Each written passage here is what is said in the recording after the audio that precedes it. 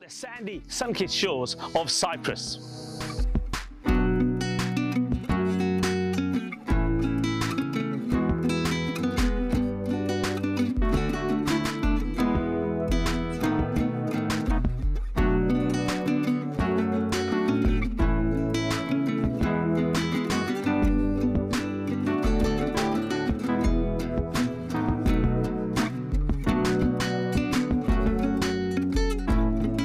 Welcome to the European Cricket Internationals here in Cyprus. I'm very excited to be where I am right now. I love a little bit of history, and I'm at the historic site of the city of Royal City, that is, of Amphis, and I'm loving it here. You really do get a sense of some of the history that surrounded this area. Legend has it that in the hills above here as well was the temple of the goddess of love, Aphrodite. So yeah, I'm liking the feeling of being here. Also was a very sporting area as well. In those hills, athletes used to take part in wild boar hunting. That's right, wild boar hunting. But I don't think the men and the women from Cyprus or Estonia will be chasing wild boar. But they might be chasing a few grizzlies, because we know that the action has been coming thick and fast here in Cyprus. We also, on the European Cricket Network, are very excited to be going to a new venue. It is the Happy Valley Cricket Ground. So I tell you what, why don't we go over to the ground right now for the start of day one of action of this international series.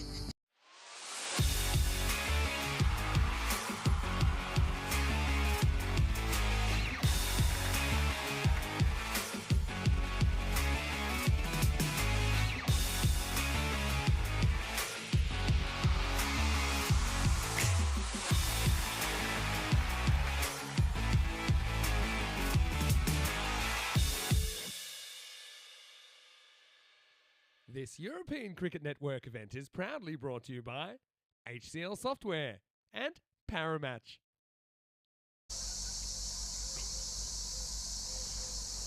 And this is it, isn't it spectacular? It's like a little oasis some 40 minutes outside of Limassol. It's absolutely fantastic. It's lush, it's green. I can see why this is called Happy Valley, because everyone that you see around the ground, they're all smiling and they're happy to be here. Well, we certainly are happy to be here as well. It's a fitting venue for the start of our international extravaganza. We're going to start with an international T10 weekend. ECIs between the host team, the men and the women of Cyprus, taking on the men and the women of Estonia. And we're going to start with an all-women affair. Let's go over to the tournament referee, Tyrone Peters, who has the two captains with him for the all-important coin toss. Estonia to call. Tails. Tails is a call. And it's a tails. They're going to have a ball. So the news from the coin toss is that it's Estonia that have won the toss, and they're going to have a field first. Now I want to take the opportunity to speak to Arisha here with me. She's the captain of Cyprus, and one thing that I can tell you is this is the first time that the Cyprus women's team are playing an international match. Kalimera, Arisha. Kalimera. Now tell me, first of all, must be nervous, but you have to admit, the first time you're ever going to play an international match and you're playing here at Happy Valley, that must feel good. Yes, first of all, I have to thank Cyprus Cricket Federation President, Mr. Mohammed Hussein. He have a lot of support for us. Absolutely. And our coach, Mr. Andre, and tournament secretary, Mr. Richard. And our family members, thank you very much, because this is a real first match we play together. I have played already international match because I play under 23 Sri Lanka national team. Or my sister also plays Sri Lanka national team. Wow. My younger sister also play under 19 Sri Lanka national team as well. Let's see. I hope my girls do well. So this is very much a new beginning. Now you mentioned about a family affair. It is very much a family affair here. I know that a number of the players that will be playing here have partners that also play in the men's team, and some of them playing for the men's national side. So tell me a little bit about the breakup of the team, about the experienced players and maybe some of the inexperienced players as well. Yes, I have 2-3 experienced players. Aisha as well, she's also playing Sri Lanka, I think, development squad. And Alexandra, she's play well because she has a lot of experience. She play, I think, another country. And Kumari auntie as well, because she play a long time in cricket, not hardball, but she have a lot of experience. And we have a good team, I think, very balanced team. Good. I mean, those experienced players, I suppose, become very key on a day like today because, I mean, not only are you playing your very first international match, I think some of these players are probably playing the first real competitive match that they've played. So those experienced players are very key to maybe help them get over the nerves because it's not just that you're playing, but you're playing with the cameras as well. So what's the feeling in the camp like right now? I think a little bit nervous for our players. I also, because I play first time with these girls. But I think it's good. Let's see. I think very well today. She also, our players also fit. I think is going well. It's going well. Well, it's a new beginning, yeah. And I know that a lot of our viewers from around the world will be watching and will be supporting you because it's always nice to see your team play for the first time. We're looking forward to seeing you perform. We're looking forward to seeing the new players perform as well. So the best of luck.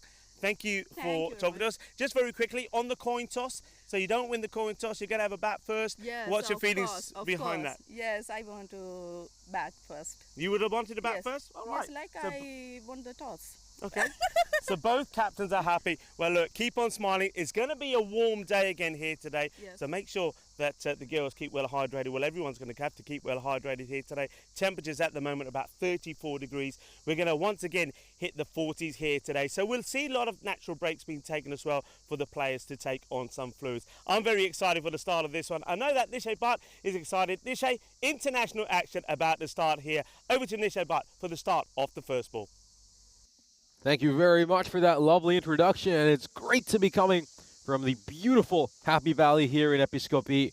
We're just out on the southwest coast of the gorgeous island of Cyprus, and it's such a pleasure to bring you international action after what was a couple of great weeks of the European Cricket Series, of course. So we saw the Sri Lankan Lions make it back-to-back titles yesterday after picking up the ECS crown in a dramatic final against Shere Punjab. And now it's time to move on to international action. The Cyprus women are set to make their debut, their first ever international match on the European Cricket Network. And they're going up against an Estonia side who are getting better and better month after month. And they'll be fancying themselves to come here away to Cyprus and pick up a few victories. Should be an exciting 5 days of cricket. Of course, we got great weekend of T10 action and then 3 days of T20s from Monday to Wednesday. Cyprus will be keen to defend their home turf against Estonia, but these visitors, well, you have to take them seriously. There's plenty of talent in that team. Let's have a look at these two sides. Of course, Cyprus women's side, as we can see, Thanuja Gedorage, very, very talented cricketer. Just seen she's been highlighted. Someone to look out for in this match. And then for the Estonia women, Maida Gooch, well, top wicketkeeper, an excellent player, the second highest run getter when Estonia played against the Maltese women last month in Estonia. So, yeah, this should be a very fascinating series. I think it's going to be great to see the matchup between these two teams. We'll have a look at the win predictor. Cyprus fancied as slight favorites. Might just be the home advantage. You know, the home team might just be getting that little bit of an edge over Estonia, or obviously have traveled out here playing in a very different conditions as well, a lot of heat as well. I mean, obviously coming from Estonia, that must be a little bit difficult to deal with. And we'll see how this one pans out. Looks like it's set to be a very exciting series. Of course, right after this game, we'll have the men playing each other as well. So it's a bilateral tour of Cyprus. And both the men's and women's team of Estonia will be featuring. So a real test of both Cypriot cricket and Estonian cricket over these coming 5 days. Looks like Mari Valner, the skipper of Estonia, is going to bowl this first delivery. Yeah, she'll be keen to get her side off to a great start.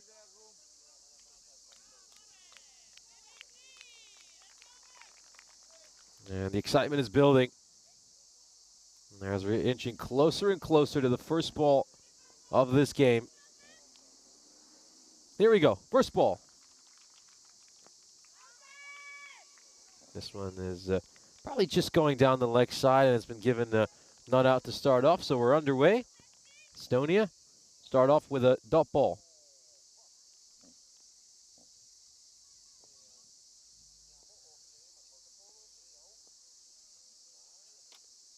That's just down the leg side. It's a wide, so Cyprus are off the mark with an extra. So the opening batters here for Cyprus are Chaturani and Diranalage.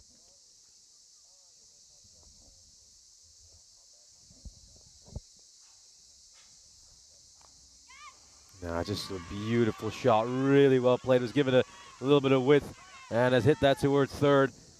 And those are the first runs off the bat for the Cyprus national team.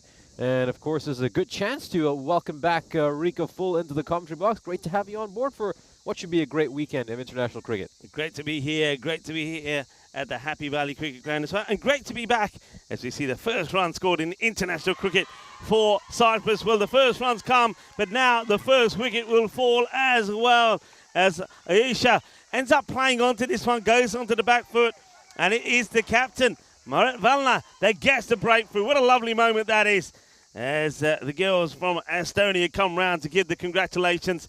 Yeah, it's nice and straight. It's the wrong choice of shot, really. You can see the batter wants to go back and cut this, but it was not cuttable. So they will go, and the first wicket will go down. So 2 for 1. Of course, Estonia, they were triumphant on home soil against Malta, who they beat 4-1 back in May earlier. They played some good cricket. A couple of players missing for them. Lisa Bowring, who was the MVP, scored 167 runs. But you're right to highlight Medadao. She was the second highest scorer. She was very good. So they've got a good team out here. And they're looking really to stamp their authority on match number 1 early. So wicket first up from the captain. And that comes back in again. Floats this one up and tries to go for that lofted shot over the covers. That's the new batter. This is Tharma De Silva. Comes in at number 3.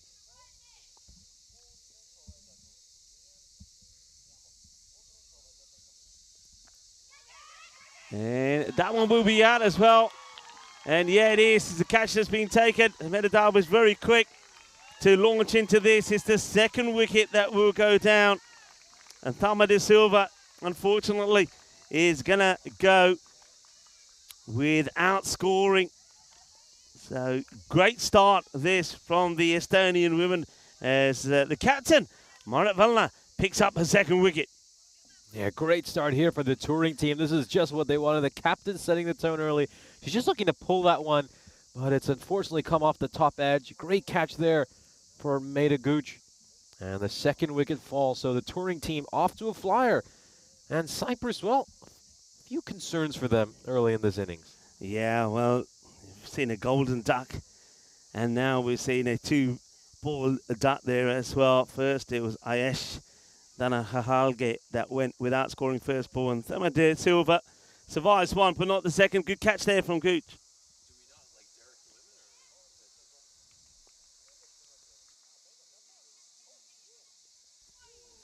Oh, that's a good delivery.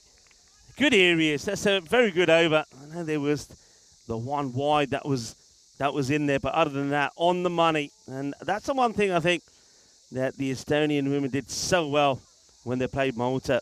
I think that the ratio of balls that they were getting on the stumps and the extras that they were eliminating proved to be the difference between them and Malta. And the captain, Vanna, has started brilliantly. 2 for 2 at the end of the first. Yeah, 2 for 2 at the end of the first. Perfect start here for Estonia. Now we're going to see Essa coming into bowl. She was terrific during the series Estonia hosted against Malta. Picked up 3 wickets, bowled with a terrific economy rate. This is a top shot, really close to going all the way for a 6. Chaturani rocks back and pulls that away. First boundary ever for Cyprus on the European Cricket Network. What a lovely moment this is, and that is a good shot. Gets into position early, hits it well, and of course had the opportunity to speak to Rishan. That was it was lovely, and she was telling me about, of course, cricket does run in her family, and well, got a sister that's playing at international level. Another sister plays under 19. She also played under 19s. Hasn't played for a while though, so she wants to get back into it. But if you're going to bowl badly to her, it won't be long, as this one is also going to go for 4. So back-to-back boundaries here. So Chaturani, the captain, getting things started for her team. Yeah, certainly is really playing very well on the back foot this time around. Just pulling one behind square leg, 4-4. Good shot. And this is going to be a tough battle for Vesic here. We know she's a quality bowler, but she's come up against someone who we can tell has tons of batting talent. Yeah, Vesic, she was very impressive. And Estonia picked up 3 wickets, bowled very well. But here just started a little bit short, so she's allowing Chaturani to get on the back foot and get that pull shot in. Plays this one away as well, but there is some protection out there now on the leg side boundary, though Chaturani doesn't quite get that out the middle. So an opportunity now for Alexandra Taylor. I think really it's all about partnerships here. I wonder if Alexandra Taylor can just keep the other end nice and tidy, stay in there and get a partnership built here between her and Chaturani. This will be called wide, goes outside the off, a little bit too wide. Hey, look, that gives us an opportunity, Nish, to talk about this venue. It is absolutely splendid, isn't it? No, it's a perfect venue. It's an amazing sports facility in general. We've got a rugby field adjacent to us as well. Very privileged to be bringing you some cricket from here. This one's just played away. It's going to be running down to third. This will be quite a chase for the 2 fielders. And they'll pick up a single here. So Taylor off the mark. Yeah, one thing that we're noticing here straight away, and I got the impression that would be the case when I was out there this morning doing the coin tosses and intros, the ball is not going to run as quickly or anywhere near as quickly as it did at the Ipsonas cricket ground. The grass here is pretty lush and it will hold the ball up. So along the deck may not be the way to go. That's down the leg side. Good movement there from Meda as well. Gets across, uses her feet, gets in line with it. They haven't got anybody right behind her. The fine is there, but more on the 45. So she's got to make those stops.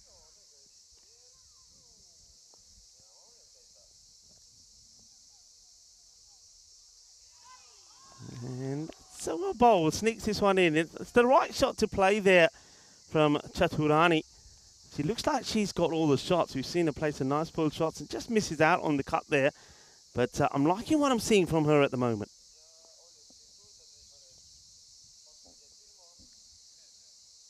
And well, there you go. Solid forward defense. Not getting through me, says the captain. End of the over. She's on 10 at the moment, 7 balls. And the score in this very first T10 international between the home side Cyprus, playing the very first international up against Estonia. It's 14 for 2 after 2. Yeah, you got to credit Vesic as well. Good comeback after those first few deliveries that were a little bit short. You can see she ended it right on the money, a delivery which Chaturani had to respect.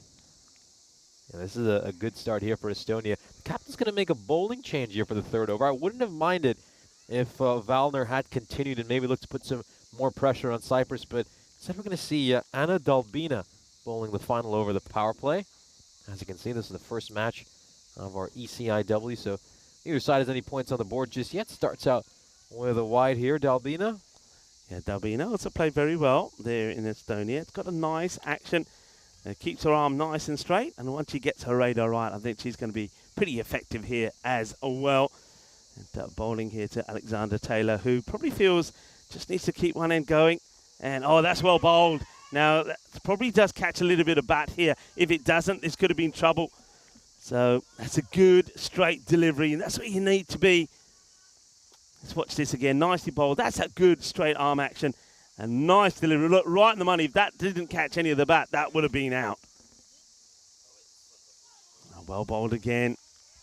This is top bowling by Dalbina. Everything's in the channel. She's really looking to challenge both edges of the bat. She's managed to get one to hit the pads as well this time around. Beats the outside edge. Oh, that was probably a no ball. Yeah, it's, the line is fine. It's nice and straight, but unfortunately it's too high, so no ball. So license to go big here. Got to be careful, though. Sometimes you see some players get a little bit too excited with the free hit, and feel they need to get something from it. We often see quite a lot of run-outs from free hits. So let's see how they deal with this. It doesn't have to do much. It's going to be down the leg side. So another wide. Now, one thing to remember and remind all our viewers is that once again, we will be taking plenty of drinks breaks. Temperatures, Nish, already in the mid-30s. Yeah, it's very hot, and it's going to get even hotter. I think humidity is also going to be a big concern in these conditions, of course. We are in a valley, as the name says. This is hit straight towards mid-wicket. Great feeling there by T10. Yeah, that's a good stop. And this is one thing that Estonia did so well against Malta. They always had two fielders in very close, and that meant that a lot of those singles weren't taken, and I'm liking this field set. And gets back onto ball, flighted up. No run again this time. So even though it has bowled, there'll be a few extras here, including that no ball. She's recovered well. And I like what she's doing. She's just trying to get the ball right up there and get the batter to make a mistake and get another wicket. This one's down the leg side. It's in the air. Just gets past the infielder. And she's sending her back now. And if it was an early pick-up and throw to the keeper, to Gooch, it could have been a potential runner. I just get the feeling there that Chaturani is probably thinking, look, if I take the single here now, I may not get back on strike and in that next over. So I think she wants to try and get as much of the strike as she can. It's understandable at the moment. And once again, they think about it and decide not to take the run. So 3 overs complete. It's the end of the power play. 17 for 2. Estonia at the moment on top. But I have to say that Ursha, the Chaturani, watch out for her because she is looking dangerous. No, certainly is. I think Chaturani feel is going to be a very important part of this Cyprus side over these next 5 days. Going to have a quick drinks break here. Of course, we've talked quite a bit about the conditions here. Good start, you'd have to say, for Estonia. They managed to pick up a couple of wickets. They've been bowling pretty tight. They've generally done a good job of containing these Cypriot batters. Yeah. Just have a look at the power play scores, but also maybe get a chance to have a look at the beautiful setup around this ground as well. And it is absolutely beautiful. I know on the drive down here, I mean, it is. It's called Happy Valley because we are in a valley, and you can see when we come down here, it looks absolutely beautiful.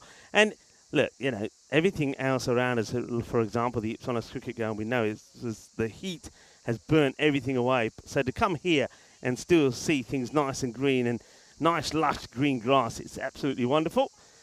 So another bowler marking up her run up here. Yeah, just have a look at this. The ground here surrounded by the mountains. We're in the valley. Looks absolutely beautiful. Also gives you a chance to have a look at that tight field that Estonia deploy. They're not wanting to give any easy runs away. Though tactically, I would push them back here to Chaturani on the edge of the 30-yard circle. Allow her to get the single and then put pressure on the other batter, Alexandra. Well, look at Frey here. She's like dancing around like she's about to go into the boxing ring. Here's her first delivery. And that one goes past mid, and they will run. And I don't think that was part of the plan. I think Chaturana probably wanted to stay on strike as much as she could. Wide ball signal there as well. So that'll be 2 runs. And it looks like here now Victoria Frey deciding she probably will take the cap off. Keeps her shades on, though, for now. They often bowls with her cap on, Victoria Frey. Of course, we saw her make her ECN debut back in Malta last November. This one's another one that gets past Meadow. This could go all the way. You know, it just starts to slow up. It does. Now, that's the difference. I mentioned this already, and we're going to see a lot of that. Balls that we're expecting to see and fly to the boundary if we were back at the Ipsonos cricket ground. It ain't the case here. And that one slows up. I think that's worked out well because Irisha Chaturani now does get back on strike. Yes, it was a much more lush playing field, so it's going to be a little bit slower than Ipsonos, where, let's face it, grass covering was pretty scant. Chaturani gets back on strike, so in the end, it wasn't too bad a decision by her to take that single right at the start of the over. This one is struck hard, firmly down the ground. Is this going to be another boundary? It is, just trickles over the rope, and it's 3 boundaries already for Chaturani. Straight bat pull. That's a good shot. It's a little bit too short.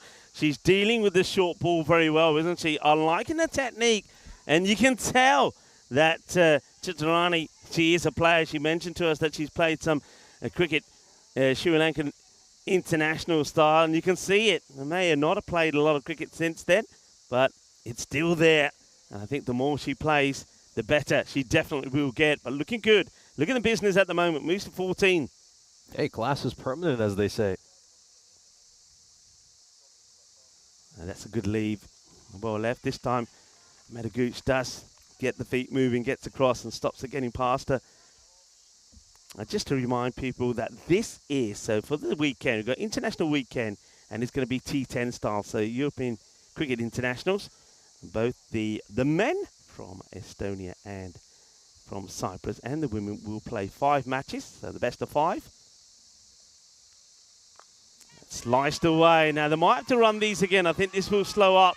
It does slow up. The fielder gets a good dive in there. I'm liking that. I'm liking the hunger to try and stop it. That's well done by Asama Shafa. It's a good shot, though, isn't it? She's so strong on the back foot, isn't she? She's rocking back, playing this perfectly. Judges the length extremely well, too. For 8. It's gone for 10. Just up 2 balls, though. Those wides are coming to haunt her at the moment, and this is going to be another one. If you watch her again, now this is what Freya needs to look back and watch, and what the coaches were looking. Her body is arched over. She doesn't get her body nice and straight. If she can straighten the body, just watch here. So the body goes down. She goes low too quickly. She just stays upright. She'll get the ball to go throw her. So it's just a little thing there that she needs to work on. It's in the air. It's well hit. Now let's see if this plugs. No. Has it got the legs? No, that's 4. Oh, dear, oh, dear, oh, dear. Oh, dear. Well, that is Valna, the captain, and this is going to be a real blooper. It's going to be a classic ECM blooper. The ball actually stops. Then Valna, she slides. I think when she slides, because she's touching the ball, it's already 4. And then, acrobatically, she kicked it over for 4. Have a look at this. Cue the music, everybody. So just then, it's 4 already. And then, look, somehow, look at the skills involved in that. Unfortunately, though, she's kicking it at the wrong side of the rope. Oh, this one could be, well, wide is signalled. I wonder what the height on it was like. So wide is given, but we'll just check the height if we can. I know sometimes you have to be pretty quick on the old replays here when the women are playing, because they get between their deliveries very quickly.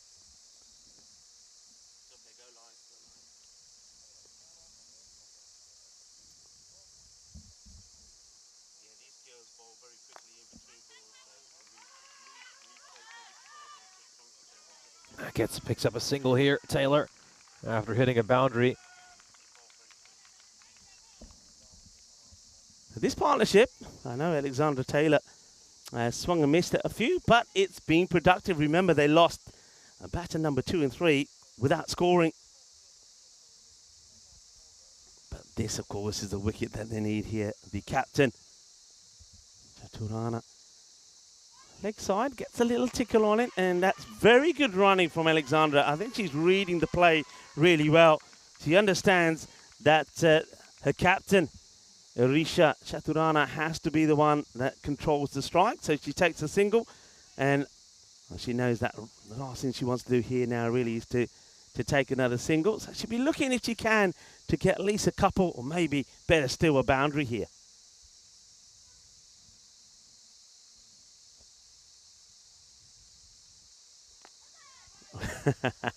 She got excited because it was a good delivery, slightly quicker through the air, but Alexandra, fair play to her as well. She does get bat on it. End of the over, 18 from it. Also a long over. They're just going to have to keep a little eye on the time here as well, Nish. Yeah, they certainly will. I think a few too many extras for Estonia's liking in that over, which meant it would go on for quite a while. And, well, I wouldn't mind if Valor came back here for her second over, since Chaturani's on strike. Obviously, getting rid of Chaturani would really, really turn this match in favor of Estonia. So, you know, Skipper, she's already picked up 2 wickets. You know, wouldn't be a bad idea if she comes back on here and maybe looks to get this all-important Chaturani wicket. Instead, they're going to make a bowling change, or I actually should say they're going to bring back Dalbina for her second over. Now, this is beautifully played. Are they going to come back for a second run? Looks like they're going to settle for a single. Well fielded out in the deep by Vesic. came across in time and made sure that it wouldn't go to the boundary. We'll have another look at this. A great pull. You know, she's so strong on that back foot, isn't she? That's well bowled. Well, just asking the question here, might as well. Well, there's a little shake of the head there from Tracy. I wouldn't mind having a look at this again, you know, because I thought, unless the foot stays down, let's have a look there. Does she get the foot back? She's just in time. Only just, you know, only just. I think if Meneguchi was a little bit more sneaky there, she might have, because she threw her body forward, the batter put the foot down quickly. Okay, that's still a good strike. She's making good contact. I think the hand-eye coordination from Taylor is pretty good. She does connect well. Hasn't quite got the power yet to find the boundary rope, but I'm liking the way that she's hitting most balls that she's aiming to strike. Yeah, certainly is. I think Taylor's done a pretty good job of rotating the strike and getting Chaturani to face as many balls as she can. One's played into the ground. There's half stop, but enough to deter the batters to take a single. I want to say good morning to everybody on our chat this morning. A lot of people excited for the international action. Happy weekend to you all. To Rob Thompson of Viking Bay, who's in there. Jeffrey Mobbs as well. Great to have you all with us on this international Saturday. Hello, Dave. Hope you're well. How many egg in the holes have you had? And of course, Kevin Kroom joining us as well. Good running, and these two starting to keep this partnership building pretty nicely, getting up to that halfway point here where I think the players will once again take some more drinks on board, but this partnership, it's healthy. They came together with the score on 2. Yeah, I think she just managed to ground her bat there in time, so should be safe, Taylor.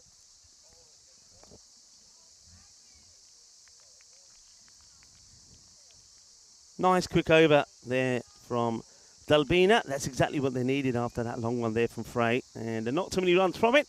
We get to the halfway point. And the players will take some drinks. And we'll take the opportunity to invite you into a beautiful commentary position and a chance to say Kalimera to you all wherever you are tuning in from around the world. It's lovely to have you with us. I'm Rika Full. And of course, alongside me is Nishay Bhatt. Welcome to everyone. Yeah, great to have you all over here. Of course, it's been a very interesting first 5 overs. I think this game is hanging finally in the balance right now. Of course, Estonia picked up those 2 early wickets in that first over.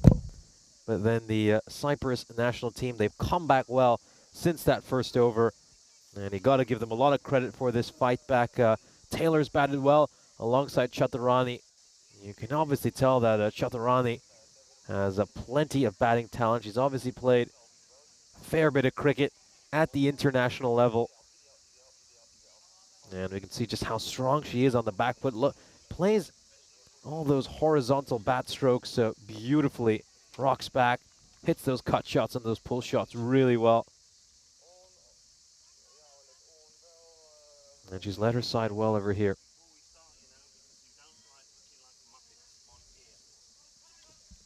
Well, slight apologies with the equipment. We will get the camera working and we will be able to greet you maybe a little bit later on as we go back to the action here.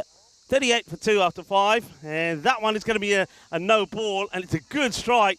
And Chaturana, the only thing she's going to be disappointed about here is that she's not going to be there to face the free hit. And that's been the little thing here at the moment, hasn't it, Nish? That Chaturana, you can see that if she stays on strike, they can get this score maybe up to about 90, maybe even push on to 100. But a lot of times we're seeing she's getting on strike, but only getting a single, and then struggles to get back at the end where all the action is. Well, that is worked perfectly. Now, this could be perhaps another no ball. Yeah, it certainly could be. I think height might be a question mark over here as well. We'll just take a look at this. Yeah, I think she's in trouble. I think that might be a no ball. We'll have another look at it just to confirm. Yeah, that's got to be another. That's got to be another free hit. And this one will be a wide.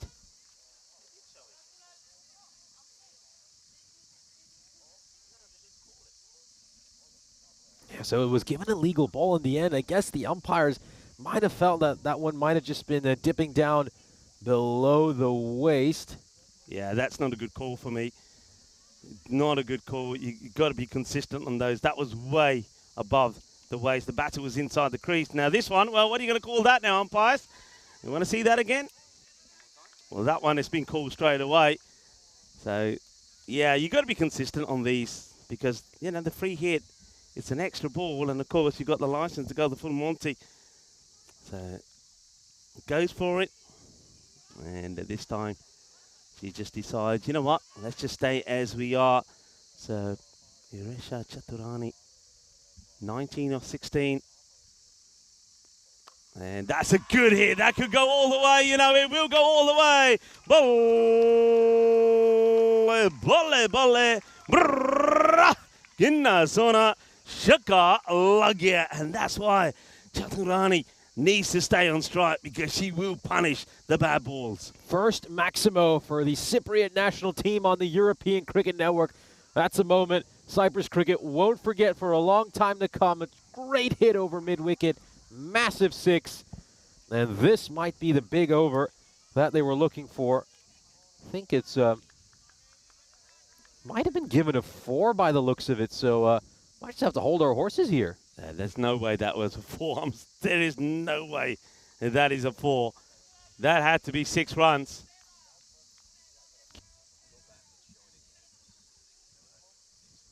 I mean, that has to be 6 runs. We might have that changed.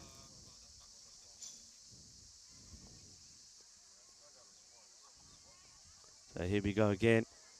It's down the leg side, so just take the wide.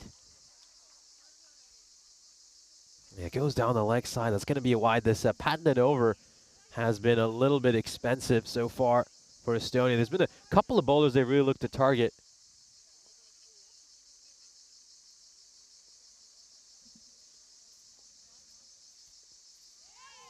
Oh, it's a swing and a miss there. That ball just dying down a little bit. Didn't bounce as much as Chaturani expected. Yeah, once again, Chaturani, we know she's so strong on the leg side based on our early impressions. Very strong on the back foot. Loves to cut and pull the ball. Great hooker of the ball as well. And oh dear, this one's a very wide ball. Clearly slipped out of her hand.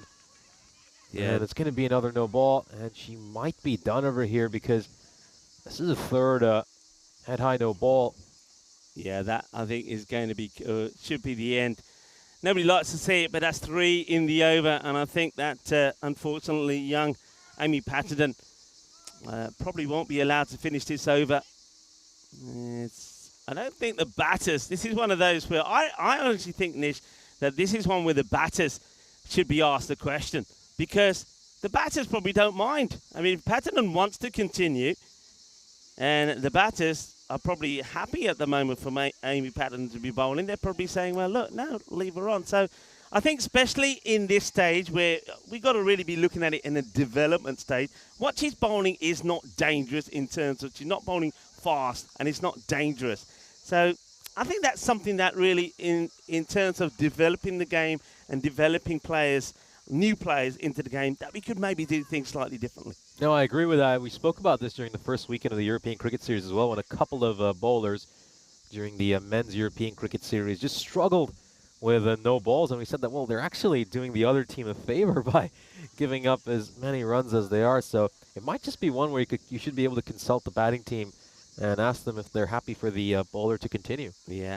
Looks like that there has been a change to the scoring system, so that 6 was registered now as 6, because I think we were all wondering what's happened there. It was a huge 6, and the first one, of course, hit by the Cyprus international women, and quite fittingly, it was the captain, Isha Chaturani, that hit it.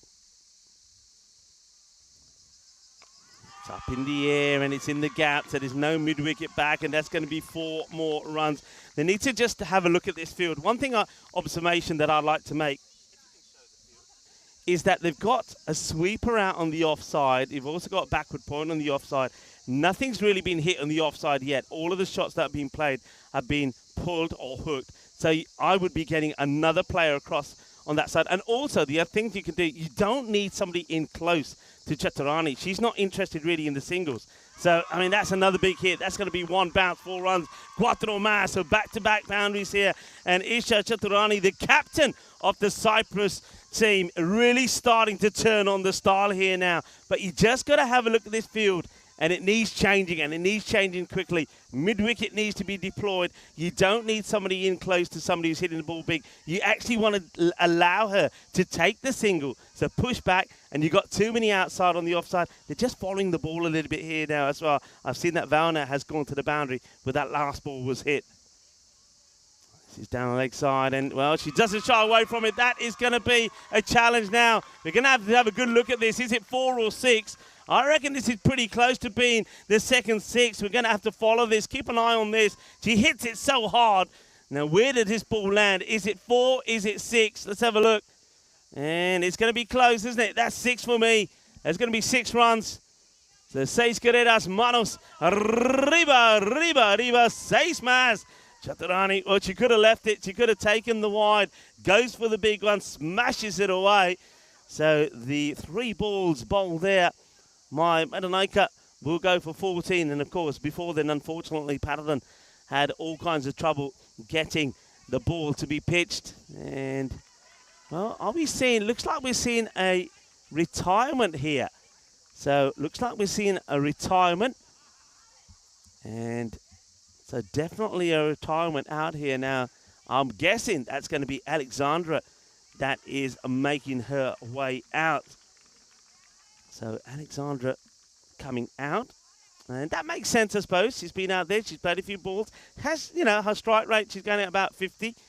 A 50 strike rate. So, and it's the first match. To get other batters out there, give them the opportunity. I don't mind that move. Yeah, I think it was a solid innings by Taylor. I mean, keep in mind she came in a situation where her side had lost 2 wickets in the first over, and she helped settle things down. Cyprus are in a much better position. I was out there for a 64-run partnership alongside Chaturani, and I think she just played her role really well in that inning. So I give her a lot of credit for that. It was a good first outing. I would agree with that. I would, because she didn't chew up too many deliveries.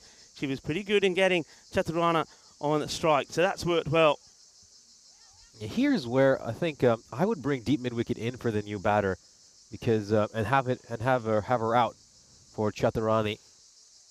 I don't think you want to give the new batter that shot towards mid-wicket. I'd have everyone in a lot closer for her, maybe a ring field, and really look to cut out the single so Chaturani can't get on strike. Yeah, so the batter that goes out there now is Tandima Hitandura. And she's facing here and at the moment, so gets her opportunity. That's a Hitandura.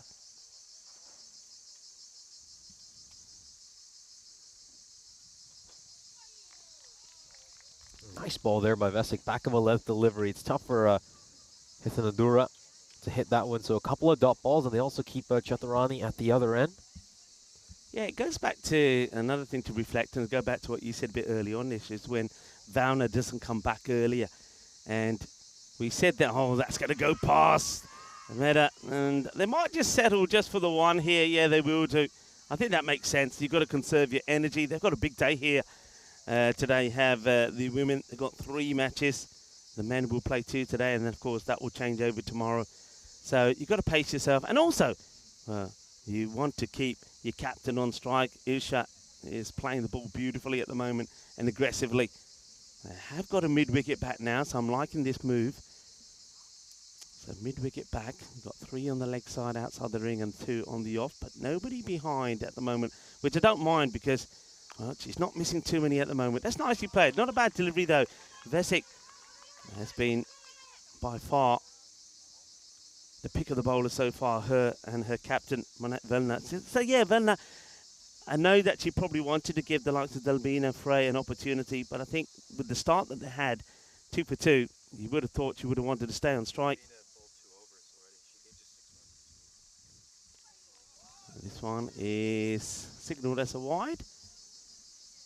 Yeah, also quick chance to just go into the chat. So Millie Ratanaik is saying, congratulations, girls, play well. I'd just like to ask you if you're associated with Cyprus Cricket in any way, and how proud you might be, of course, if you're a member of Cyprus Cricket, to see the girls going so well in their first ever European cricket innings. This is struck out towards mid-on. It's going to be the first runs off the bat for Hithanadura. So she's off the mark and scores her first runs on the European Cricket Network. Yeah, congratulations to her. Another proud moment for Hithanadura. Gets a run under her belt. That will give her a bit of confidence as well.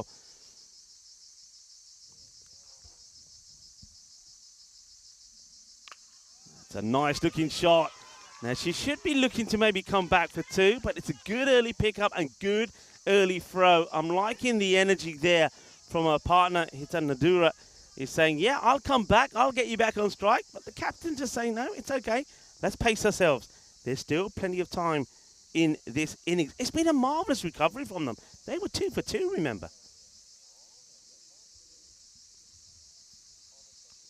Down the leg side. And that's nicely played. And yeah, a little bit hesitant there. Chaturani to take the single. I think probably because she knows it's the last ball of the over. But she does take it. Over will be called. She'll have to go back off strike. But I didn't mind that. Yeah, Hithanadura plays a nice shot there. Doubles her score.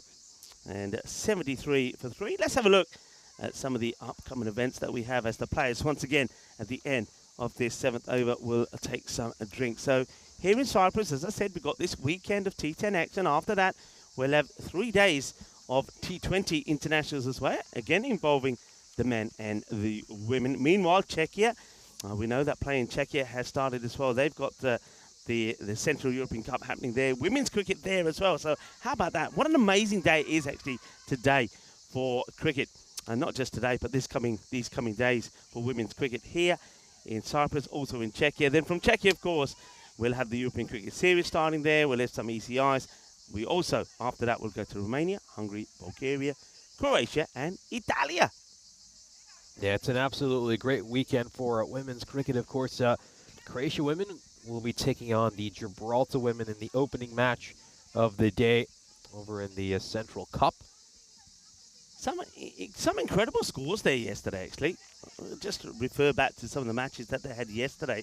So Gibraltar women got a good win against Czechia, 141 to 87. And then Croatia, 191 for 1. And Czechia, 120 for 6. So some really good matches happening there. And here right now, Cyprus in their very first international matches. This one is going to test the fielder. Well stopped. It will be just a single. And I'm liking this from Hithanadura. She's certainly showing that she, once again, also has a good eye for the ball, plays a nice sweep shot here, and gets her captain back on strike. Yeah, very strong with the horizontal bat strokes from what we've seen early in her innings. And you got to credit Dalbina out in the deep. That was a terrific bit of fielding. This one just tucked away off her pads. She's going to pick up a single here. Victoria Frey coming back for her second over, of course. Just wonder if there might have been a chance at the striker's end. Yeah, let's have a look. It's a good pickup. Nice throw. And I wonder if this was a direct hit, if it would have been close. I think maybe, because I don't think the bat was slid in, you know. Better areas. Yeah, I think Hithanadura does like to play on the leg side, so keeping the ball outside the off is probably a good tactic, as Frey does come back. And this time, keeping a cap on, like she traditionally does.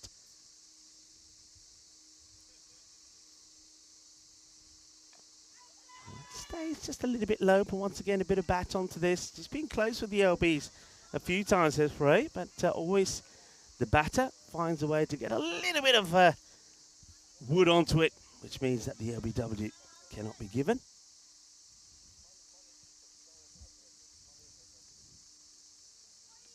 And down the leg side, good stop and good anticipation there from Medagood. She sees that it's going wide, it takes the extra step across, gets in line with it and makes the stop. So it will be a wide, but no extra run.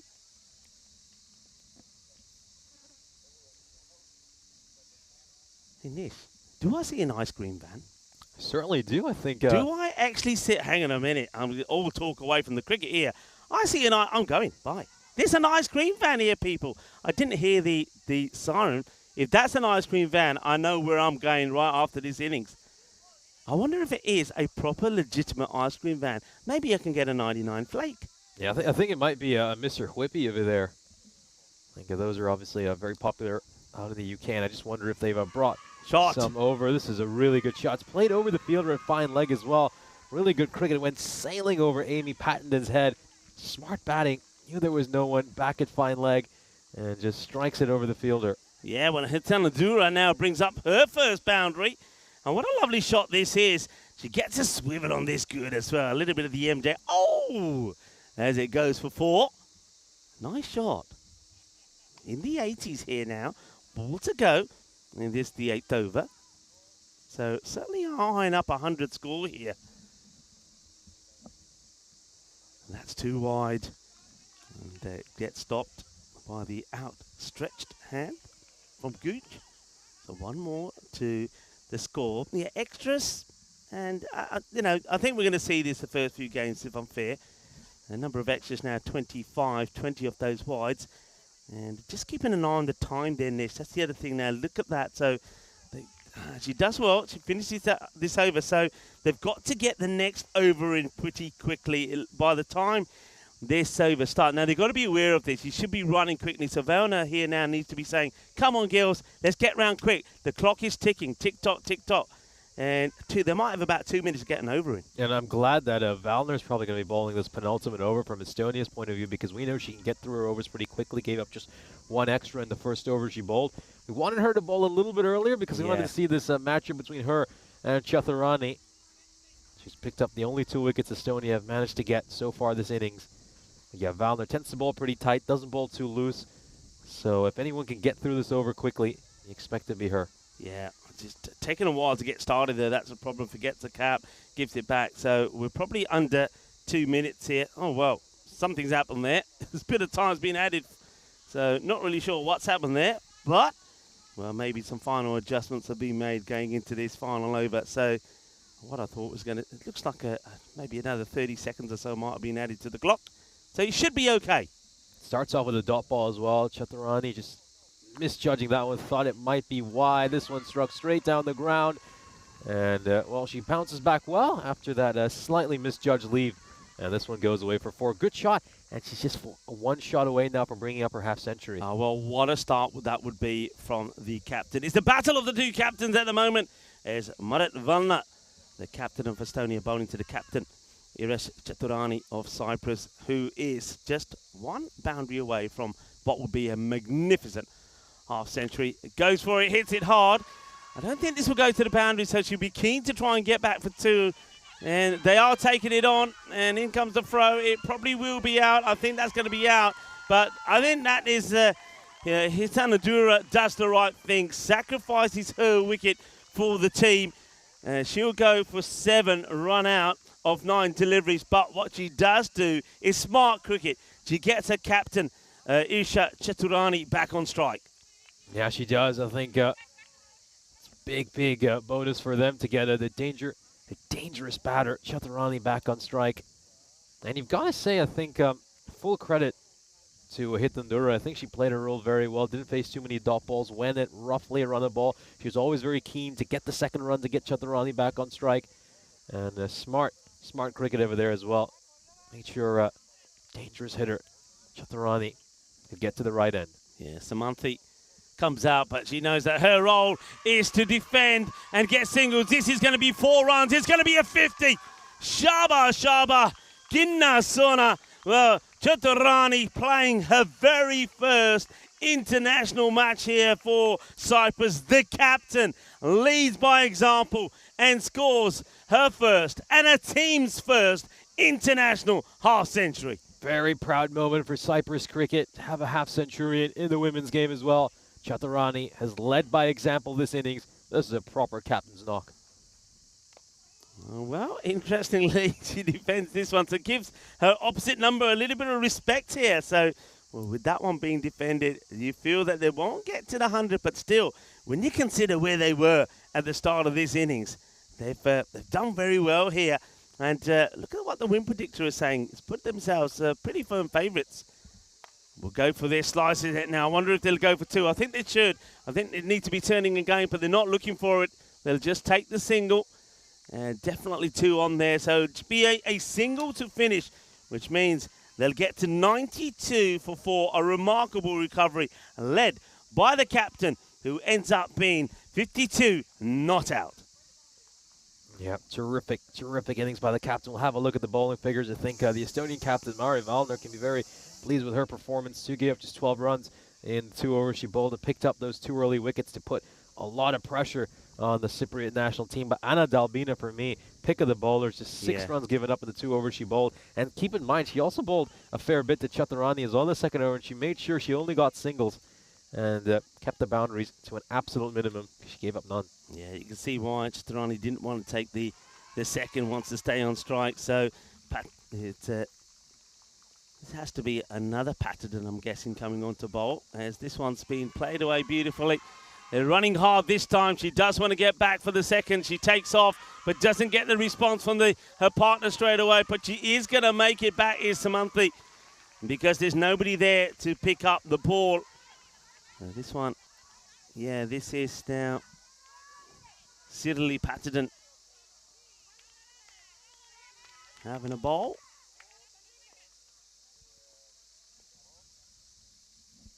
Flights it up, and that's been hit firmly. This will take some stopping, and it's not going to be stopped. It's going to be 4 more. And, well, I'm saying maybe the 100 may not come up. It still may come up with this sort of hitting. They're into the 98 now. Wonderful to see. What a knock. And Isha Chaturani, you can see why when I was talking to her before the start of the match, when I asked her about, well, you've lost the toss, you're going to be batting first. She said, we want to bat first. But you can see why, well, she definitely wanted to bat first. She's loving it out there at the moment. 98, comes out, hits it hard. And that's a good stop from the captain. Saves the boundary. It'll just be a single. And that could be a very important save with the score on 99, because it means that Samanthi now will be facing her first delivery. This will be interesting as well for the bowler, because she's now bowling to a left-hander. Samanthi, the left-hander.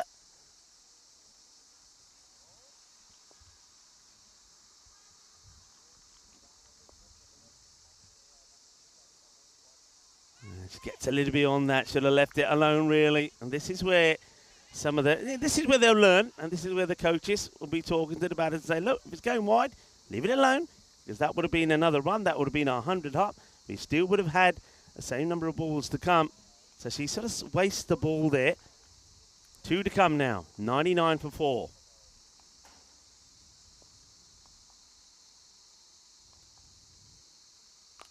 That's a good hit. He's going to get over the fielder. That will go all the way. Balle, balle, balle. Kinna sona. Shaka. Lagea. Que guay.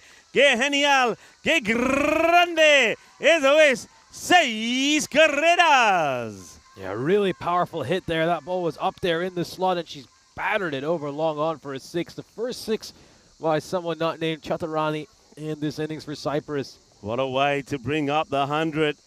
105 with a ball to go.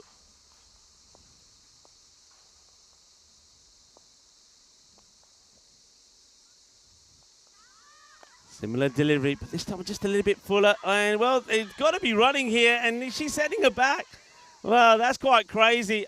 She's done a lot of things right here, has Chaturani, the captain.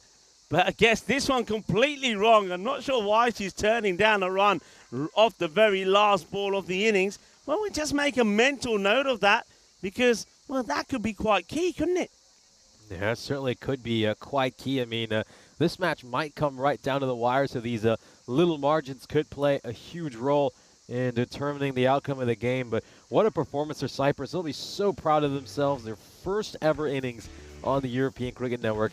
And they've posted a very healthy total of 105 on the board, led by their captain, who played a truly brilliant captain's knock. Let's have a look at the highlights of this innings. It was the perfect start for Estonia. They got rid of Dinonanage and De Silva in the first over, and Cyprus were reeling at 2 for 2. Mare Valor getting the touring team off to a dream start. And you'll see the second wicket right there. That was the end for De Silva, well taken by Medaguch off the bowling of Mare Valor. But then they had a huge third wicket partnership. The Cypriot national team, Taylor ably supporting Chaturani, the half-centurion, as the Cyprus have put together a 64-run partnership to put themselves ahead in this match. Yeah, it was wonderful to see the fight back there from the Cyprus women. Arisha Chaturani led the way, didn't she, with a fine 59-34. But I want to highlight some other performances there. I think Alexandra Taylor, she was retired out in the end for 8 of 16, but she did her and played her role beautifully. She stuck around, got a partnership going. She then moved out the way, and then Hitan Ndura came out and played some good shots. And then she made a sacrifice here to allow her captain to stay on strike, and how important that was there. And Samanthi coming in towards the end. Also, the big, powerful left-hander hitting a big six as well, helping her team and Cyprus in their very first international get past the 100 mark. What a magical moment. What a magical moment, a proud moment. And I'm sure the Cypriot women will remember this match for a long, long time to come. And we'll have a look at the scorecard for this innings right after we conclude this highlights package. And of course, the key name on that scorecard is, of course, Iresha Chaturani, the captain, playing a captain's knock, as one would say. Made 59 runs of 34 deliveries, hit 8 fours, 2 sixes, a strike rate of 174, some really explosive batting. And then Alexandra Taylor, you have to say, she supported her really well during that partnership. Just tried to get singles, made sure that Chaturani was facing as much of the strike as possible. Hitan Ndura played her role as well, ably hit a boundary, went it almost to run the ball. And then Dundanayaka coming in right at the end, hitting that big six, and just giving Cyprus that little propulsion they needed at the end. We'll have a look at the figures for Estonia. As you can see, Mare Valner picking up the only 2 wickets that Estonia managed to get. Really, really good bowling by her, particularly in that first over. Gave the touring side a dream start. And then you've got to give so much credit to Alan Delvina. Terrific figures, giving up just 6 runs over the 2 overs she bowled. She'll be mightily pleased with herself. And I have to say, she bowled really good lines and lengths, was very consistent, and even dealt with Chaturani terrifically in the 3 balls she delivered to her. In the end, Cyprus put up 105 runs on the board. This could be a real challenge here for Estonia in the second innings. I think we're going to witness some very exciting cricket. Join us again in 5 minutes when we'll bring you the second innings.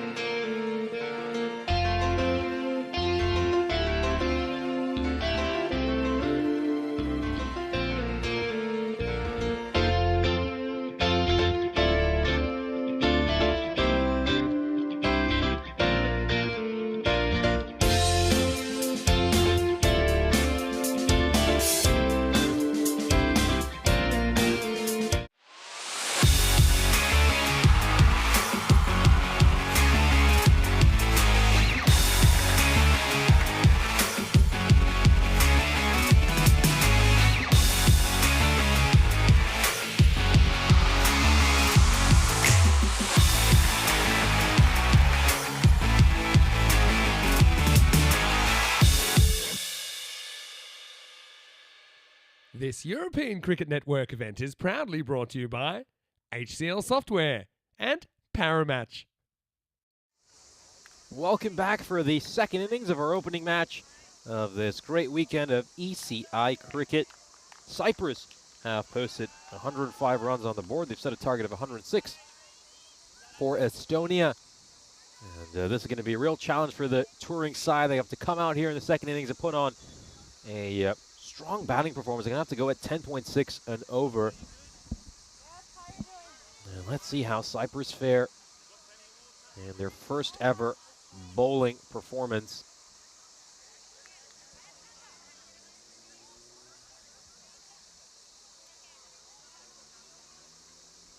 And let's see who's going to bowl this first over here for Cyprus.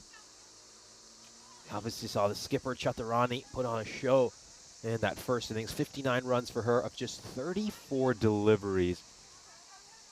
And her innings has helped guide Cyprus to this commanding position heading into the second innings. But we know Estonia have plenty of talent as well. We saw them win their series against Malta back at home 4-1 in the 5 matches they played.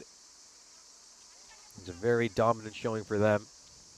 And this touring side will have plenty of confidence here in this second innings. Here we go. First ball coming up. And Madanayaka will just block that one out. So we start off with a dot ball in this first delivery.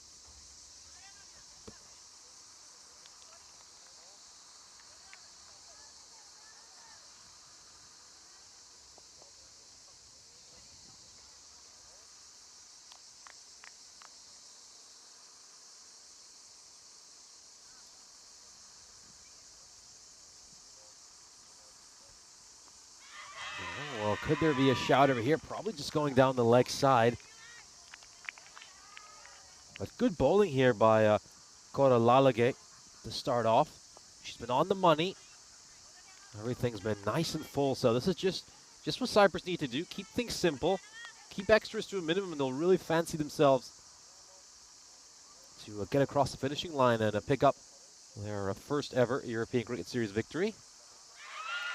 Oh, another one probably just sliding down the leg side, but a couple of good LBW shouts to start off for Cyprus. Quick note on the field as well. Of course, it's a power play, just 2 fielders allowed outside the ring. They're currently stationed at deep backward square leg, and long on is currently 3/4 well inside the rope, not all the way back.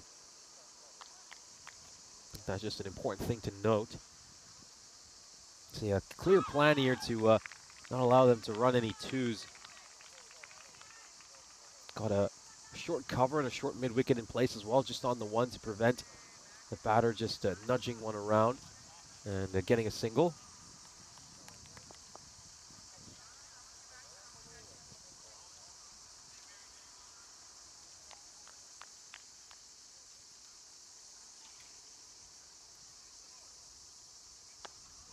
There's a go. Oh, this one's going to go just over the fielder, a short cover. Terrific effort, leaping effort to try to get at that one. And they will get their first run here, Estonia. Oh, the terrific diving effort by the fielder at short cover. And that's Chaturani, so the captain herself putting in that terrific effort at short cover. And she's going to take a few paces back here for Maida Gooch. Mid-wicket that was very, very close. You can just see how short mid-wicket is. That's been a good first over so far by Koralalage.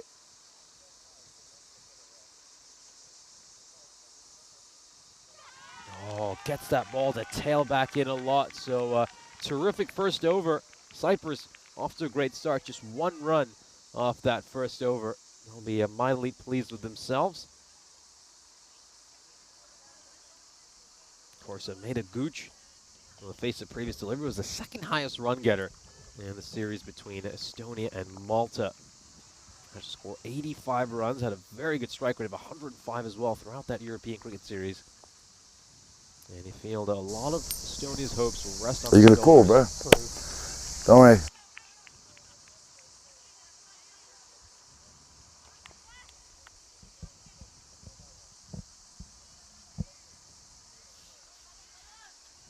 It's going to be Dunakedinia rolling this second over. And he's got it. That's it. The first ever wicket for Cyprus. And what a proud moment for this team. And she's managed to get it. That's going to be the end for Mandanayaka. But what a terrific ball there by Dunakedinia. It's right on the money. And it cannons onto the stumps. Oh, this is a moment they will not forget. She squared her up, and it's crashed onto the stumps. It's timber. Cyprus scalped their first ever wicket. And they will be very, very proud of themselves. A great moment, a heartwarming moment, a moment they will replay for many years to come. Yeah, this has been a perfect start for the host nation. Well, as we've mentioned, are playing for the first time on the European Cricket Network. Big moment for this international team. And now it's going to be Tikhon Ravova coming in at number 3. She's got a little bit of a hole to dig her side out of here. As you can see, Estonia women, well, the win predictor has them down to just 11% right now.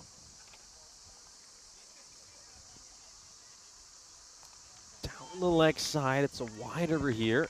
That's actually the first wide of this inning, so Cyprus have been really good in the extras department, of course. I'm Nishay Button. Joining me in the commentary box is ECN icon Rico Full, and Cyprus off to a great start here. A very good start. I'm liking the action here from Samanthi Dunakedinia. She's bowled very well. I like what she did with the bat as well. Oh, beautiful. There's nothing more to say than beautiful. She's got this slingy action, hasn't she? She's a slinger with some real passion for the game. She gets this one in the right area, and Natalia, unfortunately, is going to go without scoring. This is very similar, isn't it, to what we saw from the start of Cyprus. They were 2 for 2, and now we see Estonia 2 for 2, as we see another duck. And, well, Natalia just gets done by an absolute beauty. And I reckon she's getting this ball to come back in. So the one before was slightly down the leg side, but she just gets this ball to come in. She really, I mean, look at the slingy action. So what she's doing is quite deceptive. So the batter probably thinks it's going down the leg side into the pads. And yeah, look at that ball. It does come back in. That's a beautiful delivery.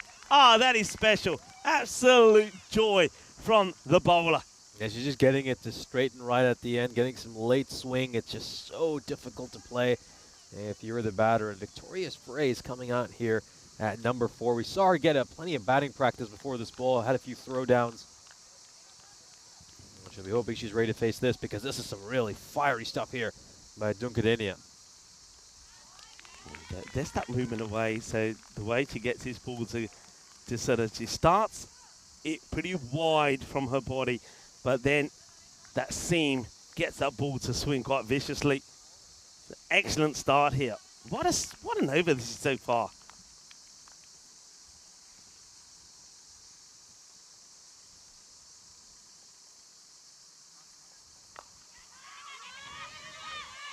A bit of hesitation from the batters.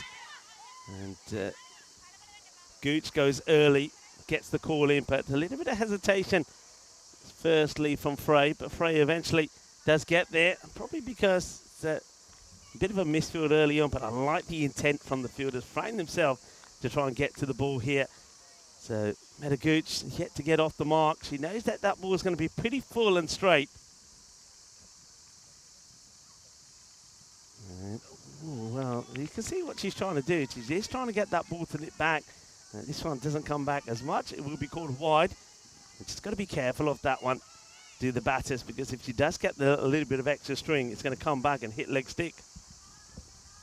Yeah, Dunakedinia going really full over here. Sort of bowler you could be only tempted to just plant your front foot against and really look to play some of those drives.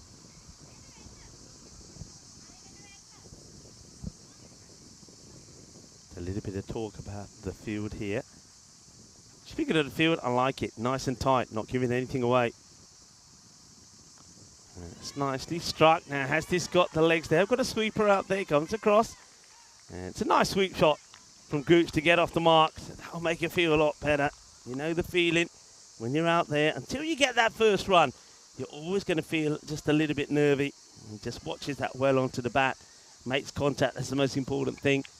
It just strays a little bit down the leg side sometimes, doesn't see the Samantha. She really needs to get that, get the swivel in on the front foot to really get that ball to come back across to the offside. And that's a better delivery. And that, if that's pad, that could be close, but it might have been a bit of bat on this. Otherwise, that could have been very close. We'll have a look at it again. It's the end of a brilliant over. 2 for 4. Let's just have a look at this. So there must have been some bat involved here. Otherwise, that is hitting. Oh, well.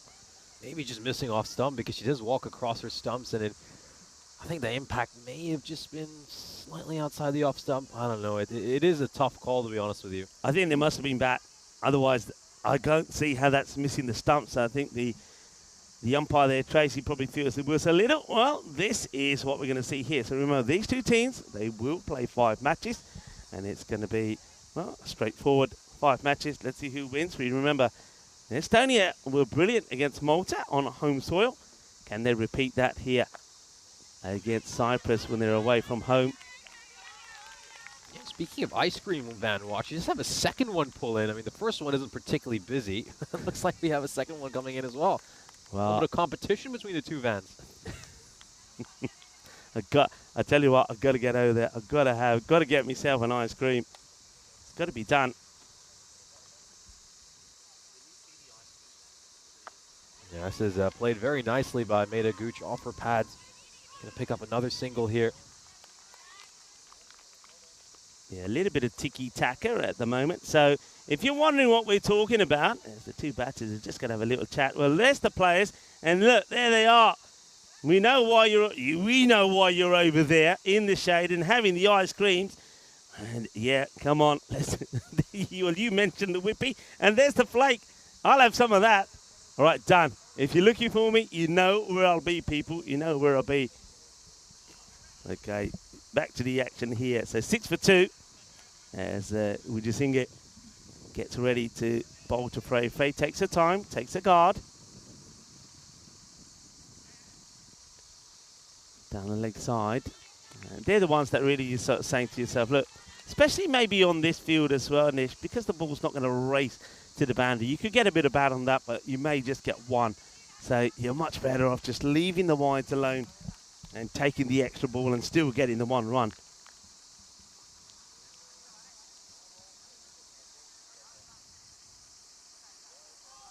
Another wide, so it tries to compensate, but overcompensates.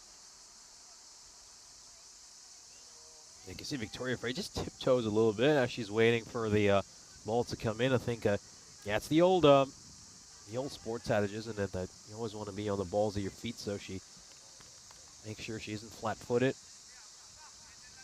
Chandrika Wijasinge just needs to get one straight, I think. Let's see. Oh dear, harsh call. It's the right call, but a tough call there from umpire Munib. The ball does eventually go past the stumps, but you can see that if you can just get, just wants a little bit more oomph in the action, and that will get the ball to go a little bit straighter. And she could cause Victoria Frey some problems here. And this time she goes a little bit too far wide again. So this is where, yeah, I was just about to say, this is where probably somebody, maybe the captain, just wants to go over to Chandrika here and just have a little word, and she's doing just that. Yeah, this is good captaincy. Just going to go over and say, look, relax. You know, you've done it before. You know what you're doing. Just take your time. Take your time. Take a breath. We're good. We're in a good position here. Just take your time. And that's been well hit. This could go all the way. It could be the first boundary for the Estonian team, and it will be. And it is Victoria Frey that clobbers it away, and I love it the way she gives the fist pump to her teammates as well. Nice moment, a little bit overpitched, and she gets it proper. Good timing, good hit, 4 runs. Yeah, picks out the vacant boundary really well there. Well struck, just closes the face of the bat there, Victoria Frey, and helps it along towards mid-wicket. The first boundary for the touring team. We're just seeing it just under a little bit of pressure, especially with some of those wides as well. So it's a pretty long over. It's going to be another wide. So She is struggling here. And of course, just thinking, come on, get through these 3 balls and then we can have a bit of a drinks break. And I think these drinks breaks come in pretty handy for the fielding side as well. It just gives them a minute or two to come together as a team, the captain, a little talk and say, come on, we're doing well, let's keep it going. We're ahead of the game at the moment. Opposition needing around about 12 runs per over. So one thing is the extras. Try to keep the extras down. Better delivery. That's what you're talking about. That's where it needs to be. And that's a good take also from Thama De Silva, who looks back at the bowler, gives her a nod and says, yeah, that's where we really need to be. Yeah, the captain's just stationed herself at mid-off for this particular over. She's really a short cover, and she's having a word with the bowler after every delivery, which I really like to see. This one, well, is it a wide or a no ball? That's going to be the question, because we'll have to have a look at the height on this one. I get the feeling it's going to be pretty close to being called a no-E, actually. Let's see, she's deep in her crease. She is arching downwards, but that it's a difficult one. If she's standing up, they might say it's okay. No, it's a no ball, so it's called. I don't mind that call. Deep in her crease as that ball gets past her. So it's waist or above, so no ball. Free hit coming up. And Victoria Frey, she's already shown us that she is able to give the ball a good clobber if it's in that vicinity. And she has a go, misses out on it. So good recovery from Wijasinghe. Gets the dot ball in. Now, can she finish the over well here? Your slinging action also means that she's just getting a little bit of movement away as well. So if you feel if she can just get one around the middle stump, she could get a wicket. These two power plays very similar at the moment. This one gets played, no run. So that will be the end of the over. So we just think it does well to finish well. When she gets it right, she's can be a tricky customer. 16 for 2 as opposed to 17 for 2, which is where the women from Cyprus were at this point. But they did then get going, especially their captain, Irisha Chaturani, who batted beautifully for that half century. Yeah, brilliant innings by Chaturani in that first innings. Really set up her side very well and has put them in this strong position where they'll just feel right now like they're ahead in this game. Estonia will be looking to pick this run rate up a little bit so they can get closer to the target. Important drinks break here on what's another very hot day in Cyprus. We expect today to be even hotter than yesterday, so these conditions will be quite tricky for the players to deal with. You know what? The international days that we have today are the ones we need here in Cyprus. It is Global Wind Day, which is celebrated as an international event to raise the awareness of regarding wind energy. It is International Surfing Day. I'd love to be at the surf right now. And also in the UK, it's Beer Day Britain, also known as National Beer Day. All of those here right now, along with the ice cream van, of course, makes it a perfect day. But it's still a perfect day because we're watching some international cricket. And this one is in the balance dispatch, like for like at the moment, the two teams. But question is, can Estonia get the oomph in their innings that was provided for Cyprus by their captain? That's the question. Who's going to be bowling here now? Well, speaking of the captain, it is Irisha Chaturani who's going to come on to bowl. Starts with a real skyer. I think this one probably dips.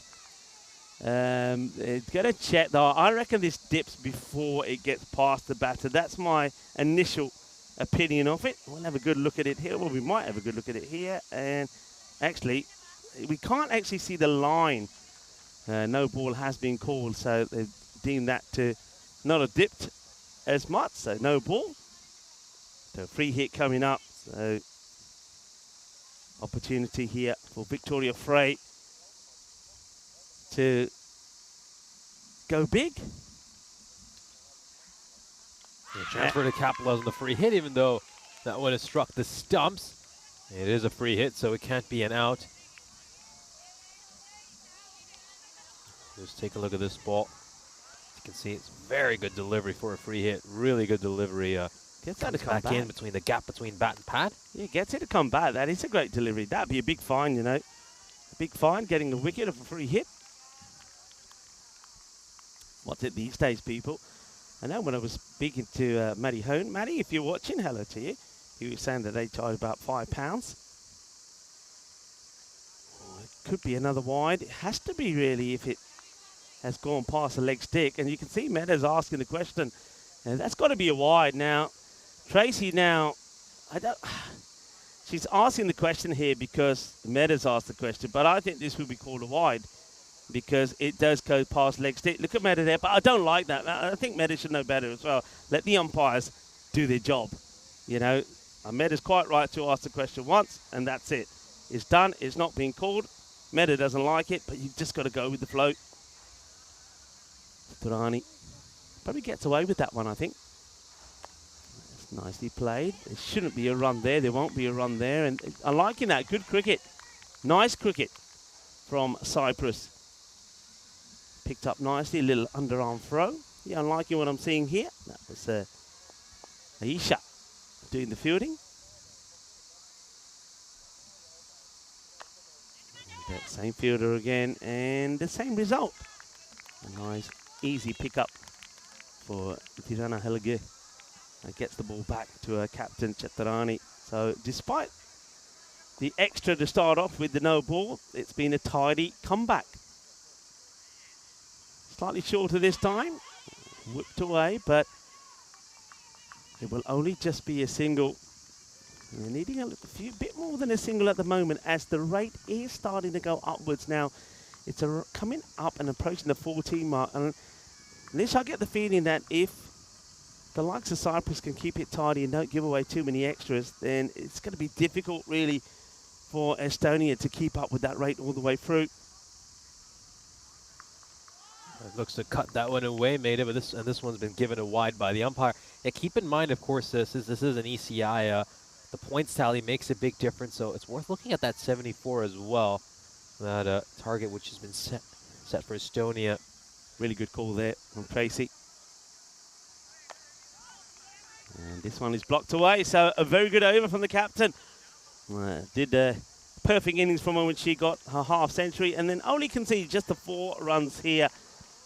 And you can see that we've got the bonus point equation in there as well. Now, it shouldn't come into play really when it comes to the points here, but that's worth keeping into play. It gives the team something else to go for if they're not going to get a win. And also, if we did have any issues with, say, one match or something, for whatever reason being abandoned, then that bonus point equation can come into play. Good over there from Chatarani. 20 is the score. 2 wickets down after the 4 overs. Yeah, Dino Nalage is going to come in to bowl this 5th over.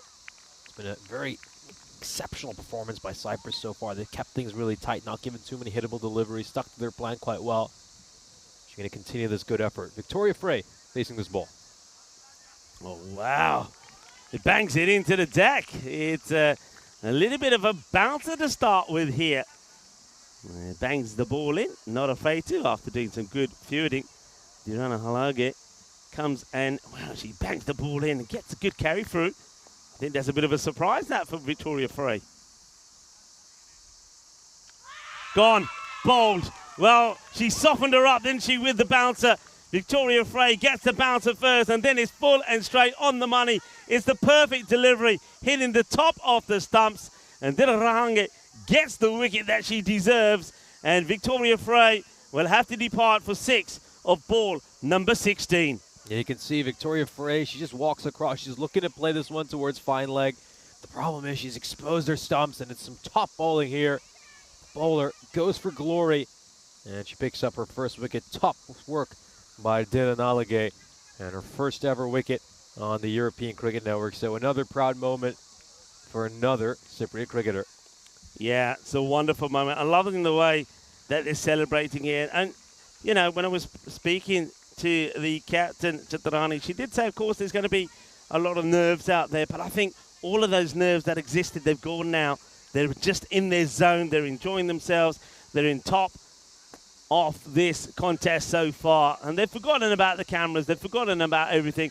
And they're just enjoying themselves and having a good time. I get the feeling there, well, look, that's another highlight, because I reckon there that the bowler, Dirana Halage, has broken the bail as well. So I reckon we're going to have to present it with the bail, you know. Yeah, we didn't see that on a single occasion during the men's game. But Darren Nalage looks like she's broken the bail as well. So it just shows you the pace she's bowling with. And Shifa is coming in here to face this delivery. That's nicely played. Hughes plays the full face of the bat. They're going to scamper across and get the quick single. And they'll make it back on time. So Shifa off the mark with the very first ball.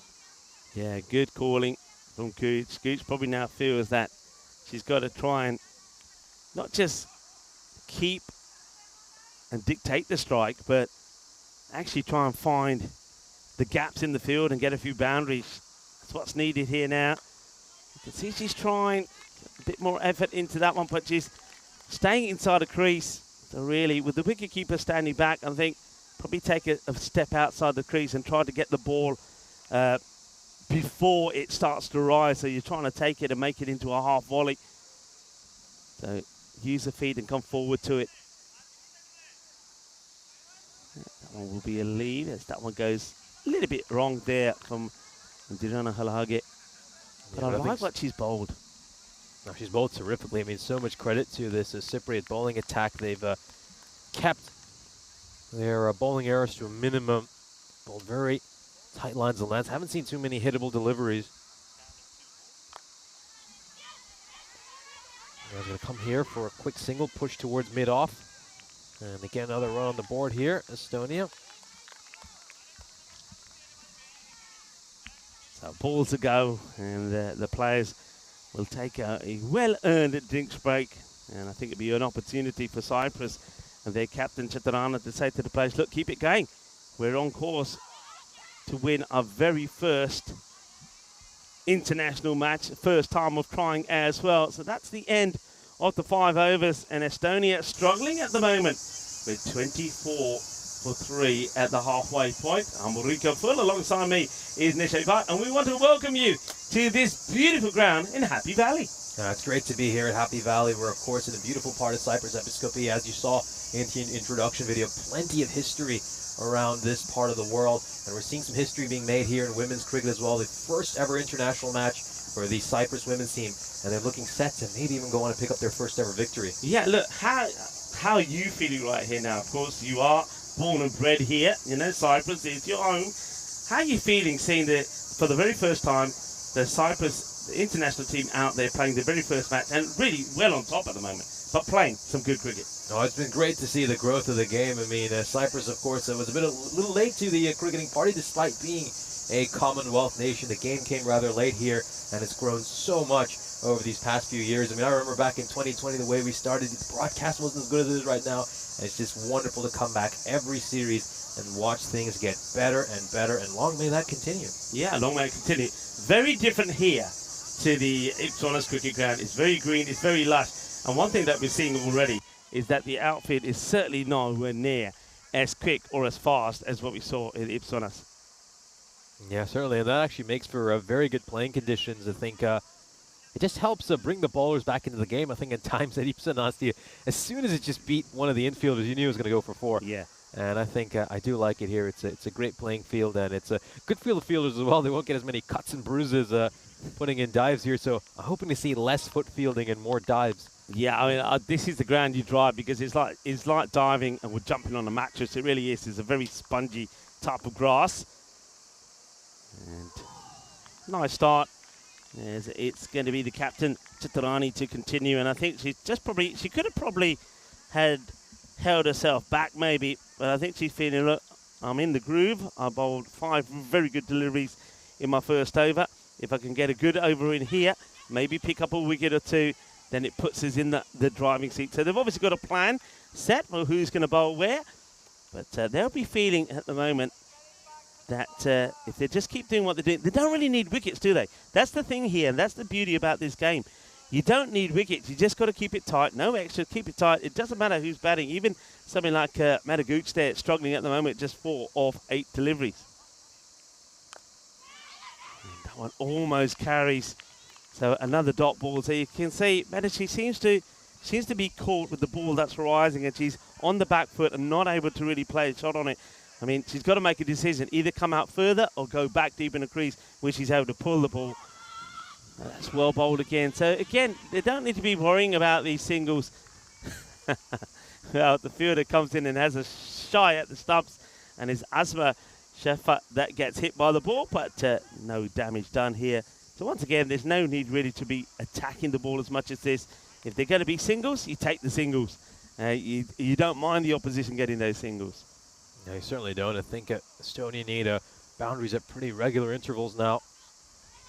It's going to be tucked away towards the fielder at mid-wicket, and you have to say all those fielders inside the ring have done an outstanding job for Cyprus. It's been a complete performance so far.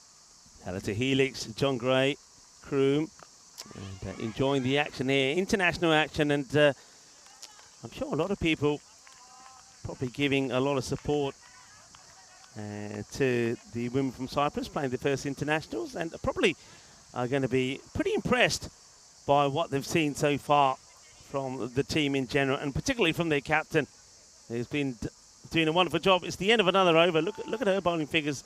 No wickets, but the economy fantastic. Only 6 runs from it. 26 for 3 after 6. Yeah, incredible bowling figures for Chaturani. Captain leading with both the bat and ball in hand.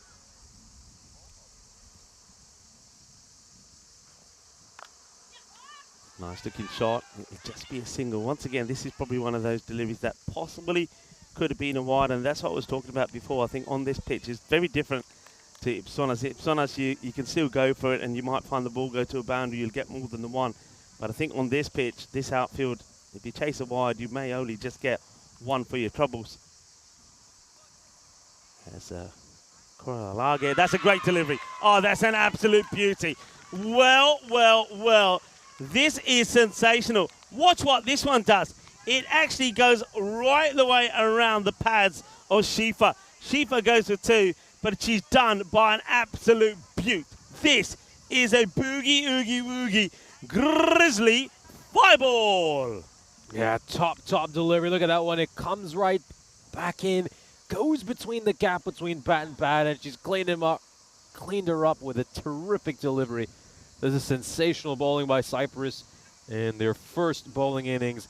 Batter a little bit trapped in the crease, pushing at it with her hands, and she's had to pay the price. The 4th wicket falls for Estonia. They're 27 for 4, and Cyprus now can just start eyeing that victory. Yeah, Koralage, what a delivery that is. That was sensational.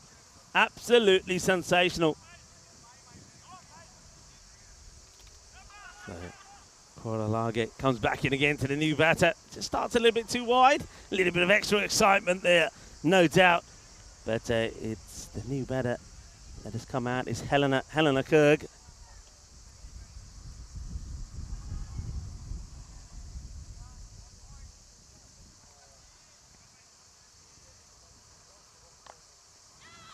Defensively played, taking it on. Oh, it's too much power in the underarm throw.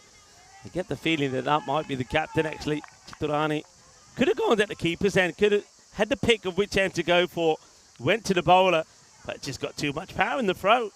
Too much power. Yep, not that tall, says the bowler. This has worked away nicely towards square leg, just closing the face of the bat there. Maybe they're going to come back for the second run. They have to take these risks, Estonia.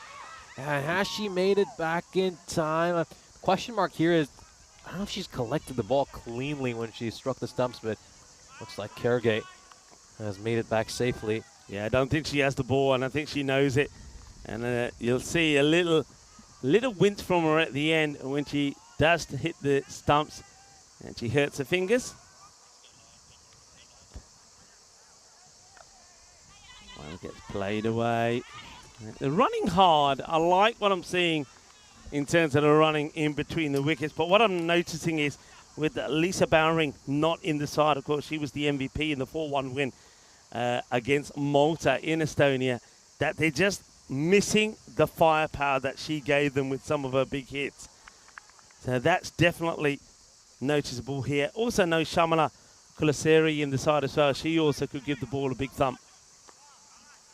It's nicely bowled. I've been very impressed with the bowling here. They've got a couple of genuine slingers in there, and getting the ball in the right areas. One of the things, Nish, that I found myself and us both saying in that European cricket series was that the bowlers just weren't getting the ball in the right areas, weren't pitching it up. No issues with the women here. They're getting the ball nicely pitched up, and they're causing a few issues. 7 overs down, 32 for 4. Yeah, they've been bowling it really full. They've not been giving this Estonian team the length they're looking for to play some of their strokes out towards the boundary. And it's just been a top bowling performance so far by the Cypriot national team. They're also getting some lovely movement as well, which has made it that much more challenging for Estonia. Let's take a look at this. Just the one boundary so far this innings, and that's a real testament to this Cypriot bowling attack. Yeah, it's been good, isn't it? And there's going to be no respite, really, as Aisha Dani Halage will come back on to bowl her second. And 74 just for a point here, so they've got to go some just to get a point. As that one just gets played away, it's going to be no run there. Been very impressed with this very first performance from the women of Cyprus.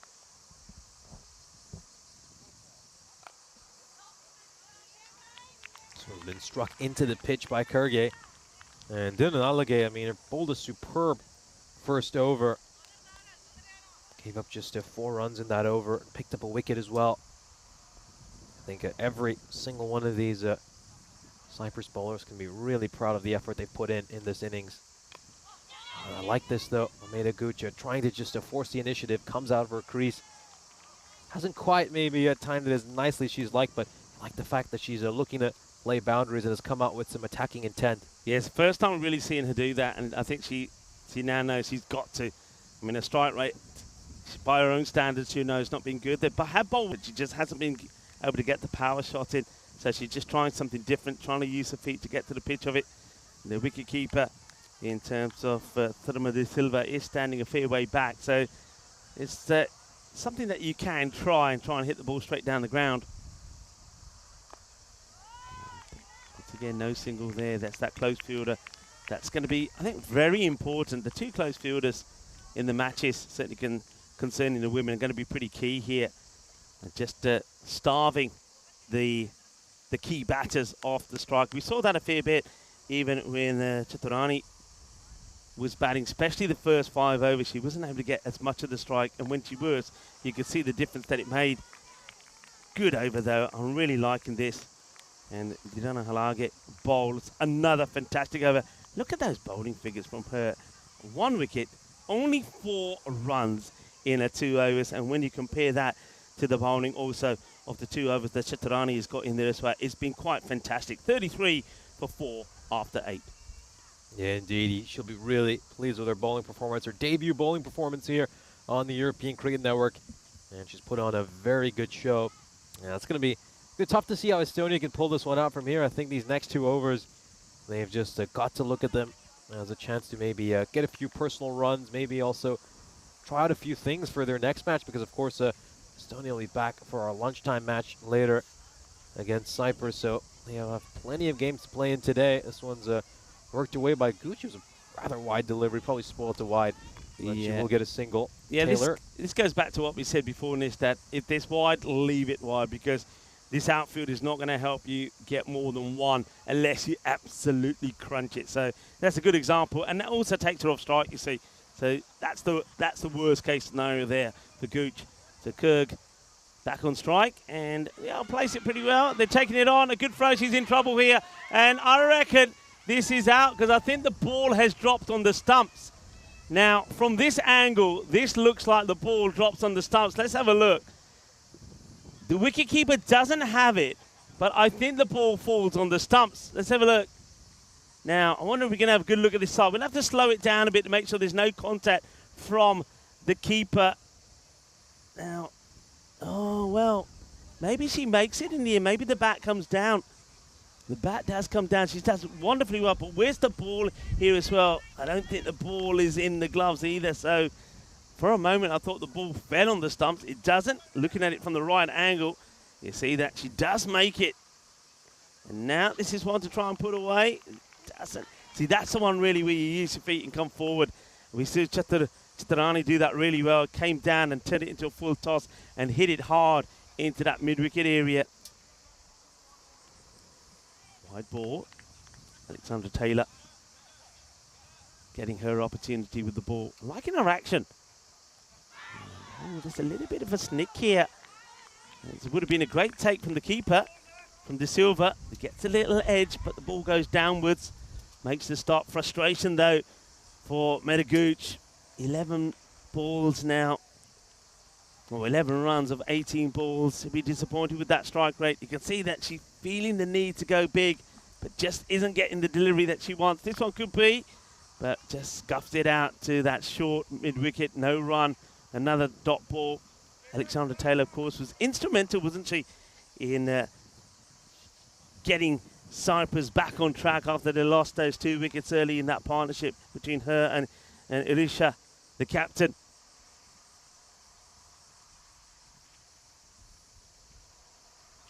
Now, that's not a bad shout. Yeah, it's gone. Medaguch doesn't think she's in trouble. She's walking away with no concern, but this, to me, was straight. It's not going over the stumps, and if it's not going over the stumps, I think it's hitting. I don't see too much wrong with this. Let's have a look at this again. It's a straight delivery. She's back. The ball is, yeah, that's going to go on and hit the stumps. I don't think it's going to go over. It's not got enough pace on it. So it's a frustrating and long innings from the opener, Medaguch, but it will come to an end. She goes for 11 of 20 balls.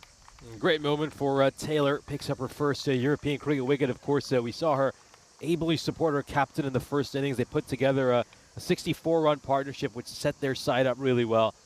And it's certainly something she can be proud of, that she's picked up a wicket as well. Gets rid of the dangerous Medaguch. And now it's going to be the captain, Mare Valner, coming on to bat. And you feel now, well, there's not too much she can do at this stage, because this game has just slipped away from them. Ooh, well, talking about slipped away, I think this one is slipped out of the hands there of Alexandra Taylor. So I should go back to a mark to go again. Wants to get a good finish to this over. It's been fantastic so far. Picked up a wicket. It's gone for the 4 runs.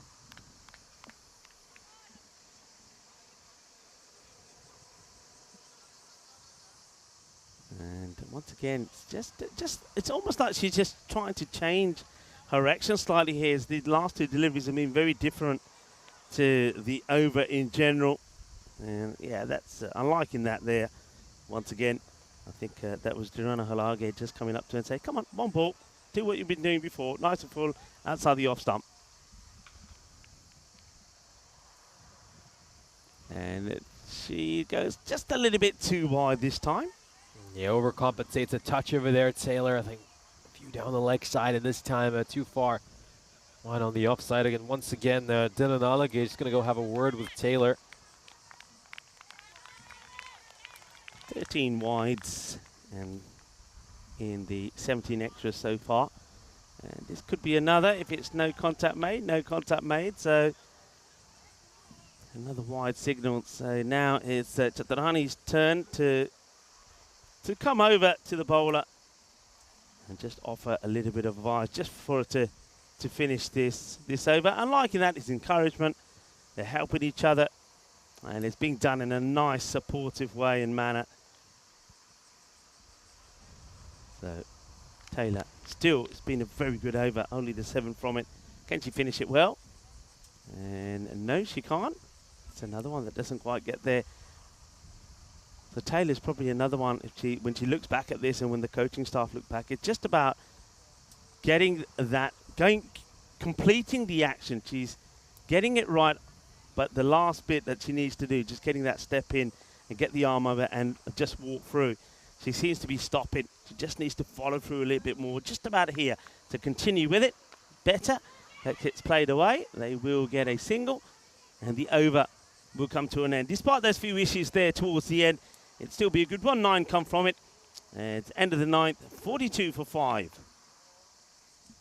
Yeah, Estonia 42 for 5. Can they at least bring up their 50? That would be a nice touch for them to end this match. We'll have a look at the bowling figures here for Cyprus. I think that entire bowling unit can be extremely proud of itself. As you can see, plenty of great contributions throughout that order. Kolokarage, as you can see, gets a wicket, gave just 7 runs in the 2 over she bowled. Dundanaika as well, 2 wickets and 4 runs given up in her first over. And then the captain Chaturani giving up just 6 runs in the 2 over she bowled. It's been an excellent effort, an exceptional effort by Cyprus with their bowling, and I think their fielding has been exemplary as well.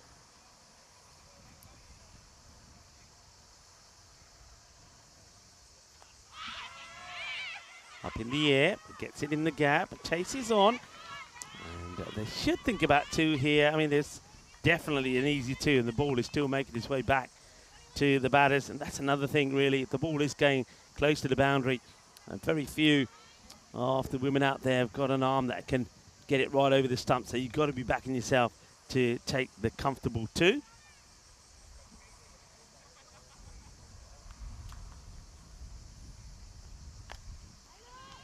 To the fielder, no run. And, well, it seems to be thrown away. The bowler didn't seem too keen to take that. This is Samanthi. Dinakadinia. She's looks like a good player. I think we'll see more of her with the bat as well, you know. In the air, chases on. Let's see how this goes. It may go all the way to the boundary. It will.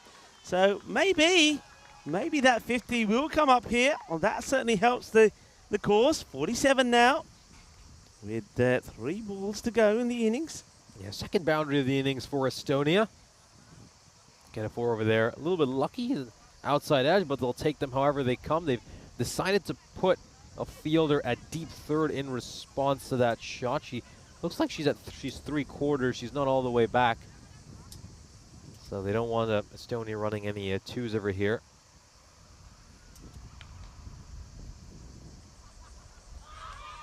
That's a good delivery. Just comes back a little bit. We've seen Dinakadinia do this before. She does get that ball to come back.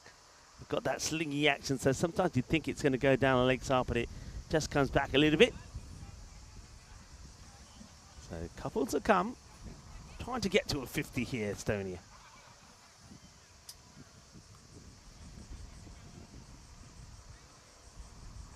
Helena.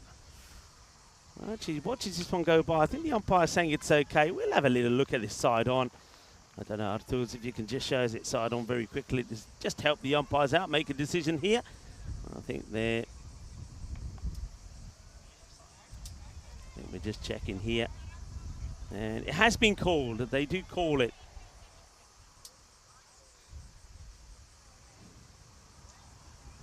So free hit. 1 more to the score. Still 2 balls to come. 48 for 5. License to go the full Monty here for Helena. And she gets a good bit of bat onto it. The long chase because there was nobody there. Now, will they try and come back? No, they won't. They'll take a single. So, 1 ball to go. The win is, without doubt, Cyprus women will win their first ever international match. And what a memorable moment this is for them. But this is all about Estonia to seeing if they can get to a little landmark themselves and bring the 50 up for them. Now, not sure what's going on here. The umpires seem to be in talk about something. It's another free hit. I reckon they got too many outs here. That's what must be the issue, too many outs. So the 50 has come up because that was a single and a no ball. So just getting the field wrong there. I think they had third bat. There's too many players out. And that's going to be another one. Just a quick look at the field. I mean, I think for me, when you just commented the second boundary, we saw one earlier from Victoria Frey, which was a full toss that was hit to mid wicket. We saw the snick.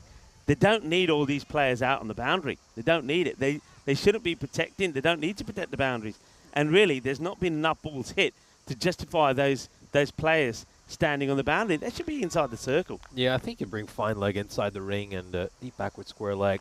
Probably doesn't need to be there either. This is a free hit, keep in mind, but it's just going to be a single. Yeah, I think maybe just a deep mid-wicket, and that would probably be fine. I don't think they'd need anything else. You could, if you are worried about the edge, maybe have like a third, about 3/4, but yeah, no need to have anyone all the way back on the rope. Yeah, I'd agree with you. I would probably go with the third, the fine, and maybe just the mid wicket. That's it. The three, everybody else inside the circle. And depending on what the batters do, you can then change the field accordingly. And that one, a bit of bat on this, may have been another wide, but that will be the end of the innings. It will be victory to Cyprus in their very first international. What a moment for them. And look at that. Yeah, this is joy. Oh, I love it. That is what makes these moments so special. The celebrations as Team Cyprus win their very first international here on home soil. And it is a happy place to be, Happy Valley at the moment for Cyprus. They get a victory. Estonia, they know that they got outplayed in this one. They're missing a couple of key players. We mentioned the likes of Lisa Bowering, who was very good in Estonia, not with the team here this time round, and they just didn't have the firepower that they needed. They didn't have the boundary hitters, really. And on a pitch like this, where you're really going to have to work hard for your boundaries because the ball is not going to race to it, they just need those big hitters. But what a ball that was. That was an absolute peach, wasn't it, from Samanthi? But she wasn't the only one to bowl a dream ball. There was one or two others out there as well. It was just a very good performance. How about this one, Nish? That was just beautiful. Beautiful ball. I mean, that would cause many a batter to struggle. Beautiful delivery there by Duna Kenya. Just gets it to straighten really late. I think all these Cypriot bowlers, because they have this slingy action, they're just getting a little bit of away movement and a lot of late swing. Then we'd see a partnership between Maida Gooch and Victoria Frey be the largest partnership for this Estonian cricket team, worth 18 runs. The two of them just tried to put together some kind of a fight back for their team, but Victoria Frey would be dismissed because of this beautiful ball. Look how it swings back in, and Dinanaga would pick up her first wicket. That would be the end for Victoria Frey. We'd see Asma Shifa come out to bat, and this was great throw the other end, but yeah, just making it back in time there, the batter. Some good fielding here by the Cypriot national team. I think they'll be really proud of their effort overall. They were exemplary in the field as well. I think there the keeper just wasn't quite able to grasp the ball cleanly, and Estonia would survive. This was just the second boundary we saw from the Estonian national team. I think one thing they'll want is maybe they'll look to bat a little bit more aggressively in the following match and try to get a few more runs on the board. I think at times maybe just the anxiety of their first away match, they maybe played within themselves a little bit. It looks to them to just expand their stroke play in their upcoming match, because of course these two sides will play each other once again in about 2 hours time. We'll have a look at the scorecard for this second innings, and as we can see, the top scorer, Maida Gooch, with 11 runs of 20 deliveries. And we'd see a few players get some starts. Victoria Frey, of course, batted plenty of deliveries, hit a 4 as well, but I think the key for them is, of course, just to get that strike rate up and see if they can really put some pressure back on the Cypriot bowlers. But all the credit in the world goes to this Cyprus national team. Of course, they bowled superbly. They were on the money. They were pitching it nice and full as well, forcing the Estonian team to drive, and they got some wickets as well. Some great bowling. I think the captain Chaturani will be mightily pleased with her side's performance in this match as the Cyprus women make some history. They pick up a victory in their first ever European cricket match. Yeah, and well done to them, and they'll be looking to build on that. Estonia, though, don't count them out just yet. They're just getting their feelers in here. They'll be bouncing back and trying to get a victory in the next match when they'll play in a couple of hours' time. But for now, we're going to take a very short break because we are going to be right back on time in around about 8 minutes' time, when it's time for the men to see what they can do. Well, the Cyprus men have got an act to follow, haven't they? Because Irsha Chaturani, the captain of the Cyprus women's team, certainly leading the way for the Cyprus team here on home soil. Can the men do it as well? We're going to have to wait and see. But we ain't got too long to break. We'll be right back in about 8 minutes' time.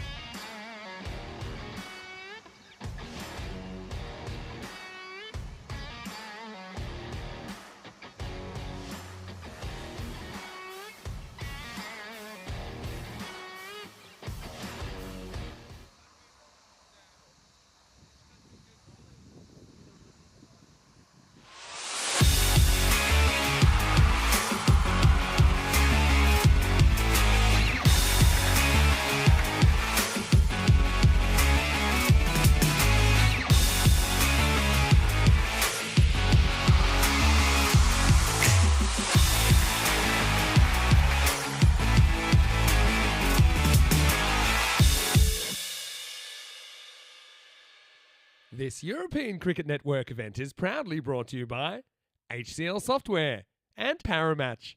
Scott Burdekin winning the toss, the captain, and he's deciding that he is going to have a bat first. Before I move on to the two teams here, I want to say a happy birthday to a little 7-year-old. Ruby, I know you're out there and I know that you're supporting your dad, Scott. So to Ruby Burdekin, happy birthday to you. 7 today. And we'll mention more about Ruby a little bit later. But what about Scott?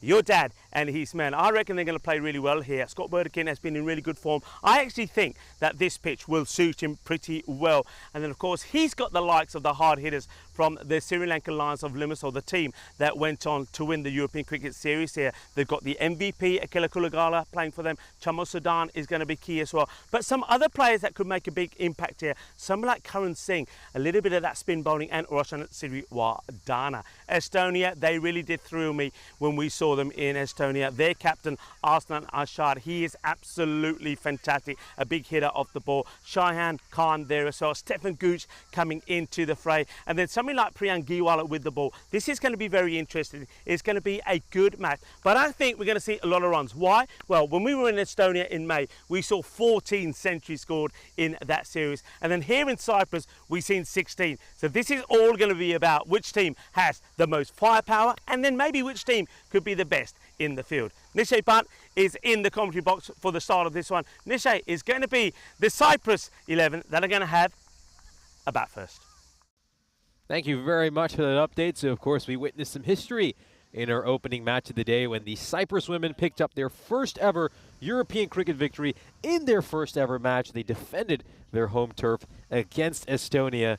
And can the men back it up in this second match of our great weekend of ECI cricket here in Cyprus? Of course, we had our European cricket series before, so a lot of the names on that Cyprus national team, you should be familiar with them. You've seen these players play over the last couple of weeks. You can see a strong Sri Lankan Lion favor to it. Of course, as the best team in the country, you'd expect them to send plenty of representatives to the national side. Meanwhile, for Estonia, well, a big match for them, of course, as Stefan Gooch is going to be playing as well. I had a word with him before the match asking how he's feeling, and he says, you know, his knee's feeling a lot better. He isn't quite 100%.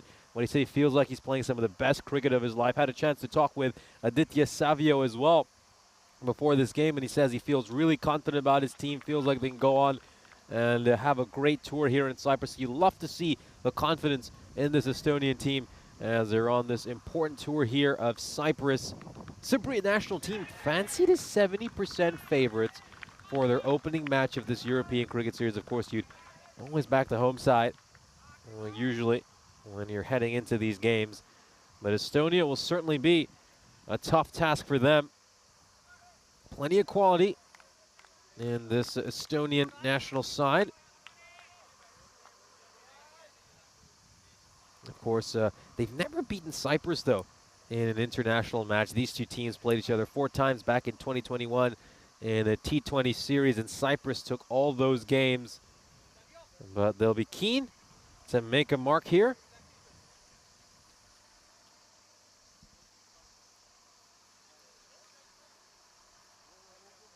Yeah, big next 5 days of cricket. Of course, we were treated to a real joy over the 2 weeks we had in Cyprus. It was a run fest, wasn't it, when we were over in Ipsonas. Now we've moved to Episkopi. We're here at Happy Valley. This is a really beautiful ground. And I think it's going to be very different, of course, to the European Cricket Series we had.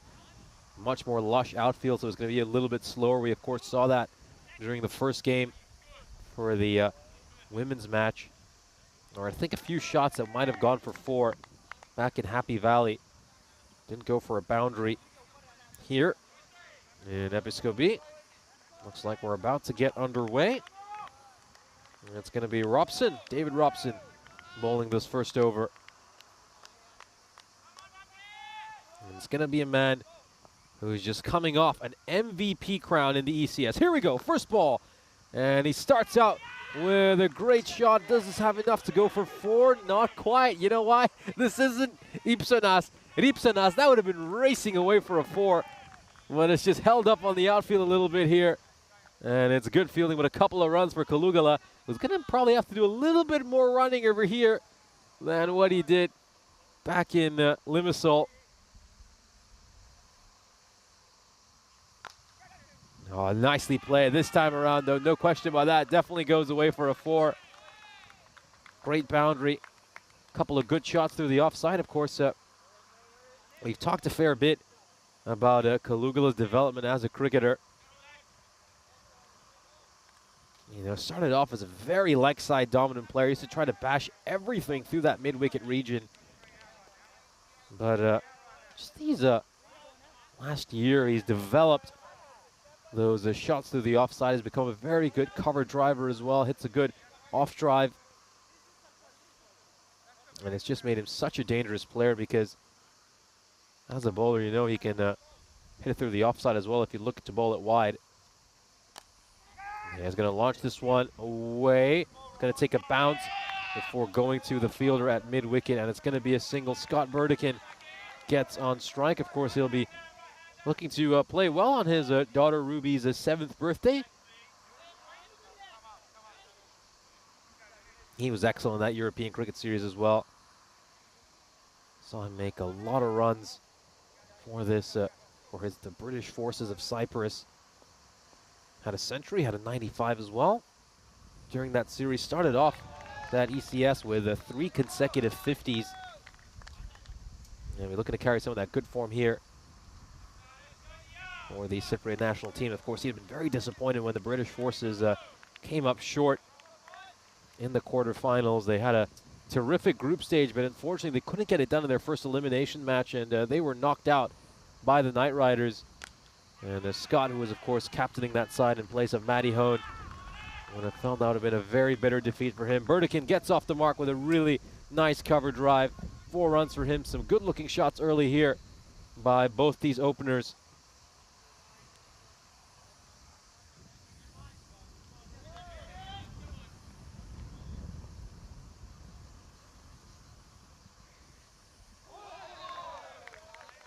Dot ball here. And that's going to bring the over to an end. So you can call this over a draw. 11 runs off it. I don't think either side will be too displeased with that over. And Cyprus are 11 for no loss after the first. And of course, I'm Nish Bhatt, and a good chance to welcome back Rico Full into the commentary box. Good to be back, and I have to say I had to chuckle to myself when I saw that very first shot from Akila Kulagala. He played it beautifully, and I think both of us and everyone else from Cyprus are saying 4 runs, not on this ground. And I think that's the first time that we all get to really appreciate the big difference about this outfit and what we were at Ipsanas. So you're going to have to work hard for your runs. So all of a sudden, I know we were talking about 150, 160 scores there at the Ipsanas Cricket Ground being good scores and big scores, but still chaseable. I think here, if you get to a 140 score, that's going to be a big score. A 140 here is probably like a 165, I think, in Ipsanas. What do you reckon, Nish? Yeah, certainly. I think this is a score where I think that par score is certainly going to come down quite a bit. As you said, something around that region will be a lot more challenging here. And keep in mind, you also don't have those short, straight boundaries that we have out in Ipsanas. And, well, one thing we do know, though, if you're going to bowl badly or short to this guy, it's going to get absolutely mullered. Short, slower boundaries or not, because he's going to go aerial. And that's not a good delivery down leg side. Gets played away. Yeah, first ECI here for Giwala. He's played in a couple of international matches before. Those were T20Is. Picked up a wicket in the 7 overs he bowled in the 2 matches he played in. Had an economy rate of 8, which is very respectable for T20 cricket. Well bowled. Well, I was a little bit late coming back, Nish, because you can see I've been to Mr. Whippy. And thanks to James Cantner, who said he's left a little bit of a tab there for the ECN crew. I've gone and got myself a nice little slush poppy. I know Diana is chomping away at a mint choc ice cream. That looks really nice. So I reckon it's time for you to maybe get yourself a little refreshment or two, maybe a bit later. Yeah, certainly. I think look forward to getting one later. Yeah, we've got not just the one, we got 2 ice cream vans here. So large demand for some refreshments and ice creams. Gonna need them. It's gonna be a long, hot day. Temperatures at midday will be hitting the 40s. I wonder if we've ever had that before at a cricket match, that when it comes to 3 overs or 5 overs, that Mr. Whippy just drives into the middle and ditches out some, ice creams to all the players and then drives off. I think that would be a first. We can arrange that, couldn't we? I think the players wouldn't mind at all. Okay, Kiwala. Boundary. Came off his first legal delivery after a while, but he's tidied things up since then. And now it looks like Ali Khan is just going up to the umpire and saying, I think this Grizzlies had it. So that one gets thrown away. We're going to have to get another one. They're having a bit of a chat here.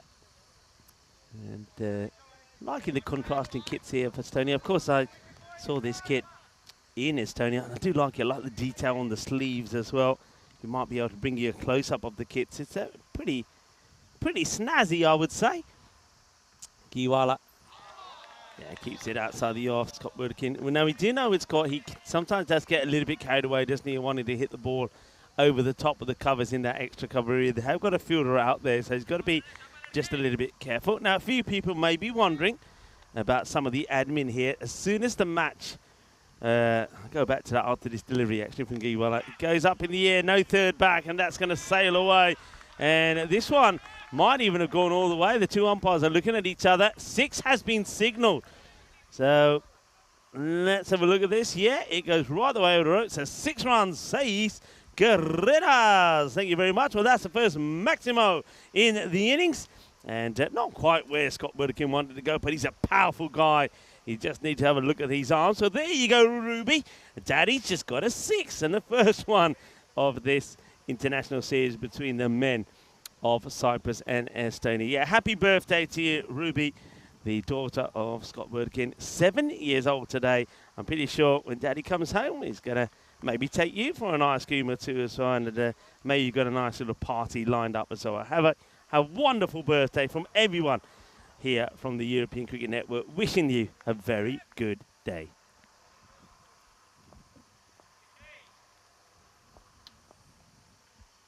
Into Stefan Gooch.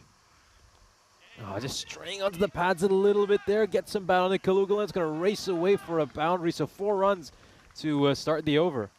Stefan Gooch, of course, had a very good European Cricket Series in Estonia. He was the MVP, but unfortunately, in the process of that series, he did take an injury to his knee, so he didn't play any of the internationals.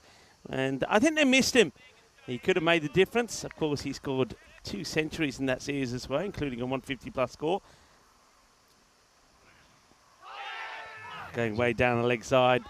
And, oh, well, I think a direct hit would have been interesting. The LBW, I think, no chance. And Stefan Gooch, being a qualified umpire, well, he should be a little bit embarrassed appealing for it. But this could have been.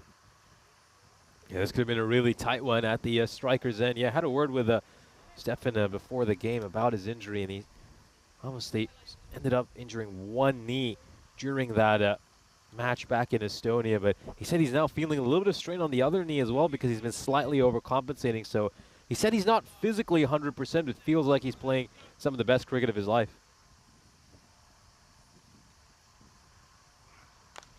Just going to be played out towards mid-off. The fielder at mid-off can't quite field that as cleanly as he likes.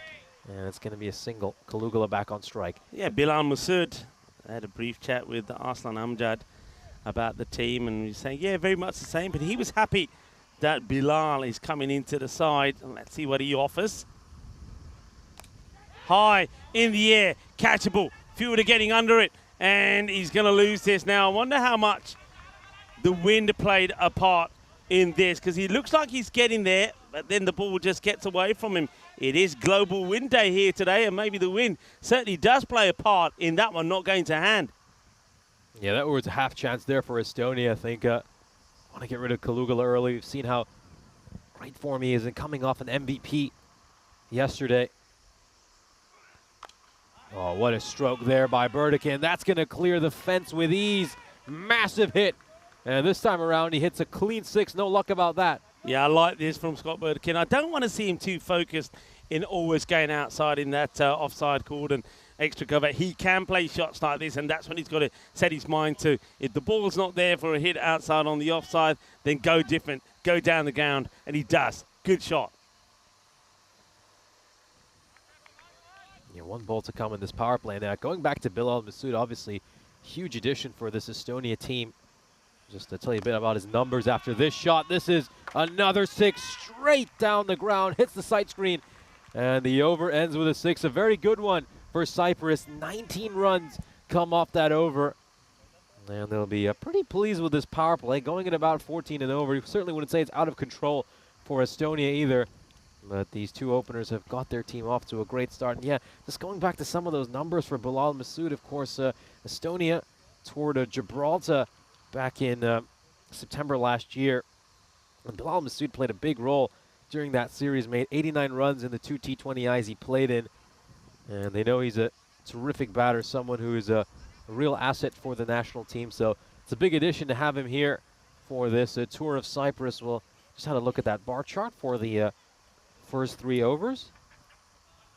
Yeah, good addition. I was talking about some of the international days, and before the players start again, I can give you an update. So Global Wind Day, as I said, celebrate today. It's an international event to raise awareness regarding the importance of wind energy and the power it holds to change the world, improve energy systems and decarbonize economies. Investing in wind energy means spending less money on fossil fuel imports. So it's a good thing. Said we could do with it here as well. A bit of wind, it will keep us nice and cool. International Surfing Day today as well. I did notice, Nish, when we came into the complex here, it did say there were signs to the beach, there were signs for surfing. So tell us a little bit more about where we are. Yeah, so we're obviously out in Akrotiri Bay, really a gorgeous part of Cyprus. It's officially a British overseas territory, but it's a very pretty part of the world. Surfing, though, not that popular, common in Cyprus. I mean, we don't get huge waves over here generally. I think you've also seen this from where our hotel is based at. You tend to have fairly calm waters here in Cyprus, so yeah, I don't know too many people who've grown up surfing here in Cyprus. As Savio had a chance to talk to him a little bit before the start of this game. He's going to come in to bowl the first over after the power play. Yeah, well, that one, I'm not quite sure where this hits Akila Kulagala. It doesn't quite come up as much as what probably Kulagala is used to from the Ipsanas cricket ground pitch. It stays a tad low from Savio. It's going to strike him firmly on the pad there. And it's going to be leg byes.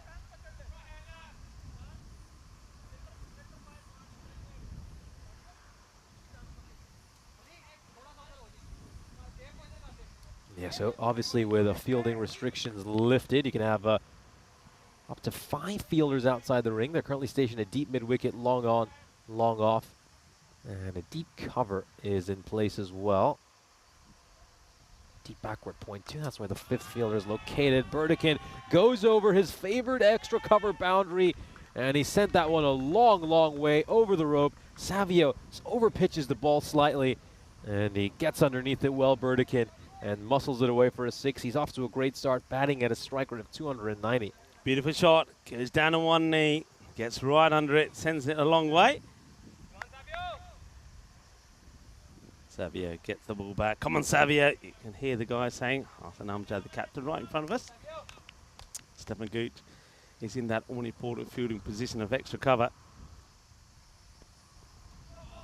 Yeah, this is going to go away for some more runs. I wonder if it just catches some pad along the way, just waiting for the umpire's signal. And, well, let's just have a look at what's happened here at the strikers, and there could be a chance for a run out. It is signal leg by, so it's not going to be a wide. Did catch some pad along the way. This is going to be interesting, though. This is going to be really interesting. Has he managed to get back in time? Oh, dear. This could be close. This could be really close. But it looks like he might be safe, and he's made it back in time. So good running in between the wickets, between the two of them. Yeah, look, they had to run hard because, once again, that's one that surprises them. They think it's going to be 4. It doesn't go 4. They had to run hard, and that's all about applying the right technique, reaching forward, sliding the bat in. That's why he gets himself in.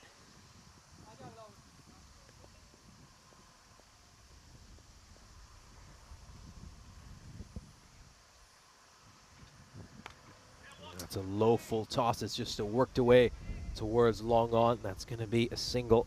Just comes off the bottom part of his bat. He's toe-ended a little bit. Examines that part of the bat as well. Not the worst of overs so far. There's been a few. It was the leg bites from it as well, which means that 10 currently have come off it. Only 7 of those go towards his figures, but can he finish well? No, he can't. He's going to bowl one down leg side. Kalugala's going to be probably still a little disappointed that he hasn't managed to get hold of this. You know one thing I'm thinking here, Nish? Look who's batting. Look where Mr. Whippy is. Oh, dear. I reckon Mr. Whippy is in the firing line if Kalugala gets hold of one. I really do. Yeah, don't ball short to Kalugala. That's what I advise Oh! if you want Mr. Whippy to be fine. How close is this to Mr. Whippy? Well, it's quite far away. I mean, this one's gone out just in front of square leg around mid-wicket. Mr. Whippy currently stationed at a deep backward square leg. So, yeah, I think don't ball short to Kalugala. He could pull or hook a few straight through his window. We'll have a look at this graph so far for Cyprus. Going along very nicely. They'll be pleased with the run rate, just under 15, as you can see. Great opening partnership worth 59 runs. They've set up a good platform here. And Estonia, well, they're going to have to find a breakthrough. Yeah, they definitely are going to have to. But both these teams, and when I look at the lineups and I look at some of the batting that's due to come, I mean, there's some teams. I mean, Cyprus-Estonia, we've seen him normally open up with the Kalugala. He's still to come in. Probably will be the next in. You still got the likes of Taranjit Singh. What a hard-hitting batter he is. That's a no. I'm really sure this is too high. The 2 umpires. Well, one of the umpires will have a good look at it. The other had to dive out of the way, but no ball being called straight away. And though he is coming down the track, that ball is never going to be going downwards. So it's not the best of starts here from Prehan Giwala bowling his second over. Free hit coming up, and it is to Kalugala. Yeah, it's not often that Kalugala's batting partner has a higher strike rate than him, so he'll be looking to catch up here. Free hit coming up.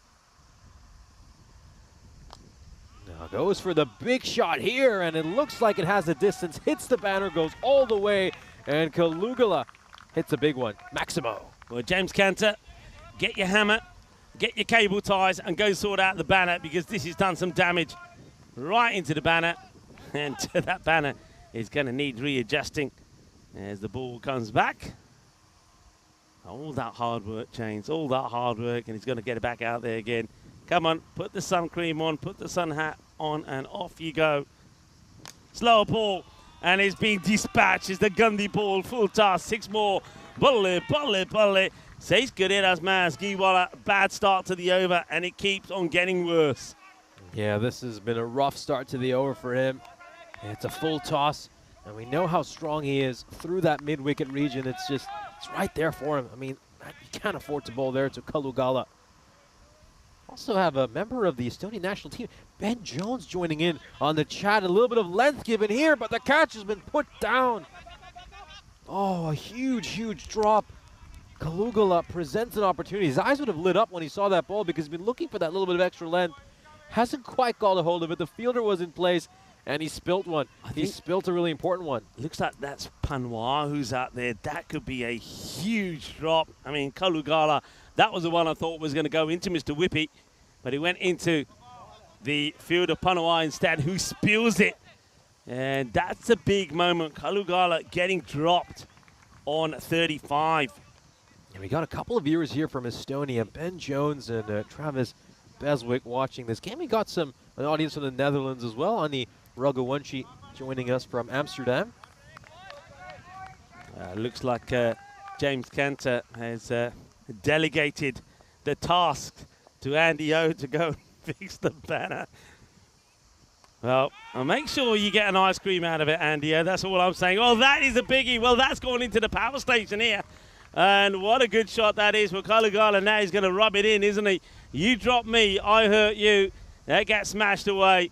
6 runs, and it's a nightmare of an over this is turning out to be for Giwala, because it has now gone magical, and it ain't over yet. I'm disappointed I missed out on the pun here. Giwala, and the fielder had butterfingers. How did I not think of that? Like it. Hey, I'll tell you what I'm going to do, all right? I don't think Mr. Whippy's going to like this, but any batter that hits the ice cream van, I'll buy them an ice cream. There you go. Got that? Any batter that hits the ice, anyone that gets Mr. Whippy, well, you get an ice cream on me. Slow ball. Now, what about the height on this? It's going to be 4 runs. There's no doubt about that. But what about the height? Let's have a look at side on. I think they're happy with it. They're not going with it, but it's worthwhile having one more look. It's slower, I know. Let's have a look. Does it come down enough? Yeah, it does. So that one gets worked away. It's time for the players to get some drinks, and it's time for us to have a talk to you about where we are. So, yeah, I mean, it's beautiful where we are here at the moment, but, of course, we're making a lot of talk about on the what would be the leg side boundary to the left-handers. So they've got the 2 ice cream vans there. I haven't seen an ice cream van since my childhood days, so I'm very excited. And I know that we'll have some ice creams there, courtesy of James Cantor, who said anybody wants an ice cream, it's on him. So I'm just saying that any batter that gets one in there, I'll buy them an ice cream. I'm not too sure the ice cream van driver will be very pleased to hear that one. Why? It's business. It's business for him, you know.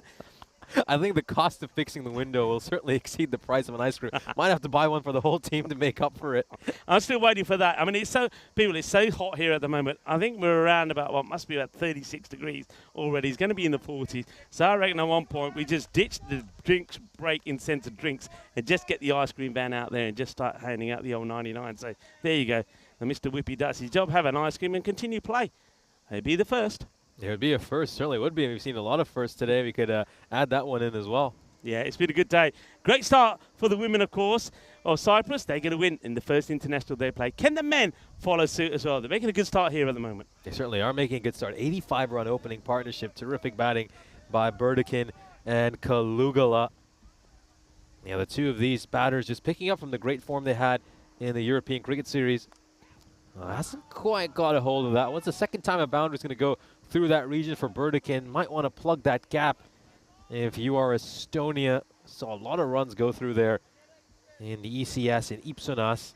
Yeah, Panwa who puts the catch down of Kalugala. Now it's almost like the skipper, Aslan Amjad, said, okay, you put the catch down. I'm giving you the ball here now. You either get the wicket or it's time for you to get the punishment. And Dio returns after doing a good job. He sorted the banner out. A big shout out to the crew here, actually, from the ECN. Suleiman Saeed, Andy O. Russ is in there as well, Nukesh Patel. James Cantor himself, Tyrone Peters, all doing a fantastic job.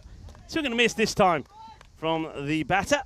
Burdikin 36, Kalugala 46. Kalugala, of course, was the MVP of the European Cricket Series. 560 runs he scored. Wasn't the highest run scorer. Pawandeep scored 586 off memory. But he had a terrific series. Took some great catches as well. Burdikin goes for his big normal shot and he gets it out of the middle. It sails over Stefan Gooch. It's going to be 6 more. So the boundaries just keep on coming. I know that the outfield along the floor is going to be slow, but in the air, well, that's the way to go. And that's exactly what Burdikin and Kalugala are doing at the moment. Yeah, they certainly are. They're taking the aerial route more often than not, the 2 of them. I think some great shots. This is the first ECI for Panvar. He's played in some international cricket in the past, T20Is, as well as the fact that he featured in the ECC. The first time he's playing in an ECI, you can just see what he's trying to do there, Panvar. He knows Burdikin just likes to back away a little bit. He's looking to fire a Yorker in at his feet. Hasn't been able to execute it, and it's going to be a wide. Panvar. Can he get a breakthrough? They need a breakthrough, don't they? It's a better delivery. It's nicely played down the ground. So the captain of Estonia, Arslan Amjad, will do the fielding. Of course, plenty of cricket coming your way here today as well. We know that we'll be starting in Czechia pretty soon as well, where it will be the Gibraltar women taking on the Croatia women. And in fact, that match has started. Croatia women at the moment going well. 123 for 6, and they've got about 10 balls to go in their innings. Yeah, he was just looking to target that backward square leg boundary, I think, just for a minute. You thought he might have to buy him an ice cream, because if he connected on that one, it was probably going straight to the van. Yeah, he's definitely a left-hander that's going to do it. Don't forget, You've got quite a few good left-handers in the side. Stefan Gooch will be on as up as well as David Robertson, two big, hard-hitting left-handers. Now low full toss, a great dive there by Masood, but he's not able to cut that one out. It's going to be a single fielded by the aforementioned Gooch out in the deep. Cyprus, 98 for no loss at the end of 6 overs. Yeah, they're going well. The thing is, though, I think they know they need to go well. I think they know that they need to be trying to get to that 150 score because Estonia, we saw some great hitting for them. Arslan Amjad, remember the scores that he put on the board there. I think he scored 3 centuries in Estonia, including 183. You've also got someone like Ali Masood, who also scored 3 centuries. Shayan Khan with a century. Sahil Chauhan, he's an outstanding player. I'm quite surprised that we haven't seen him with the ball as yet. So they've got a lot of good players, and of course Stefan Gooch as well. And I think Stefan Gooch will be pretty key here. So I do believe that they missed him in playing those internationals. So he's hoping that he can stay pretty key and pretty fit as well. So his fitness certainly is going to be tested here, not just because of obviously the number of cricket that's going to be played, but also the heat will take a toll as well. Hit firmly. Captain coming around trying to make the stop, and he can't make the stop. He needed to get a dive in here and a slide, really, and that's the 50 for Akila Kalugala. His impressive form just continues, and that's not the right approach there. I think you had to get a slide in to try and stop it. 4 runs to Akila Kalugala, another half century to him. His 50 comes off of just 20 deliveries. Bobadanya, Akila Kalugala. Yeah, well, big congratulations to Kalugala, and also the century partnership comes up here. Great opening stand between Kalugala and Burdikin. Khan just tries to dig this one in shorter, and Kalugala looks like he's just got enough bat on that for it to go away for a 4. Spicy delivery for sure. Kalugala certainly wasn't in control of it, but yeah, it looks like there's just some glove involved, and it goes away to the boundary. Yeah, Shayan Khan, I just mentioned him, and he's batting. He's a really unorthodox but devastating hitter of the ball. At the moment, he's just trying to get a breakthrough here. They're trying different things. It won't be not the worst of ideas, maybe to go back to David Robertson or even Stefan Gooch. Try something here, because one big over towards the end of this innings here can really mean that they could be chasing 170 plus. Yeah, Shayan Khan plays the cricket for the Tallinn Strikers back in Estonia.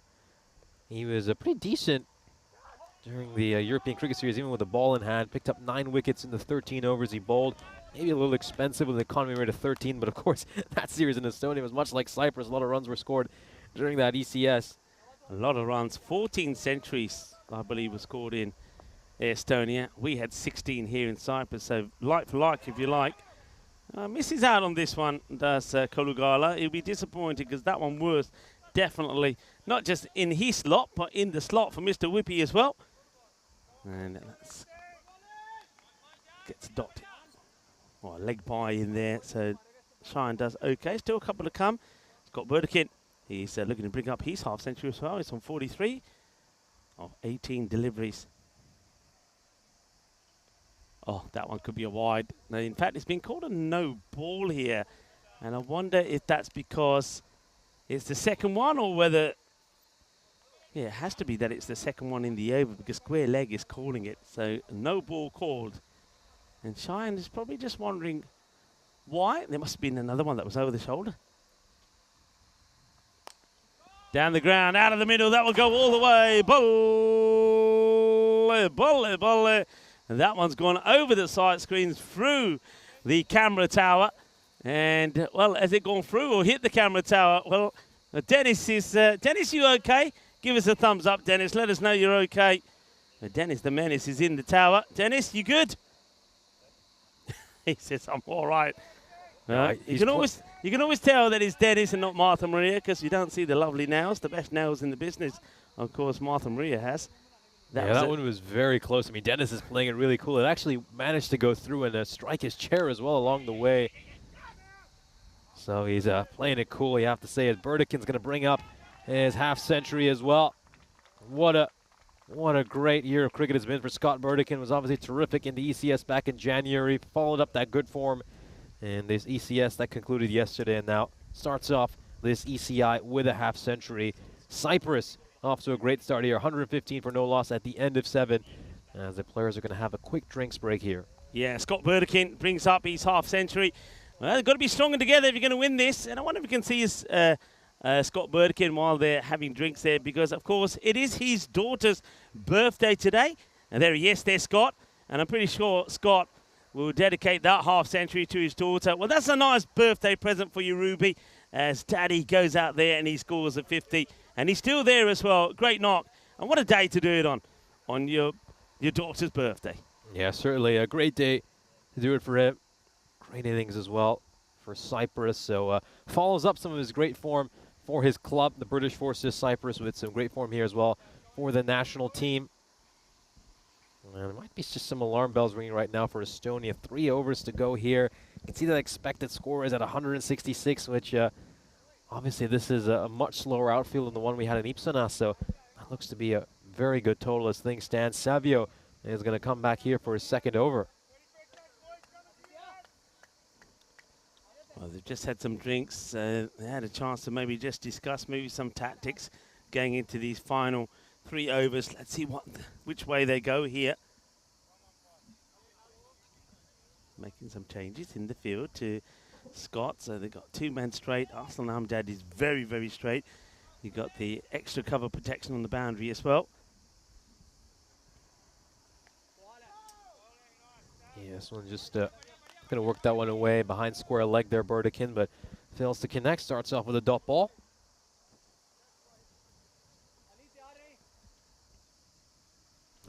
That is a very dangerous line, though, because he gets any bound on that, Scott Burdekin. He just knows he's going to go away for a boundary with fine leg inside the ring. And he's going to play this out towards extra cover, just backs away and strikes this out to Gooch. Kalugala back on strike. Yeah, obviously they were looking to go big here, really look to attack these last few overs. They got all 10 wickets in hand here. Cypriot national team, plenty of hitters to come. Arjun Shahi listed at number 3. We know how great a batter he is. Got the likes of Srinath Rajith as well coming off a terrific ECS. Kalugala will look to play this one down towards long off. It's going to be a big chase for the fielder, and he's done an outstanding job there. Arslan Amjad, the captain, gets to it and ensures it's just 1 run. So a good start here for Savio to the over. Just 2 runs off these first 3 deliveries. Yes, a nice start back after that drinks break. Haven't conceded a boundary as yet. And Arslan Amjad, the captain, nice tidy fielding from him. Just going to look to go big here. Hasn't quite timed it as nicely as he likes, but well, this is like a flashback to Ipsanas, isn't it? A slight Tortuga bounce on what is an incredible playing surface. Yeah, look at the way that goes. That just deviates to the right of the fielder. He's coming across, isn't he? And Panua looks like he's going to make the stop, but he hits the deck and goes the other way. It's a cruel one. Goes for 4. You just feel the batting side needed that because they were just being starved off the boundaries.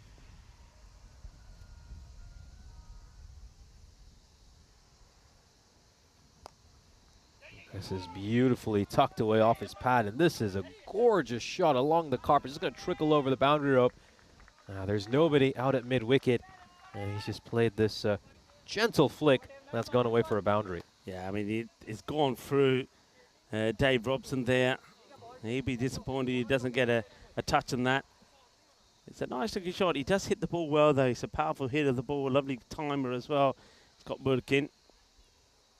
Certainly enjoying himself there. He's actually overtaken Kalugala now.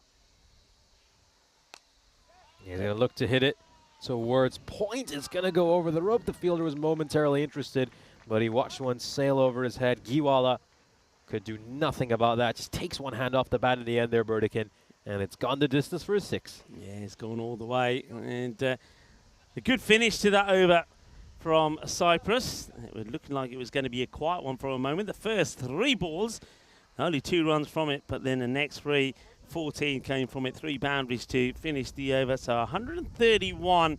There's still 12 balls to go here. And if they don't get to the 170, they'll be a little bit disappointed here. They've got to be looking at going at 15s. But when you think they've got all their wickets intact, they've got to be looking to go big here and touch on to that 170 score.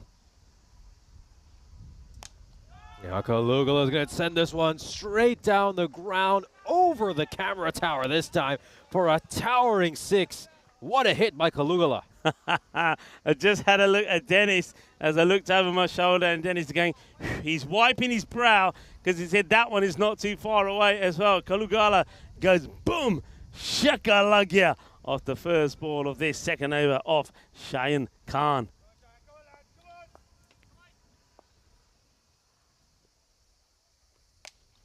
No, this one's a bit of a miscue. The fielder has a chance here. Is he going to take it? Oh, he spilt it again. Kalugala dropped for the second time this innings. It's gone to the same fielder. It's a near carbon copy of the previous drop. Oh, well, he has it and then drops it. I mean, they do change the fielders over. I think that, I'm not sure who that is over there, actually. But he spills it. It could be Giwal, I'm not 100% sure. So Giwala puts it down the same area. Right, there's another one. Can this go to hand? Fielder getting underneath it and spills it as well. Oh, it's all going wrong. Well, there's the man who put down the first one, Panawat. Well, he gets another chance and he doesn't hold on to it. They're dropping catches like anything at the moment, and it's costing them dear. Yeah, never an easy catch when you're running towards the boundary rope and the ball's just coming over your head. But they need to hold on to one here, Estonia. Oh, low full toss. That's going to go out to the fielder at deep extra cover. Just a single, but yeah, you got to credit Khan, though. He's bowled all right so far this over. I think 9 runs of the first 4 deliveries. Not too bad for the penultimate over of the innings. He's looking to pitch it up.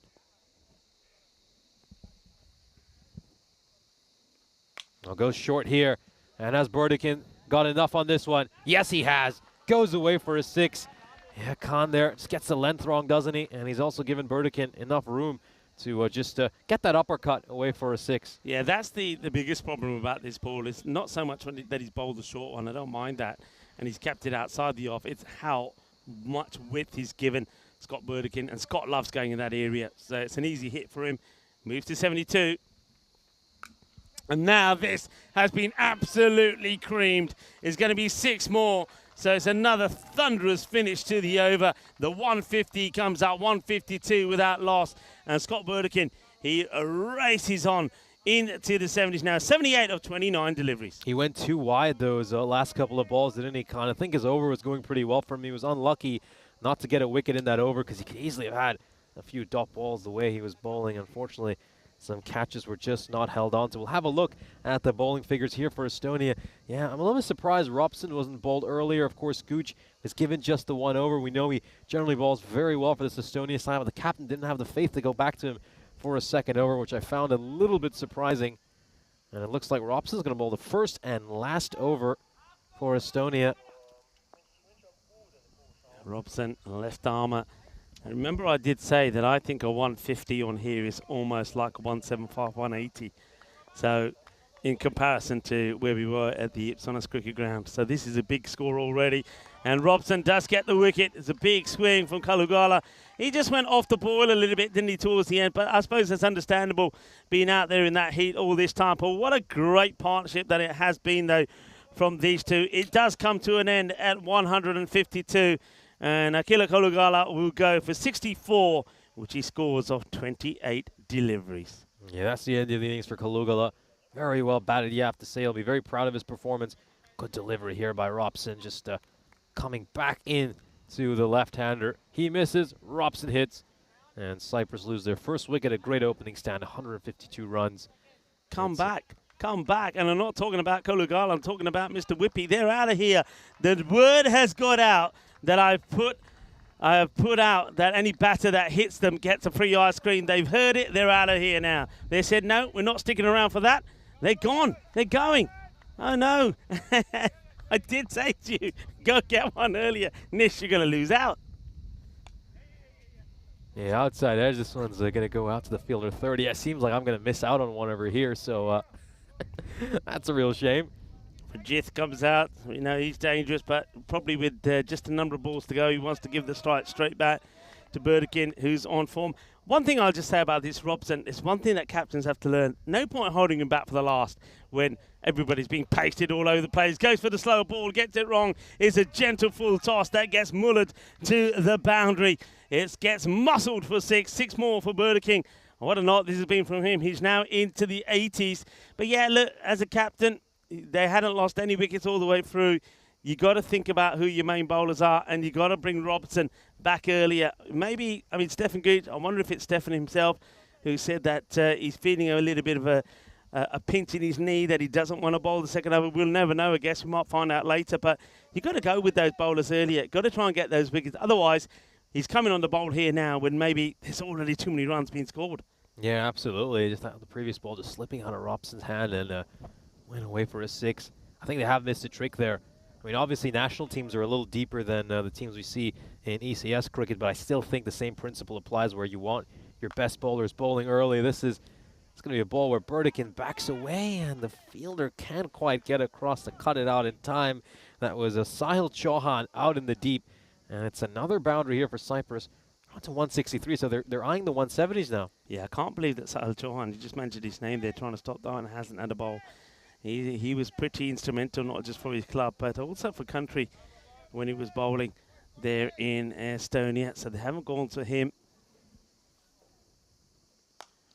That's firmly hit, 1 bounce for what a knot this has been from Scott Burdikin. Of course, he is the captain as well, so captaining the national side. And he is, of course, part of the British forces out here in Cyprus as well. Remember, he does play for the British forces of Cyprus. And I know that not that long ago, the radio station, the British Forces Broadcasting Services, were at the Ipsonas cricket ground where they came to have a chat with him about his cricket and his captaincy of the British forces. The day after that, he went and scored his maiden century as well. So he's in good form, and he's shown it here as well. He misses out on the last ball, ends up being a dot, so Robson picks up 1 for 26 off his 2 overs, by far probably the best bowler out there. But Cyprus, they get to a big 167 for 1 off their 10 overs. Yeah, we'll have a look at the highlights of this innings. Of course, the key story here is that incredible opening partnership for Cyprus. Kalugala and Burdikin setting up their side terrifically with a great display of powerful hitting. Both of them were, of course, among the leading run getters in the European cricket series we saw conclude in Ipsonas yesterday. And Kalugala, well, he batted with a strike rate of 229, 64 runs off the 28 deliveries he faced. Scott Burdikin, an integral part of the British Forces Cyprus team. He had a strike rate of 279, a big performance from him on his daughter Ruby's birthday, not out on 92. His third 90-plus score in his last couple of weeks, of course. He had a century out in Ipsonas and also an undefeated 95.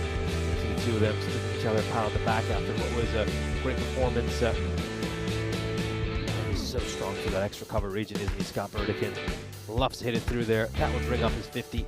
He would raise his bat in acknowledgement. Another half century for a terrific cricketer who has been in outstanding form throughout this last couple of weeks here. It wouldn't get too much better for the touring side. We saw this awful bounce. Burdikin didn't quite get a hold of that one, didn't quite middle it as nicely as he'd like. And Estonia, well, they failed to take their catches well. There were 3 catches they put down in this innings. That one probably the hardest of the 3. And as they say, catches win matches. You got to hold on to your catches if you want to win some of these cricket matches. And this would be the only wicket of this innings for Estonia. Robson did the trick. I think some of us just maybe wanted to bowl a little bit earlier. And I think, well, maybe the captain will look back at that and wonder whether it was the right decision to just hold back Robson until the final over. We'll have a look at the scorecard for this Cypriot national team's batting performance.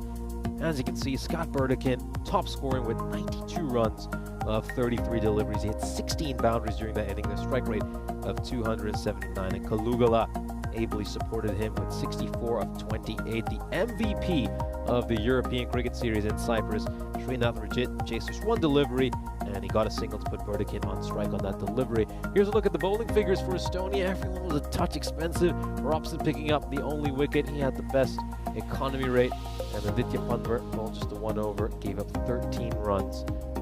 Halfway through this one, Estonia need a target of 168 if they are to pick up a win in their opening match of this ECI. Join us again in 5 minutes.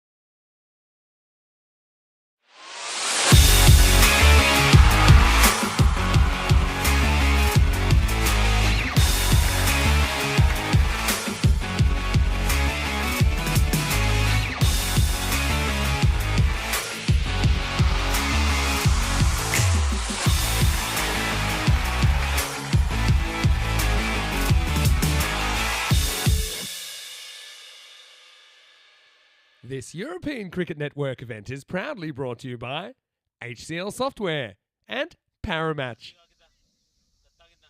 Welcome back for the second innings. We saw the Cypriot national team set a target of 168 for Estonia.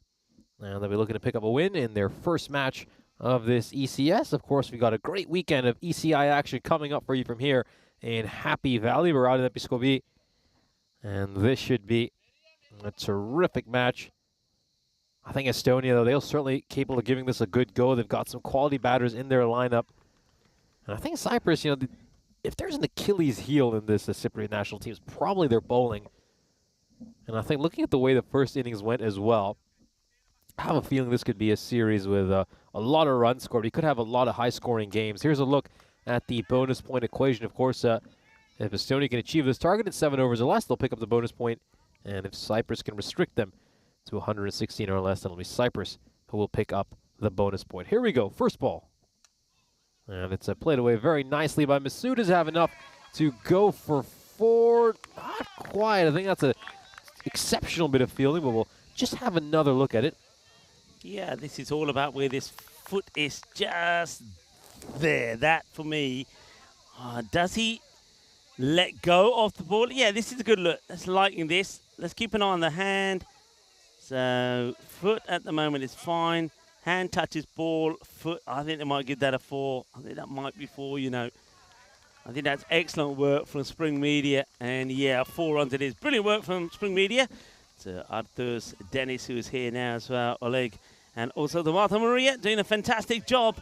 And look, well done to Spring Media as well. As you know, we just finished the series in Ipsonas, and while we all left the ground and probably showered down and we're getting some cool drinks down us, the Spring Media crew were busy relocating everything to here and getting everything set up so we were ready to go this morning. So they've done a wonderful job. So come on, everybody in the chat, let's give Spring Media, our media partners, a big thumbs up. Let's give them some love. Yeah, they certainly deserve a lot of love for the work they've done throughout this European Cricket Series.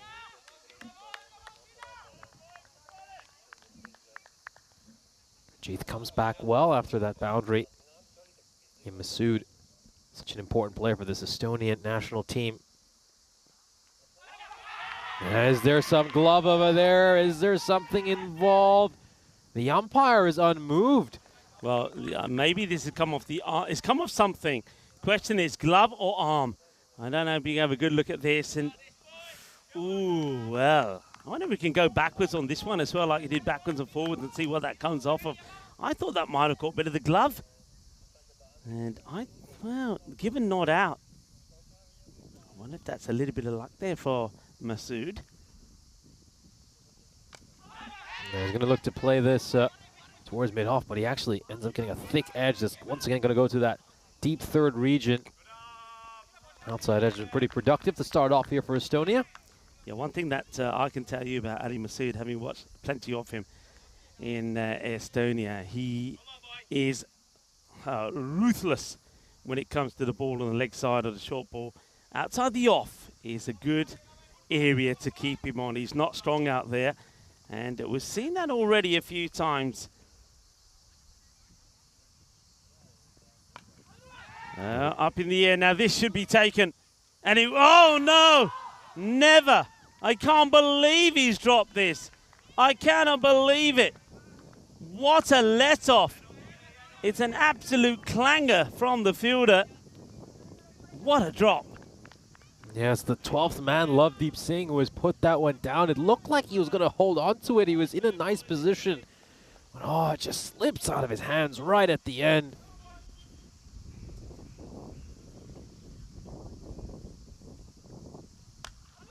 And this is going to be played towards long on. And it's a single there. Amjad gets off the mark with his very first ball. Yeah, Lovedeep Singh, who's on for Chamal Sadun, who's off the field at the moment, so he's obviously feeling poorly. We didn't see him bat, so oh dear, what a drop. Lovedeep Singh, I can't believe he's put that down. What a life that is for Ali Masood. Yeah, certainly don't want to give him another life. The second highest run getter in the European Cricket Series over in Estonia, 617 runs during that series and a strike rate of 302.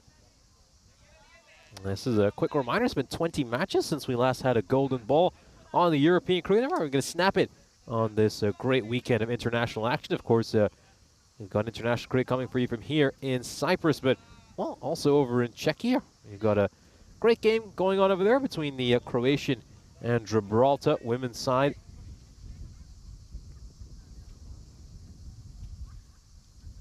In comes Burdick into ball the second over. Straying a little bit down the leg side on that ball. Slightly risky line, to be honest with you. Scott Burdick in. I've often said this about Scott, that he tends to bowl 4, 5 very good balls, but he always lets himself down with sometimes a bad one, while he over pitches or it goes too short. So consistency can be his problem.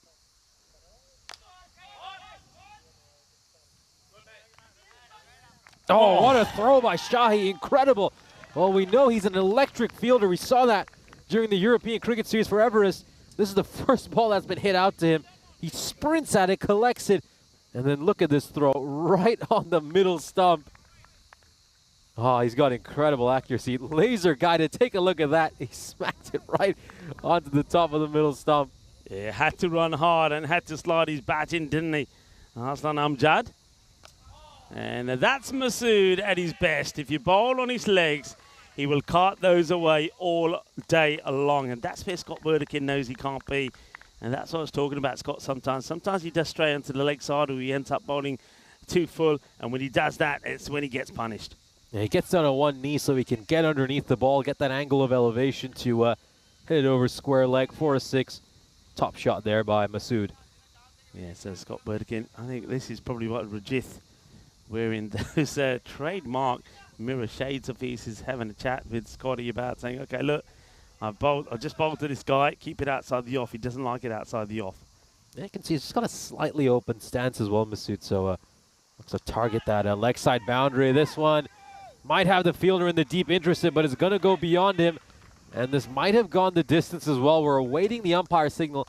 My initial inkling is that it's probably gone for 6, but let's just take a look at this. This will give us the proof. And oh no, it's a 4. It's just in front of that rope. Now a little reprieve there for the bowler. It's 2 runs landed. Scott means business now. He's taking his shades off. And that fielder's been replaced out there as well. I don't think there's been a little bit unkind to the fielder, really.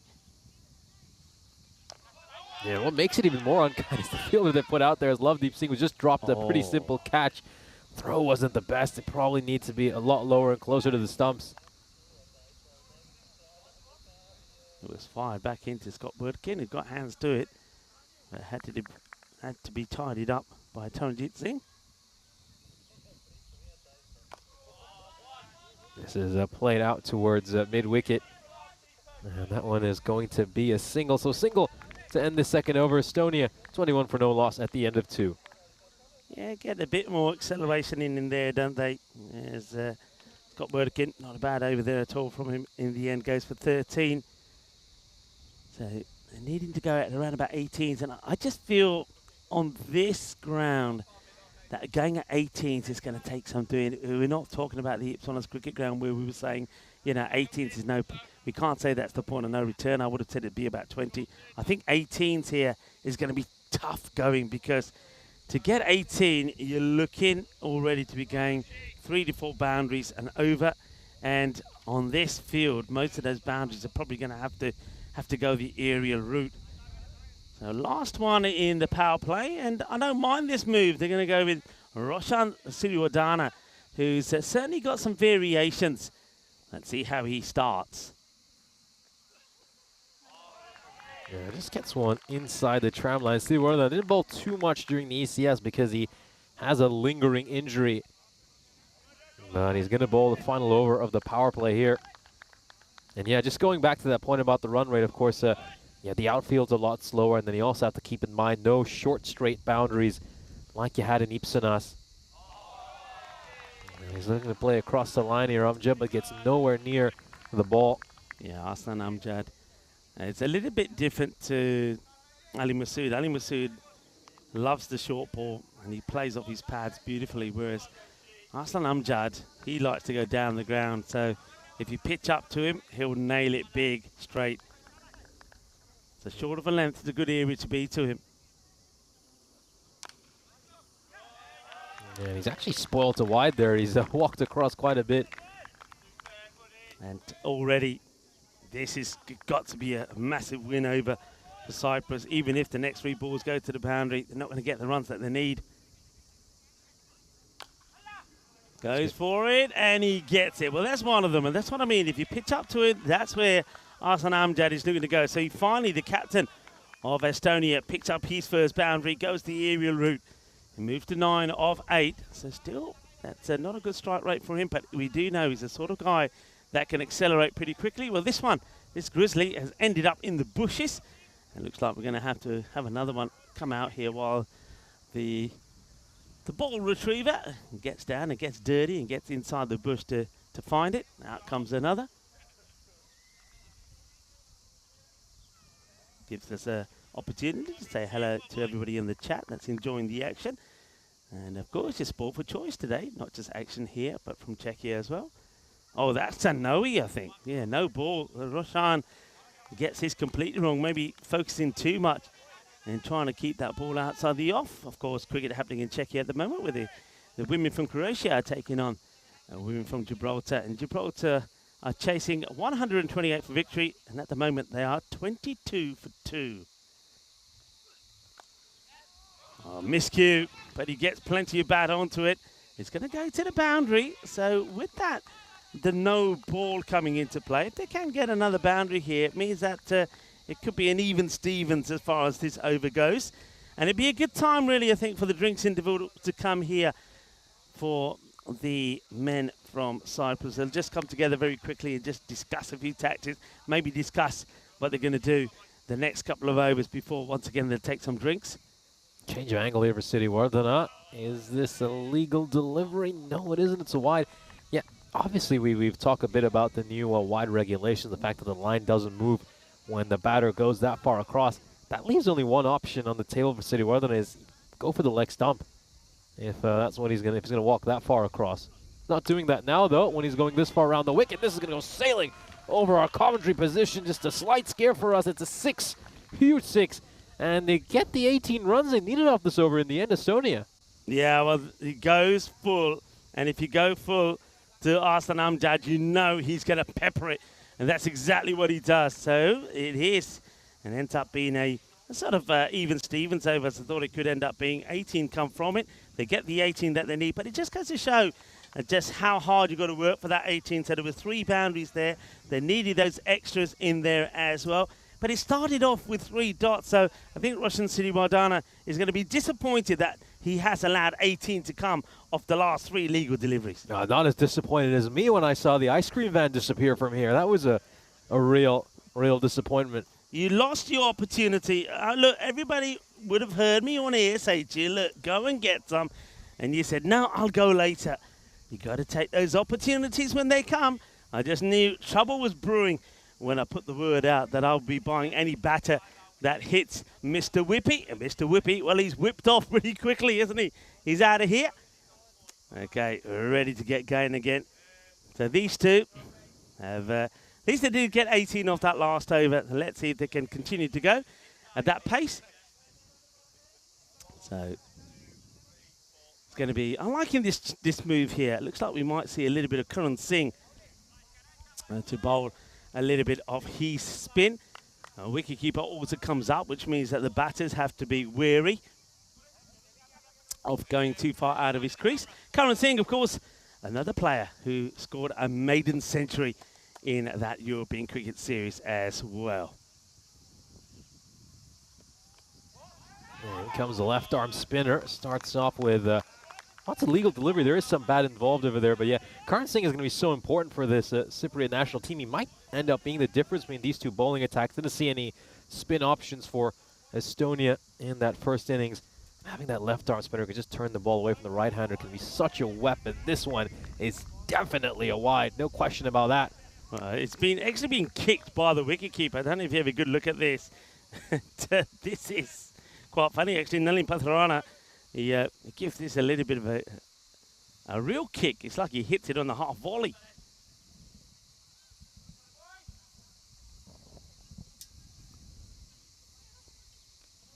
Another one wide down the leg side, just struggling to find his radar here. Yeah, this delivery, you just see, wow, straying too far down the leg side, just needs to get his line right over here.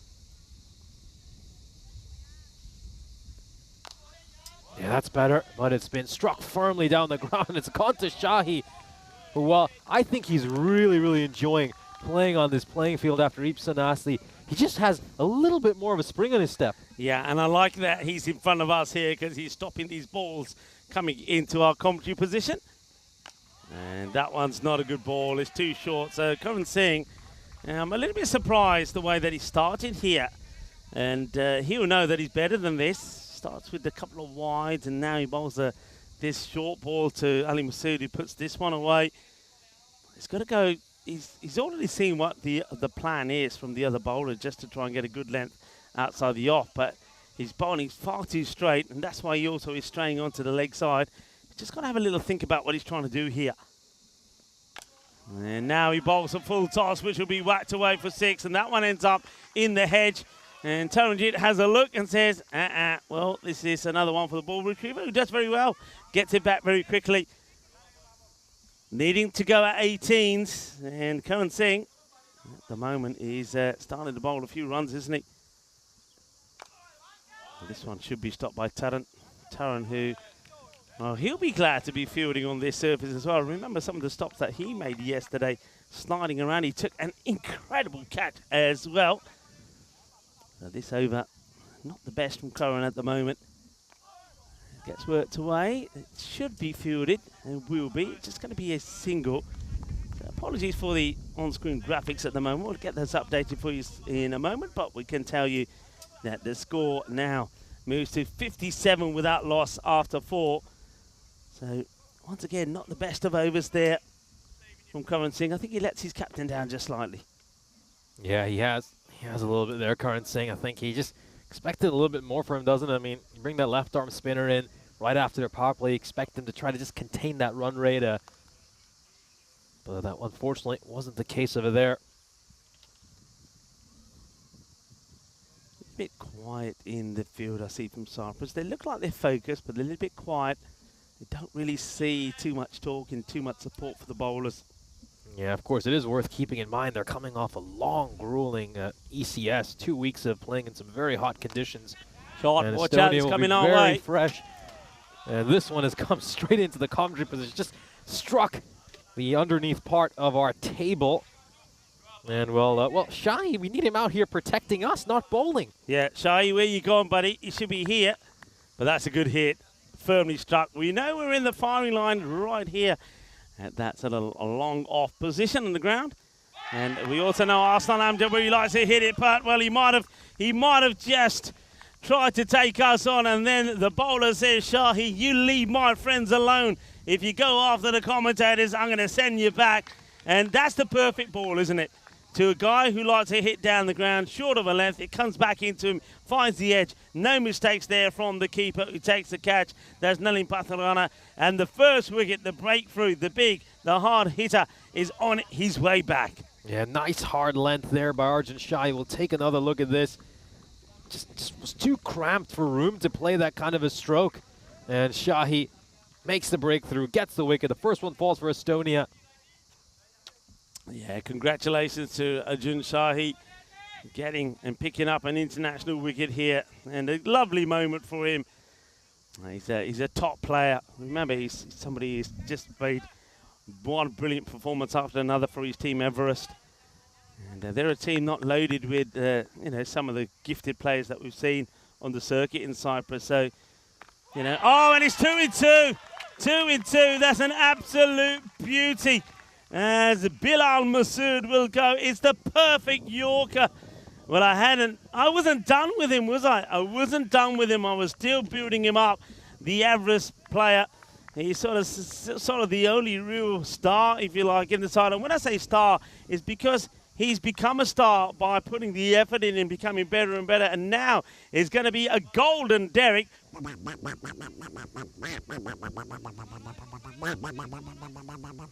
For Bilal Masood. And, well, we haven't seen a hat-trick here in Cyprus. Are we going to see one at the international level? What a ball that was. What an incredible ball, an absolute seed. I mean, we were talking in the lead up to this match what an important player Bilal Masood would be for Estonia, and he gets a delivery like that on his very first ball. Oh, that has to be unfortunate for him. But that's the way cricket works sometimes. Chauhan facing the hat-trick ball. Sahil Chauhan, we didn't see him with the ball, but now we're going to have to see him with the bat. Arjun Shahi on a hat-trick. Oh, he goes for the big heave there. He's convinced there might be something, but I think that appeal is more out of hope than genuine conviction. But an incredible, incredible over so far by Shahi. He's put his side well in front. Is there an inside edge there? It's hard to tell from that angle. And it's a great take also from Nalin Pathrana, but I don't think he gets anything on this. But what a tremendous over this is. Game-changing at the moment, isn't it? Yeah, this is going to be played. And oh, there's a chance at the striker's end. He just played that towards cover, and Scott Burdekin has a throw, fired that one straight at the keeper at the striker's end. And oh dear, there could have been a chance there. I think if that one was straight at the keeper's gloves, then maybe, just maybe, Chauhan would have been greeted by Derek as well. Yeah, well, a direct hit, I think he was definitely gone. Chauhan goes down the ground and he'll get this one. It's going to go towards the tower once again. 6 runs. Here it comes off the very last ball of the over, so 12 come from it. But still, it's a good over. It's 69 for 2 at the halfway point. So players will take some drinks. And an opportunity for us, once again, just to say hello to our viewers around the world, wherever you're tuning in from. And remember, to all of you that are on and watching via YouTube, get involved in the chat. If you haven't done so already, sign up, subscribe, give us a thumbs up, tell your friends, tell your family, but more importantly, get involved with us. And what I like to do is, if you're out there and you are watching and you've never sent us a message, send us a message. Tell us where you're watching from. Tell us how you're enjoying the action, and tell us where you're from as well. And join our community here, a European cricket family. Yeah, it's great. We always have so many viewers from all over the world tuning into our matches. We've had fans from Colombia, fans from different parts of Europe, the subcontinent of North America. It's great to be able to beam to all of your homes and bring just a little part of this game we love so much. Yeah, and make the most of Dishay, who's here with me as well. Of course, he is the local expert as well. So anything that you want to know about Cyprus in itself, and maybe some of the food, and maybe some of the areas around here, well, we do have the expert here, so make the most of it.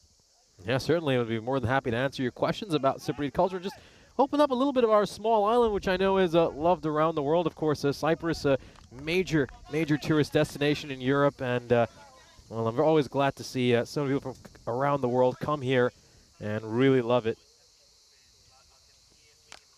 Now, that's a full toss, and it's been blasted over the rope for a 6. Yeah, Karan Singh, he struggled. I mean, this is not what you expect from your left-arm spinner. I think he's been far too wayward, pulled a lot of wides down the leg side, and a few full tosses here as well. Yeah, just, well, I did receive some news just a couple of overs ago. So James Cantor, of course, the director of operations, came over to me and assured me that the ice cream van would be coming back. So, yeah, that's a relief. Yeah, he's going to come back as an armoured vehicle. That's what's going to happen. I reckon he's going to the military base here and says, come and put some grills around me, because if I'm going back there, I want some protection from the flying grizzlies. I reckon that's what's happened there. All right, so as soon as it comes back, I'll give you permission to go before the queue builds again. Maybe they needed to restock up. Maybe that's what it is. Or perhaps it's a bit like Spain. Maybe, do they have siestas here? Yeah, siestas are definitely common in Cyprus as well. A big part of Greek culture. This one is launched over mid-wicket. What a leaping effort there by Lovedeep Singh, the substitute fielder. Yeah, we know he was very disappointed when he put down a catch earlier, but he's put in a stellar effort here. He's trying to bat this one down, but oh, it's too tall for him, and he's a pretty tall man. Yeah, well, he's come down with a bit of a bang, hasn't he? As he falls on his jacksie, and the shades, there you go, the shades go flying off. Great effort. Just trying to stop this ball going over the boundary.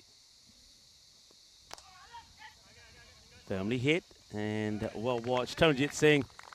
And I bet you Taranjit is saying, why can't I field on Ipsona like this? Why can't they grow a little bit of grass just where I'm at Ipsona? At least I'm not cutting up my legs. he did show me some cuts and bruises that he's picked up while playing that European Cricket Series. He is bruised all over the place. Trying to get it in the gap, and will get it in the gap. That's a very good shot from Sahil Chauhan. And Chauhan is a good batter. It sometimes takes a little bit of time to get going, but I mean, he's wonderful to watch. And a good thing for Estonia is his brother also has recently arrived in Estonia. So Shakil Chauhan, once he starts to play for the national team, they really are going to be gifted with some great players. That one just pitching outside the leg stump, so it can't be an LBW. Yeah, Sahil Chauhan plays his cricket for Tallinn United. And a really good ECS, made 510 runs in the 13 innings he batted in.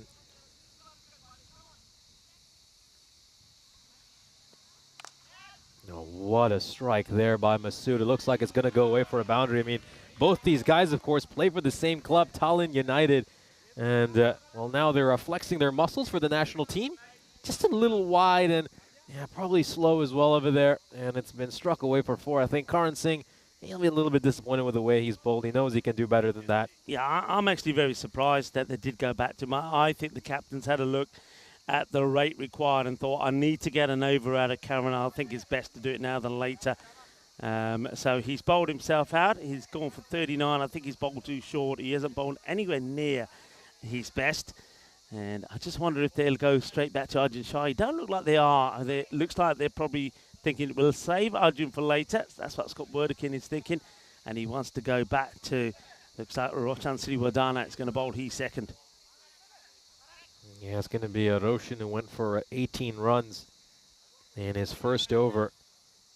They're hanging in there, Estonia. I mean, on this surface, you'd certainly say, as you mentioned, anything above 18, you'd start to think it's past the point of no return. But you know, if Estonia can keep this at maybe 20 and over heading into the last couple overs, you never know what can happen.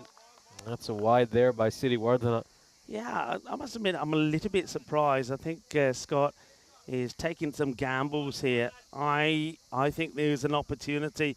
Maybe if you went back to Arjun earlier, maybe if you went to Rajith earlier, you could maybe seal the game. Right, high up in the air. It's a catching opportunity. They come from anywhere, but there's only one man who can take this, and it's the man who comes from right in front of us, goes all the way. I mean, he's done this dash in record time. I think he should be running the 100 meters, and he almost pulls off what could have been a sensational catch. No, he must have been such a great track athlete in school. He was right here on the edge of the rope at long off, and he's covered so much ground. He's ended up right where the bowler's starting off. Yeah, it makes you wonder why Roshan is not going for that. Probably that finger injury.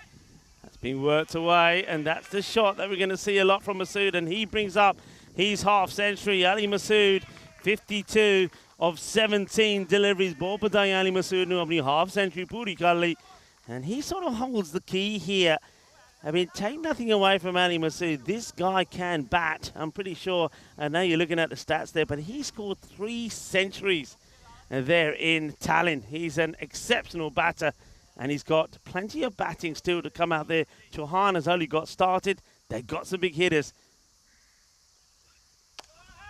Hit hard and flat. Taranjit thinks about the catch. I like the way he attacks this initially.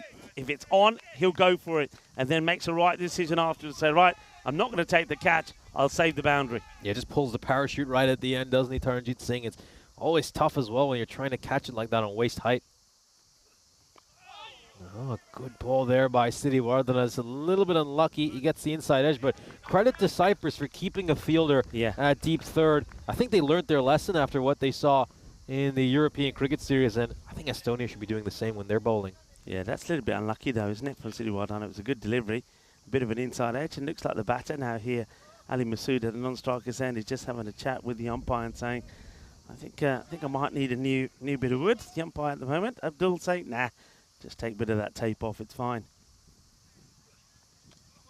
That goes for the big heave. So words the leg side there, Masood. It's going to be a dot ball. This is great bowling by Roshan Siriwardena. Yeah, Roshan, remember, started his first over with 3 dots, and then some wides crept in, and he ended up going for 18. So looking to finish better this time, and he will finish better. This is a good over. It's exactly what they needed. It only will go for 9, and 100 does come up for Estonia, but it comes up in the 7th over. At this point, Their opponents were on 115, but they did get a good finish in, didn't they? Yeah, they certainly got a good finish in. Here's a look at the fantasy dasher for our upcoming match between Cyprus and Estonia. This time around, we'll be going back to the women's game. Cyprus picking up an enormous victory against Estonia in the opening match. So Estonia going to have to come up with a big reply in this second match. Certainly, I think the main key for them is just looking to bat with a little bit more freedom, trying to play their shots. As you can see, Cyprus is going to bat first again, so Chaturani clearly wants to put the runs on the board. She made a half century in that opening match, so yeah, this should be another good matchup between these two teams. Yeah, it should be, and it ought to be interesting to see how the likes of Aisha Diana Halage goes with the bat, and also Therma de Silva. Remember, they did not score in that first match. It's Diana Halage was out very first ball, and Therma de Silva only 2 balls. She lasted for 0. So, I mean, if those two just had a blip and can bat as well, then that's going to be a worry for Estonia. And I like some of the big hitting that came from Alexandra Taylor, for example, also from Hethanadura, and Samanthi, the left-hander, hit a big shot as well. So they look like a side. Obviously, Chaturani is going to be very key. Her scoring some runs, getting to 30 or 40 or a half century like she did last time. And the others bat around her. They should be looking to get to that 100 score once again. And then Estonia, they just didn't seem to have the big hitters. I think technically they were running the singles well. They were playing some nice shots, but they didn't have the power to hit the boundaries, especially on this pretty slow surface along the deck here. So it'll be interesting how that goes. For me, though, you've got to try and contain Cyprus to around the 70, and you've got to get Chaturani out pretty early. Yeah, you certainly do. I mean, Chaturani, you feel, will be the key wicket. I mean, in that first match, she was the difference between the two teams, and you just wonder if Chaturani is dismissed early, you could have a very close match between those two teams. Taranjit Singh plays that away, and no run there. So Taranjit was having a chat with him, of course. He was a little bit disappointed after the final yesterday. But as I said, he showed me plenty of scars and bruises. But yeah, he said he's been struggling a little bit with his shins as well. Good shot down the ground, just to your right there, Nish, as that one disappears underneath the hedge. But it will be plucked out by Arjun Shahi. Nice shot, firmly hit down the ground. Ali Masood has played some really nice shots here. I know he genuinely normally likes to play just on the leg side, but he's played some lovely shots through cover and straight down the ground. That's been firmly hit as well, trying to get it in the gap, and he will get it in the gap. He gets it past Arjun Shahi. So back-to-back boundaries. So they're still staying in this. Look, the rate has gone up to around about the 20s. They're needing to go magicals here to get the win, but they're not giving this up. They're having a go. And when somebody like Ali Masood is out there, it's definitely doable. We saw some amazing run chases there in Estonia. So this match is certainly not done and dusted at the moment, certainly the way Ali Masood is hitting it. And it's a bit like Glenn Maxwell, isn't he? His batting stance is getting more and more open as the innings progresses because he's looking for those big shots.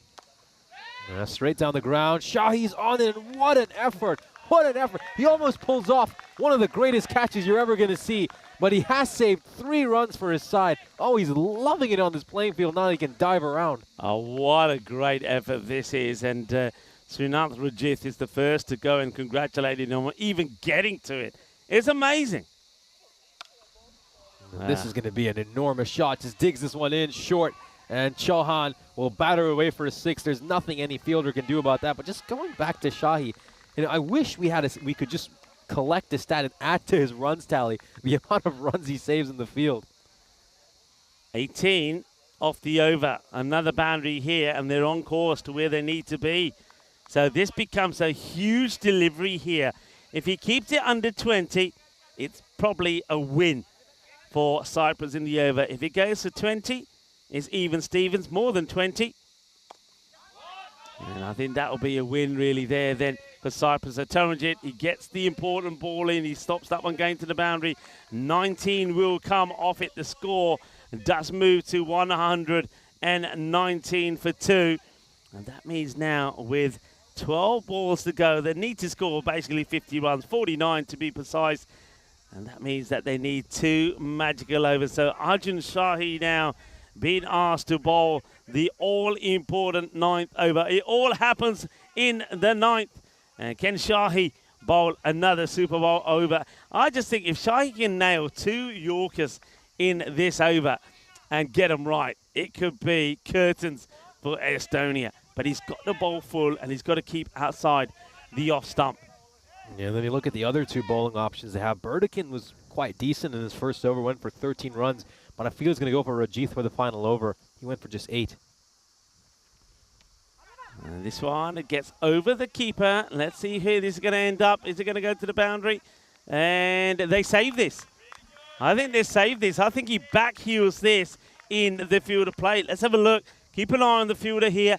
Gets a foot onto it here. Somehow he makes a save. I don't even know how, the fielder doesn't know how he's done this. He'll never be able to do it again, but he saves 2 runs. Yeah, I was convinced that was going to the boundary, but he's pulled off a pretty remarkable save there. Nothing the fielder can do about this one. It's going to go sailing way over the boundary rope, 4-6. Yeah, I don't know what Shahi's bowling here. You heard, well, me saying before the start of the over, a couple of Yorker length deliveries. I don't know why Arjun Shahi is trying to bowl short. He never bowled short in his first over. He just kept it full and straight, and he bowled beautifully. So he's just losing his shape here a little bit. Don't go short, go full and straight. If the guys are driving you, fair enough, but you don't want to be allowing them to hook. So 8 off the first 2 balls. Are we going to have an extraordinary finish to this match? Now that's the ball. That's what I'm talking about. That's where you've got to be, full and straight, outside the off. You probably don't even want to be going for the stumps because there's always a chance that the batter can get to it. It gets a bit of an inside edge onto it. But that's the corridor you want to be bowling down. And it's a dot ball. Yorker length delivery. Perfect ball there by Shahi. We just see Masood going to have a word with Chauhan.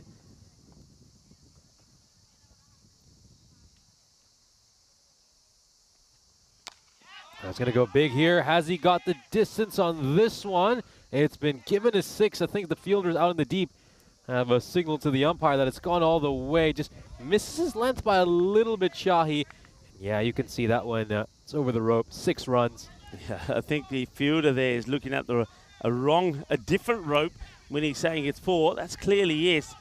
6 runs. Yeah, Taranjeet Singh and long off, though, did signal in a 6. Oh, good ball there by Shahi. Good ball, just brings that one back into the right-hander, and it strikes the pad. It's going to be a leg by. So they've basically got in the 2 top balls they needed. They got a dot ball here, a single there. They've pretty much won the over. Yeah, with a ball to go, I mean, to try and give themselves any hope here, you've got to be looking to smash this ball for 6 and then look for a magical finish in the last. This ball is so important. Up in the air, wicketkeeper's got to want it. Nalin Pathirana takes the catch, and Arjun Shahi gets the wicket of Ali Masood, who skies one in the air. Remember, Ali Masood was dropped of an absolute sitter early on. Well, he made them pay and he made them sweat, but they get him finally on 65, and that wicket could make all the difference because it's 34 now needed off the last over for victory for Estonia. Cyprus will be looking to hold on to it and claim the first victory out of 5 in this T10 International Series. Yeah, you feel that ball. That might be the game for Cyprus. The wicket right at the end. It's also the danger man who has batted so well throughout this European Cricket Series. Ali Masood, beg your pardon, throughout this match. 65 of 25 deliveries. A little bit surprised that Stefan Gooch hasn't come on to bat here. I just wonder maybe if he's struggling a little bit with that injury and has opted to sit this one out. But yeah, we know Stefan Gooch, of course, the leading run getter in the ECS in Estonia. Yeah, I must admit, I have been a bit surprised as well. I thought if he's fit, you open with him. For me, there's no other, he's an ideal opener. He takes a little bit of time sometimes to get going, but once he gets going, as he demonstrated in Estonia, he can be very dangerous. And also, he's a left-hander. It just breaks it up a little. We haven't seen a left-hander come out there, have we, for Estonia? And also, we're seeing this guy come out now, Shahin Khan. This guy, he's just amazing to watch. He's at the non-strikers at the moment, Shahin, but he's got some amazing shot selection. He really has. Yeah, this is a good slower ball here by Rajith. They're just got a puff of dust into our commentary position. And that will pretty much take this game away from Estonia. There is no way they can win this game unless, of course, Cyprus ball a flurry of no balls or just 4 legal deliveries will do the trick here for Cyprus. I think as we've seen from this one, Estonia certainly have the batting strength. And this match has pretty much gone the way we expected. I think we talked about this at the top of the broadcast, but both these sides, maybe they have a few issues with their bowling, but there's plenty of batting talent.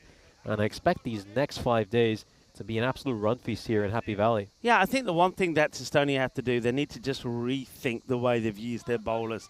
I go back to the fact that when they needed the good bowlers to come back to break a partnership that was worth 152. That's a beautiful Yorker, full straight, knocks him over, well bowled by Srinath Rajith. He's bowled brilliantly well as well, hasn't he? That is the end of Shayan Khan. And unfortunately, Shayan, for him, it's going to be a 2-ball duck. So come on, Derek, come out of the water and do your job.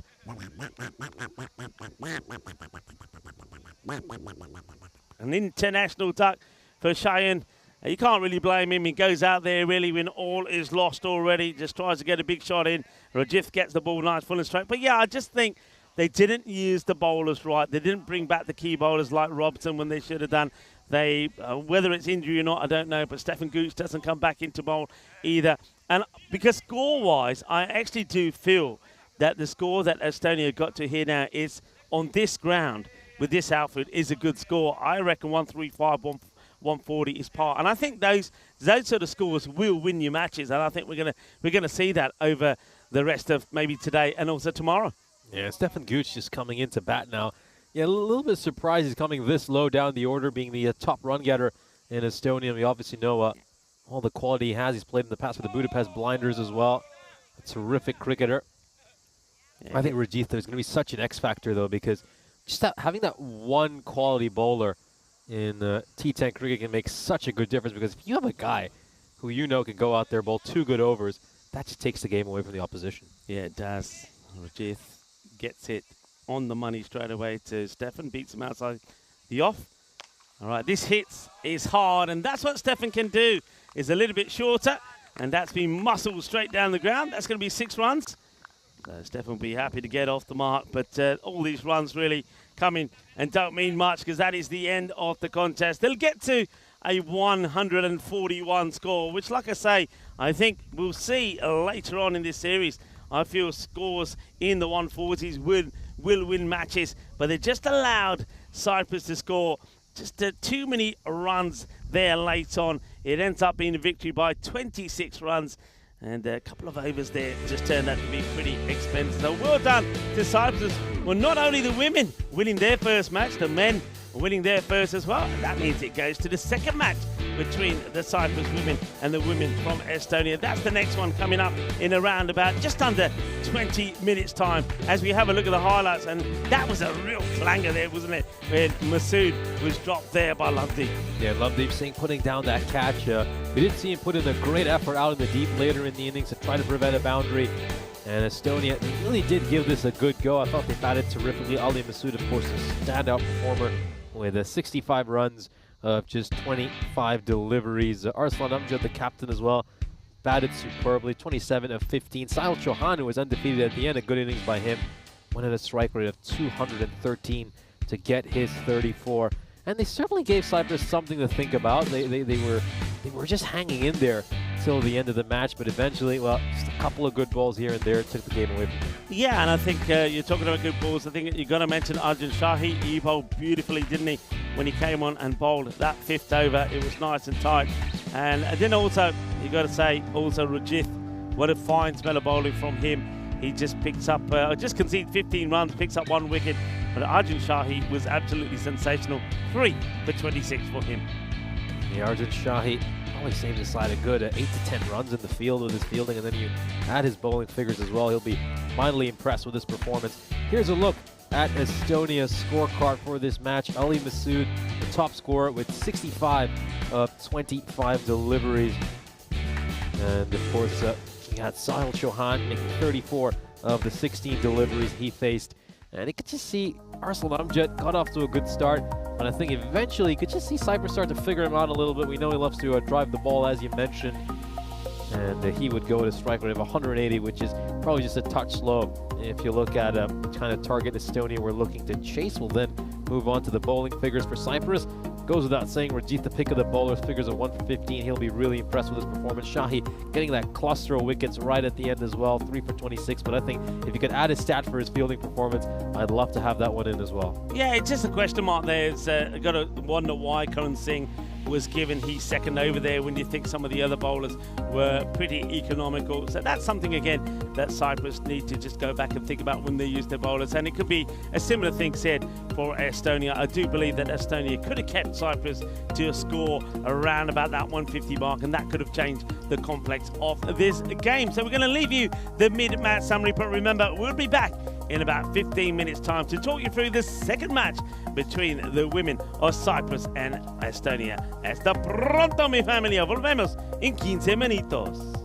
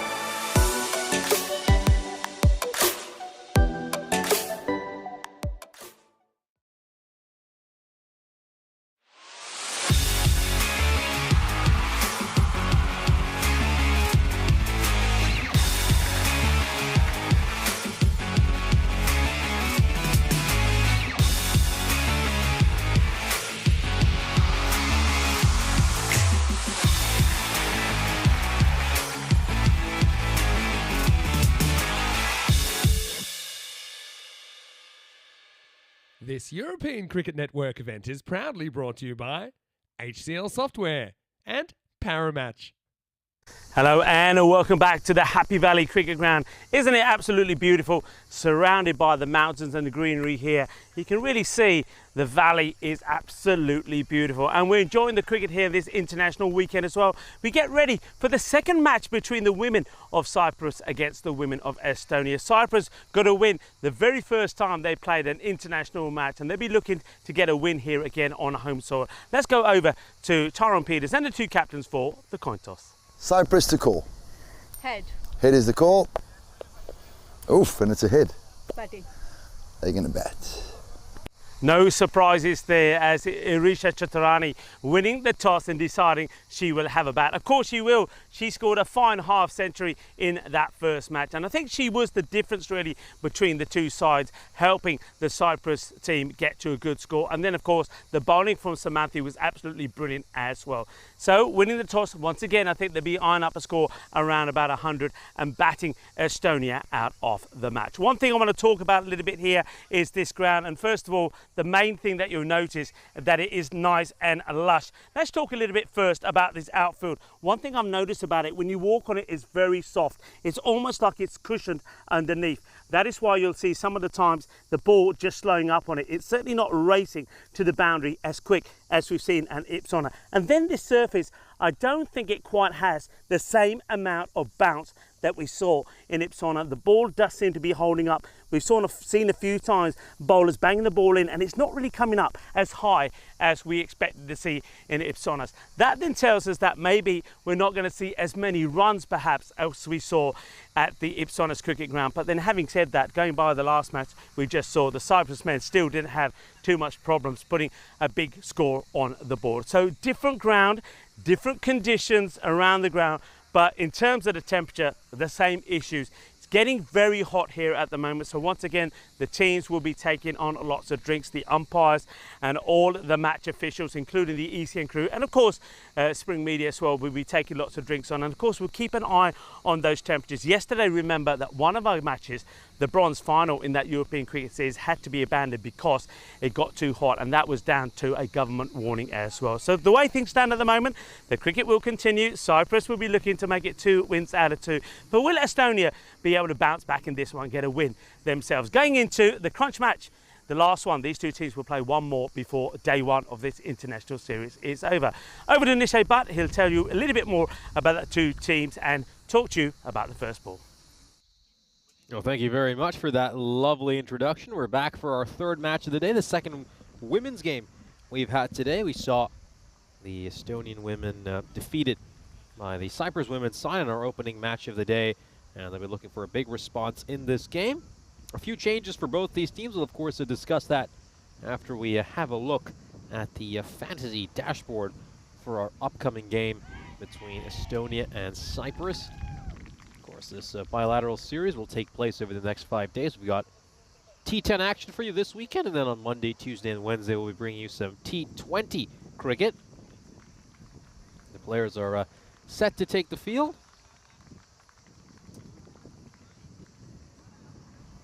And we'll have a look at the fantasy dashboard for our upcoming match here between Cyprus and Estonia. Of course, the leading point getter has to be Chaturani. The captain led by example in that opening match, scored a brilliant 56, bowled superbly, and all her decisions as well out in the field were spot on. Nothing went wrong really for Cyprus in that game. She had the perfect match, and Estonia will be looking to come up with a big response here.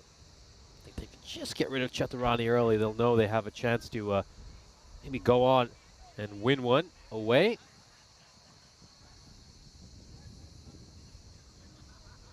Here's a look at the win predictor. Cyprus fancied as massive favorites for this match, 76%, as you can see. And Estonia, they're going to have to come up with something a little bit different here in this game. Obviously, they got off to a perfect start in that first match. You know, they had Cyprus 2 for 2, and they would have thought that, well, maybe we can just roll right through this lineup. But then, you know, credit to Taylor for coming in alongside Chaturani, just helping settle the innings a little bit. And then Cyprus got going with that 64-run partnership where, of course, Chaturani, who made 56 runs, was the primary contributor. And then once they got on a roll, well, they went on, posted that big total, and really put their side in a good position to go on in the second innings and defend that total. Of course, they also pick up the bonus point in that first match. It was a really, really dominant performance for them. The top run getter was Chaturani, who you can see right in the center of your screen. 59 runs of 34 deliveries, clubbed a couple of maximos, hit 8 fours as well. I'd like to see Dunkadenia bowling higher up the order in this match as well. Here we go, first ball of the second game, and well, you know, we have been discussing this quite a bit, but you should take your wides on this playing field more often than not, because as we've seen, it's not as fast as the playing field out in Ipsanas, but when you've got Chaturani's power and you're confident you can hit a boundary, well, maybe just take the 4 as Mare Valner gets struck for a boundary off her very first ball as captain against captain to start off. Very good morning to Chris Smith, John Gray, and Ivan B joining us in the chat. Now looks to make some room to cut that. She's so strong on the back foot, Chaturani, especially her horizontal bat strokes on the leg side in particular. Her pulls, her hook shots are very, very good. I think anything short against Chaturani, you just feel like it's going to disappear. Yeah, looking to make some room to hit it through the offside. Good plan here by Valner. I think we saw Chaturani play with great proficiency at anything that was pitched straightish and short. She was pulling them away to the boundary in that first inning, so maybe there's a plan here to force her to play a few different strokes. This one's a bit fuller. She gets down well over there. That's Milvi Pugi, who has been inserted into the lineup for Estonia in this match. So a couple of changes for Estonia. Victoria Frey is out, as is Amy Pattenden. The two teenagers won't be playing in this game. And in come Egelin Elimura and Milvi Pugi.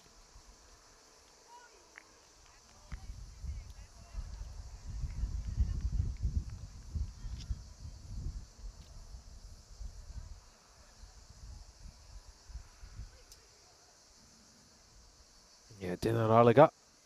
She was out for a golden duck in that first match, so she'll be looking for a bigger performance here. Clean bowled by Mare Valner. Oh, beautifully played, very nicely played towards point, and runs a quick single as well. So gets off the mark this time around, her first ever runs in the European cricket level. At least she's off the pair. I think that will please her. No, full toss. This has got enough to go to the rope. It most certainly looks like it does. Actually, no, it's going to stop. Yeah, of course. Do need to keep in mind we're not in Ipsanas anymore. It's a slower outfield here. This one is just going to stop short of the rope. Good fielding effort there. Oh, well, this could be interesting. Fine work here by Spring Productions. Oh, this is some exceptional camera work. I think many of us assumed it might be a 4.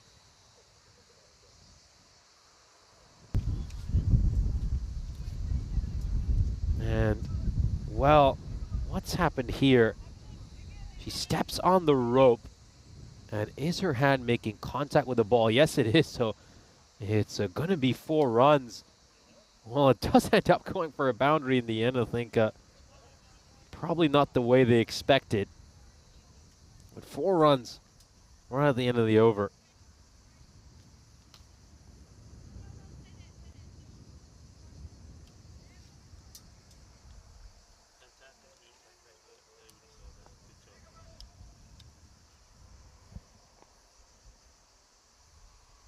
Here's Vesa coming in to bowl this second over.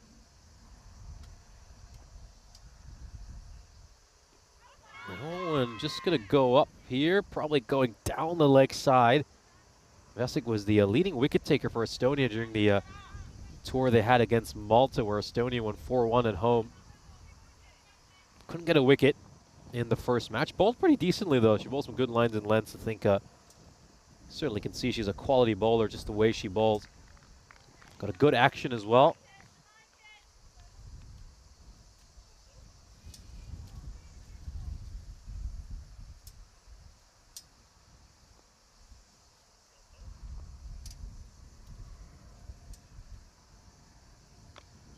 Yeah, this is on the stump, so this is a very good bowling here. Bowling exceptional lengths. Good consistency as well. Very repeatable action, as you can see. Nice and simple. The form looks really, really good. Maintaining good balance as well. Nice, smooth run-up. Oh, down the leg side and the wide. Just gets the line wrong over there.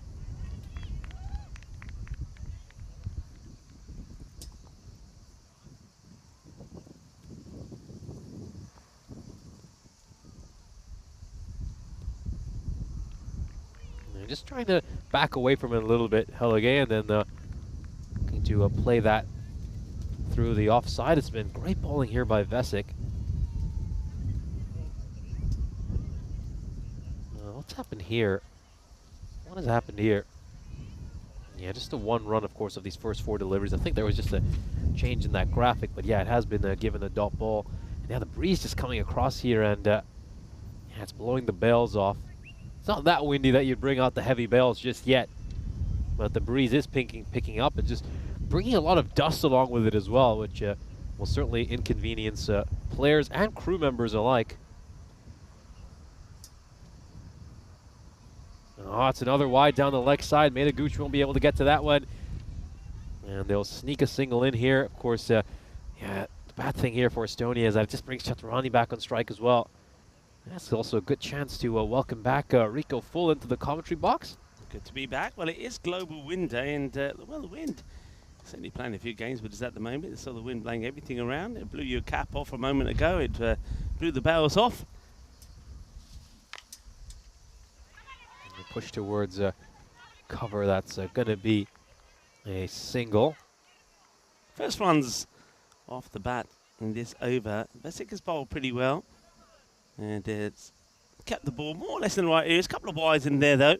But other than that, it's been pretty tidy.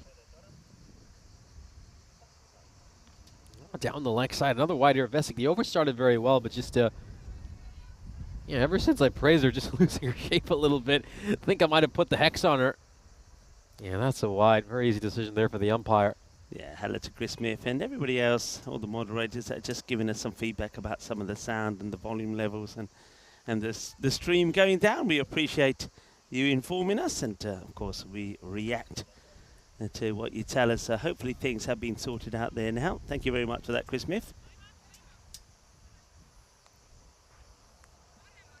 End of the over. Not the worst of overs. It's mainly the extras. Now that's one thing that I think both teams could have worked on, or tried to work on. I think 25 extras were given away by Estonia in that first match, and around the 20s, 21, 22 was given away by Cyprus. So that's one thing you can work on. Of course, it becomes more difficult when the wind does pick up. It has picked up a little bit now as well, and it's not the most friendly of breezes either, because it's not a cold wind, it's hot, and it's not what you need here at the moment. And also, it just blows a bit of dust around, and you get some dust in your eyes, so it's a little bit uncomfortable.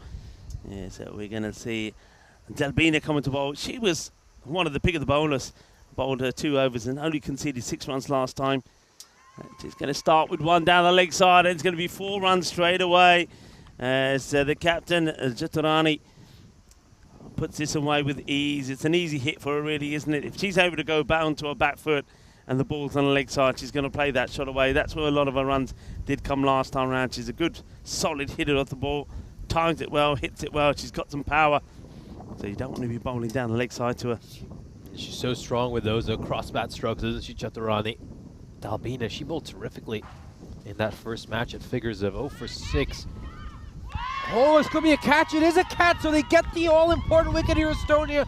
Chaturani will depart, and this could maybe just open the floodgates here for Estonia. Well, she was a bit of a one-woman show in the first match, Chaturani, but she's presented a catch over here. Let's take a look at this. Oh, well taken, nice and low. Great catch, important catch, and this could really just open up this game for Estonia. They will dare to dream. Well, that is fantastic. I think that's Elmira that comes and takes a catch. I love the technique. She got herself into position. She kept her eyes still, her head still, got down low, and it goes right into the hands. Looking to hit this over the top of her, doesn't. And that's a wonderful catch there taken by Elmira. Wonderful moment.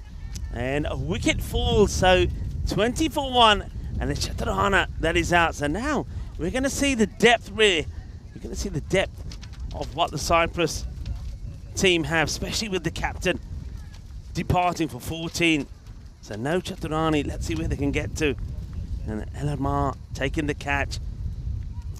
And nicely bowled. It's going to be elevated Samanthi. Nuna Kadina up the order. Now she can hit the ball pretty well. Yeah, I really like this move because she hit a really good 6 towards long on right at the end of the previous inning. So I like this going with power right at the top of the order. But I noticed there's just a little change in tactics for Estonia in this innings. This one's going to stay a bit It's another low. chance. Yeah, it's another chance there. Another chance for Mandanayaka. Well, that could have very easily been a second wicket. Was struck very firmly at her. And you can just see she's rubbing her hand right now. Traveled hard. And in the end, at least she's managed to keep that one out and ensure it's a dot ball. Oh, she's really some of these balls could have been wide if she left them alone. I mean, you can see they're only going to get one run there. I think Dunka Denia would probably be better off just looking to step inside and take the wide on a few of these deliveries. She will get off the mark, but I did notice that they were bowling a lot wider to Chaturani. I think in that first innings, or the first match, I should say, we really saw her hit some great pull shots. And the plan was very clear in this game. Force her to play some drives on the up. And in the end, that worked. She did give away her wicket. This is a very nicely played by Dinanalaga. It's not too bad a ball. It's just a terrific shot. Waits for it nicely. Gets underneath it well. And sends it to the boundary rope, 4-4. So the end of the power play. Cyprus are 25 for 1. Yeah, they'd be pretty happy with where they are. And I suppose what a good sign for them is even with Chaturani who gets out, they still find a boundary there. And that's a nice looking shot there for Dina Halage. She has got some power, we know that. And I did say at the time, didn't I? I know that there was Ducks there, the first bowler in the last match for her. And then also Thelma De Silva, who came in at number 3, never got off the mark of 2 deliveries. So we didn't really get a chance. You can't judge players by what we see them the first or second time. So they'll take time to get in. And it's opportunity here now for some of the other batters to show what they can do when the likes of their captain doesn't quite perform. Yeah, this could really make this a very close game, a very interesting game. I think Chaturani, as we saw in that first match, he was the difference between the two teams. Now Mandanayaka is coming in to bowl this 4th over. Didn't see her bowl in the first match. Well, we did. She only saw her bowl 3 deliveries to finish out Amy Pattenden's over after she bowled 3 head-high no balls.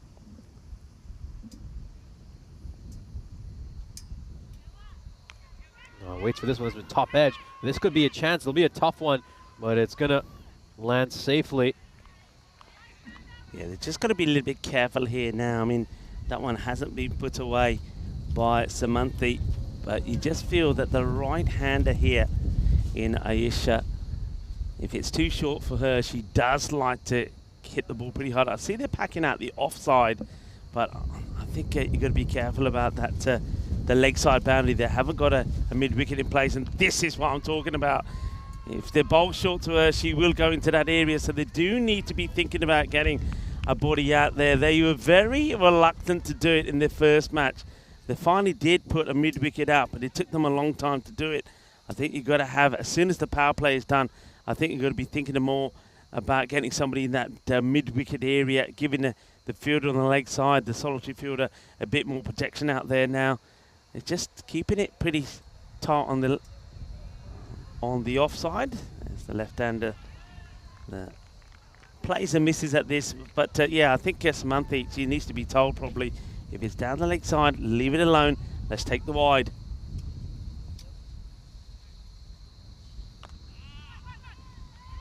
This one's a play towards mid-on. That's going to be a dot ball as Milvi Poogie, of course, as we mentioned earlier, has been inserted into the lineup for this match after not featuring in the first game. Been quite busy in the field in these first 3.1 overs. Yeah, that's better. It's better, and I don't think they're sure if this is, because the umpire I don't think can see it, because where Mandanayaka actually finishes, so just needed confirmation if it actually caught any of the pitch as well. You see at that point, Mandanayaka just obstructs the view of the umpire. Yeah, what else are we going to be having a look at here? So we can't see it as caught the pitch. Looks like it's most probably a wide unless there's something else. Might be the second bounce. Yeah. They might be looking at the second bounce. I don't think we got side on it, so it's all about how many bounces it takes. So I reckon they're looking to see if it if it bounces twice. If it bounces twice before it gets to the line, then it might be a no ball. That's what could be the thing here. So it's definitely, yeah, so that bounce there, I think it might have just caught the line, so they might be okay with it, but we don't have side on there. So just taking a little bit of time. Yeah, I think might be okay over here, Stone. I think this most probably should just be a wide, but we'll have a look at this again. They've got to make a decision here. You either call it or you don't. I don't know what's going on here. So it's still taking some time to have a look at it. So starting to see the wind that's pick up again. I mentioned already that it is a global wind day, and this wind can come in very useful, especially for when it comes to energy. So it can be useful when it comes to surfing as well. International Surfing Day as well. Global Wind Day celebrated here today. International event to raise the awareness regarding the importance of wind energy and the power it holds to change the world. Of course, it's all about eliminating the fossil fuel imports. Looks like we might get ready to go here at the moment. I'm not really sure what they're looking at here, to be honest. And also, International Surfing Day is celebrated today as well. And it's an environmentally conscious day that celebrates surfing and the sustainability of ocean resources. It also promotes surfing and encourages more people to dive into this fun sport. So there you go. Or maybe if you're a surfer, you can get in touch with us. And I know a lot of people in England, well, it's the weekend, and they'll be diving into some beer because it is Beer Day, Britain, National Beer Day as well. And it's all down to the signing of the Magna Carta. So there you go. That's why it's celebrated. So some of the days that we have today, we're still not ready to go. So I often give you some fascinating facts. And well, how about this? On this day back in 2007, after more than 30 years, American game show host Bob Barker stepped down from the host of The Price is Right. I think I remember that show when it came into the UK. I'm not really sure what the issue is here. I don't think it's so much the wide. I think it might be some other issue. But it looks like they have got it sorted. And we can continue with the action.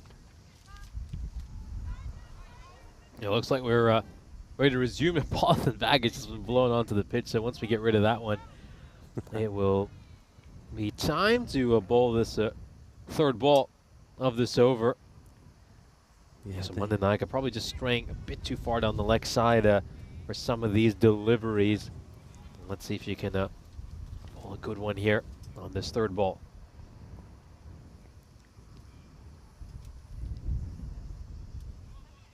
Oh, that's wide.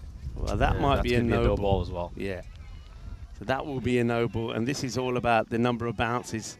If it bounces more than twice before it gets to the batter's crease, you see that one does, so no ball call. So free hit coming up. And, well, she gets away with it, so that's fine. Just needs a little bit of oomph in her action, does Mandanaika. So gets away with the no ball. Still not a bad over.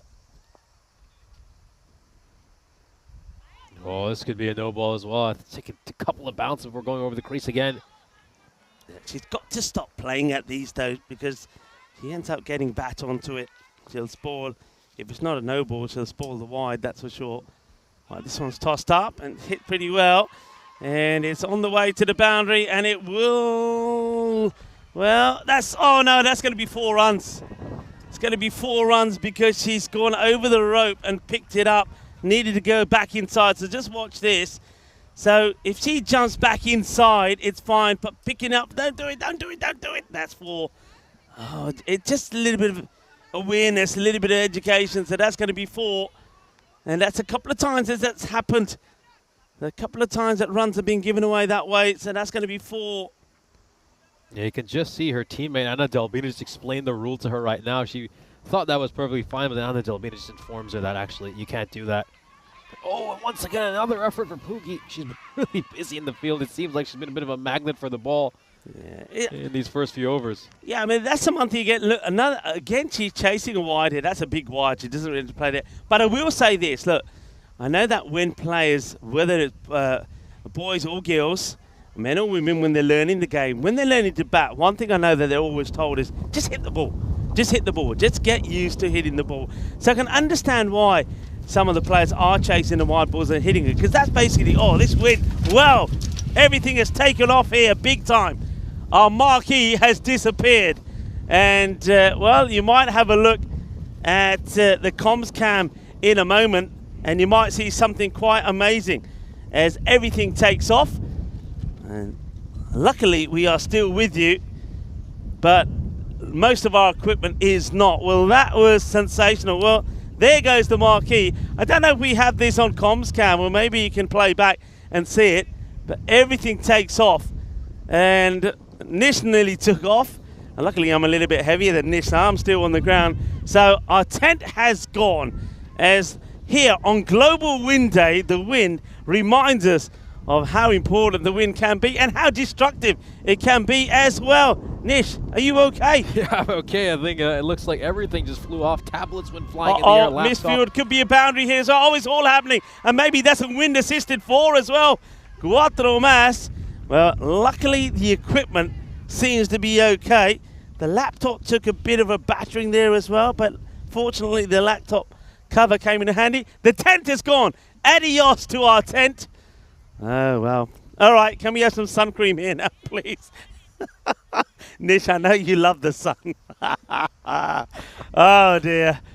Short gets a bit of bat onto this. It's going to be a long chase. I think there'll just be a single. All right, we're going to be squinting now, because I don't know about you, but I cannot see diddly squat now because of the sun. We can't see our monitors. We can't see anything, and we're getting baked here. Anybody got any eggs? We can fry some eggs if you want. It is lunchtime. Yeah, it's tent's obviously gone flying off, so we're pretty much like the players. We're out in the middle with no shade over us. It's well bowled and well fielded. Yeah, they'll scamper across here and get the run as well. So yeah, basically, can't you get a wicket here? Of course, leading wicket taker, as we mentioned in the European Cricket International Series we had between Estonia and Malta.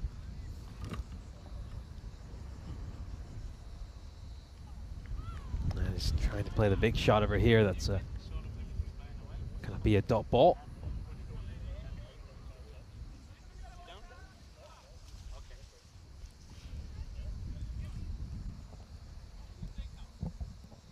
Basic bowling well, liking what she does. And that's good contact. And it might go all the way to the boundary. It will go all the way to the boundary. Just bangs this one in a little bit short, but it does go down the leg side, and that gets clobbered away. So, Cuatro Carreras, nice shot. Interesting innings and interesting matches it's turning out to be. If they go at the same sort of rate again, you'd think they'd could get close to that 100 mark. But a couple of good overs, a couple of wickets fall quickly. Anything can happen. Vesic trying to finish the over nice and tightly. Gets played into the ground, sort of one-handedly. Well fielded again. I'm liking the fielding here. Oh, that will be the over. So Vesic goes for 15 runs in the 2 overs she bowled. Yeah, this move to move Danuka Deni up the order has certainly paid dividends. Going at just above a run the ball. Nice strike rate for her. I think we saw that she has the power to hit boundaries during the first match between these two teams when she launched a huge 6 over long on, and she's been batting very nicely over here. Of course, these players will just have a quick drinks break as we are halfway through this first innings. Cyprus are 46 for 1. You can see right now the expected score is about 97. I think you might see Cyprus just put their foot on the accelerator later in this innings. I think they're going along nicely right now. They're really constructing a good partnership. These two batters out in the middle. mean, one for Estonia, yeah, certainly an improved performance. Of course, they got rid of Chaturana, which really helped them massively. And I think what Cyprus are demonstrating out there is they're not a one-woman army. They've got plenty more batting talent in their team. I think you look at this top order, you can see they've got some great batting skills, some good technique as well. Estonia are going to have to come up with some answers in the second half of this innings to grab another wicket. It's going to be Pattenden coming into bowl. This is 6 over, the first one after the power play. Of course, her daughter, Amy, is not playing in this game. She's been replaced by Egelin Ellerma, who's come in her place. Last one's played straight down the ground. Does it have enough to go all the way? It certainly does. A huge hit there for Darrenalaga. Massive six. Take a look at that. She comes down the wicket, and she has absolutely belted this one straight down the ground. Well, she's certainly shown she has the power to hit the big ones. First Maximo of this innings. And they're going along very nicely here. Dunkadenia and Darrenalaga. You just wondered if Cyprus might wobble a little bit after Chaturani was dismissed. That's not been the case. This has been a good 32-run partnership in both of them, as you can see, going at a strike rate above 100. Oh dear, I think she's just misjudged that ball a little bit. Hasn't quite been able to connect. Maybe thought it could have been a full toss and it just dipped down late. I say a big thank you to the Cyprus players who are currently holding down the tent.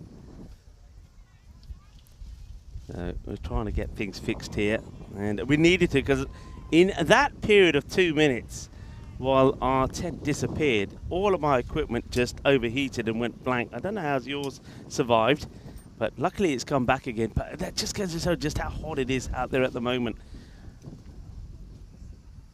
Pattenden. And, oh, well, must have got a little bit of something on there. So does this come off the gloves? They're not running here, but still.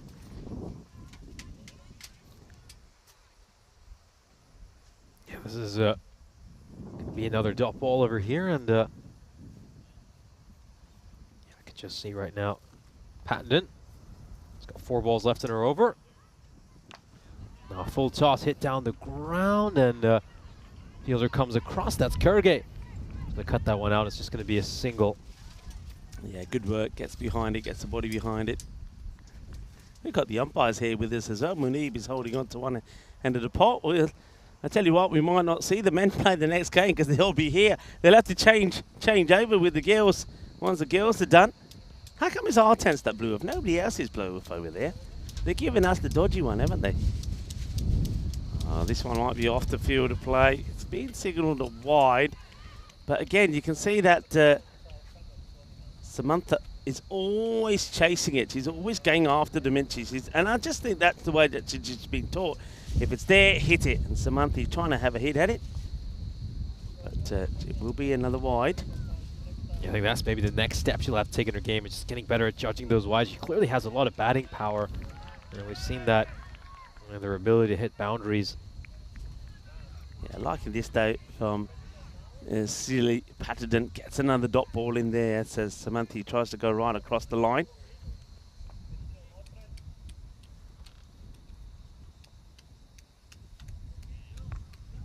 Hits that pretty well. It should be just a single. Score ticking along nicely. They're going at almost around 10, so the 100 is what they'll be looking to get to here once again. Get to 100, they feel that they can get the... It looks like it's being called over, so I think the graphics here must be running a little bit behind here, folks. So apologies for that. Over has been called. That means the score 57. Maybe it goes under 58 actually, probably 58 for one. I'm taking a guess here now as that wind does come back again. So right now Nish is now holding on to things here as well. Yeah, might have to commentate along with holding on to the 10 over here. Yeah, I think they might be just checking whether that was the end of the over or not. It looks like just the graphics are just running just slightly behind, running slow. Well, we need to use some of that wind energy, don't we? All right, here we go. Yes, Puji comes on, and that's not a bad delivery. It's plenty of flight on this. You can see Samanthi just wasting a few deliveries here. 17 off 17. And you've got Diranala Halage at the other end. And this one is not going to come right. That's going to be a no ball. So, yes, Dina Halage at the other end. Samanthi Dania on strike. So she doesn't chase after that one, which is good. And that's what she's got to learn to do. If it's wide, leave it alone. Don't go after it. It's another no ball that gets called. So extras, once again, being a very vital contributor to this score.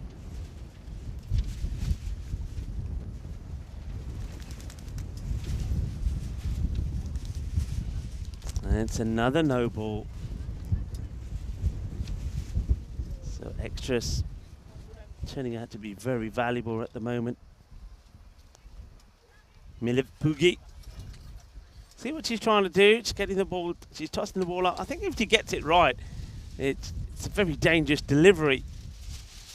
She's got to get it straight. That's the thing. It's got to go nice and straight. This one also is down the leg side. These have been called no balls once again because they're bouncing more than twice.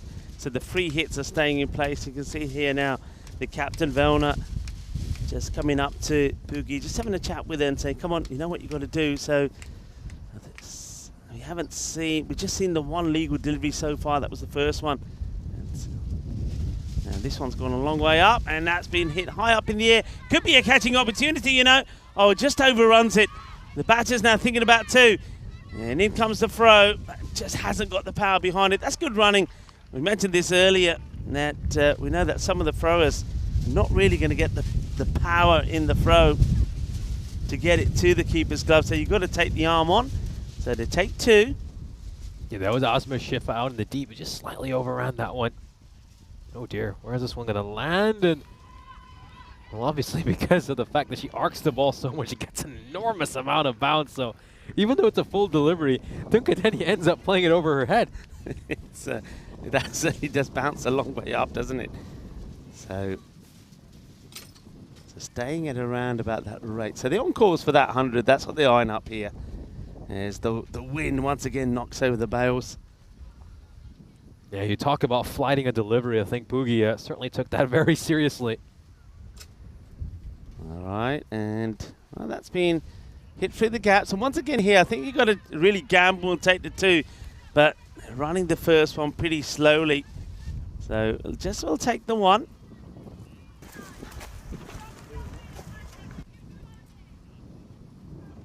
But yeah, extra certainly a big assist at the moment in this inning. And the other thing is, of course, keep an eye on the time.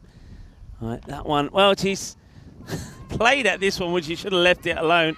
And we've talked about this so many times. Good bit of fielding. The fielder comes across, throws herself at it.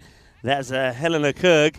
Makes the stop. Yeah, the extras just keep, the number of extras just keep going upwards here at the moment. So 16 extras, 8 wides, 8 no balls at the moment.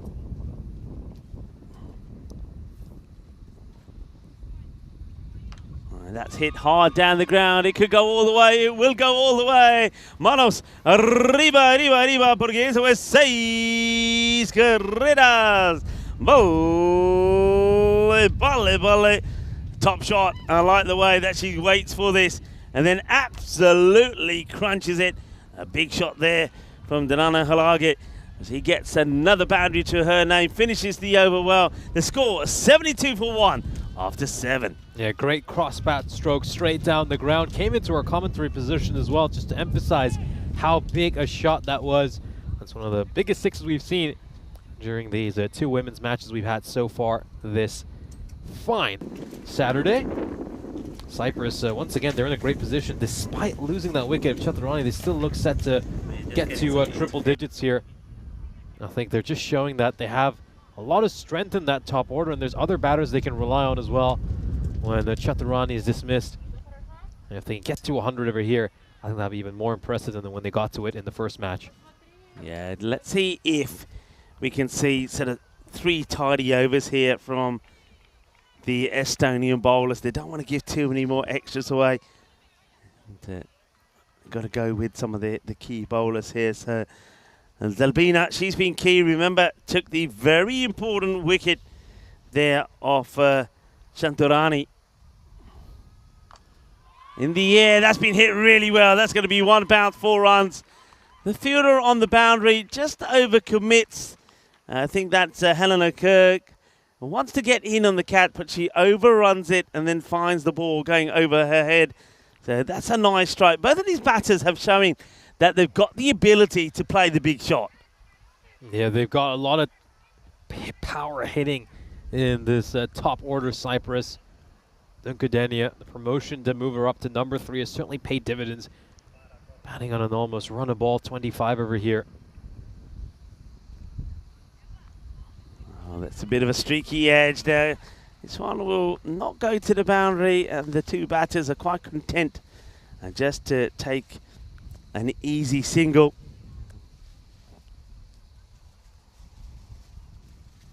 Working hard here, Estonia, to try and limit where this score gets to. At the moment, expected around that 109, but they want to draw it back to below 100 if they can. And, well, this is a miss from the bat. A rare miss. These 2 have been pretty good in getting bat onto ball. That's what they've done well. And, you mentioned the Dunkadenia. She's been good, getting elevated up the order. And Dirna Halage making the most of it this time. She didn't have the best of times in the first match, but showing us what she is capable of doing. And you can see the experience from her as well. A little bit more experience than a partner. She's happy to lead the wides alone. Yeah, just letting these extras continue to rack up for Estonia. You know, extras were a big concern for them in the first match, and been an even bigger concern so far. Oh dear, this one, I wonder, it's been called a wide. I just wonder if we could just see that one more time, see how many times it bounces here, because that was another one that may not have bounced before the line, before that second bounce.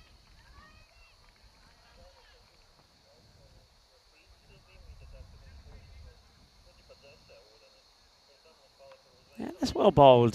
Defensively played. I thought Darina Halage might have gone across and tried to pull this one. It doesn't. They have got a fielder back at the square leg boundary.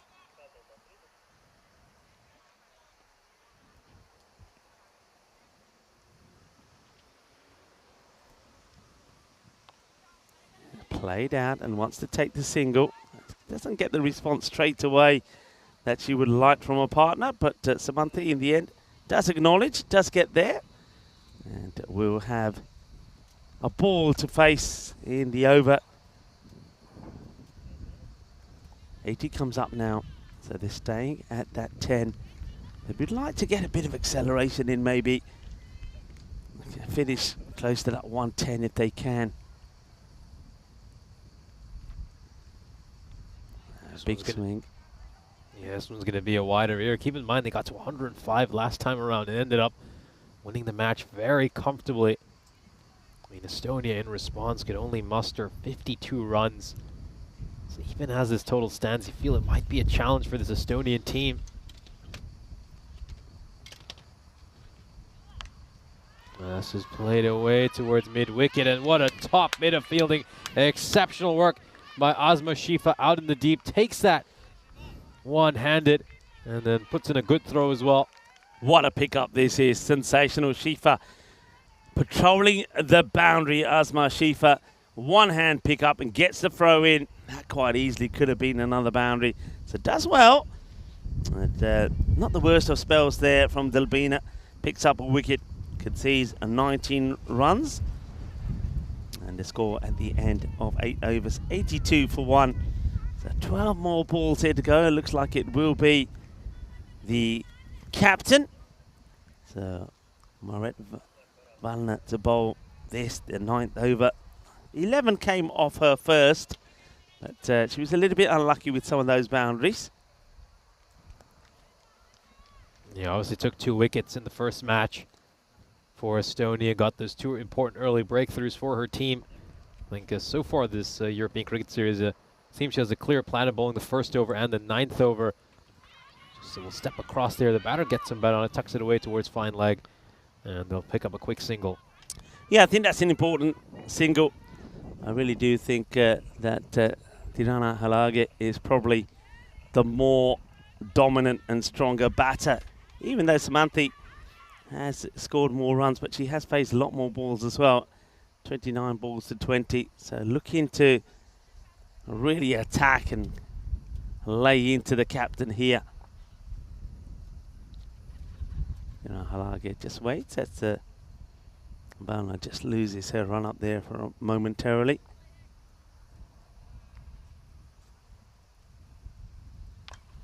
And that's hit well, but only as far as the fielder. Just gets too much the bottom part of the bat, doesn't time it well. But I like in the field, it's a much better field. I mentioned before they were a little bit reluctant, a little bit slow getting the mid wicket out and square leg and a long on, but they've done it, and it seems to be working quite effectively at the moment. They've got to be just a little bit careful here because they've got, at the moment, the mid on is inside the circle. She doesn't want to drop back too much, otherwise that could be too many outside the ring. So currently 3 out on, surprisingly 3 out on the offside, and just the 2 on the leg side here to Samanthi, the left-hander.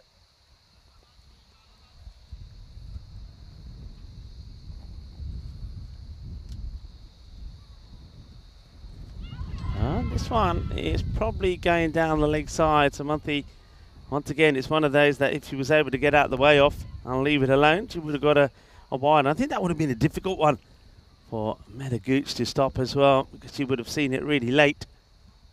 Still, as a dot ball, you'll take that. And gets a bit of bat onto this zone. Well, she's running into trouble. Will she get back in time? And I don't think it gets taken by Gooch. But there probably is a run on there. So one thing that I think the Estonian women did better than Cyprus, and that's the running between the wickets. They ran well, but then I suppose they had to run better because they weren't hitting the boundaries as often as what we did see Cyprus do. 2 balls to come with this one. It's been a good over so far from the captain. Hits this once again, doesn't quite get the middle, so it's just going to be a single. So I think this becomes an important delivery here. I think they will be looking to get the boundary. Yeah, just 4 runs off this over so far. Valner has just come in and quiet things down because, keep in mind, the 3 overs before this produced 36 runs. So it's just allowed Estonia to claw their way back in this game.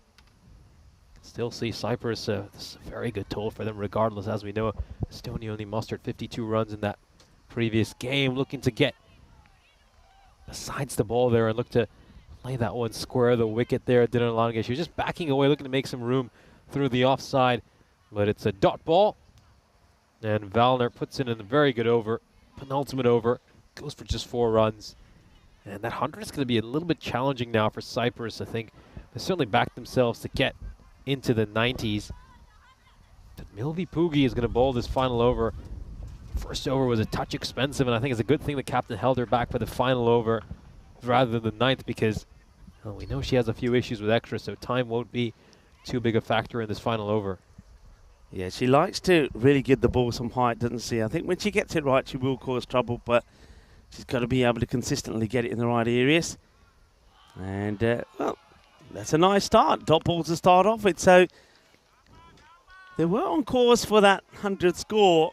And now there's some 14 behind, so a very big over this from Poogie, and if she can boogie on down and keep it a quiet one, it could certainly be very useful for a team. Yeah, I think she's the sort of bowler you have to look to advance down the crease against and look to hit it on the half volley. Oh, Meta Gooch has gone up there, it's been given it out, so this is a stumping. Poogie gets her first wicket, sharp bit of glove work there by Gooch. And a wicket falls here. This is excellent cricket.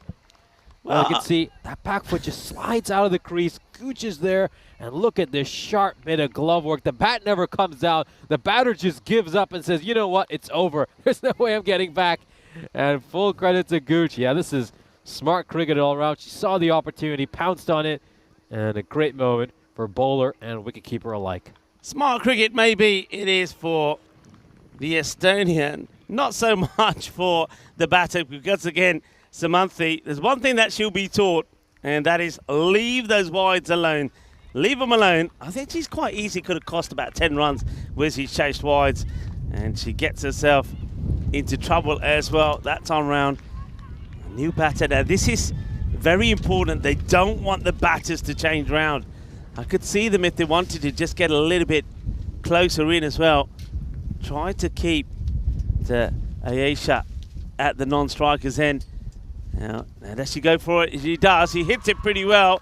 And I suppose that one you'll take if you're not going to take the wide, but you're going to hit the ball to the boundary. Fair play. So this is Isla Cornish. We haven't seen her before. And she's gone and clobbered this one for 4. Yeah, great shot there by Cornish. Gives that one a really good belt and gets her a first boundary at the European cricket level.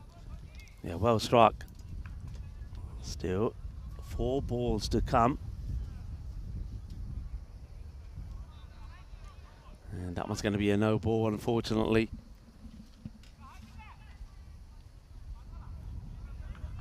So no ball. And into the 90s now. And, well, Poogie does get a wicket to her name.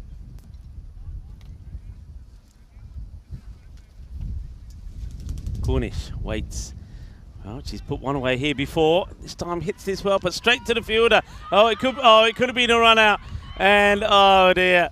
And this is an interesting moment for the fielder. Has it, and then somehow manages to throw it over her head. That's Natalia. Watch this. She says, it's too hot to handle. Well, everything's getting hot at the moment. Now this one, where's this going? Down the leg side, and that's been smashed away as well. And that's going to go probably all the way. You know, I think that could be 6 runs. Looking at it from where I am, I'm calling this 6. Doesn't want the wide, hits it well. Where's this landing? Oh, I think that's pretty big 6, isn't it? If we can have a good look at this. Umpire says 4. Yeah, 4 runs. We have a chance to look at it again here. Just losing at 1 point. No, this might be a maximum. I think I'm seeing it it's 6. on the other side of the rope. I'm seeing it 6. That's 6 runs. I know my eyes are not. Thank you very much. Thank you very much. That's 6 runs. I understand the umpire there because the umpire's asked for the clarification. He's been sold down the Swanee by Abdul and Tyrone Peters. Well, this is another not a good delivery. It's going to be 4 more. The 100 does come up. So they will get past 100 in the end. That last over is a pretty expensive one. And plenty of runs coming from it. 17 runs off the last. They'll finish on 103. And 103 for 2 wickets down. So they get the acceleration in just when they need to. So they do get to the 100. There's this one. Let's have a look at this, where this one lands. That one is inside, so that is 4. So well done once again to the Cyprus women. And I suppose the thing they'll be happy about this time around, Nish, is they get there without Chitarani playing a big part. Yeah, that will certainly impress them. I think what this Cyprus lineup showed is that they're not a one-woman army. They've got plenty of talent in that batting lineup. A great innings there by Dinan Alaga. And you've got to give Dunkadenia plenty of credit as well for the way she batted. We'll have a look at the highlights of this innings. Of course, they got rid of Chaturani early. It's a great catch there by Ellerma.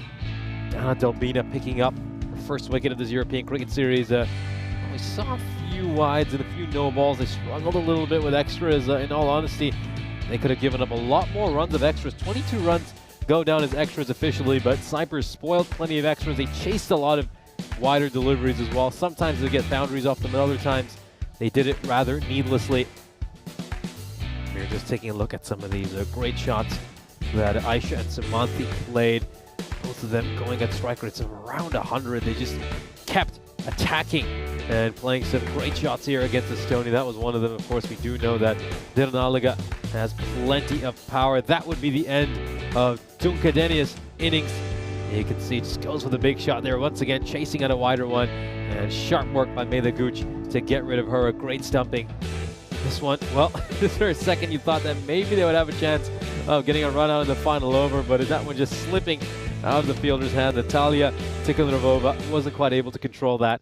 Cyprus, in the end, would post 103 runs on the board in their 10 overs. We'll have a look at the scorecard for this first innings. Of course, keep in mind Cyprus posted 105 runs in the previous match, so that once again they get roughly there, and Estonia will have to put in a much better performance with the bat in hand than what we saw in the opening match, where they managed to make just 52 runs.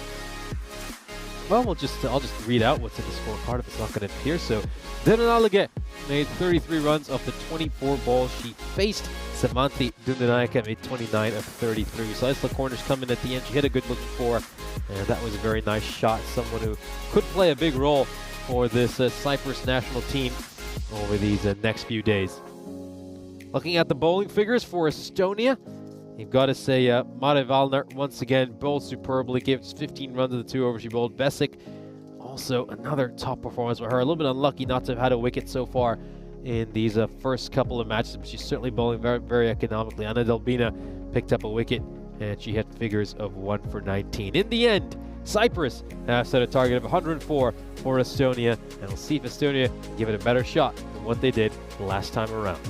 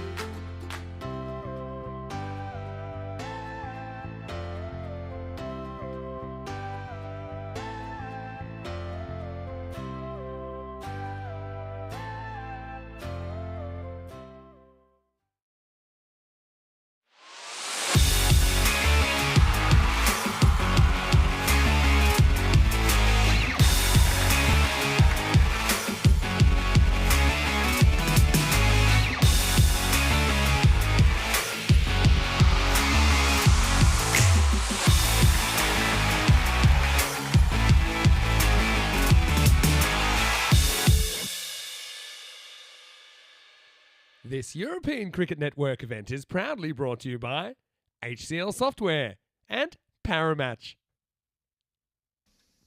Welcome back for the second innings. We've just seen Cyprus once again put a great total up on the board, and they put a lot of pressure here on Estonia in the second innings. Estonia, they managed to get just 52 runs, keep in mind, during that first innings they played in earlier today. And this time around, they've got to chase a similar target. They were chasing 106 in the first match. Now they're chasing 103. Nita Gooch is going to be facing the first ball. We know she was the second highest run getter when Malta toured Estonia earlier this year. Here we go. First ball coming up. Down the leg side. That's going to be a wide to start off.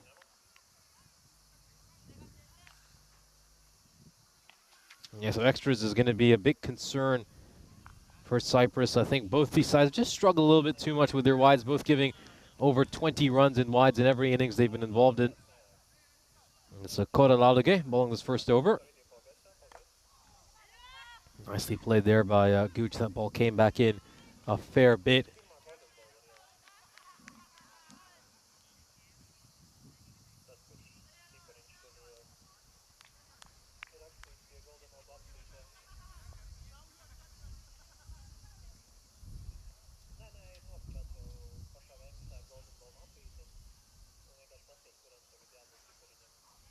Last one goes down the leg side. And it's going to be another wide here. And they're also going to scamper across with a single. Oh, no, actually he's caught some pad along the way. So, leg by signal. Let's see.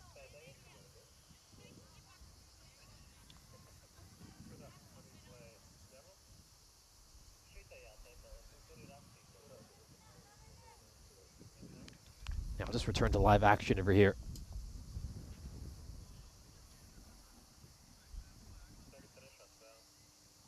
Oh, look at the ball. She's getting so much movement back in over here, isn't she, Kora Lalage?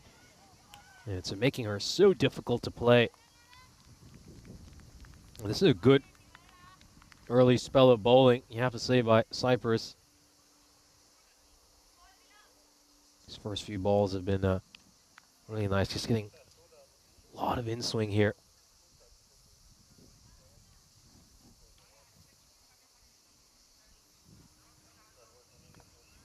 Get some movement back in, and we'll play this towards point. Beautifully played by Gooch. The first runs off the bat in this innings for Estonia. So the two fielders outside the ring are currently stationed at long on, who's about 3/4 right now, and there's also a deep square leg in place.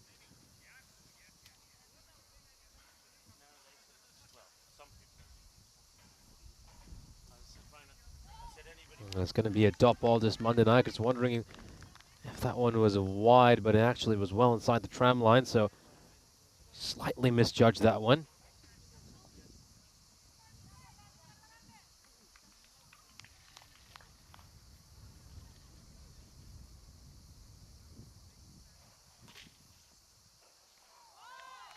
And good bowling here by Kora Lalage. This has been a terrific over by her. A good first over to start off. And Estonia are 4 for no loss at the end of the first. That first over, certainly a big win for Cyprus. We'll have a look at how many matches it's been since we last had a golden ball on the European Cricket Network. Well, we get an international golden ball over these next 5 days here in Cyprus, of course. Big weekend of international cricket here on the European Cricket Network. We're presenting you some ECIs over here and then over in Czechia. We got some great international cricket over there as well, of course. First match of the day is between Croatia and Gibraltar. Croatia took that one by 29 runs, so a great victory for them against a very strong Gibraltar team. A good couple of days for Croatia cricket.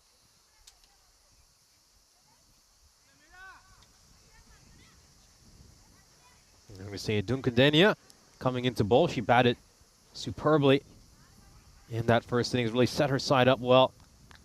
Had a good strike rate as well, just going at about a run a ball. Now let's see if she can make the impact with a ball in hand here as well. It's going to be a quick single, could be a tight single, but they'll make it. And scamper across in time.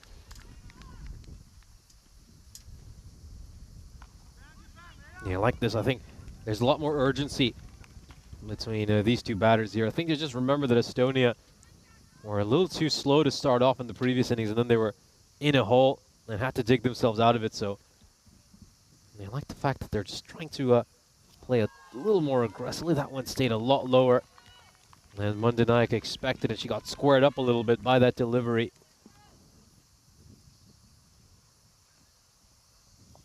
And yeah, you gotta credit these Cyprus bowlers. They've been bowling so full, great, nice and full length. They did the same in the first match, and they're continuing with that so far in this game.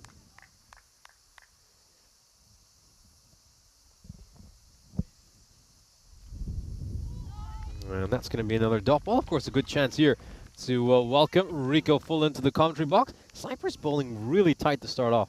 They're bowling tight, and that's the key thing at the moment, isn't it? And both the opening bowlers keeping it nice and tight. All right, there are some extras there, but they're not giving away those loose deliveries that are allowing Estonia to hit the boundaries. And well, talking about loose deliveries now, it's hit the stumps, but what about the height on this? I get the feeling this could be a no ball because I'm looking at the batter. She's standing in a crease. Yeah, that's no ball, no doubt about it. So it's going to be a no ball. The stumps do get hit. It will be a free hit. And I suppose the only thing about that one is if the batter's more alert, they could have probably taken another single as well, taken a bye. So no doubt about it, it is a no ball. There's some celebrations, but short-lived. So no ball being called. It's a free hit signal. So Dunkadenia. Let's see if she can do it again. Mind you, not this ball because it won't matter. But without going too high. And, well, she gets another dot ball in here. Just playing down the wrong line here. If you have a look at this from Mundanayake, she's trying to get off the mark, but that's 7 balls without scoring. And they'll certainly in the camp be having a look at this. And now the question is, how long do they give her before she gets going? I know that you don't want to be too harsh. You want to give opportunities to the players.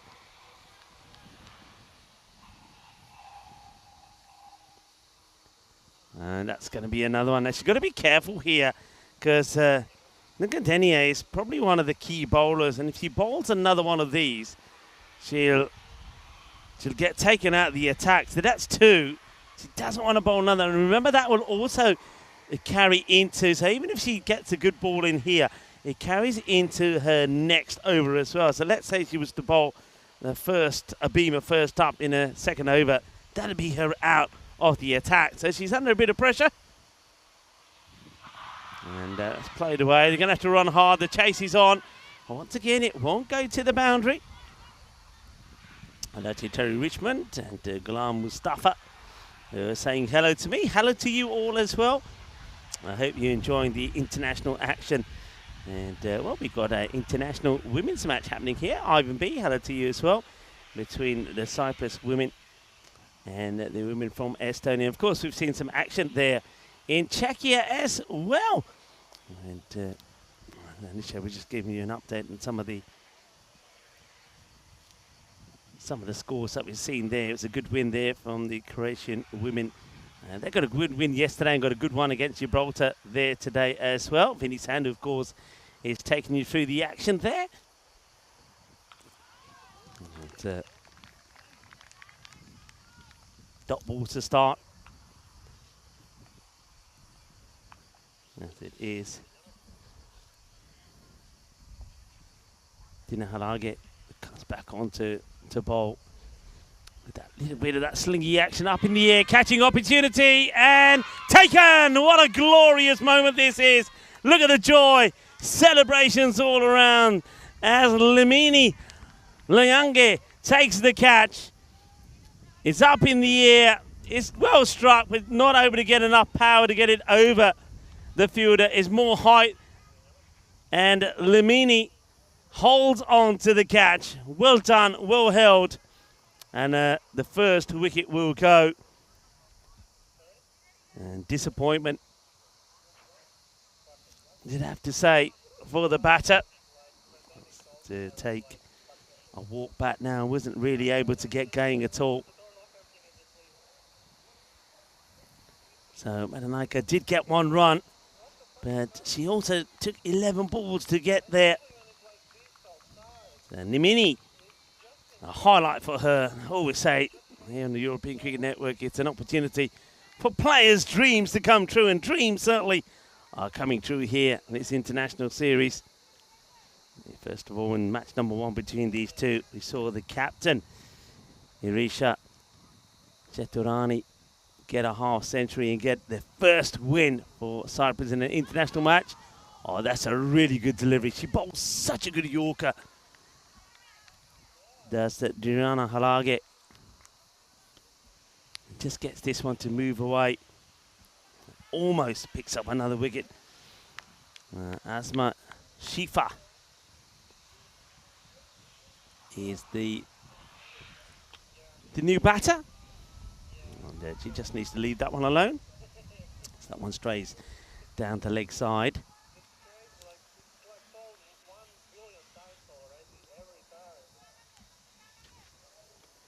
That rate at the moment currently just under the 13.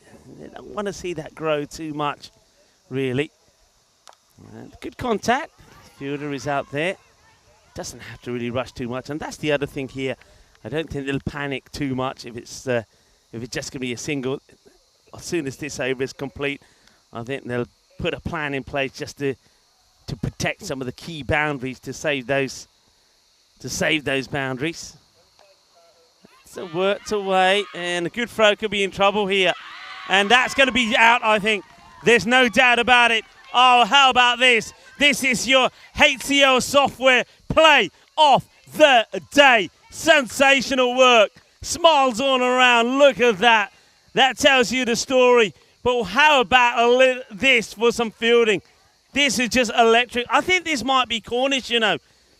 So makes a stop, gets the throw in, absolutely brilliant, direct hit, and that is gone. Cornish, brilliant, absolutely brilliant, sensational. Pick up and throw. That was just brilliant. Our players have a quick break to get some fluids in them. Well, that was sensationally well done, brilliant. We've still got a ball to go in the over because of the wires, but 2 wickets have fallen in this one. But that was just sensational. Great work there from Cornish. And now that will be the end of the over. So now the drinks will come on. I wonder if we can have a look at this run out one more time, because it was a great bit of work. This is your HCL software play of the day. Magical, direct hit from Isla Cornish. Brilliantly done. And it means that at the end of the power play, it is 11 for 2. And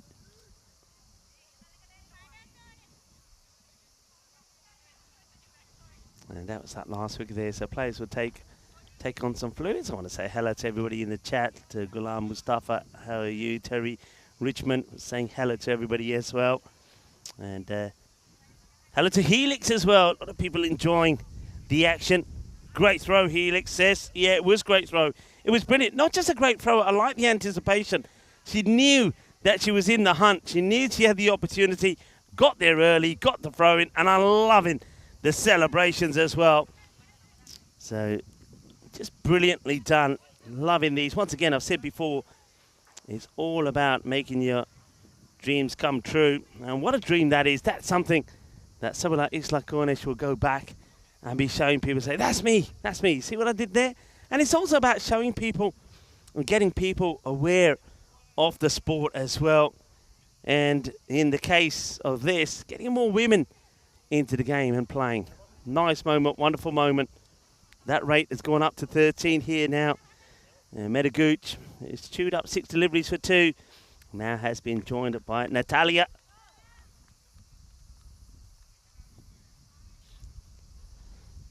This one probably is going to be a no ball, and the disappointing thing is that Medaguch, she's played at it, but that maybe is the difference also. I think if you have a look at the difference between the Cyprus women and Estonian women, when they've got balls like this, bad balls, or short balls, slow short balls that are on the leg side, more often than not, the women from Cyprus were able to put those away to the boundary, whereas Estonia, they're just getting so no ball should have probably been put away.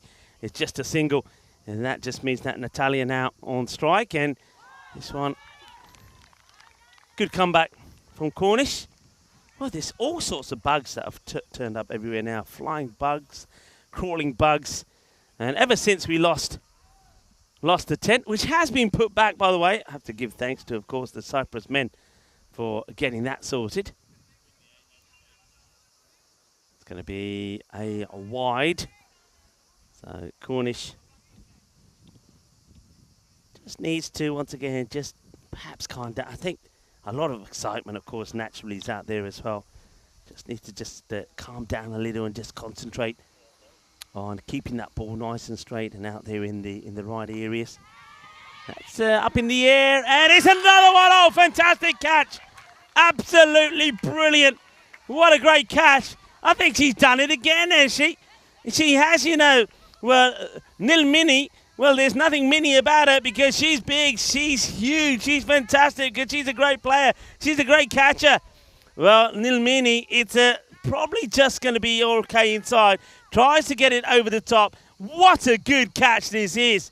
Oh, the fielding that we're seeing here from the Cyprus women. I tell you what, the men can certainly learn a thing or two from what they're displaying out there at the moment. 14 for 3.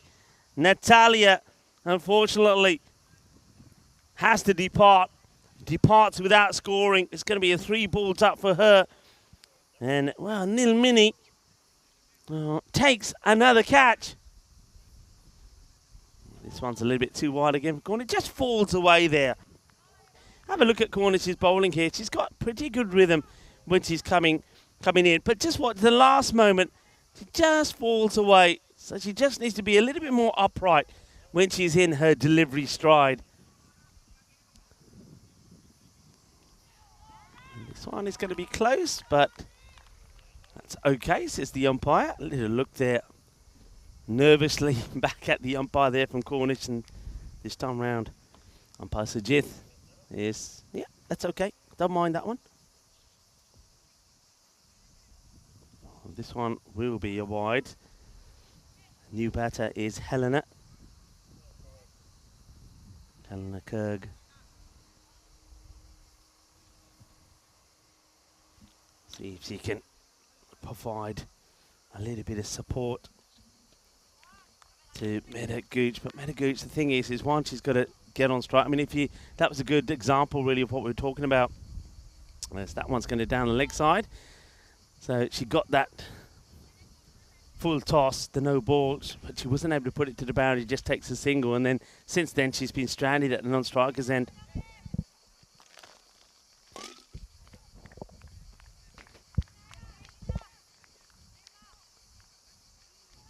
Cornish struggling to get the ball straight. And once again down that leg side. So extras building up here. Haven't been that many runs off the bat, to be fair. That's the 8th wide. 13 extras in total. And just compare that to what the score. So the score on 18, but number of wides and extras 13. So they're just letting themselves down a little bit there.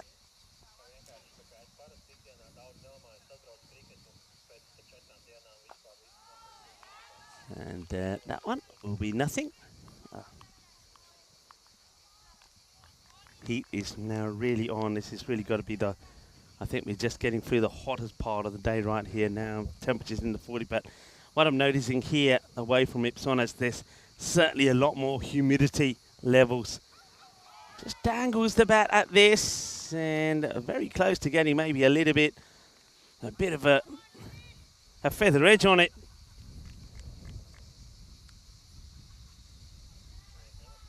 Five wides in the over, but only 7 runs come from it. And it's not a bad finish. And that's again, here's game awareness. You don't want to deprive players of runs. So I get that, and that's why they take that single. So it's the end of the over is 19 for 3 after 4. But that single means that once again Helena will go back on strike. And Meta Gooch is going to be the non-striker again. On top here, clearly, as the rate seems to be going up an extra run per over. At the moment now, it stands at 14. You don't want to go too many more than that. And it's going to be the captain, Chaturani, to bowl over number 5.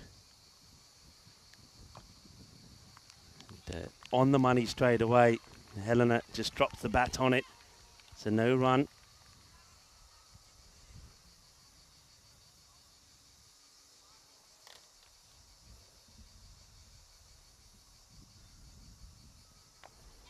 And yeah, that's nicely played. Plays a nice pull shot. I'll get a single.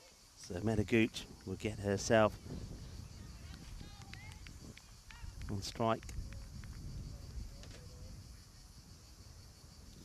Match number 4 has started there in Czechia as well.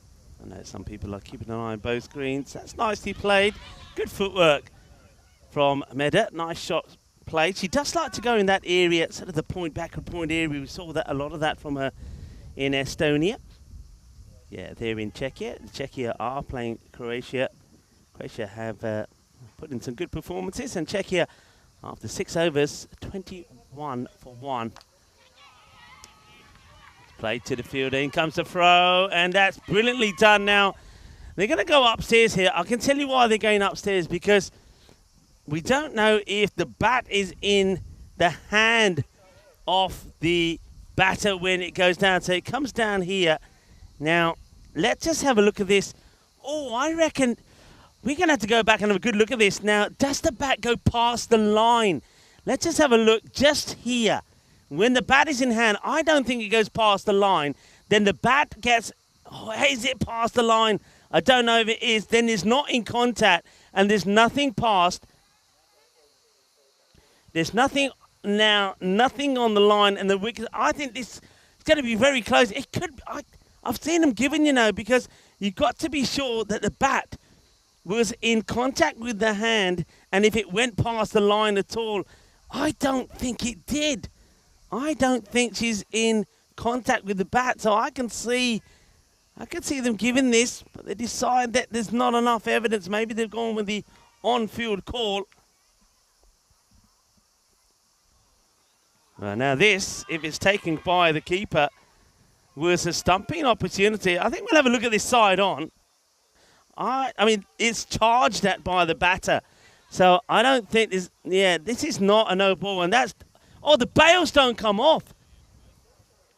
The bails, if the bails come off here, this is that. It's not a no ball. Definitely not a no ball. And if the bails came off there, that would be out. They're appealing, but it's not out because the bails stay on. Well, Madagoot's getting a little bit of luck. And now, tries to cut this one. You can just see Mada's trying to get something going here.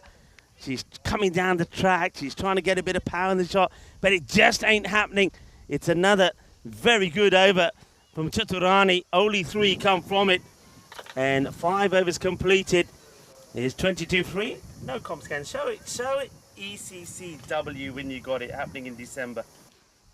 So 22 for 3. The players will have some drinks. Remember, if you're liking your women's cricket, there's plenty of action happening in Czechia. And also, later on in the year, we have got the Women's European Cricket Championships as well, starting on the 9th of December. And that's going to be very exciting as well. Yeah, starting at the 9th of December, of course, it will be in Andalusia in Malaga, Cartama, Spain. And it will be the last event of our year as well. Okay, quick drinks break, 22 for 3.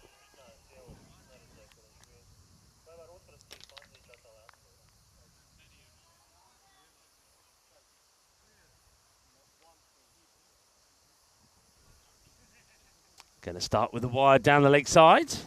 It's going to be Hitanadura. Tendima Hitanadura is going to come on to bowl here. Floats this one up, but once again, just can't. It's one of those where you just want, I'm standing here and I'm doing the swivel. It's where you got to put that front foot down, the left foot, the left leg, and just get a little swivel and get that ball to sort of swing round. Let's see if she's able to do it here. That's a little bit better. And almost plays onto the stumps. They'll take a single. I'm Rico Foley. You're watching the European Cricket Network. This is the European Cricket Internationals, International Weekend, T10 action happening in Cyprus. We're at Happy Valley. I'm here, and Nishay Bhatt joins me back after a spot of lunch. Yeah, it was great. Had a bit of biryani for lunch, and we're back now. That one just catches the... Oh, it hasn't caught the edge of the pitch. I just wondered if it caught it. Maybe just grazed it along the way, but it hasn't, so it's going to be a no-ball free hit coming up on the next delivery. Yeah, it's another one of those where you're just hoping she just doesn't run. I mean, I think that's where Metaguch has to just start to take a little bit of control and say, no, we're not running. I'll stay here. I'll take the free hit. Dandura, again, it's down the leg side. So I think this is an opportunity that has been taken by the captain, the Chaturani, just to try something different, and probably decided to go for it because they've got so many runs to play with and they're so far ahead, Nish. Yeah, they can certainly afford to take a few gambles here. Cyprus maybe experiment a little bit with a few different things. This one's going to be another wide.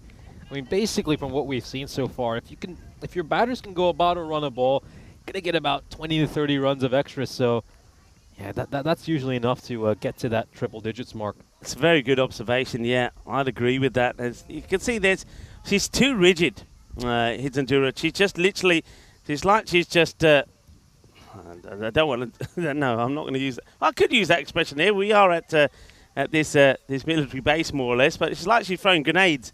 But she really needs to get that step in and get the arm to come across. She's just like pulling the pin and letting it go. And she's taking chance of it going in the right area. This is played nicely. Now, will they double back for two? I think they should be, and they will do. And they should get there as well. It's a difficult throw to deal with back from the bowler. So just have to, just try and get a body into play. There's literally a couple of steps in using the arm, but not using the rest of the body in the bowling. So got to get that body into play as well. It's not just all about just the arm. So got to get that body to come right across with the ball. Just a bit better. And that's just out of reach. And they're taking it on. A good throw here could be in trouble. And she will get back. So good running. It's one thing that Estonia have done well. They've certainly worked hard in running between the wickets. So they're certainly making all of those count. The issue is they can't get boundaries. How many boundaries have we seen in this innings? Has there been one? I'm trying to think. Well, this one's been played away. But again, it should be going to the fielder. I don't think we've had yet. And Nishay's just confirmed that with me. There hasn't been a single boundary as yet, whether off the bat or in any extras. Yeah, no boundaries so far. And I think that's kind of where Estonia's Achilles heel is. And I mean, they have the energy running between the wickets. But boundary hitting ultimately is the difference between sides in T10 cricket. Are we going to get our first boundary here? Will it trickle across the rope? Yes, it will. So Kerge gets the first boundary of this innings for Estonia. They've had to wait a while. They've had to wait until the second innings. That was a really good shot. Beat the fielder at mid-on, and it went away for a boundary. Yeah, well struck, well done. And probably one of the biggest cheers that we've heard today as well. It will be 4 runs. And Helena Kerge, just as we're talking about it, funny how those things happen, just as we're talking about it, they do get their first boundary. And it was a good shot as well. And that'll give her a lot of confidence as well. Let's see if she can get another and gets bad onto this. Probably would have been a wide though. So these are the ones that you leave alone. But one thing, Nish, that I said that before you came back, the difference really has been those sort of deliveries. And we particularly saw that at the end of the Cyprus innings. Those sort of deliveries, that length was punished by the Cyprus women. They put those balls to the boundary. They hit big sixes out of those. Whereas Estonia, they haven't been able to do that.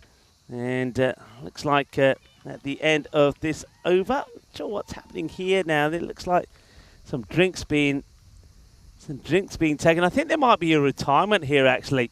I think there is a retirement. I think Meta Gooch is making her way out here. She hasn't been able to get a boundary herself. She's been out there for 12 deliveries, has made 5, so retired. She's being retired out here. So Medaguch, and looks like she might just be struggling with some heat exhaustion as well. Yeah, this could be a little bit concerning. I think she's just been taken out, and you can see they're hydrating her. In the air, and in comes the throw. Yeah, she's been out there a long time. I know they've been having drinks along the way. So, Medaguch just taking up. The thing about this here is, get her in the shade, folks. Get her in the shade. And there's no point. You need to get into the shade. So they're giving her some liquid here, but you got to take her in the shade. Otherwise, there's no point. Get her in the shade. Get her up. If you have to do it, I'll come over and carry her if you want. Pick her up. Take her in the shade.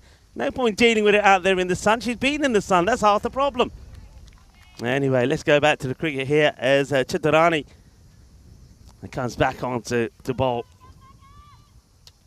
Yeah, as you mentioned earlier, we're in the hottest part of the day, so these are difficult conditions for these players to play in. Certainly have to commend them for the effort they've been able to put in despite the heat. Vesic has come in at number 5.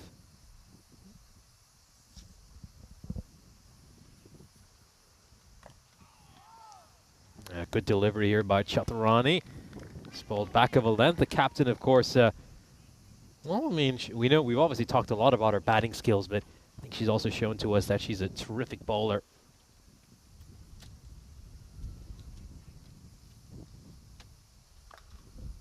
Now this is it's going to be played towards mid-on. The tent gives a little bit of a shake, just scaring all of us here in the commentary position. Vesic yet to get off the mark.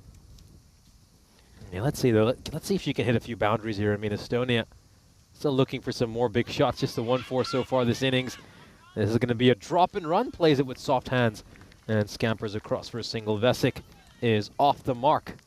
Yeah, they've still got a fair way to go, haven't they? Just to get to something here. 72 is what they're looking to get to, and as this over comes to an end. They're a long way behind at the moment, so 7 overs complete, 41 for 3. I think once again the Drinks Brigade looking very dashing, I have to say, in their bibs. Well, you see them coming into play there. So there's the Drinks Brigade bringing on the drinks. Very important that the players keep on taking on those drinks. So get those drinks down, yeah. And yeah, very important on a day like today as those temperatures now up into the 40s. Not just the players, of course, but for the umpires. And, you know, we've got to focus on just how much effort is being put in by all the teams around here. You know, our media crew, the umpires and all the players. So hats off to them. This is what's coming up next. Match number 2 between the men. Cyprus taking on Estonia. The first one, a little bit of a high-scoring one. I think this one could be the same as well. We've seen some new introductions. Vimal Kanduri coming into the side for Cyprus, and Lovedeep Singh will start off. So no Chaman Sudan, so there obviously is an issue with him. And then over to the other side, Marco Vake in the side as well. And, well, Khaled Vislapu. Vislapu wasn't at his best with the ball in Estonia last time we saw him, but we know that when he is playing at his best, he can be a bit of a handful for the batters. So nice that he's getting his opportunity here as well. Good start here from Dirana Halage. Dot ball to start. Yeah, that will also mean a change in wicketkeeper. Of course, Stuart Hook was wicketkeeping last time around for the Estonian men's team. So we'll see him out in the field. I think, yeah, that looks to be a very interesting matchup. I think both those sides, they've got plenty of batting power. I think we've seen that. I think they're going to be involved in a lot of high-scoring games over these next few days. So I expect it to be a good back and forth between Cyprus and Estonia over these next 5 days, certainly for the men.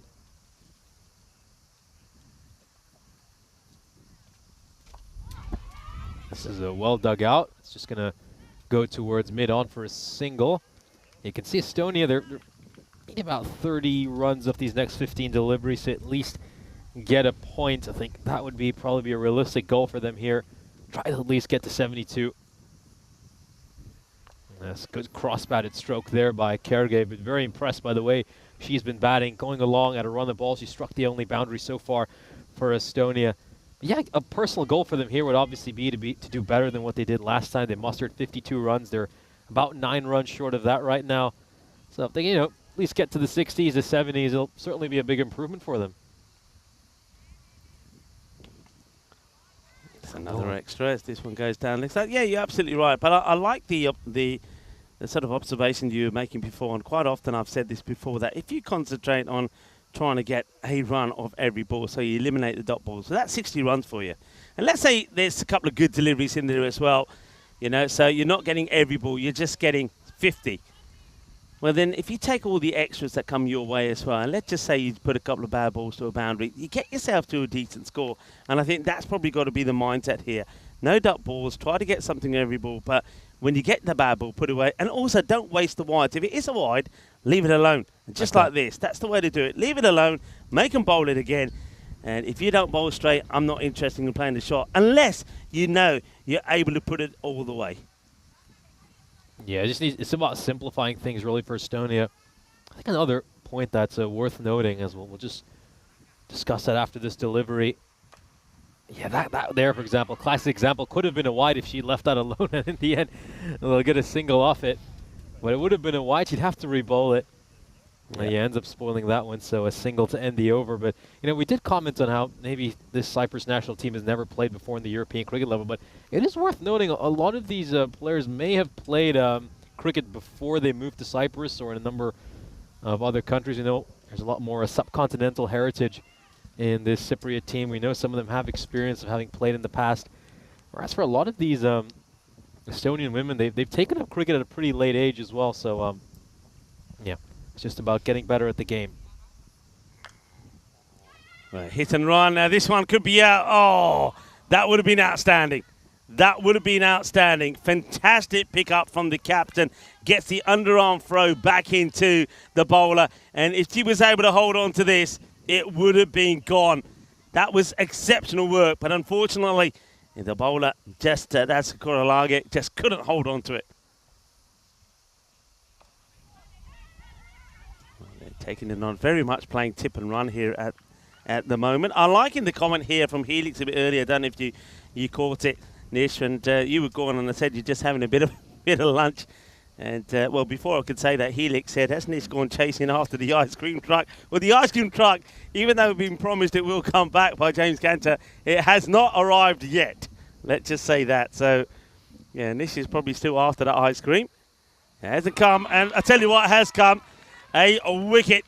There's no ice creams, but there is some boogie, oogie, woogie, grizzly fireballs as... a very good and brave innings from Helena Kirk comes to an end, and it comes to an end from a brilliant delivery from Korolage. It's full, it's straight, it knocks down the timber, Jagale Hutte style. Another one bites the dust. Yeah, good bowling here by Korolage. I think what's so great about her is she gets so much movement back into the right-hander, just swings the ball a lot. Terrific bowler, well-deserved wicket for her. And you have to say it was a good innings as well by Kerge. Was very impressed by the way she batted. Of course, hit the only boundary we've seen so far this innings. And a full credit to her for also some good drop and runs. She was doing the right thing, which is go about a run and ball, which I think should be the goal for most of these batters. Yeah, I agree with you. It was a good knock. Elamar is the new batter.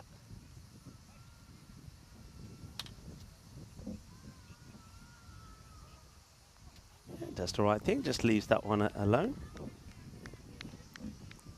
It's been a good kind of disciplined performance. I like the way that the Cyprus team has been well led there by their captain. She's obviously got a lot of experience. Touching on what you were saying there, Chaturani, she's already told us at the beginning of the day how she's got the...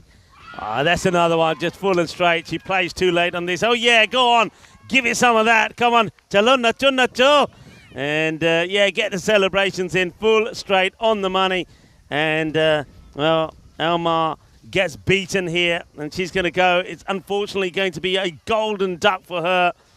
As yeah, come on, get out there before Goldie catches up with you. Goldie?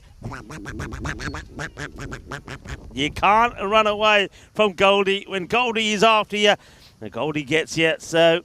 Golden duck, unfortunately, for Elmar, but done by a very good delivery from Korolage. Yeah, lovely in-swing. I just love the movement she's getting over here. Elverma playing in her first European cricket match. Was just no match for that in the end. Yeah, maybe she's just been looking to work a little bit on her forward defense. I think that's where she needs to start off from. Yeah, I was just talking about there about, of course, the captain, who, Chitrano, was saying that obviously she's got a sister that's been playing or is playing for Sri Lanka, and one that's playing for the under-23. She herself has played there. One or two other players you mentioned have played before. So isn't it nice, though, when you played cricket before? And remember, that's what happened with me in Spain. When I moved to Spain, there was an exodus of about 3 or 4 years. And then just to get back into the sport, it's a wonderful feeling. So I know what some of these girls are feeling like. Because you don't think, you know, when you get to a place, you know, when you move to a country where cricket isn't known, you don't think you're going to play the game again. And when you do, it's just a lovely feeling. And I can just imagine what some of those women out there feeling at the moment. They're playing cricket again. All right, it's harsh conditions. It's very hot. But you know what? They're playing a game that they love. And when you're winning, you're going to enjoy it no matter what. And that's nicely worked away. But here's the throw. And it's well backed up. There's another thing they've done really well. They seem to have, for a team that hasn't played international matches before, they may not have played any competitive cricket before, but they're doing a lot of the basics right, aren't they? They're backing each other up. If somebody's having a shy, somebody's there. They've got a good field set. When the new batter comes in, they know exactly where they need to be. They know where they need to go at the end of the over. That has been good. There are things they can work on. Of course, the more cricket they play, the less extras they'll give away, and also they can work on perhaps the running in between the wickets as well. Yeah, you can tell they know their cricket, don't they, as a side? I think they've certainly got a lot of the fundamentals down. And this over will start off with a wide, so we're into the final over of the innings. Remember, the women will play one more match. They play 3 here today, so they'll be back on the park to play the last match, the 5th match of the day. So they're going to have to take some rest here. And they, like you, Nish, are hoping that Mr. Whippy comes back so they can have an ice cream. The men will be out there playing their second match, and it's Estonia. They'll be hoping to get a win, so they come back here tomorrow with the series at 1 apiece. And I just caught, not the Grizzly, but caught the 10 as it almost took off. Good catch. That wind just came from nowhere. Just going through the motions here of seeing out this last over. So 4 balls to go. And it doesn't look like Estonia are going to get to the point or phase where they pick up a point. It's going to be a low score from them. 52 they got in the last one. So they have gone past that. So they are improving. They'll know that. It's good bowling. Just nice and full. Good defensive shot there being played by the captain as well, Valner. Yeah, that was nicely played there by Valner, just blocking that one out. 3 balls left in this match. You're going to have to hit 3 consecutive sixes if they want to pick up the point here. And this will be struck straight back to the bowler. So, Estonia, I guess there's some positives they can take from this. I mean, it looks like they're going to end up with a roughly similar score to the first match. I think, maybe the intent was there. I certainly like that. At the start of this innings, they were looking to play some big shots. Sure, they weren't always able to do it. I think they ran between the wickets well, too, which is certainly something they can take some encouragement out of. And, chance for a run out here, but the bowler isn't able to collect that, so Valner's going to scamper across for the single. Yeah, it just needed to be a little underarm flick back to the bowler, but it throws it overarm and it's too low and the bowler can't collect it. So they will take a single. And Visic facing the last ball off this match, match number 2 between the women. Well, it's not quite. It will be a wide, so it'll have to be bowled again. So it's going to be 2 wins out of 2 for the Cyprus women, playing their very first international series. They won their very first match, now winning the second here as well. So I've just been caught by a thorn. Wow. I'm just going to get rid of this because it could be pretty nasty. Yeah, I think we do have a bush behind us and a few thorns. I think one caught my shirt earlier when I was walking past. This one is going to be pushed towards cover, so they'll end their innings with a single. Cyprus make it 2 wins in 2 to start off this European Cricket International Series. And it's 3 wins in 3 for both the men's and women's sides. So the hosts have defended their turf exceptionally well so far. They'll take this one by 45 runs and pick up the bonus point for back-to-back games. Handshakes all around, a lot of appreciation between these 2 teams, plenty of respect. And they'll, of course, do battle once again right at the end of the day in about 2 hours and 10 minutes. Of course, we'll have the men's match coming up for you in about 11 minutes. Yeah, well played. You can see that they're very, very happy. At the moment are the women from Cyprus. 2 wins out of 2. The captain has led them well. They get another win, an opportunity for them now to shake the hands of the opposition. We're going to have a look at what's coming up here next. Hardeep Singh, of course, the captain who was disappointed yesterday not getting a win under his belt. But, well, he's now playing with some of those players he was playing against. Akila Kalugala, of course, he will be key. And no Scott Burdekin in this one, so Roshan Siriwardana will be captaining the side. Scott's probably back with Ruby celebrating his daughter's birthday after scoring a fine 92 himself and leading his team to the first victory. But they've still got plenty of good players in there. And this was just amazing, this run out. Absolutely brilliant by Isla Cornish. A direct hit. There's certainly been some special highlights there, but that one for me so far today is the HCL play of the day. Yeah, spectacular play there to get rid of Shiva. Winner Shiva herself is a great fielder as well. We saw that on display in these first couple of matches. I have to say, there was some great batting on display by Kerga. I think she'll be mightily pleased with her performance. Went about to run the ball, struck the only boundary Estonia managed to hit in this innings, and that was the one right there, just trickling over the boundary rope. She would eventually be dismissed by a terrific ball by Kora Lalage. Love her bowling. She gets so much in-swing, moves the ball back into the right-hander a mile, and that just makes her so difficult to play. Unfortunately for Ellermer, she wouldn't score any runs in her debut innings. Kora Lalage would pick up another wicket, and Cyprus make it 2 wins in 2 to start out this day. 3 days, 3 wins in 3 if you include the men's side.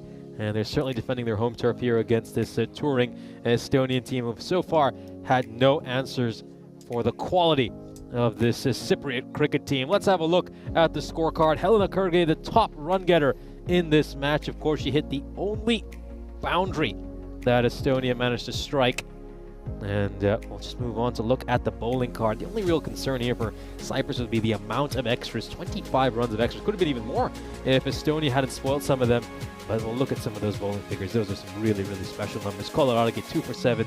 And then you've got Chaturani, the captain, getting up just 5 runs in the 2 overs she bowled. Yeah, I mean, the bowling, and that's just one thing I was thinking to myself there, Nish, that even if they had a blip, say they batted first and then the blip and they got to 60, 65, I can still see them defending it because some of the bowling that we saw there, I mean, Kora Lalage, brilliant bowling from her, Dirana Halage as well. Isla Cornish bowled well, and you just mentioned the captain, Chaturani, as well. They just got good bowling. They keep it nice and tight. I know they tried a few things in each match to get a different bowler to get a bowling, because they've got a very big squad here. You'd expect that being the home side. But I think if you get, and if the captain utilises her top bowlers there, Chaturani, I think any team is going to struggle to score big runs against them. Yeah, certainly. They certainly look like they could be a very dangerous team here. Cyprus women make it 2 bonus point victories in a row to start off this tournament. Join us again in 8 minutes when we'll bring you our men's game between Cyprus and Estonia. We'll see you in a bit.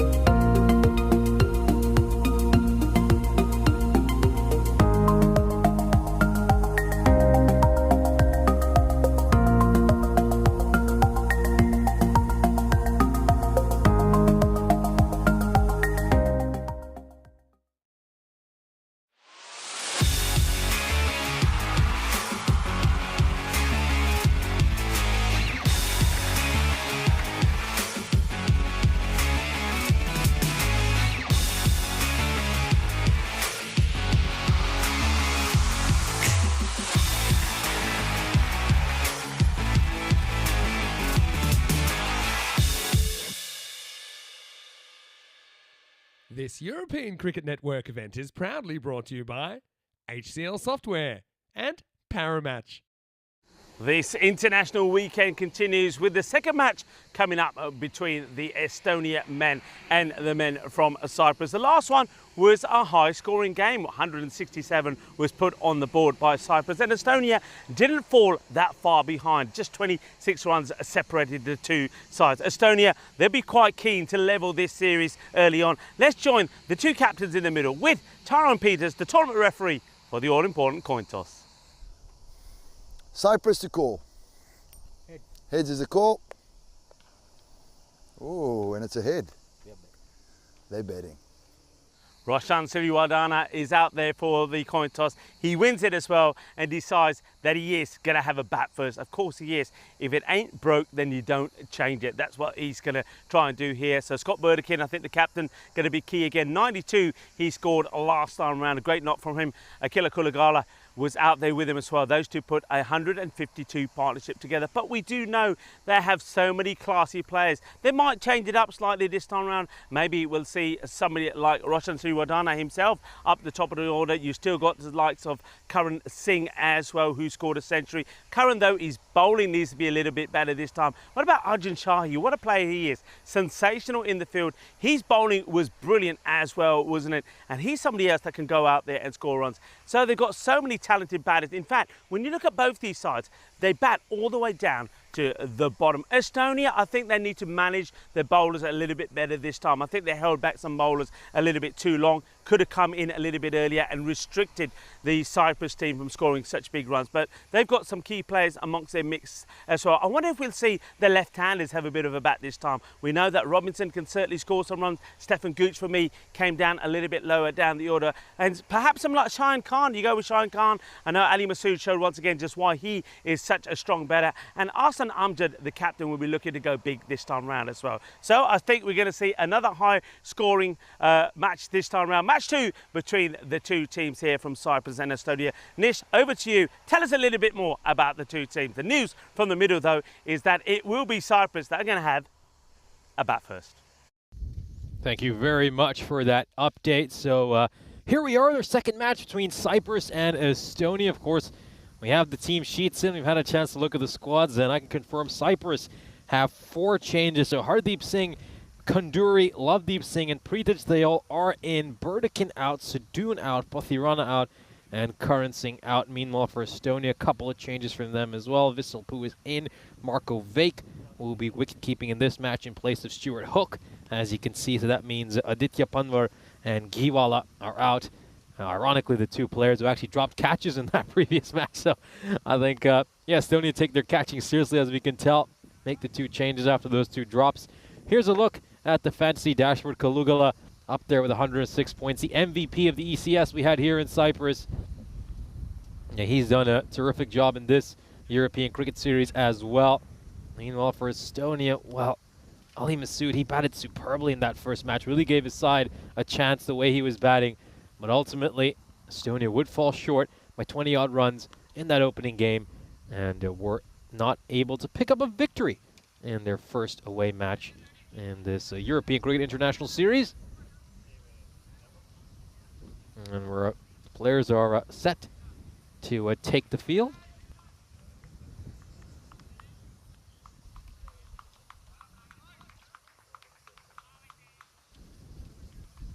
And this time around, I think both these sides, as we see, they have plenty of batting talent. Maybe there's a few question marks about their bowling. I guess that's great for entertainment, isn't it? Because that certainly does show that we're probably going to have a very high-scoring series between these two countries. Of course, they'll be playing each other over the next 5 days. T10 action over this weekend, then T20Is on Monday, Tuesday, and Wednesday. And I certainly think this one's going to be another exciting match between Estonia and Cyprus. I think a lot of these matches, though, I think if some bowlers could just get a couple of good overs in, that can make a huge difference, really. And I think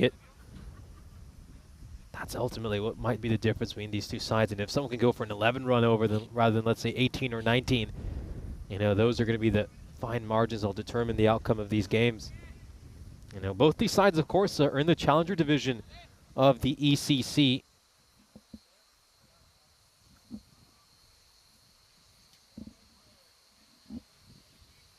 The batters are walking out to the middle as well. Great to have you all, of course, in the chat. We have Helix saying that, well, he's certain that I was off chasing Mr. Whippy. Well, I think we're still waiting for Mr. Whippy to turn up. A little bit disappointed. I was told he'd come back later this evening, but yeah, still waiting. Got another 4 hours we're going to be here, of course. So we got this match coming up, and then final match of the day will be once again a women's game between Estonia and Cyprus. Kalugala opening the batting here, and he's going to be joined by Srinath Rajith. So Rajith, who's really made that number 3 spot his own, both of the Sri Lankan Lions and the Cyprus national team. And he's going to get a chance to open here, which is, I think is great for him. I mean, he's a top batter, and he's actually not had the chance to face too many balls, both in this series so far and the European Cricket Series we had earlier, because, you know, so often he's come in after looking at a great opening partnership. You know, obviously when he was playing for his club, it was Chamal Sadoon and Kalugala just get them off to great starts, and they only get to face about 10 or 15 balls at the end. Great shot here by Kalugala, just misses the Yorker ever so slightly, Robson. And it's played beautifully through mid-wicket by Kalugala. Doesn't look to overhit it. And it's smacked away for a 4.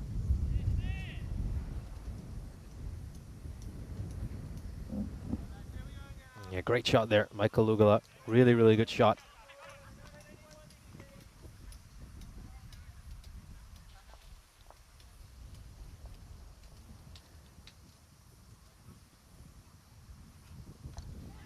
He's going to go big over here. Hasn't quite connected. It's gone to the fielder. It's going to take the catch for a minute. You just wondered if it might slip away from him. He grabbed at it a few times, but he has taken the catch. And Estonia get an early wicket. Robson does the trick again. Of course, he picked up the only wicket they got in the previous match. It's gone up in the air, and oh, you're just wondering whether he'll let that one slip by him, but he doesn't. Holds on to it. And an early wicket falls here for Cyprus, so all a rare low score for Akila Kalugala. So used to him just going out there blasting the opposition all over the place.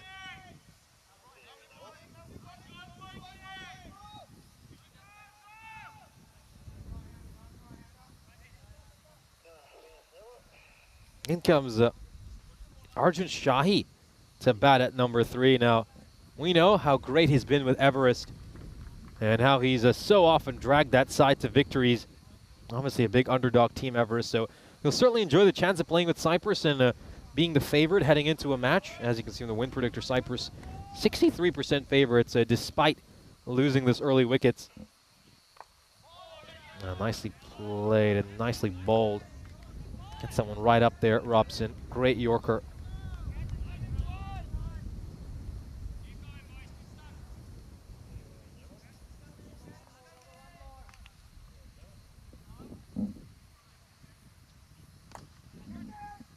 Now beautifully played off the pads here by Shai. This will be quite a chase for the fielder, and he's done a terrific job, and then he puts in a great throw as well. He tracked that down terrifically, Bilal Masood. Terrific pickup and a good throw to the striker's end.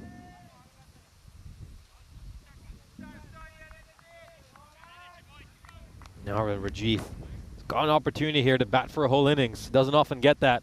Batting at number 3 for the Lions in Cyprus. Go for the big shot here, and it's going to go over the fence for a 6. A great hit there by Rajith. And this is a player, of course, who has no issue starting the innings. I mean, he's accustomed to coming into situations where his side need him to start accelerating right from the outset. So this situation here in the power play ideally suits him.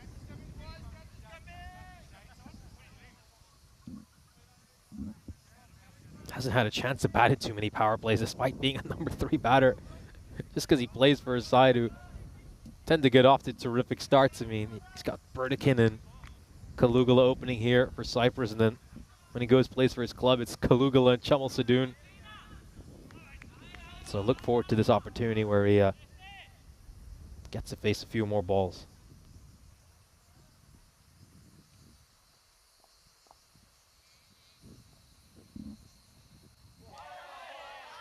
real foot movement there. Just pushes at it with his hands.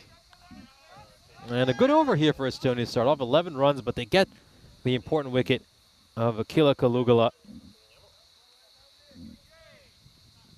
I hope though they go back to Robson early. I hope they don't hold him back for the final over because, yeah, I think the fact that they just held him back a little bit too late in that last match might have cost them. I think he's a wicket taker, he's a match winner, and you'd want him back on probably in the third over just so he can take a few more wickets and keep the pressure on Cyprus. And I like this move too. Stefan Gooch coming in to bowl this second over. Yeah, so get your two key wicket takers onto bowl right at the start. I love this move, really do. Stefan Gooch picked up 10 wickets in the European Cricket Series in Estonia earlier this year. Strike rate of 9.6.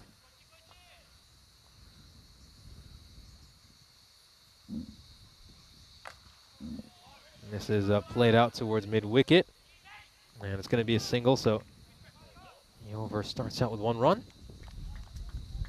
Yeah, Shai just looking at his bat, probably didn't middle that one as nicely as he would have liked.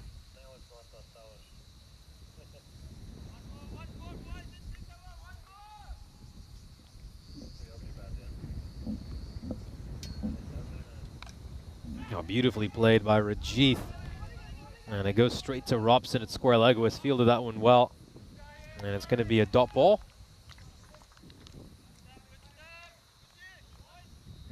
A nice start these first couple of balls for Gooch. And that's up. Going to be struck firmly, but straight to the fielder. Had a long on.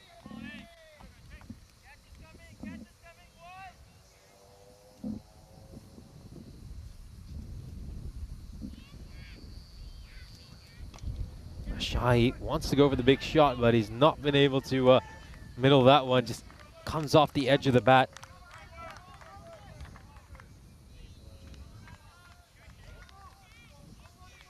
And just take a look at this. You can see, yeah, it's just off the inside edge of the bat. The bat just turning slightly in his hand.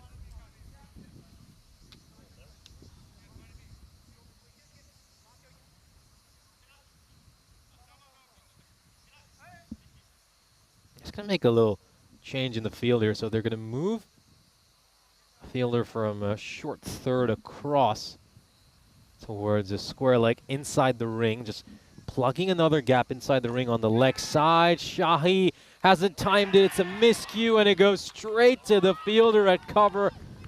Yeah, it wasn't very convincing, those 5 deliveries he faced, Shahi. Nothing really came out of the middle of his bat in any of those balls.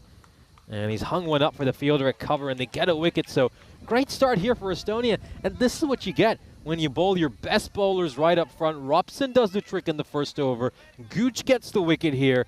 And Estonia, well, after getting blasted all over the place at the start of the first match, when, of course, Burdikin and Kalugala had that 152-run opening partnership, they managed to get a great start here. And they're looking on a roll. They can just see now that win predictor, Estonia now, they're ahead. 54%. You know, it started off with Cyprus as firm favorites.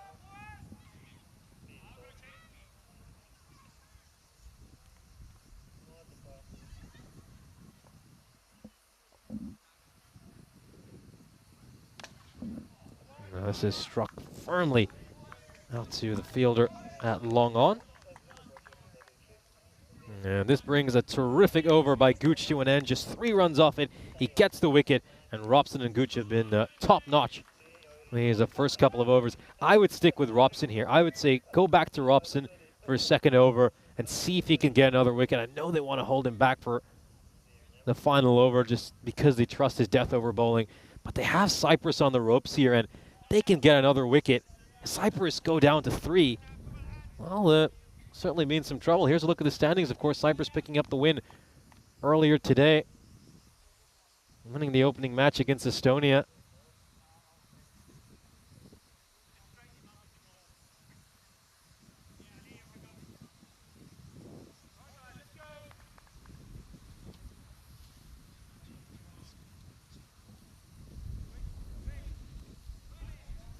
Yeah, so they've just moved along off a touch straighter. I should say they moved deep extra cover a touch straighter because he's now coming into long off. And they have a cover inside the ring. Long on stays exactly where he was. And he's going to go for the big shot here. This is hung up in the air. Is he taking the catch? Looks, I'm not sure because it's really hard to tell. I don't think he's taking it. There's a few players celebrating, but oh, it seems he hasn't. We're going to, oh, it's hard to tell. I mean, everyone's a little bit confused here in our commentary position. I was looking at it real time away from our screen. Oh, I think he's taken it. He has. What a great catch. You know, there was a lot of indecision. I think the bowler assumed he dropped it as well. That certainly threw all of us off here in the commentary position, but what a terrific catch here by Vink, because both him and that short third man fielder were just ball watching. They were staring at each other. Is it yours? Is it mine? In the end, Vink, watch this. He decides to make this and says, oh, well, I'll go for it. And he takes this spectacular catch. So a third wicket falls here for Cyprus. They are in dire straits.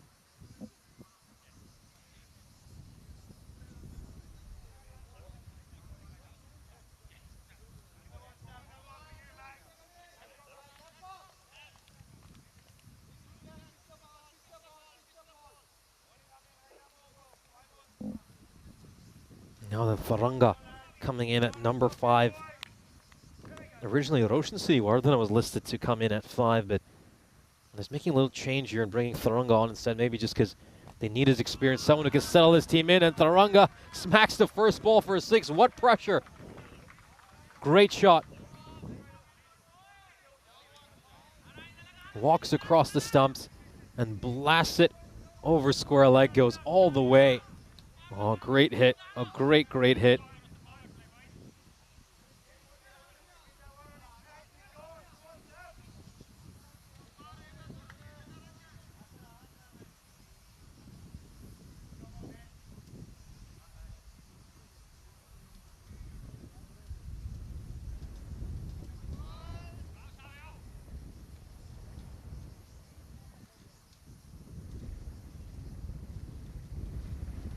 Goes short here, digs this one.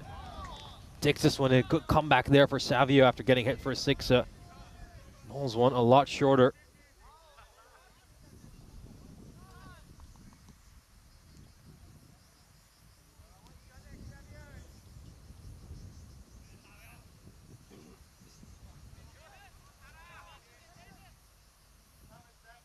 Yeah, Savio now, I think it's been a good battle between him and Thuranga so far. 6, a dot ball. Thuranga just adjusting his glove, should be ready to face this 4th ball.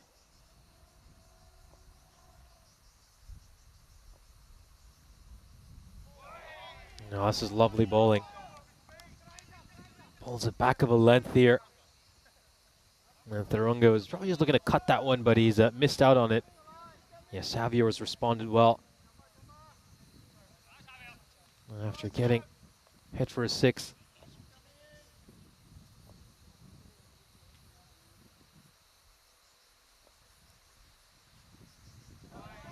And this one's going to be a wide.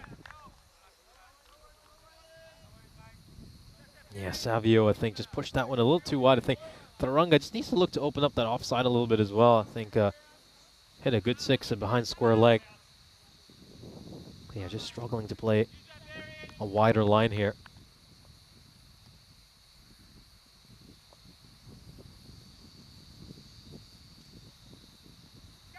Yeah, straying down the leg side, that one thuds off the pads and he just comes back in time.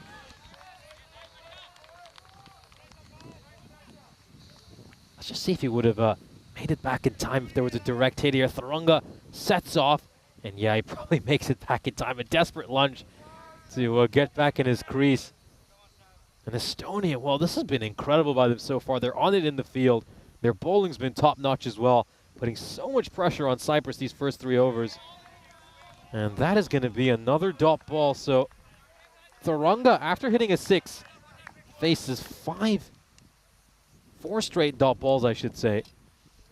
And Cyprus just 21 for 3 at the end of this power play. A great start for Estonia. This is looking like a completely different match to the previous one between these two teams, when Cyprus, of course, got off to a flyer of a start. They had a 152-run opening partnership between Burdekin and Kalugala. But this time around, though, Estonia are on top to start off, and it all comes down to the captaincy. They've gone with Robson, Gooch, Savio, their key bowlers right from the outset. Each of them have picked up a wicket, and they've put Cyprus in a lot of trouble. I would be more than happy to just let these three guys bowl the next 3 overs as well. See if they can make a few inroads. If Cyprus lose 5 wickets, maybe even 6, before the 5th or 6th over, they'll be in plenty of trouble, and Estonia could really restrict them to something very paltry. Of course, the end of the power play, so fielding restrictions have been lifted. You can have up to 5 fielders outside the ring. Also a good chance for me, Nishchay Bhatt, to welcome Rico Full back into the commentary box. Estonia are off to a flying start. Yeah, it's very different to what we saw before, when we know that a lot of runs were piled on.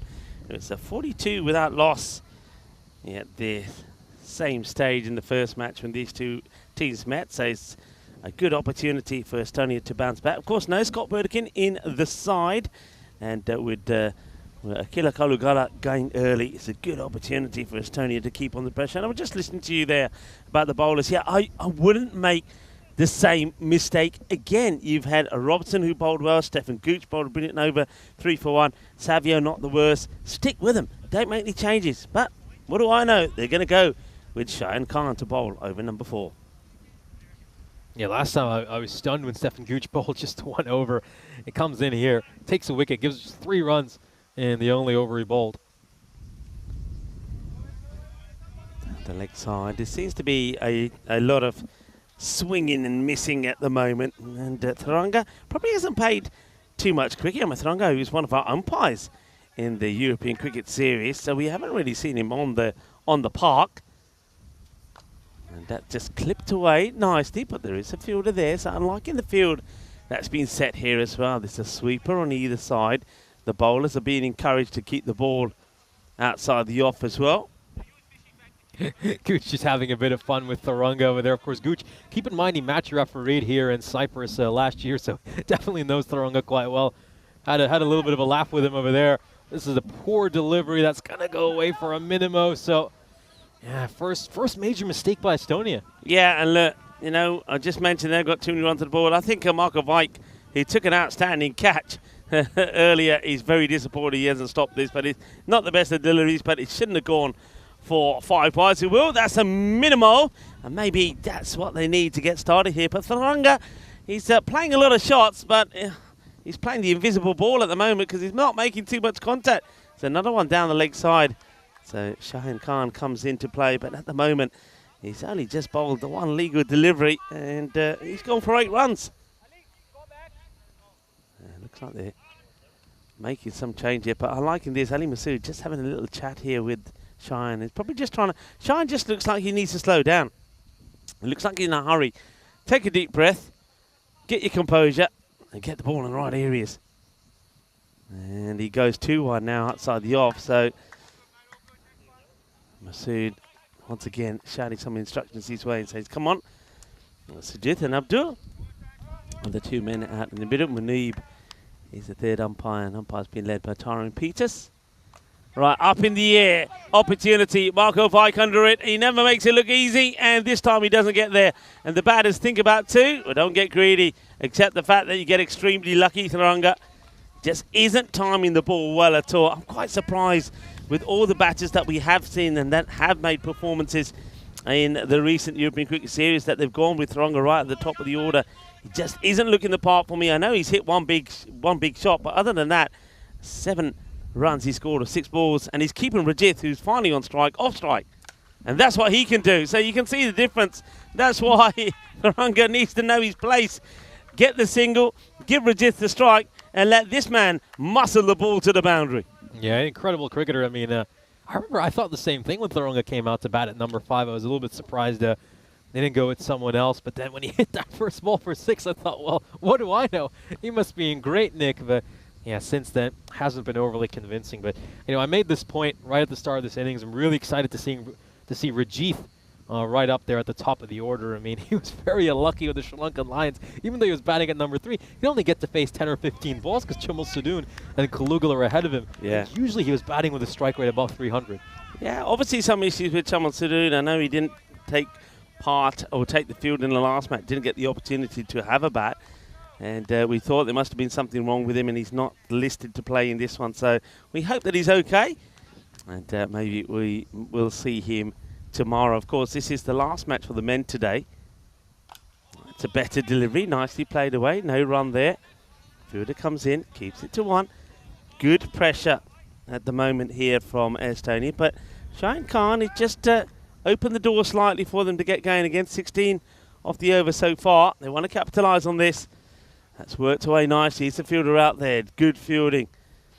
And it gets the nice throw in. That's Bilal Masood who'll be hoping that things go better for him this time with the bat as well. He went for a golden duck in the first match. All right, here's Thuranga. Now, can he get bat on ball?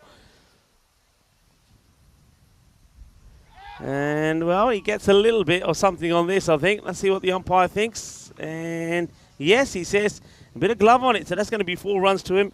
Marco Vike, not that far away from it. Couldn't quite reach it, but, of course, he knows he had his opportunity to remove Thuranga before. So that hurts him more because of that when he wasn't able to take that catch.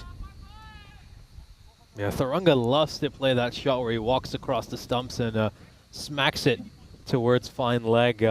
Played that a lot when he used to play for the Sri Lankan Lions, and as you can see, using it a lot for the national side as well. Cyprus 42 for 3 at the end of 4 overs. They were 57 for no loss, mind you, at the end of the 4th over in the previous game. But they do get a big over here, 21 runs off it. And it just helps them recover a little bit after that slow power play where they mustered just 21 runs in comparison to the power play in the previous match where they got 39. It does go back to, though, what we were saying. When you're on top and your bowlers have still got overs to bowl them. What are you saving them for? Stay on top. And, you know, it may not sound like a lot, but that over, after 3 overs, 21, that over's just double their score. So you just sometimes have to be smart. That's one thing, and I said this before and I'll say it again. I think Estonia have to learn with that. If a bowler's bowling well, let him bowl. You know, get another wicket or 2, because I think what have you got here in depth of the batting? You got the likes of Roshan Sriwardana still to come on. Pritash Duyal, we know, can handle himself pretty well with the bat. But the big, hard hitters, probably get them out of the way. Tonjit, you got him out of the way already early. So use those key bowlers. Make it count. They are going back here to Aditya Savio. So they're just still, once again, holding back Robson and Stefan Gooch. Yeah, you just have to keep the opposition down. Just can't let them get back up. And I think that's what Estonia allowed in the previous match. I'm glad they do go back to Savio for this over after he picked up a wicket at the end of the power play. It's straight towards Gooch, though. But I'd have that man bowling this over. I think Stefan Gooch was terrific. Give just 3 runs in the sole over he bowled. Was creating tons of chances. I would go back to him as soon as possible. Savio. It was one of the trio, though, one of the top 3 that bowled very well. So it's good to see him being used early. And, oh, he's going to get unlucky here. But the third man is back. Teams seem to be learning and deploying the third back. And we've already seen how crucial that is with the wicket of Kalugala, of course, being taken there by Vislapu.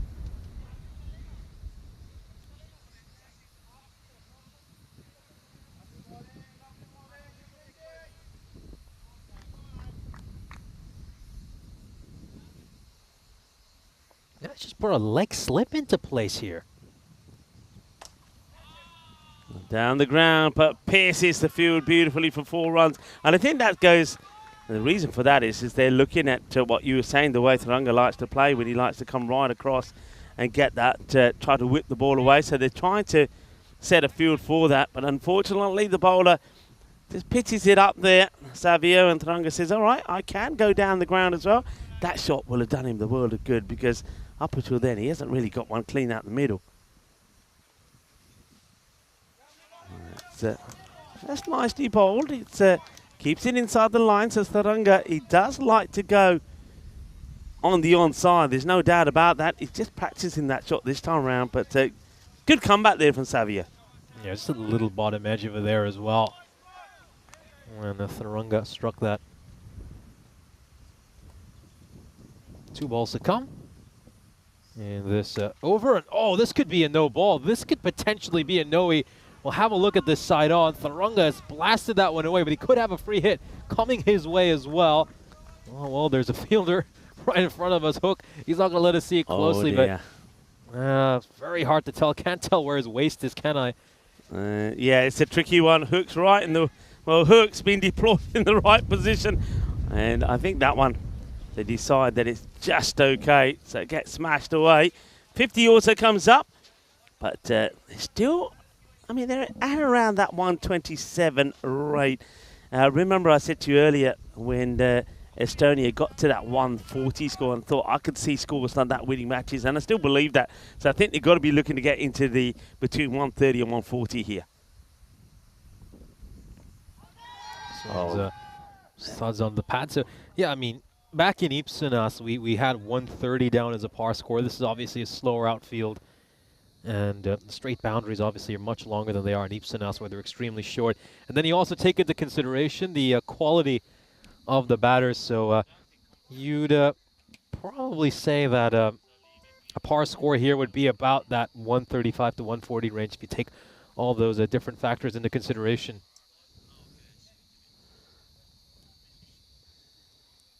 Yeah, the players will take some. Just look at that last ball again. It's another missed opportunity, really, I think, for Thurunga. What are your thoughts on Thurunga here? I mean, all right, he's played a couple of shots, but he's missed too many for me. 19 off 11.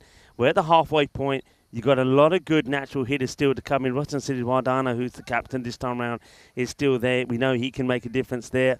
And Vimal Kanduri's another guy who can hit the ball pretty well. Hardeep Singh even. Is he just chewing up too many balls? I mean, you're not going to give him too many more opportunities, are you? Yeah, striker at 200 is generally considered slow in T10 cricket. He's actually going underneath that right now. Yeah, I just have to say that, yeah, I certainly understand your point. He's obviously not played a lot of cricket. He's, in the last few weeks, focusing on his umpiring duties, but he's been inserted into the lineup probably based on experience because he's a player who's played a lot of games for the national team. He's been there in the past. He's had some good performances. Maybe they also have an eye on those T20s. I mean, he's someone who actually fares better in the T20 format than the T10. So do they want to give him some balls out in the middle before they play the T20s on Monday, Tuesday, and Wednesday? I think you're really better off asking them. Yeah, Vislapu is going to get a ball here. Now, he's a guy who said he could do with a bit of confidence. I know when I was out here in Estonia a couple of years ago, he really was one of the key players. This time around, he had some moments, but more bad than good. Let's see if he can start well here in this international. Coming into bowl in a crucial stage. Coming on the bowl when Cyprus are really looking to get the acceleration going. Well, the man who's wearing the shades, of course, we're talking about Srinath Rajith. Looking to go big here. Hasn't had a lot of the strike. And he misses out on this one. It's going to be a wide ball, but once again, these are deliveries that these guys normally put away. Yeah, they're so used to putting these kind of balls away. This Lapu, you've talked quite a bit about his struggles. Let's see if he can get it right on this next delivery. It's well, it's up in the air. Marco Vike, if he gets anywhere near this, it would be quite incredible. And then the ball just bounces away from him, gets a good throw in, but it's going to be a couple at least. This gets tidied up by Stefan Gooch. And two batters just having a chat here with each other. Yeah, I like that. Stefan Gooch really having a lot of fun out here. Just once again, just joking around a little bit with Thurunga, saying, I'm going to run you out when you go have a chat in the middle. No, he's enjoying being back playing cricket for the Estonian national team. That's a Gandhi ball, and that will be put away.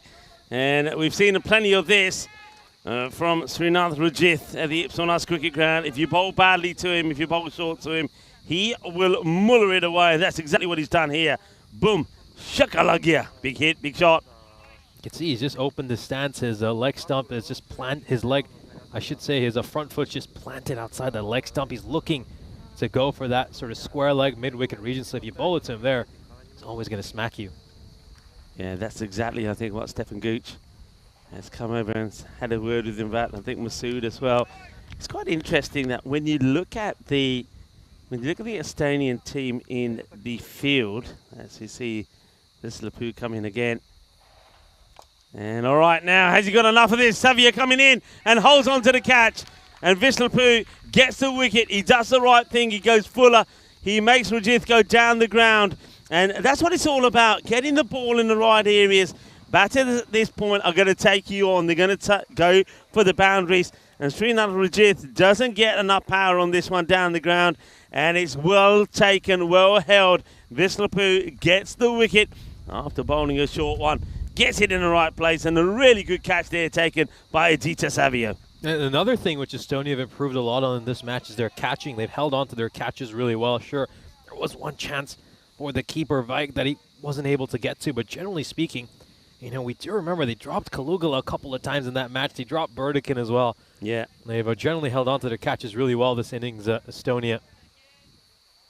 And that's just allowed them to make some inroads here. Ocean City Wardana coming in at number 6. It's going to be 2 Sri Lankan line batters out in the middle. So the Sri Lankan line partnerships continue. I mean, again, the best club in the country. You'd expect them to have the most players in the team. Gets beaten outside the off. Lovely bowling, lovely bowling. A lot of noise being made here by Ali Masood. Yeah, the point I was going to make there earlier is that Arsan Amjad is the captain. But he's right on the boundary there on the offside. And he's leaving all the... Seems to be like all the bowling decisions and fielding positions to the likes of Ali Masood. So it's a captain that seems to be patrolling the boundary. All right, another one. And Stefan Gooch will take this. It's nice and easy. So Roshan Sriwadana will go for a 2-ball duck. That is an easy catch for Stefan Gooch. He's not going to drop that. And as the Cyprus here really struggling as Roshan just literally gives his wicket away here. So Estonia well on top. Yeah, typical big Roshan City Wardana wind up before that ball, but it won't even get past the inner ring. Has no timing whatsoever on that shot. It's popped up. Simple catch for Gooch. And half of the Cypriot team has been sent back to the dugout. And they're in dire straits now. I mean, you know, the expected score is 113, but they do well to even get there the way they're playing. Yeah, Bharat Rana.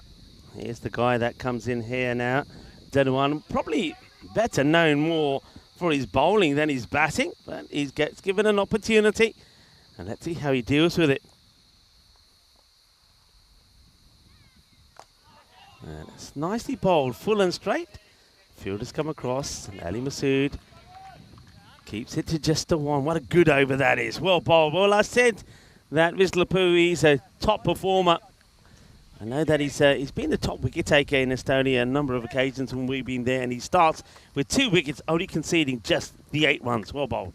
Yeah, very well bowled. As we can see, Cyprus 60, 1 for 5 at the end of the 6th over. So Gooch is going to come back on here. Not much respite for this Cypriot national team, of course. Bowled superbly in the 2nd over of this innings. Gave just 3 runs and picked up that all-important wicket right at the top of the order. Managed to get rid of Arjun Shahi.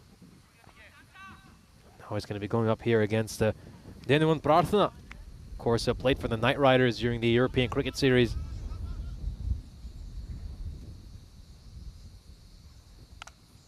No, this is nicely played by Prarthana. Was given a bit too much width there by Gooch. And he has hit this one towards third man for a boundary. Very good shot. Watches it closely. Gets underneath it well. You know, a shot from Prathana. He's not tempted to try and go and hoik across the line. He wants to play a proper, legitimate shot. And he does do so. He gets a boundary. They need to get things going here. At one time, they were on course for around about a 125, 127 score. But those wickets falling quickly. Rajith going and Roshan going. And that one good over from Vishlapu has certainly changed things now. Now they're expected score struggling to be around about the 105. But a couple of good shots here, 1 or 2 good overs. Puts them on course maybe once again to maybe touch on that sort of 120 score. Yeah, just making a few adjustments in the field as well. They brought mid-wicket into the ring. They've got a cow corner out, a very straight long off. They sent someone back toward deep third man as well as going straight to that long on. And he's done a terrific job, Ali Masood, to hold on to that one. Great pickup, sensational bit of fielding. That is just cracking, isn't it? Absolutely brilliant from Ali Masood. It certainly is. stepping up to the mark when it comes to playing for the national team. Ali Masood, great knock from him earlier. Certainly saves 3 runs there. This one is going to do something to try and get to this, and he can't. So just a little bit over pitch. Stefan Gooch maybe just getting a little bit greedy, trying to go for this Yorker. He's trying to, it looks like he's trying to get the wicket, attacking the stumps, but he over pitches it, and Thuranga gets this one away.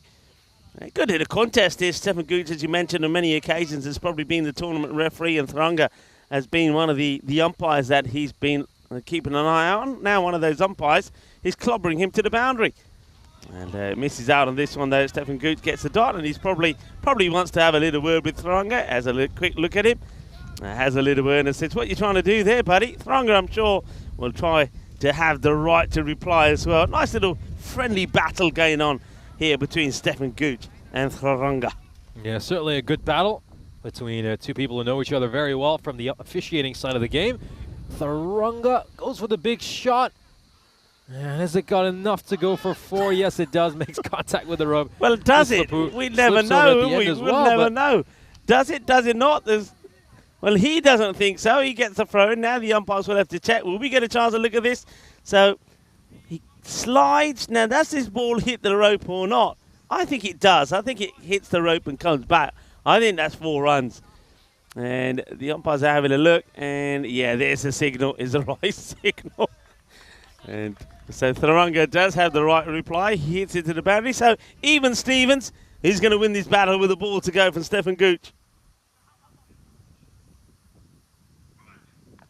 And Thuranga, once again, he scuffs at this one. He hasn't really been able to get the short ball away.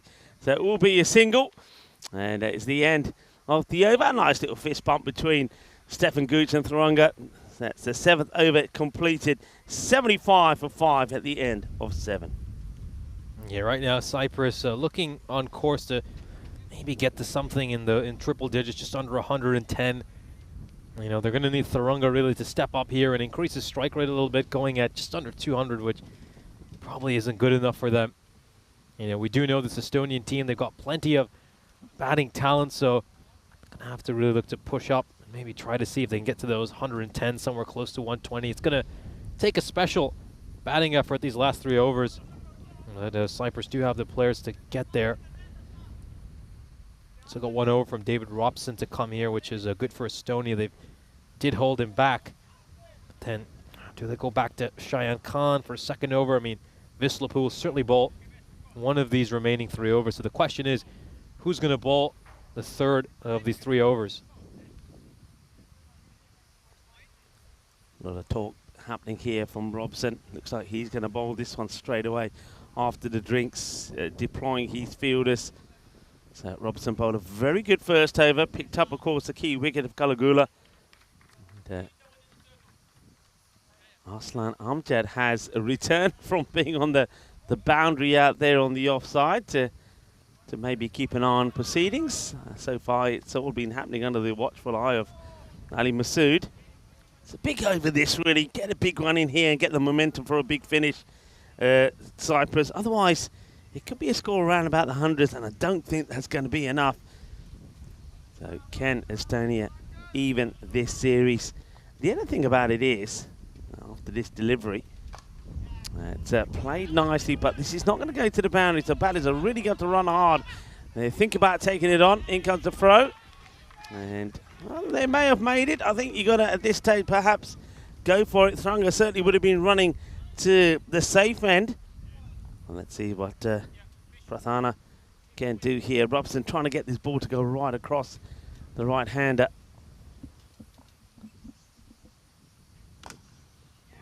That's nicely played. It bobbles away to the fielder. No mistakes as Savio gets the throw in and onto the stumps.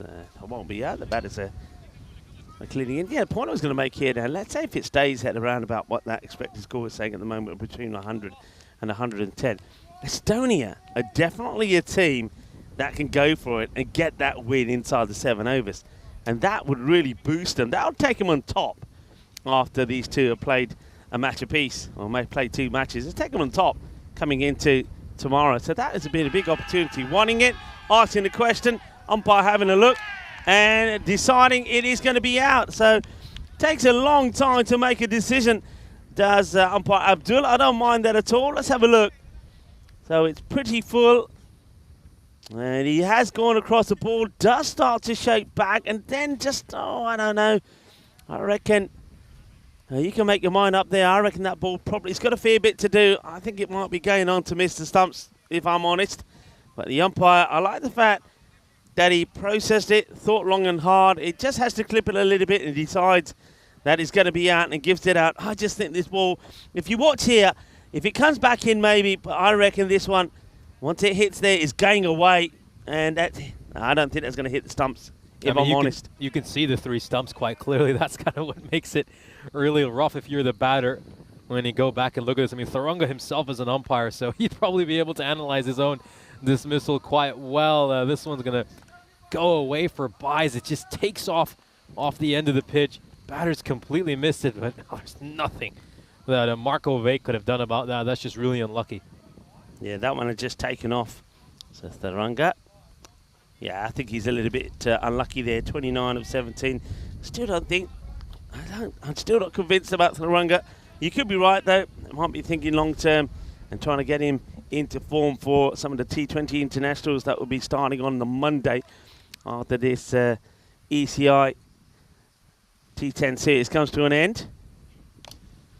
That's been hit pretty well, but it will be captain himself, Haslan, that'll make the stop.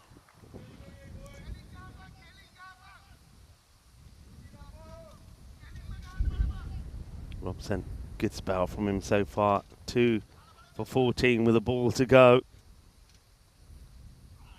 And he gets one to go through. Safely this time to the keeper. No issues for White this time. It's the end of the over. Only off a very good spell as well. He's bowled well, hasn't he, Robson?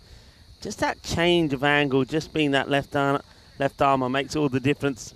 12 balls to go in the innings and the score, 82 for 6. Yeah, nice little variation there. Good change up by Robson right at the end of the over.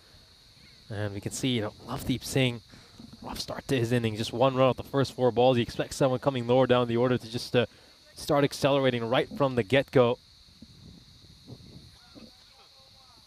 And so now we're going to see Visselpoo bowling this penultimate over, which means the captain has a bit of a decision coming up for this final over. Who's he going to give that over to? Does he go back to Khan, who went for 21 runs? Or does he go for someone else?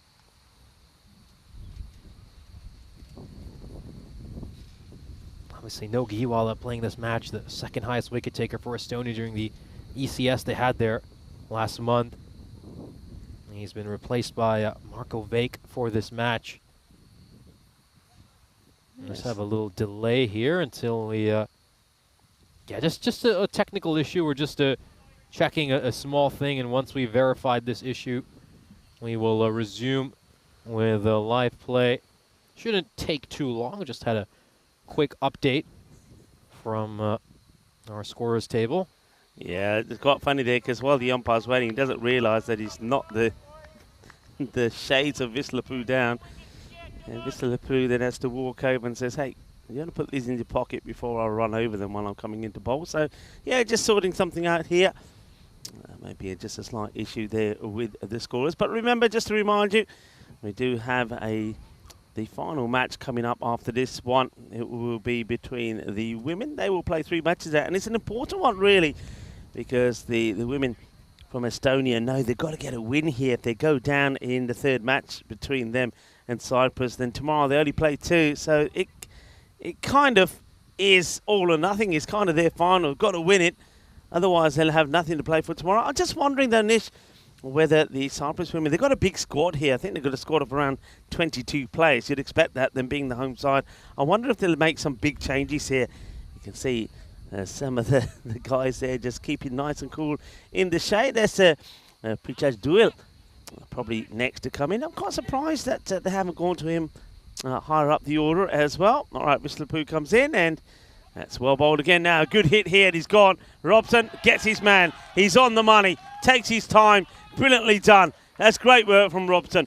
He doesn't really try and throw the ball too hard. He comes in. He knows all he's got to do is hit him. Attacks the ball. And look, quite often we see bowlers pick the fielder pick up the ball and really try and throw the ball hard over arm, but not Robson.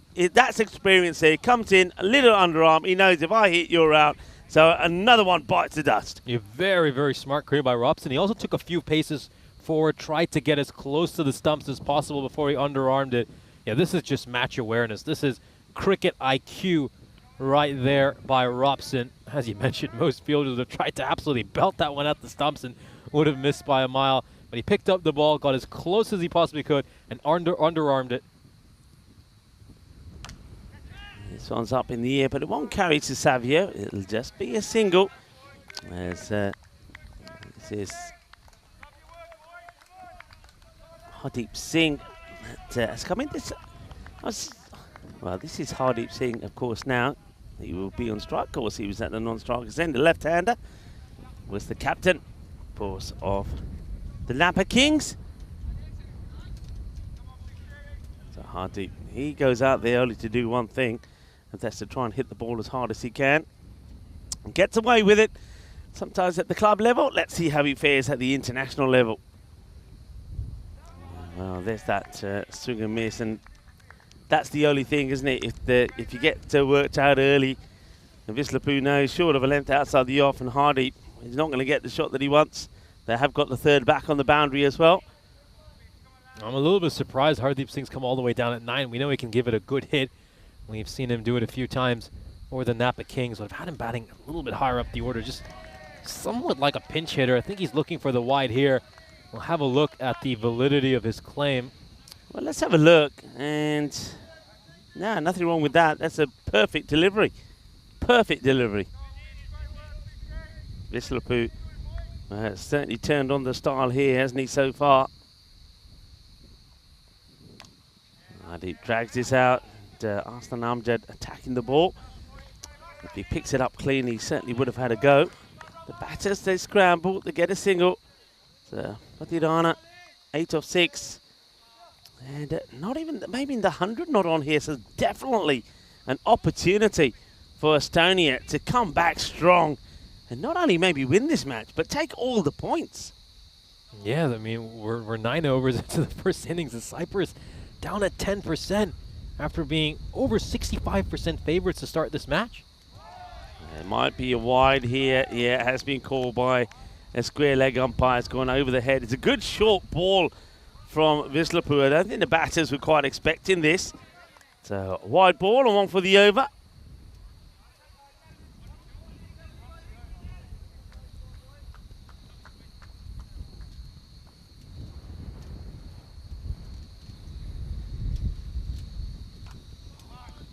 Played away. It'll just be a single. So tiki-taka at the moment here. And the last time we saw a boundary was, well, that was 4 byes, wasn't it? I can't think of the last time we saw a boundary that came off the bat. So very good bowling from Vislapu. Only goes for 14 runs off his 2 overs. And the score 86 for 7 with an over to go. Tremendous fight back here from Estonia. Remember, they lost the first match 167 to 141 by 26 runs. Scott Burdekin and Akila Kalugala put a 152-run partnership to put Cyprus in the driving seat there. But with no Scott Burdekin in the side this time, Akila Kalugala, he went cheaply for just 4, and they never really recovered after that. Rajith played a pretty good knock for 22 before Vislapu saw him go, thanks to a good catch to Savio. And we saw 29 from Tharanga of 17 balls. Yeah, the last couple of overs going for 11 runs. We haven't seen a boundary off the bat since, well, for a good 13 balls now, since it was hit in that 7th over. A new by bowler. Stefan Gooch. Yeah, a little bit. I'm a little bit puzzled by this as well. I think Khan, obviously his first over went for 21 runs, was quite expensive in the first match as well. So I thought the captain might go for a little bit of a change in the bowling attack, and he gets hit for a 4 off the very first ball. Serves up the batter a full toss, which Parthena smacks towards mid-wicket. Yeah, it's a strange one. Shayan Kari getting the very last over. I get it to a degree because it's not a big score on the board, but I think you've got to go with your original bowling plan. So This is a change. And the first ball gets hit to the boundary.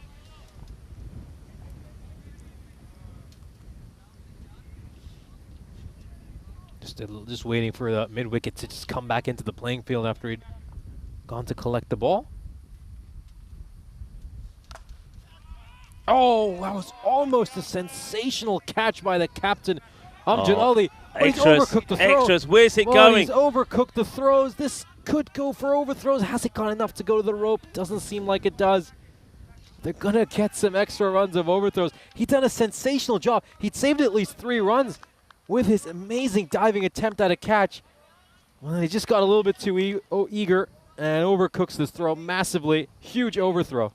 Yeah, can't believe that. Can't believe that. Would have been a great catch. One thing I also just wanted to have a double look to just remind myself, and now I have. I put the question to you, as that is a good hit, solid strike. That's been smashed away, and bangs it for a big 6. I don't know where he's walking to. He smashes this for a big 6, Hardeep Singh, then starts walking off like it's the end of the match. Don't know what's going on there. Yeah, but one thing I was bamboozled by, Stuart Hook, was in the side of the last match, doesn't bat. But he's one of the openers, and he scores big runs. I think he scored more runs in Estonia than anybody else. He didn't come into bat at all. I know Stefan Gooch came in pretty late as well. Gucci came in at 6, so didn't see Stuart Hook at all. I wonder if we're going to see him opening in his stance. I don't really understand that. Good comeback here from the bowler.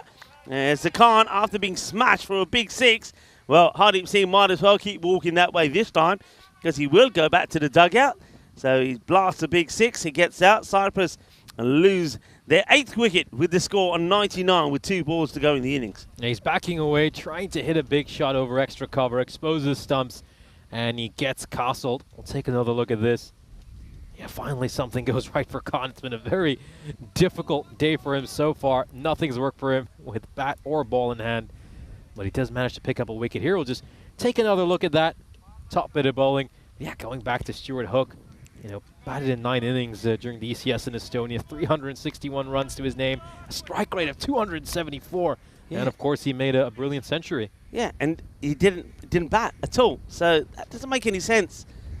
So I'm pretty sure we'll see him bat here. I mean, I'd like to see this could be out. He misses. Could be out this end as well. And probably will be out because the batter doesn't go straight away. Oh, that's just not good. And I think this is going to be, Pritaj Dul is going to be out for a golden duck. And here's the running. And he doesn't read the script, does he? And well done to Khan. Holds his cool. Gets the man. So the score stays on 99 with a ball to go. That's not very clever cricket. I mean, if that was what the plan was, then somebody should have sent Pritaj Dul the message. He's going to go. He's running away from the golden duck. And he's going to be quacked off. 1 ball duck for him. So adios to him. Another one. So Kanduri is at the non-striker's end, and this, I suppose, was the plan. That's James Cantor who's chasing after this one. He's still waiting to see the ice cream van come back so he can come over and tell Nish, I told you it would come back. Hasn't turned up yet, James Cantor. And I know Nish is giving you the evil eye. Anyway, James will feel that. They do and will get past the 100 mark, but you just get the feeling here, Nish, 105 just won't be enough. 106 is the chase. Yeah, you do feel like it won't be enough on the surface. I mean, Estonia can obviously pace their innings accordingly. But knowing them, they're probably going to go for the bonus point. I think they've certainly got a good chance of trying to pick that up. Of course, it all started off with this brilliant bit of fielding out in the deep. We just thought it might slip away from him right at the end.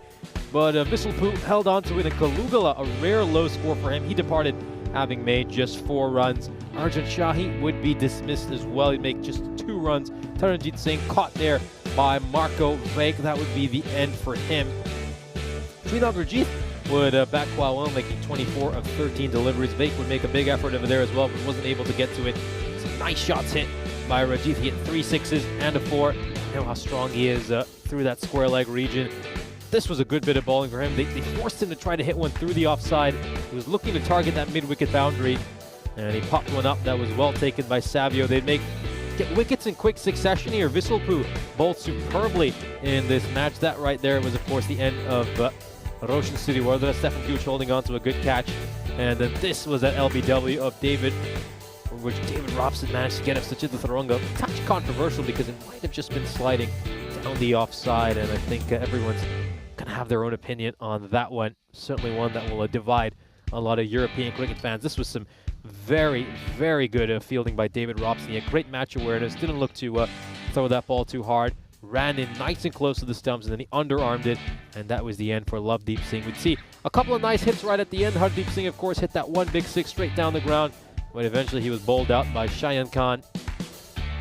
This was Pritesh Deol's sole ball out in the middle. He was run out by Shayan Khan over there as well, and then we'd see Denuwan Prathna hit a six of the very last ball to help Cyprus get over the 100 mark and end up with 105 runs. We'll have a look at the scorecard for this innings.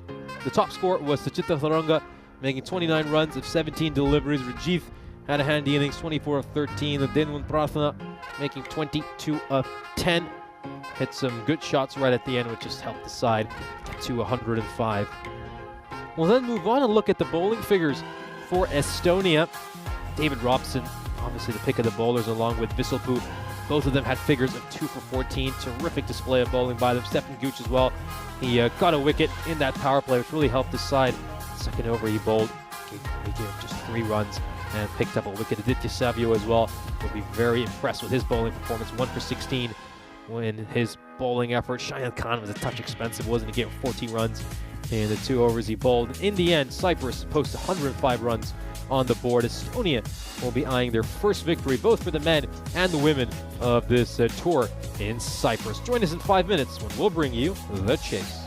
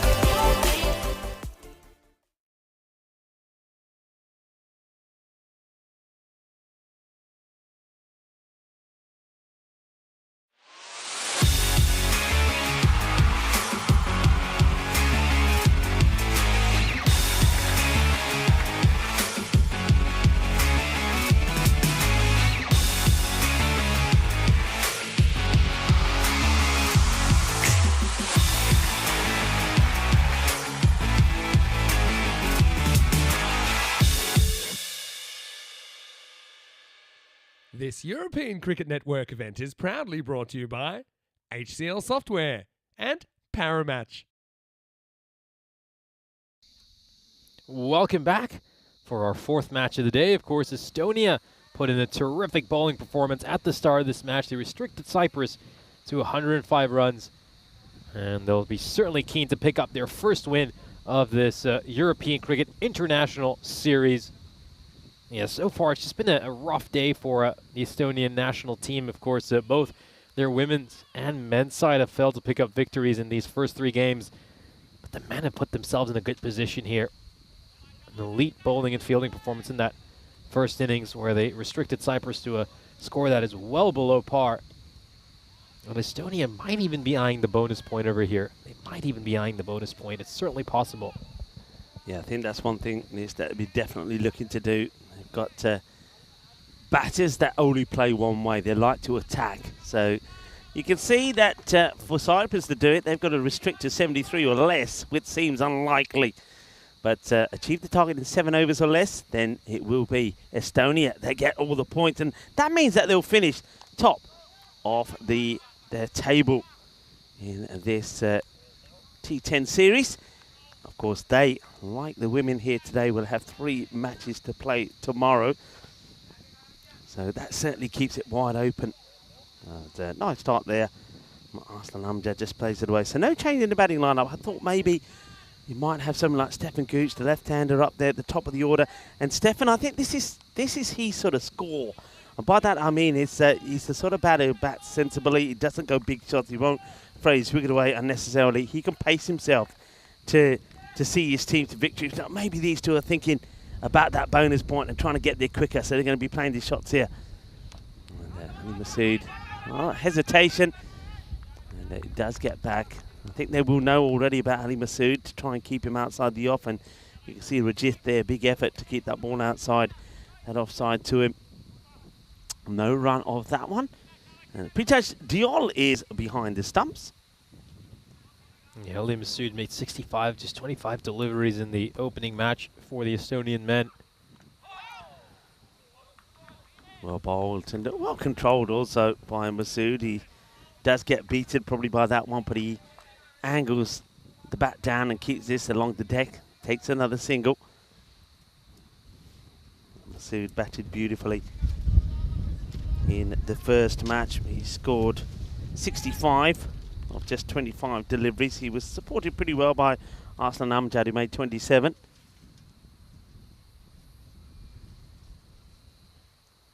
Slower delivery. It's worth the try, but unfortunately for Rajith, he goes too much down the leg side, so he'll have to bowl it again. Bowling with his shades on. I don't think he ever takes those shades off. I reckon he goes to bed with those shades. Yeah, I was just about to say that as well. I think you never see him without those shades on, do you? It's his favourite shades. Doesn't take them off. But are they his lucky shades? All right, it could be in the air. Big moment. The fielder wipes his hands and takes the catch. Well, that's the way to do it. And now he wants to celebrate as well. Shaba, Shaba. And well done to Lovedeep Singh, because let's just face it, he's a guy that not a lot of things have gone his way, but I like what he does here. Lovedeep, when this ball is in the air, when the ball's in the air, oh, soch raha yaar, main na do tin paronde khade ya, tanu ghee lagi hai, and then he just wipes the ghee off the butter off his hands and says, I got it this time.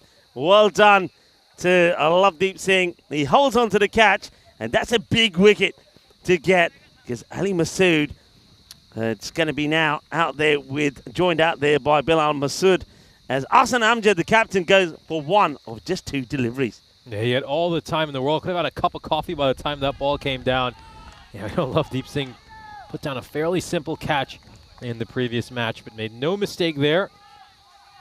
Arslan Amjad was rather lucky in that opening match when Lovedeep dropped him, and Lovedeep got a chance to make amends for dropping Arslan Amjad. Bilal Masood didn't get any runs in the last. Remember, he was done by an absolute beaut of a Yorker. First ball when he had his stump shattered by Arjun Shahi. Plays this one out quite defensively. So Arjun Shahi didn't quite manage to click in this one with the bat, but I'm sure he'll certainly be quite key with the ball. It's another good delivery. It's a good over to start. Well, when you haven't got too many runs on the board, you need a good start, and they get a good start. Only the 3 runs and the wicket of the captain of Estonia, Arslan Amjad. And that means it's all of a sudden that 105 score feels more like a 114 already. Yeah, certainly does. Srinath Rajith bowled a terrific first over in the previous match as well when he gave up just 8 runs in the opening over. Here's a look at how many matches it's been since we had a golden ball in the European Cricket Network. Will we break it on this great weekend of international action? Of course, international cricket for you here in Cyprus. And alongside us, we have the Continental Cup running concurrently in Czechia, where the Croatian women's side, well, they've got a terrific chance to make it 3 wins and 3 over there. They need 56 runs off the last 81 balls to pick up a win. They've not lost a wicket yet. So what a weekend it's been so far for Croatian cricket. And of course, yeah, Croatian football as well will have a big match there. They'll be taking on Spain in the European Vamos Championship. España, vamos España. Yeah, I think me and Gerard will be having talks a bit later. Of course, Gerard is here, who plays his cricket in Croatia. Yeah, that'd be a big match. Could go either way. Both teams will be looking to get to a good start. This has been called a wide to the disappointment of the bowler and the wicketkeeper. Why don't we get a chance to see this again? Thank you, Arturs. And I think, yeah, that's umpire's call. So, Pathana. That's nice looking shot. And that one is going to go to the boundary. 4 runs. A really good shot this from Ali Masood. Now, I keep saying that Masood normally is a guy who prefers to play on the onside, but that's a glorious cut shot. That is right out of the textbook. Yeah, beautiful one. Picks up the length well, gets back on the back foot and just cuts it behind point. 4-4. Yeah, so they go with someone like Prathana to bowl ahead of Arjun Shahi. I understand that. I suppose he's more in the side, mainly for his bowling. Just gives a little bit too much width there to Ali Masood. Gets played away and no run this time. He gets rushed, gets hurried into the shot this time. There's Masood, can't get it away, can't get anything out of it. So it's going to be a dot ball here. So they're making them work hard. Making them work hard. And every time you don't get to that required rate and you fall some runs short, the rate starts to creep upwards. So good start so far. Masood plays this one away, but it should be fielded, and it will be. And there, of course, the man of the ability in the field of Arjun Shahi certainly isn't gonna let that one go from. I still think there could be a twist in this. Could be a twist in this. You know, there's plenty of batting to come from Estonia, but pressure can always tell. And there you go. Pressure does tell. That is an absolute beauty. And Masood is going to have a pair, isn't he? He will have a pair. No runs in the first when it was a golden duck. And this time it is a 3-ball duck. It's the stumps get shattered. And that is the end of him. Well, he has had a golden, and now you might as well take home a normal Derek as well.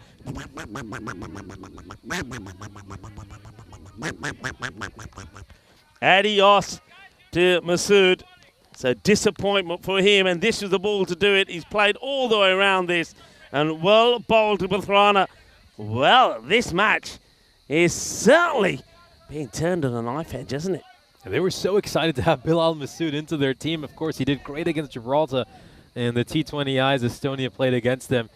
But yeah, this opening day has been a bit of a disaster for him. Nothing's gone right. Hasn't scored a run in his 2 outings. And yeah, he can't wait to leave here, I bet. Yeah, he can't wait. But I suppose now he's just got to hope that somebody can click. Maybe it will be Sahil Chauhan. Can he absorb the pressure here? A ball to come from Prathana. It's well bowled as well. And, well, look at the home side here, Cyprus. They really are making some noise, supporting the bowler. It's another very good over. And they are only 9 on the board, 2 overs completed, 9 for 2. And that rate now gone past the 12 mark. Yeah, absolutely. And they're actually a lot louder in the field than they were in the first match. I think they really embraced this challenge here, Cyprus. They're relishing the opportunity to defend a low target here on their home turf as both the men and women look to make it 4-0 on this opening day. Yeah, I expected Stefan Gooch was going to come out over there, but we do know Sahil Chauhan, very, very good cricketer, one of the top 5 run getters in the ECS they had in Estonia, plays his cricket for Tallinn United. All right, here we go. Another big player to come on. Doesn't start well down the leg side, but they're liking it. They're asking for it. And, well, it does get called. The umpires had to think long and hard about this for some reason. He thought long and hard, and in the end has called a wide. But I think he must have been a bit unsure to start off with. He's thinking about it, and then calls the wide. So it's going to be a wide. So Arjun Shahi just straying down the leg side. And now he goes too far the other way. What? Is it just me? Was Arjun Shahi bowling from half the run-up that he was back at the Ipsonas cricket ground? He just seems to be bowling off, I don't know, just about 10 paces here. Whereas in Ipsona, he had a really long run-up. Yeah, bowling a lot of a shorter run-up. I wonder if it's just because he wants to control his line and length a bit more. We know at times he got a bit wayward at Ipsonas. This is played out towards square leg. Fielder's going to come across. That's Lovedeep. And he's going to ensure it's just a single. Yeah, maybe he just wants to cut down on the pace, focus on line and length. Yeah, it could be. It could be that he's had to think about something. Maybe the captain has had a word with him as well and say, look, I like what you do, but just cut down on your run, try and concentrate. Maybe he's trying to conserve himself as well in this heat. It's going to be too wide again. I mean, he has got good wheels, but doesn't want to give too many extras away. I mean, 1 or 2 to try and keep the ball in that off-stump corridor, I can understand, but those extra balls that you're going to have to bowl, if they get pinned to the boundary, that's when it hurts you. Walks back to his mark. Oh, great to have SF Shohag and Mr. Kitty joining us in the chat. Mr. Kitty commenting on the ground saying it looks so much more greener than the field yesterday. Absolutely. We're in Episcopi in the beautiful Happy Valley, a brilliant sports complex. Of course, we're on the cricket field, but they've got an archery range behind us. Rugby field what to behind our left. us? An archery range. Oh, you never told me that before. I'm sitting here. I could be a sitting duck. I could be a sitting target here, everybody. And archery. We've already lost our tent once. That's nicely played. But not bad bowling at all. He's bowling to his field. They're thinking about oh, look at this. Well, talking about throwing yourself into it. Or maybe that's the arrows coming this way from the archery range behind us. As Lovedeep Singh says, incoming. Evade those arrows. Tilang, yeah. Oh, yeah, nice fielding. I love the way he's throwing himself around out there. Yeah, he's certainly putting in a lot of effort. And, yeah, not only archery, but I also had a look when I went back there and I saw they also do paintball around these parts. This one is gone up in the air and looks like it's going to evade City Vardhana because it's gone all the way 4-6, just waiting for the umpire's call. There it is, the confirmation. 6 runs for Chauhan. Yeah, Chauhan, he's a cool customer. I've seen him play in Estonia when he's coming and his team's been under a bit of pressure and he's just come out and he's, you know, him and his brother played so well there for United. So these two know each other pretty well. In the pad, big appeal, but going down the leg side. It's just going to be 1 leg by. So this is the better over as Arjun Shahi just lost his line a little bit. And he's bowled 3 wide, so he's had to bowl 3 extra deliveries. One of them's gone for just a single, one's gone for 6. So that's 7 runs of the extra balls he's had to bowl so far, including this one. And that's been played nicely. It's a long chase. Will they get there? Will the ball win the battle? The ball will the battle. And that's where those wides cost you 11 runs because of the 3 extra balls that got bowled. And that's why coaches hate it when bowlers bowl extras. Yeah, boundary off the very last ball. The first good over for Estonia. 17 runs come off at Shahi. Yeah, a little too expensive there. I think he does struggle with his economy rate a fair bit in T10 cricket. We've seen him be a bit expensive at times as well for his ECS club, Everest, as Estonia 26 for 2 at the end of the power play. Yeah, an opportunity for the players to take those desperately needed drinks and take on those fluids. Talking about drinks have been in good supply. Ice creams have been in short supply, Nish. What's going on? Where's James Cantor? Where's James? And James, where's his ice cream van? Where's Mr. Whippy gone? I told you, as soon as I put it out there to the batters, hit Mr. Whippy and you get a free ice cream. He's done a runner. He's disappeared. Yeah, I think Kaluga is to blame. He probably hit a few too many towards square leg and thought, that's it. That's enough. We're never going to sell enough ice creams to make up for the damage to our windshield. Well, we'll have to sort this. And maybe tomorrow we'll get a cool box and we get a bag of ice. And when we do see Mr. Whippy, we'll just get some stock in. Get the stock in the chiller bag. Put the ice around it, and then that'll see us through the day. All right, they're going to go back to Prathana. I don't mind this move. This is good. This is one thing that I don't think Estonia do enough of. He's bowled a good over. Go back to him because you need another good over here because that rate, it was on the up. It's come back down to about 11 and a half. So they want to try and get it up to about the 13 and the 14s, and they'll be hoping that they can defend that through the innings. So big over coming up here from Prathana. Go short, but this is going to be hit out to Srinath Rajit, who will have no issues making a stop here. Prathana looks like he's had his hair done here. I know the sun's right in our eyes. He's got a bit of highlights in that hair. Yeah, it does look like he has a few highlights in his hair, Prathana. So looking into business for this international appearance. Yeah, bit of a 2000s throwback with that haircut.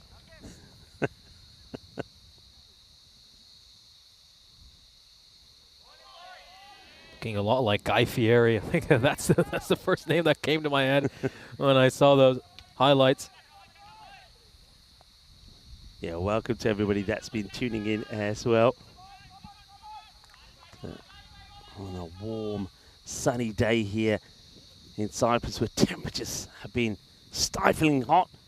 In the air, but he's going to get lucky. He hits it firm and he hits it hard. And he's going to get this over that fielder at backward point. It's going to be 4 more runs. So things started flowing for Estonia in that last over from Arjun, which went for 17.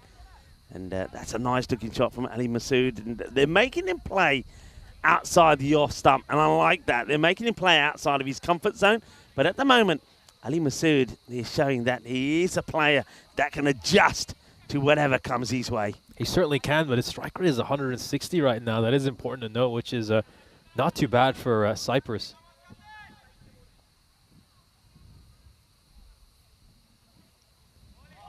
And he gets one through. That's well bowled. Prathana liking what he's doing here. Played a few valuable hits as well when he was out there with the bat as well, coming in at number 7. Prathana.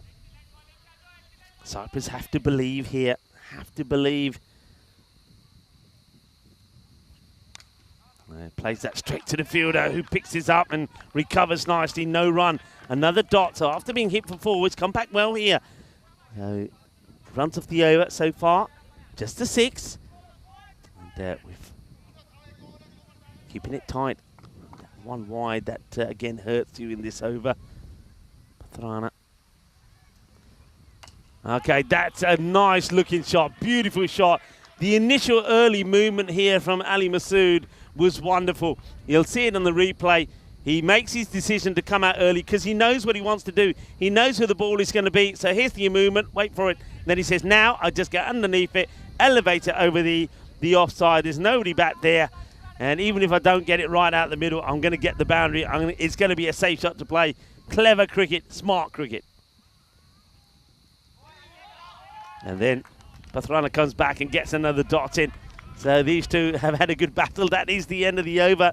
It goes for 12, which is okay for Estonia because it's one more than what they need per over. Yeah, that over is a pretty decent one for Estonia. Just going back to the point about that shot Masood hit, I think so much of T10 and T20 cricket is just about second-guessing the bowler, premeditation. And it's about making those right adjustments. I think the batters as well. I mean, the bowlers, they want the batter to keep guessing, and if the batter guesses right, then the bowler's in trouble. So it looks like Vimal Kunduri is going to come in to bowl this 5th over. He bowls a leg spin. Leg spinner likes to go right arm round the wicket. Usually looks to fire the ball in. I can see that the heat is playing with our graphics as well. I've got to say the heat is really burning everything. Burning the graphics, is burning the cables, is burning us. And I'll tell you what else is burning, some of the shots that are being played. And I think this is the coaches burning as well, thinking, what are you doing bowling that? As Vimal Kanduri, he comes out and, well, he bowls a loose night. It's a full toss on the legs to Sahil Chauhan, and Chauhan will gobble these up all day long. Not a good start for Kanduri. Yeah, not the best of starts indeed. Starts up with a full toss. He's not a big turner of the ball, Vimal Kanduri. He tends to fire them in. Yeah, that's sort of what we're accustomed to seeing from him. Looks to rush the batter. Good comeback, I suppose, after being smashed for a 6.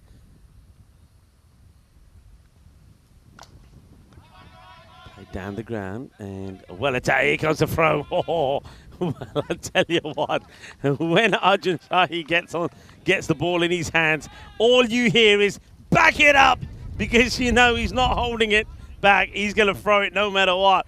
And it took three players to back that one up.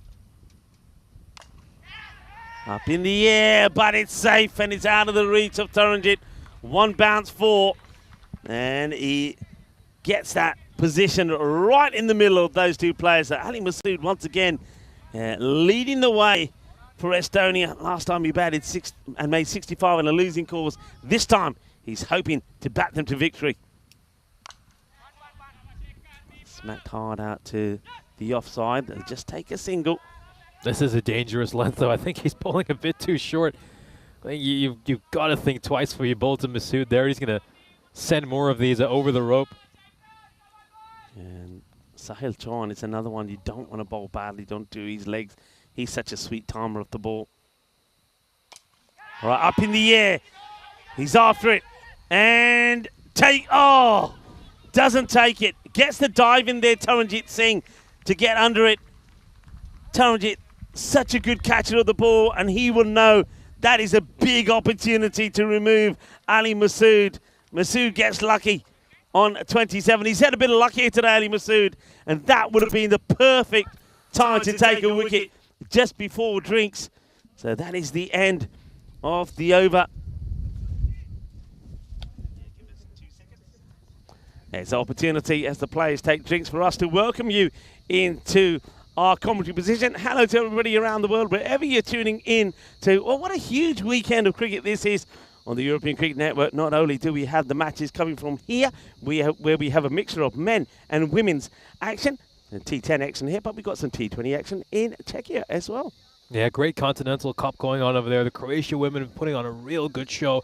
They're looking to make it 3 wins in 3 in the series over there. But yes, coming back to the games we have over here, Cyprus, well, start of this innings, we were talking about whether Estonia would be looking for the bonus point, but Cyprus might even be eyeing the win here. They could snatch it. They could snatch it. I mean, it's going to be an interesting phase here now, because I think that's one thing that Estonia are probably thinking is, say, right, okay, look, that bonus point probably not in the equation now. Let's just make sure we win this match. At least we come to play here tomorrow on day 2, even Stevens with 3 matches to play. That's priority now here. But I think if Cyprus, I think you're right, if Cyprus can pick up 2 quick wickets here now, I think there'll be a buzz around them, and they'll certainly apply some pressure on Estonia. Yeah, I'm a little bit surprised Stefan Gooch hasn't come out to bat just yet. We know what a terrific player he is. He was the leading run getter during the ECS in Estonia, and he might be the man for an emergency. But this is a man who is more than capable of getting them out of a hole. Hits a 6, Ali Masood, off the very first ball. Roshan Siriwardana blasted right at the start of his over. Yeah, Masood, though, I mentioned just before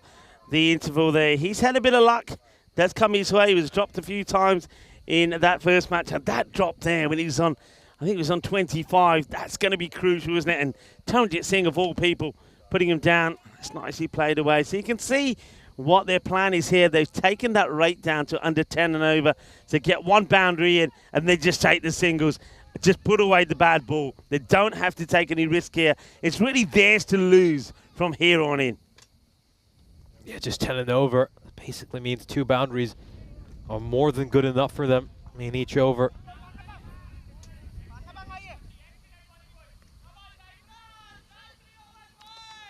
I can really hear Pritesh Dale from out here saying, come on, boys. It's last 3 overs. Got a bit more than 3 overs, though. Yeah, I think he's trying to say, come on, let's get 3 overs in. 3 good overs in here. And that's hit high in the air. Fielder is not going to get there. Gets over him as well. Just the power and the timing of Sahil Chauhan is amazing. He's one batter that really did impress me in Estonia. He and his brother, actually, they took it in turns to just leave me gobsmacked with some of the cricket that they play. They're very, very exciting players, the Chauhan brothers. One of them playing here for Estonia. The other one not that far away for qualifying as well.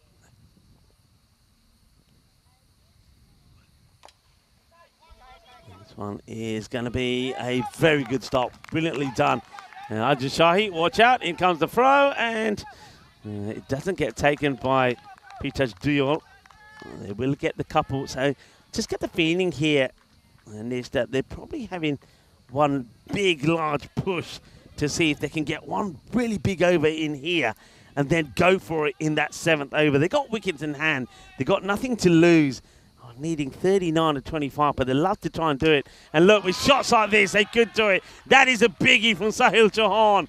Gia, shaka lagya, shaba, shaba, ginna sona, boom, 6 carreras. This is una nexi. Yeah, very, very good shot there. Top hit by Masood. Slightly overpitched at delivery city, and it's a rare expensive over for him. Goes for 21 runs.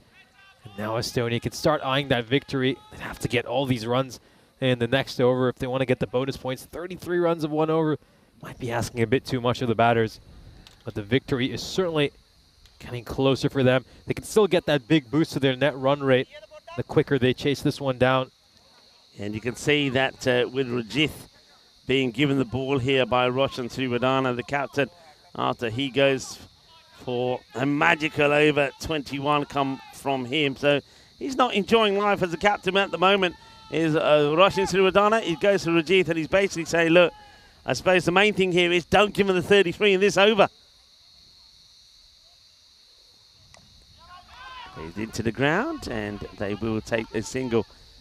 This is just going to be the one as it gets played away. So Rajith just wants to make some amendments to his field. I think he looks like he wants the square to go behind and just moving his mid-wicket along a little bit. That's Lovedeep Singh that's been patrolling the boundary over there.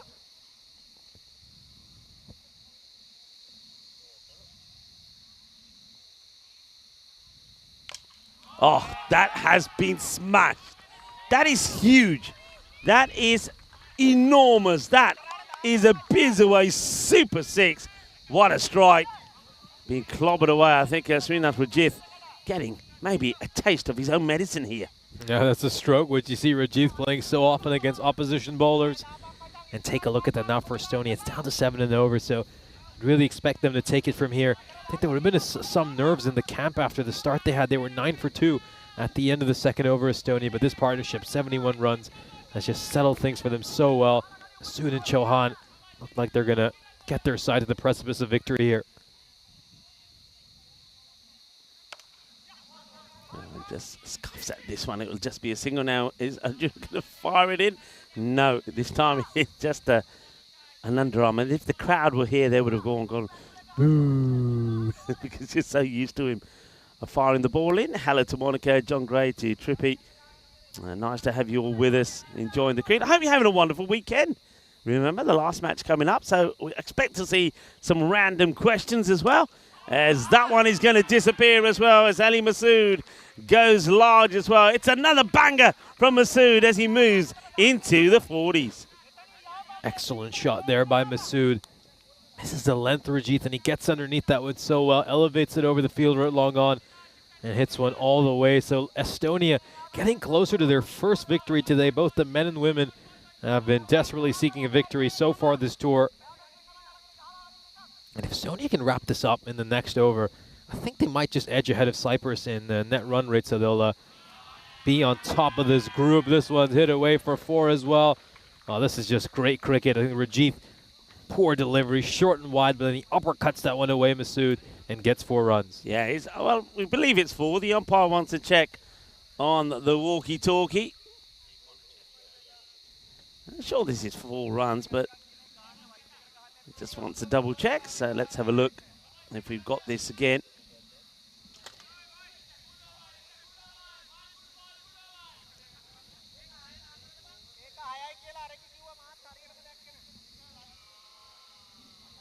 4 runs being signalled there by the umpire. Rajith coming in here, but it's not gone to plan, has it? As 18 has come off the over already. And oh, what a shot, but has he got enough of this? Arjun Shahi doesn't get there, and can you believe it, of all the players, Arjun Shahi. Now, it's difficult. I tell you why it's difficult, because look at the shadow. He's looking right up into the sun. He doesn't get there. It's a mistake. It's an error, and it's an error from a top fielder, Arjun Shahi. And let's just, for teams that are going to be playing here, you got to remember at this time of day, you got to have the shades on when you are straight down the ground, because the sun has come round, and Arjun Shahi, he makes a hash of that. You wouldn't have expected that from him.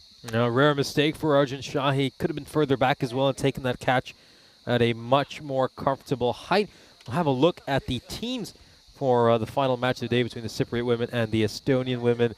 Still plenty of players who haven't featured yet for Cyprus, looking to get a big opportunity. But for Estonia, great moment there. Victoria Frey, Miriam Frey, mother and daughter, are both going to be playing for the Estonian national team. But am I reading that right? Have we got about 7 changes coming in there from the Cyprus women? Well, that is a massive change, and I suppose I was expecting to see maybe a few as this one gets clipped away. They are going to come back for 2. And Fro comes in, and they're asking the question here, and the umpire shakes his head, but we'll have a look at this side on. I think once again, thinking that the ball is going to the boundary. Let's see. He says no. The fielder says the batter says I can make it. Here comes the throw, and I think he does. Or does he? When did these stumps get broken? It's very difficult to tell. Well, I think you're going to have to go with umpire's call here. They see the bails could have gone at any point. If they were gone there, you'd say probably out. The only clear evidence you see of it is there. I think from that shot, you'd probably say that the batter is in. And, not conclusive on the video evidence, so you'll have to go with umpire's call, and I don't think the umpire was giving that out. It was a shake of the head from him straight away. So not out will be the decision. Yeah, that one was certainly a lot closer than the umpire would have thought. There's just no evidence there to give it out, is there?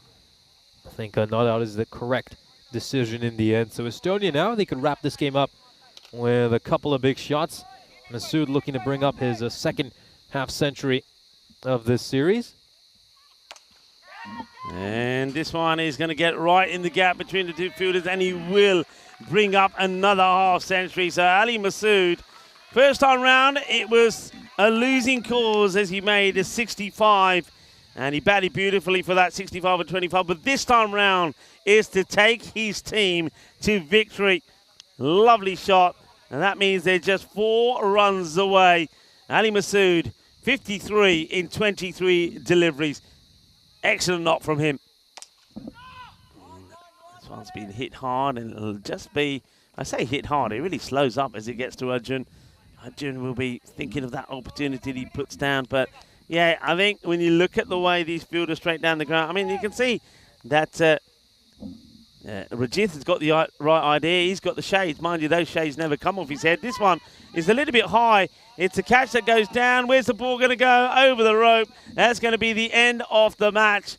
And I don't think it's irrelevant whether that was a no ball or not, actually. It was pretty high. It's been given as 4. The match is done. Estonia get a victory away from home. Well done to them. It means that they level this series. And Nishay, I think you're right. Winning it the way that they do here, I think they're going to get a far better net run rate, I believe, than their opponents. We're going to get a chance to look at that when we look at the standings maybe a little bit later. But it's a good win, and well done to Ali Masood, who just shows what a class player he is. He showed in the European Cricket Series in Estonia what he's capable of when he scored 3 centuries in that series. And now he's taken that form into the international level as well when he scored back-to-back half-centuries.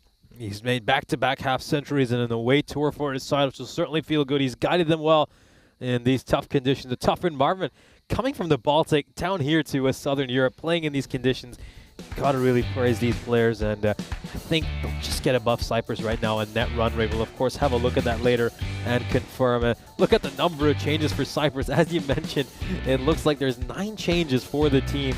So we're going to see a lot of new players here for the Cypriot national team. Look forward to seeing them, of course. Chaturani, the captain, still there, and Diran Alage. Meanwhile, for Estonia, a few changes in their team as well. Of course, the big story is that we're going to see mother and daughter playing together, Miriam and Victoria Frey. That's certainly a heartwarming story. It was a great start for Cyprus. They had Estonia in tons of trouble at the start. They were 9 for 2 at the end of the second over. Arslan Amjad, the skipper, departed for 1 run. Then Bilal Masood, he had a pair today, a couple of ducks to his name. But then Masood and Chauhan really just settled this Estonian side so well.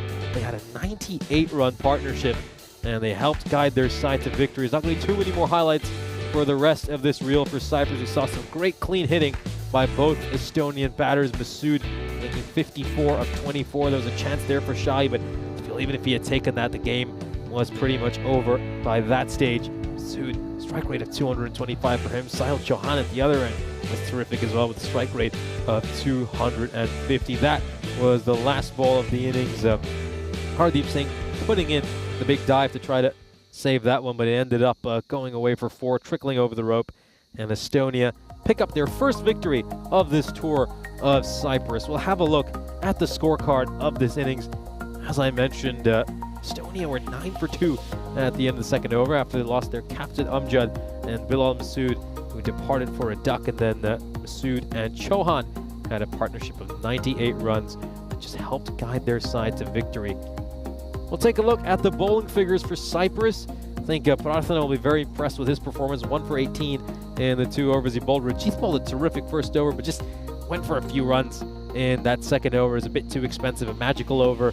And in the end, Cyprus just couldn't contain this Estonian side, who will chase this target down with 2.1 overs to spare and pick up their first victory of the Estonian Tour of Cyprus. Yeah, well done to them. That, of course, means that they're keeping this well alive for the matches that come up tomorrow. They'll play 3 times tomorrow. They're done here for the day, but the women are not done. As we see a big match coming up there. A lot of changes, 9 changes here that we're going to see from the team Cyprus.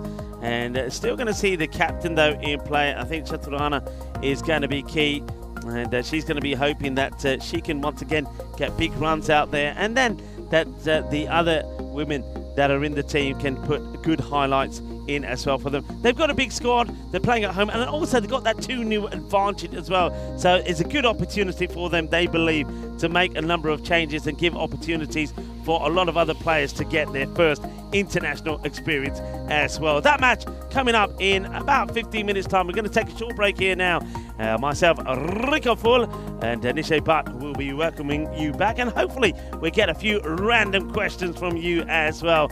And yeah, fire in your random questions. And what I want to see and hear of a lot of new people that are joining our ECN family. Send us a message. Let us know who you are. Tell us where you're watching from. And if you've got any questions, fire away. Join us back in about 15 minutes time.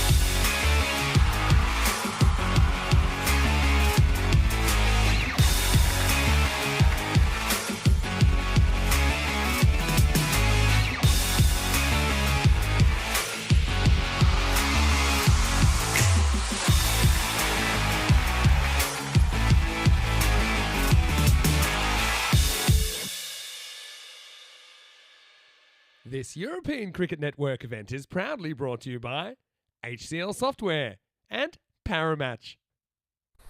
What a great international Saturday this has been, but we still got one more match to come. It will be the third match between the Estonian women and the women of the home side here, Cyprus, and it's a very important match as well, with Cyprus winning the first two matches and this being the third match. Then I think that Estonia know if they don't win this match, then when they're coming here tomorrow, they're really playing for just some pride, because if they go down in this one, there's no way that they can win this series. And already with two matches go tomorrow, it will be the home side Cyprus that will be victorious in this international series. Let's see first what happens at the coin toss. Estonia to call. Tails. Tails is the call. It's a heads. Bet. They're gonna bet first.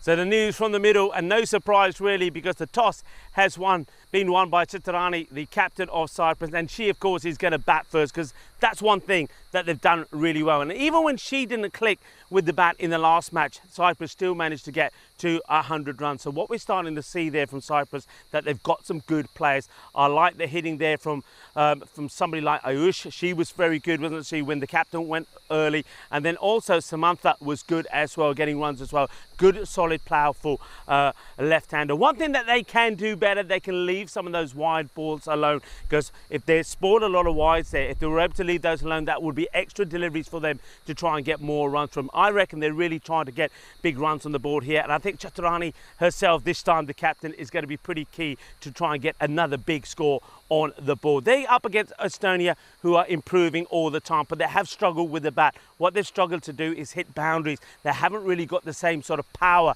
and they haven't been able to put the bad ball away that they are getting from the Cyprus side. With the ball as well, they've got to try and eliminate those extras, because a lot of those extra balls are being hit to the boundary too.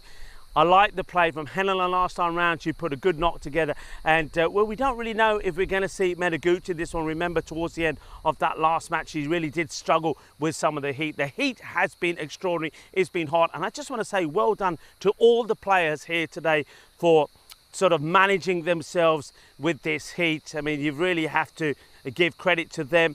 Also big credit to all the umpires, and also to Spring Media as well, and the ECN crew. Been difficult conditions, but thanks to the federation, thanks to somebody like Mohammed Hussein, we've been well watered and well fed, and we've got through the day. But one more match to go here, a big match indeed as well. Cyprus are looking to win it, and by winning it, it means they win their first international series. Estonia, well, they're looking to take them in tomorrow. Let's see which way it goes. What I can tell you is that Nish is ready to talk you through the first ball. Nish, the news from the middle, that it will be Cyprus having a bat first. Thank you very much for that update. A beautiful introduction. And we're set for our final match of the day here between Cyprus and Estonia. The sun quite low in the sky right now. As we're into the evening, it's 5:58 local time. We'll have a look at the fantasy dashboard. So tons of changes here for this Cypriot national team. 9 changes. The captain Chaturani still playing. Dinanalaga playing as well. You know how good Chaturani is. We saw a wonderful 56 in the opening match. Was caught at cover in the second game, which did get off to a good start there. Here's a look at the win predictor. Cyprus, 79% favorites heading into this match. But they're going to need a big response here. Estonia, maybe they were a little bit inspired watching the men pick up a victory in our fourth match of the day. Can Estonia make it 2 wins and 2? It's the women's turn now. Vesic is going to bowl this first over for Estonia. As he mentioned, she was the leading wicket taker when Estonia took on Malta at home right at the start of the previous month. Let's see if she can get some wickets here. She went wicketless in her first couple of matches, but she has been bowling quite well. Here we go, first ball. And it starts off with a good one, just around the stumps. A good line and length there to start off for Vesic. Let's just see if they can get rid of Chaturani early here as well. Now, obviously, a few more changes in this Cypriot national team. A few more players who we're maybe a little bit unaware of. So maybe if they can get these two out, Modia Selaga and Chaturana, And they could have a chance to skittle Cyprus for something paltry. But early wickets are going to be the key here for Estonia. 2 fielders outside the ring right now for Estonia. 1 stationed at a deep square leg and another deep backward point, or you could say a very square deep third. This is gone straight to the fielder. And that fine leg. Yeah, I would probably move the fielder who's out at sort of deep backward point position and maybe send them to deep mid wicket. I think we do know that Chaturani is very strong through that region. Haven't seen too many balls go in that area where right now I believe Maida Gooch is fielding. She's not going to be wicket keeping in this game, and he's got him. He's got her. And Chaturani, after a dream start this morning, 56 runs in the first match, just looked head and shoulders above the competition, is going to go and depart for a duck. Great ball here. And of course, we didn't mention that this bowler, she was the leading wicket taker when Estonia took on Malta, and she gets the all-important wicket here. She has to wait till the 3rd match to get her first wicket, but what a breakthrough for Vesic. And Cyprus 0 for 1. And, well, we could see this side tested a little bit here. So a few players are coming in here who haven't featured today. They're unknown quantities. And does Estonia have a chance to maybe skill Cyprus for a few runs? We'll take another look at that. It just ricochets off the pads. A little bit unlucky there, Chaturani. But it's a top bit of bowling by Vesic. And a great start to this match. Just taking middle stump guard here, the new batter, Siriwardana.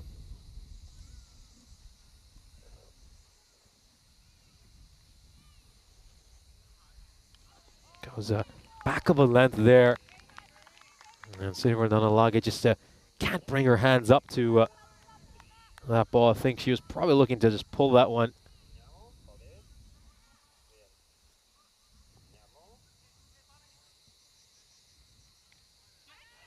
And oh, this could be another catch. It is another catch. It's a double wicket maiden to start off for Estonia. A dream start for them here in the evening in our final match of the day. And they go bang, bang right at the start. It's a duck for the new batter. Really disappointing for her playing in her first European cricket match. She's probably hoping to make a few runs. But unfortunately, Siriwardana has found the fielder at fine leg. You can just see he comes off the edge of the bat, sits up nicely for the fielder, and the catch is really well taken. Cyprus 0 for 2 at the end of the first over.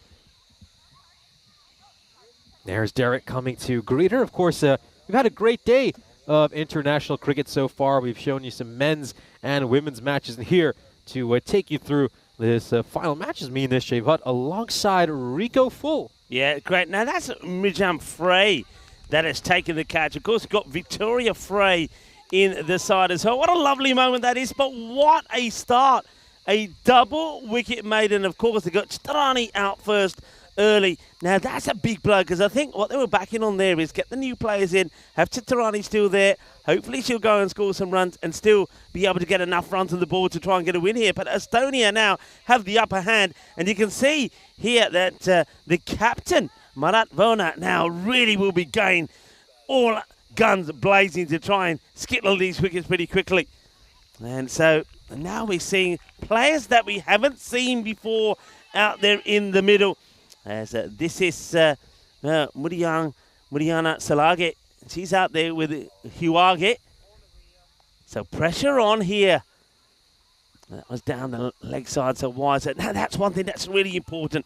Keep these extras down. That's what they've got to be doing here. It's got to be thinking, keep the extras down and try and get the win, because they need this win. They've got to keep this series alive. They've got to get this win here.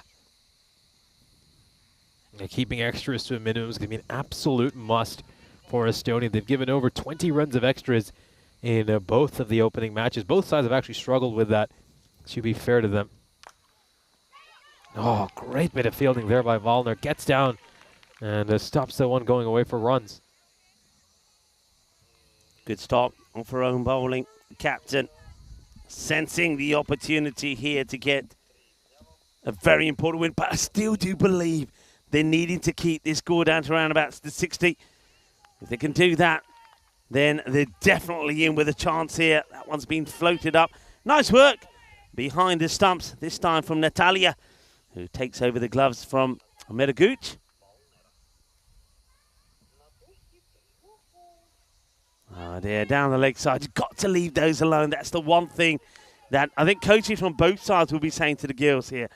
If it's down the leg side, leave it alone. Let's take the wide. Let's take the extra ball. So balls are wide there. There's Muriana Salage.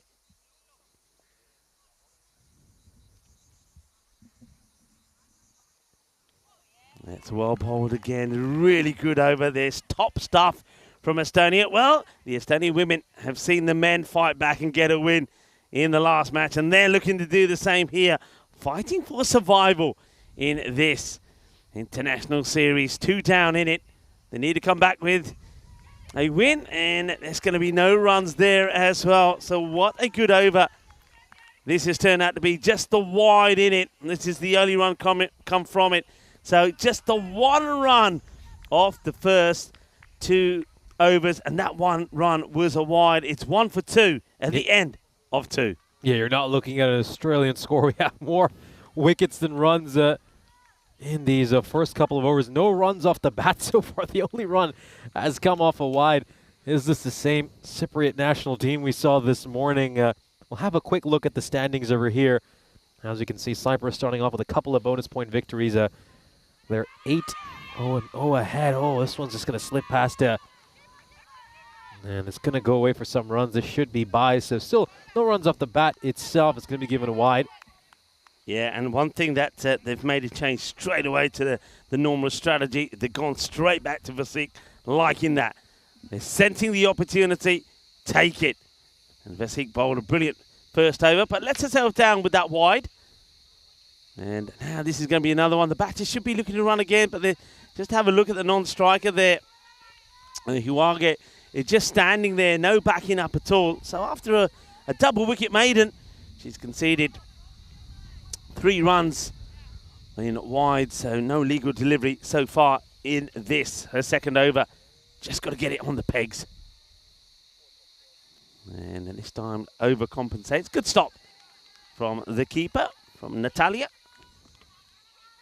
Just drifting down the leg side there, Vesic overcompensating for the couple of wide. She's bowled too far down the offside.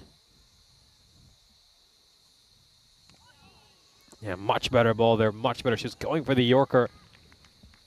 And it hasn't missed the stumps by too much.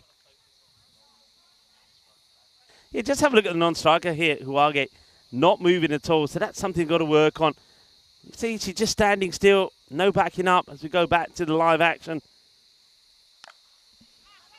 That just means that when she does go, she's not backing up. She's starting from a station position. Another opportunity for one, but they're not watching.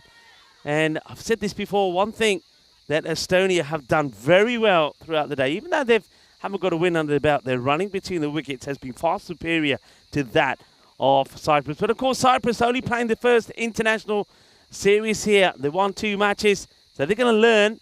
And I'm sure when they go back, they'll be looking at what they can improve on so far. That's the one for the over. It was a bit down the leg side, but I think that's caught the batter on the way through. Let's have a look at this. So it's been given one for the height, but that, yeah, must have just caught a little bit at the shoulder off the batter. But once again, leave those along. Huage looking to get off the mark. That's her first legal delivery she's faced. And that one gets through the keeper, and that's well fielded as the fielder at third makes the stop. Yeah, Vesic just struggling with her radar a little bit. I think she's had this issue. She usually bowls a good first over, but then in her second over, you just start to see her probably get a bit wayward with her line and length. I've noticed that in these first couple of matches she's been involved in. That's been well played. They will take the run. Well, you know the answer to that, Nish. She's got to bowl her second first. Single gets taken, so Huage does get off the mark. And let's see if we've got any newbies that have joined us. I did put a shout out there, so if there's any of you that are joining in, let us know who you are. Or we can give you a shout out as well. This, yeah, well, that's that. The issues. Hello to To Monica Ramos is saying good afternoon to everybody. John Gray's been with us all the time. How to Trippy and Denny. Good to have you with us. So if you are new, say hello. Let us know who you are. Let us know where you're tuning in from. And I know that a few people, and that's been given. The finger goes up straight away from the umpire. Umpire Munib not messing around. Well, Munib becomes trigger. Vasik picks up her 3rd wicket. She's had all sorts of issues in this one. Finally gets one straight. And it's too good and too hot to handle. It's another wicket that will go down. Let's have a look at this one again. And, yeah, the umpire says, it's good enough for me. Let's wait and see again. It does swing back in. And, yep, no, I don't think there's any doubt about it. Munib says you have to go. So that's going to be the end of Irani. And unfortunately, well, she was out there a long time. But, I beg your pardon, that's going to be Shashika. That will go LBW for 1 of 9 deliveries. Yeah, trapped plumb in front of her there, the batter. And the 3rd wicket for Vesic. And she'll end her spell with a dot ball, a terrific spell. And she has put her side in this incredible position where Cyprus are 9 for 3. I didn't mention this just before she bowled. She was kind of unlucky in those first couple of matches not to get any wickets after proving that she's a great wicket taker for her country with the wicket she took against Malta. But wickets often come in clusters. She managed to get 3 in this innings as Cyprus, well, they're in dire straits, 9 for 3 at the end of 3 overs. Of course, saw Cyprus score 100 runs in each of their first 2 matches, so they were going at about 10 and over. They haven't been able to muster 10 here in the entire power play. Yeah, well, the good news, I suppose, for them, if there's any, is that Vasik is now done. She can't bowl anymore. Great spell from her. Just 2 runs coming off the bat, by the way. And that first over was a double wicket maiden. So fantastic from her. Estonia, they're up and about. They'll take on some liquids here and get ready to get another 12 balls in before they can take some more drinks. And we'll just have a quick look at this. This is, of course, if you're enjoying the women's cricket, this will be the Euros of women's cricket happening and starting on the 9th of December at the Cardamom Oval. And you can see there some top teams coming into play. And, of course, the defending champions, England, will be there as well, playing in the Premier Division. And, well, that's out. It's just full and straight. And Dalbina gets a wicket off her first. Just get the feeling here that if Estonia can keep the ball nice and full, they're going to do some damage here. Huage will go for 1 of 3 balls that she faces. Giovanni is the batter at the non-strikers end that just comes out there. And Estonia, they are big time on top here. Yeah, they certainly are. More wickets for Estonia. Cyprus 9 for 4. You can just see she's looking to go for the horizontal bat stroke there. Hit it towards mid-wicket. Ends up missing the ball. And it just goes underneath the bat, as you can see, and just crashes right onto the top of leg stump. And Dalbina, for me, she's been the pick of the bowlers for Estonia so far today. She's bowled very economically, both stump to stump. And both of her first 2 matches gets a well-deserved wicket up the first ball of her spell. This is going to be a wide. That's well left as we see Sitara Chikagi come out. And now they just need a partnership here, don't they? I mean, of course, we're seeing batters that we haven't seen before, so we don't really know what to expect. But if one of them can just get going, they could get themselves to a score around about that 60 mark. But there's a lot of hesitation, and it's to be expected. These are players that have been out there before. They're going to be very nervous. But if they can just get in, play out a few balls, get a bit of confidence flowing, then things can change. But I think it all started really with that wicket of Chitarani that was bowled brilliantly by Vasik. And since then, I think they've been in a little bit of shock. And a lot of change. I mean, 9 changes to make in a match. That's a lot. This one gets played out. She's running into trouble. Oh, this is going to be an easy run out. Oh, that is shocking. That's really shocking. And there was never a run in there. It's literally just dabbing it straight to the field. I wouldn't even say hitting it. There was no way on earth that the non-striker was going to get there. And that's a real shame because, well, that's going to be run out. She's just snookered her own partner. And, yeah, easily done. Natalia's not going to be, look, not even in the picture. So, disappointing. As the batter, the target is going to go. Yeah, they totally misread that situation because, as you can see, she's Mandanayaka is right there at short mid wicket for exactly that to stop the one. It goes straight to her, and in the end, it's a pretty simple run out for Estonia. Cyprus, well, what a calamity this innings has been for them so far. We've lost half their side, and they are 10 for 5. Yeah, just go back to that again. I mean, I can understand you want to make some changes, but 9 changes is pretty drastic, especially when you're just relying on 1 or 2 players that have played before to maybe get you, to make the difference. I think it could have been a lot smarter and made little changes, maybe 3 or 4 players in the next 3 matches that they had to play, this one and 2 tomorrow. So I suppose maybe they thought make all the changes here. And unfortunately, Giovanni being run out without scoring. That one is going to be a wide and gets left.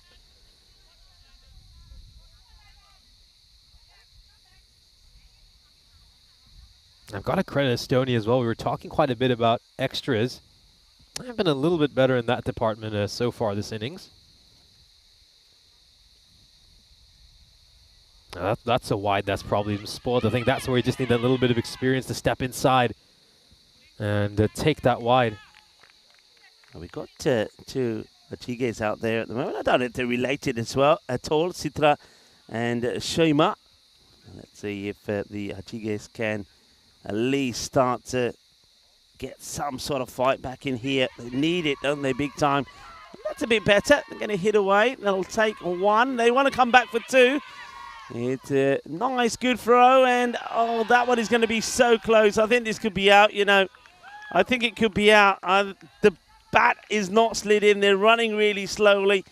I think she's going to plant the bat down and not slide it. It could be another disastrous run out. I think it's Metaguch.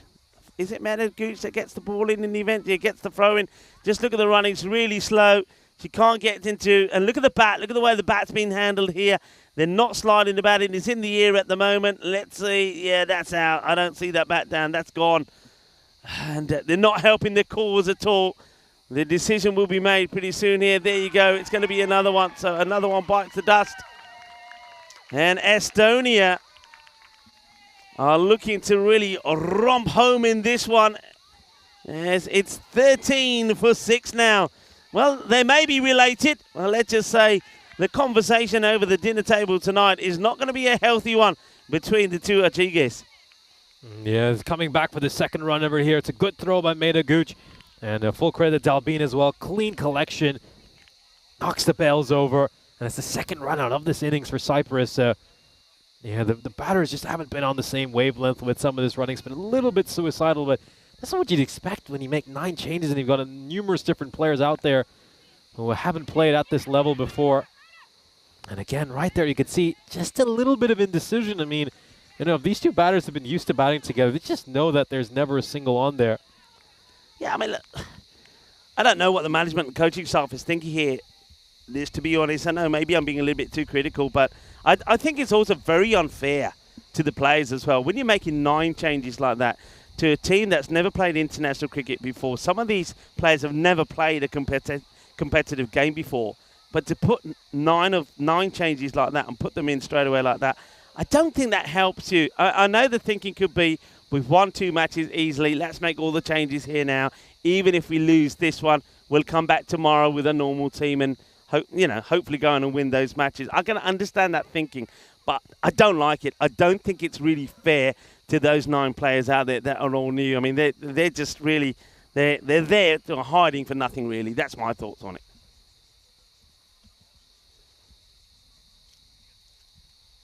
Hop to start from Frey.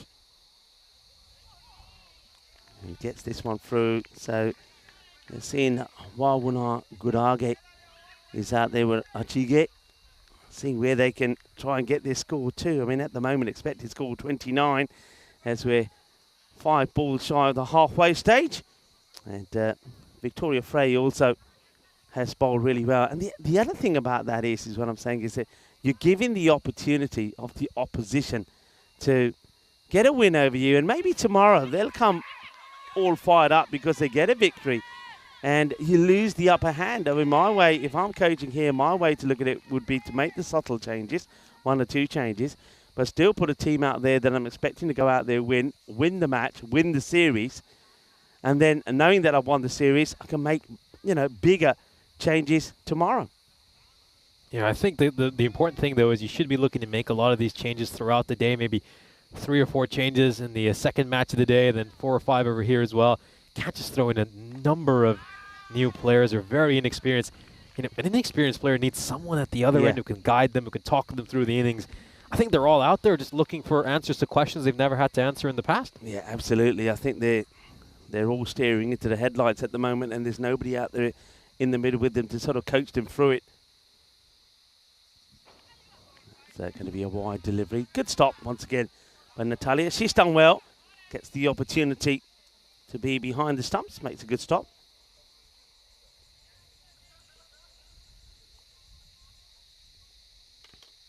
So where can they get to in this innings? They've only got a further 4 wickets in hand.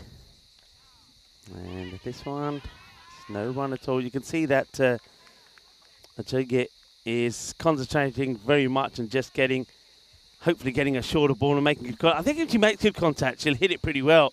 But the danger is the way she's standing. If she gets one good ball in the block hole, it could be curtains.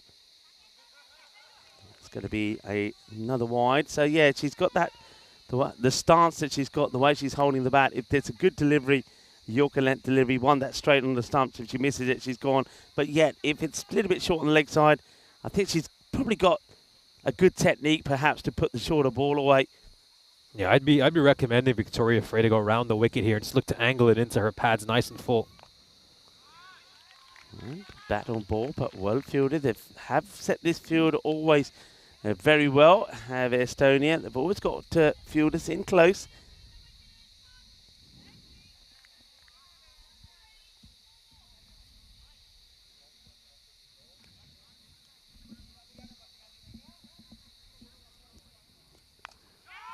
And, well, that's the shot I was talking about. I think if she gets it in the slot, now, where's this? Probably going to stop just short of the boundary, is it? No, it goes over. So, well done, Ajige. She does look like a player that can crunch it if it's short enough. She finally gets the ball that she wants. She does put it away. And that's going to be 4 runs. So, 20 for 6. Let's see if they can get... if they can get another 30 on the board, it could be a close encounter if they bowl really well. But, of course, once again, though, we're talking about 9 new players. So first time we'd seen them with the bat. It's going to be the first time we see them with the ball as well. Yeah, it'll be the first time we see them with the ball as well. That's going to be a big challenge. But I remember you made this point in the previous match that the way the Cyprus team bowls and fields, you'd even back them in a low chase. They have restricted Estonia to 50-odd runs in both of these previous matches. But the big question here is, can these new players put in a similar performance? Yeah, exactly. If we were talking about the same team that's performed in the first 2 matches, if they were out there struggling and we're talking about them, the same players, the same lineup, getting to a score about 50, 55, I still would say it's going to be tough. It's going to be tight. Estonia going to have to bat really well. But we're looking at players that are unknown. We don't know how they're going to bowl. So, yeah, at the moment, I think Estonia really will be backing themselves. But at the same time, they'll be pretty key to keep this score to under 50. If they keep it under 50, they'll back themselves. And then they know they can pace themselves to get to that score. They certainly can. They've been able to get there a few times, and then it'll be quite simple for them. Just go under, run a ball, take your extras. That's going to be the big thing. I think both these sides probably spoil a few too many wides. And I think if you actually take enough extras, you probably get 30-odd runs just from that. Yeah, that's right. A few people in the chat. Hello to everybody in the chat saying that maybe extras could be the top scorer here in this innings. But it's nice to have you all with us. And hello to, well, MS Dhoni 7 saying, hello, Rico from India. Well, hello to you. Oh, well, I think she's out of her crease. She's gone. Oh, dear. And this is the things we're talking about, Nish. This is a batter who probably doesn't particularly understand all the laws of the game perfectly well. That's Varuna Godage. So she's played at this, but she just walked outside of a crease. Look, she's just standing outside, doesn't really know better to get back. And because she doesn't get back, she could have put the bat down there, doesn't, then tries to put her foot back. She's too late. The umpire gives the decision. it's another wicket that will go. So that's disappointing. But this just comes down to, for me personally, too many new and inexperienced players being put into the lineup straight away. I think they could have managed that slightly better. 20 for 7.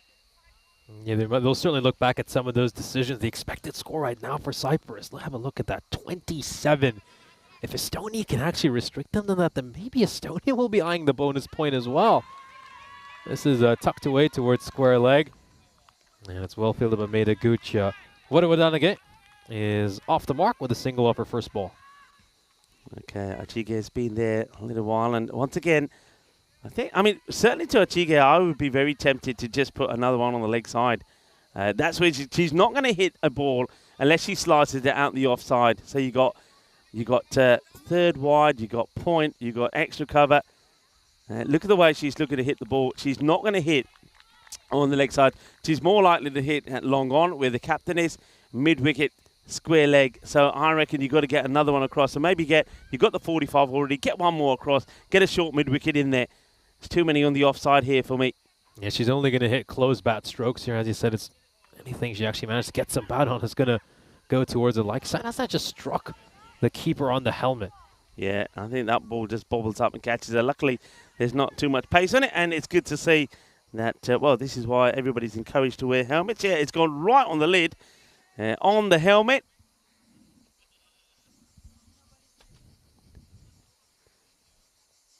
And, oh, that's the delivery that almost gets through. That's what I was talking about. Patterson doing the bowling here. This is Siddeley Patterson. And very close to picking up a wicket. Had the opportunity, it has to be said, and Natalia.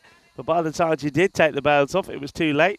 Batter does get the foot down, but she did step out for a while. There was an opportunity. It wasn't taken.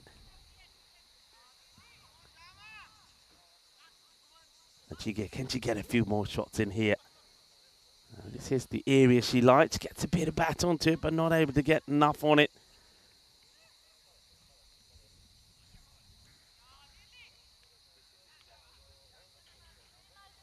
One ball left. And this sixth over, Patton's bowled superbly so far, giving up just 2 runs.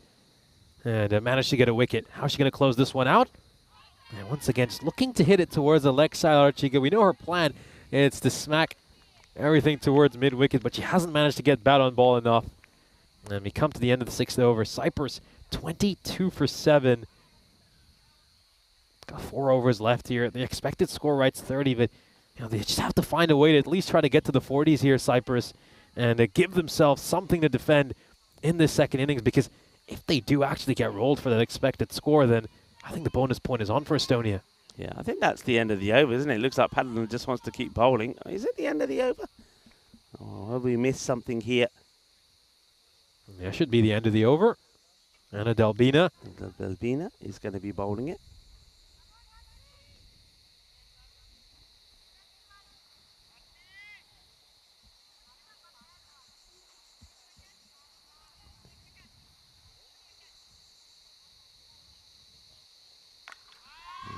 Gets bat onto board. There's a lot of cheering from the Cyprus girls, but they're cheering a dot ball, unfortunately. If it was left alone, that's when you would have been cheering, because you would have got one for the wide. And Delbina, she did bowl a few wides in the last one, but you've got to leave those alone. So it's Woon Gudage. Okay, well, this one could be a catching opportunity. It's not taken. And, well, that's Meda Gooch. Gets this one completely wrong. Running in, I don't think he gets hands to it in the end. So opportunity goes down. Meda comes running in, doesn't get there. It's just going to be a single. So Achige gets back on strike. 2 left-handers out there at the moment. And maybe another opportunity, just out of reach this time. As the batters scramble through. Well, scramble is the word. Through to another single. This was the top edge. It just goes high up in the air. And, with these opportunities that are coming around this sort of square leg, fine leg region, it just goes back to the point where we're saying you don't need all these fielders on the offside. There's about 5 fielders currently stationed in the offside. Probably leave a very fine third in there, just inside the ring for any top edge that goes in that region, but everybody else, I try to have them catching on the leg side. There's only one place these two batters are going to hit it, and that's around that mid-wicket square leg region. Yeah, absolutely, I would. I'd be quite happy just to have them all in the ring on that side. So have one in short, but then have two more on the ring. Just cut away any opportunity of getting a boundary over on that side. So once again, that's well hit. So they've got to run hard here. I don't think this is going to go to the boundary. They run one, and they'll settle for just the one. And that's just, once again, an example of what myself and Nish talking about.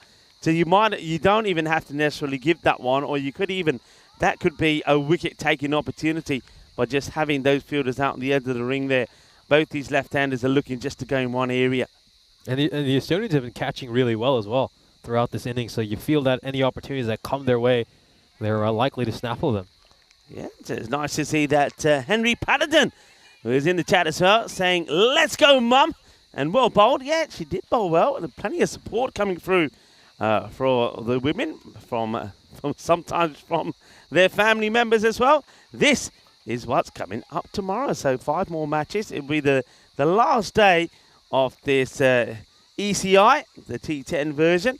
And it'll be 3 matches between the men. That's evenly tied at the moment with 1 apiece. And it will be an interesting one tomorrow as well. For the women, they'll have 2 to play. And remember, the way things are at the moment, Cyprus women have won both today and picked up all the points as well. So if you like, they've done a bit of the octopus to start off with. But it looks like Estonia are going to come back here with a win. And if they can get 2 more wins tomorrow, they will win the series. And Cyprus, though, will be hoping they can at least get 1 more win. Whether it's unlikely to be this match, but if they can get a win tomorrow, then they will win the series as well. Okay, here we are. And, well, Patterson's got all the support in the chat. Henry was saying, "Let's go, Mum." And no run here. So look at the field here. Very close. They're just saying, "Nah, we're not going to give you any runs." So Patterson, she just wants to keep this ball nice and straight. Come on, Henry. Give your mum some support. And that one's going to be a no ball. Yeah, Henry Patterson was saying, "Let's go, Mum." Plenty of support. MS Dhoni कितना ठीक है? अब देख ला women's international दी cricket इत्थे चलदी है. Estonia Cyprus दे नाल match हो रही है.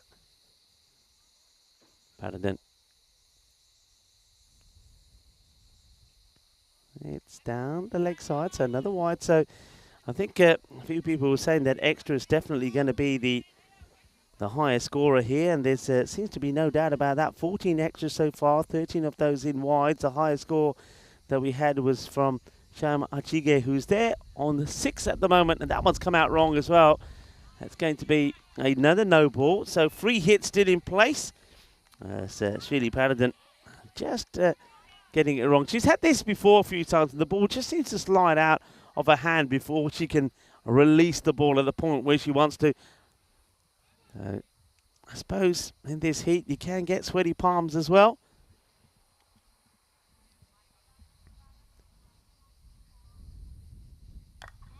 Plays this out, gets it past him while they're running, and it's, well, it's a direct hit. So we're going to have to look at this closely. Does she get down in time? This was Nadisha Maruna Wanage that was doing the diving. Does the dive save her? So let's have a look at this now. She's the one that goes straight away. She wants it. And it's a little underarm throw here.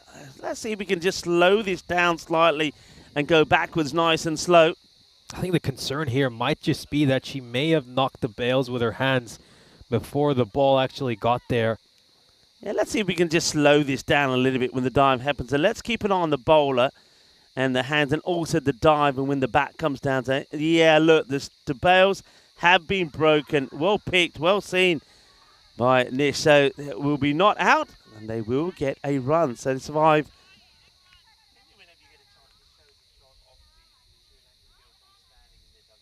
Yeah, this is a run-out opportunity missed there. But you've got to credit this Estonian team. They've been terrific with their ground fielding. Their throwing has been top-notch. Everything's been in and around the stumps. I think Patna will be a little bit disappointed. Yeah, well, Cyprus, they're under pressure, but I like the way that all the team is standing in unity. That's where she lets herself down, doesn't she, Chige? I know she likes that shot, but when it's full like that, just leave it. If it's short, I think she's got the technique to put it away. When it's full, she keeps spoiling the wides. Yeah, these are just, I think, little things that both these sides will have to iron out, I think. Probably spoil a number of wides because we actually saw them stepping inside for some of these wides. You see a lot more. That one's going to just land right between two fielders. Oh, and the throw is struck the runner right on the pads. Thankfully, so yeah, that probably won't hurt too much. Well, I'm glad that she's got all the padding available to her. So this one is right in between. It's perfectly placed. And then they do decide to run and watch the throw here. And it bounces in, right on the thigh pad. On the thigh guard. This one's going to be another wide. So they're creeping up to close to that 50. A couple of big shots in here. Get to the 50. It could be a close one. Patterson, it's been a long over this one.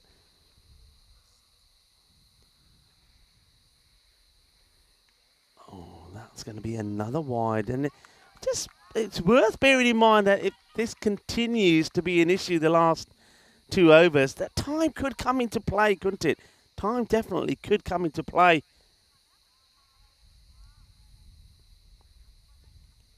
Well, one could argue she'd love to get one out the middle. And once again, it's another one that just, if you could have avoided being struck by it, it would have helped. Yeah, you're right. I think that a couple of things that both teams will certainly be talking about is saying, look, when you're out there, if the ball is going the leg side, leave it alone. Let's take the extra ball. Let's take the runs. It's not just taking the extra ball. It's also creating more time pressure. So by doing it right and making all those extra balls being bowled again, you could end up with 5, maybe 10 penalty runs as well. So you've got to play some smart cricket. Don't spoil the wides. And also extras. I think there'll be a big focus on trying to get the extras right. I think we will see better from both the teams in that front as well. Hello to Thrinadu as well. A lot of people saying hello.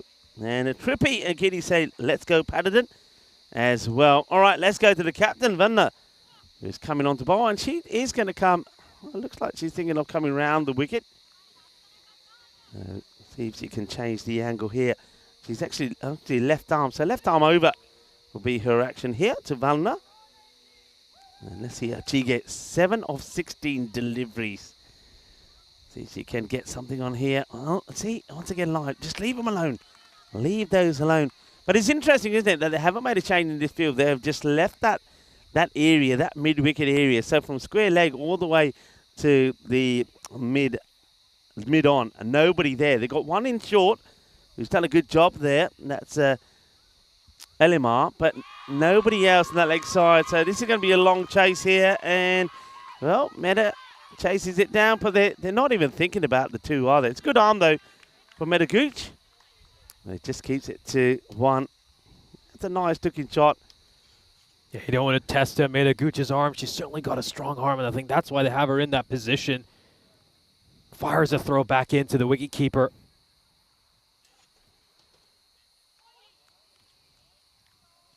Well bowled.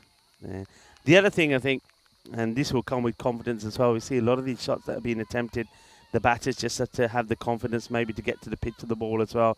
Be prepared to just take a little step across or a step into the ball so you can play that ball down the ground. And contact being made. They will take on the arm of Mehta Gooch, and that, I think, could and probably will be out. It's a good, sensible pickup. It's an underarm throw. Nice, easy take for Natalia. And I think that could be another one that goes. Well, Mehta just left hanging there for a moment, but Natalia does finally acknowledge. And let's have a look at this and side on. So they do decide to go. But once again, this is where the backing up is so important. If you're not backing up, then you're going to struggle to get there. So nice, simple throw. Let's see if it's taken cleanly. And that is out. The bat is in the air. So little techniques as well. So once again, you've got to be sliding that bat in. So not only is that something that the women will learn from, but kids, if you're watching at home as well, remember when you are running in, slide that bat in. Reach forward, slide it in. And you always give yourself an opportunity. So another one goes. I think that's the 3rd run out that we've seen. And unfortunately, it's going to be the end now of Achige. She, unlike the other Achige, gets run out, but gets a few runs, but did chew up a lot of deliveries, didn't she? As she was there for 17 deliveries for the 8 that she scored. It was a handy little partnership. It was worth 40 runs. I mean, keep in mind the expected score for Cyprus was 30 when those two came out in the middle. They managed to get Cyprus to 34, and Cyprus do have a chance to get into the 40s here if they can make another 7 or 8 runs of these last 9 deliveries. Oh, it could be another catch. It is! And the team hat trick will be on in this next delivery. Estonia will have a chance to skittle Cyprus here. Well, they've had those fielders at short cover on the one, and a catch finally goes to one of them. Well taken there by Ellerma. Egelin will be very happy with that catch. You can just see it's a bit like when you try to play the drop shot in tennis. The ball kind of just spins up, and it's a pretty comfortable catch. A bit like a slice, probably be a better analogy.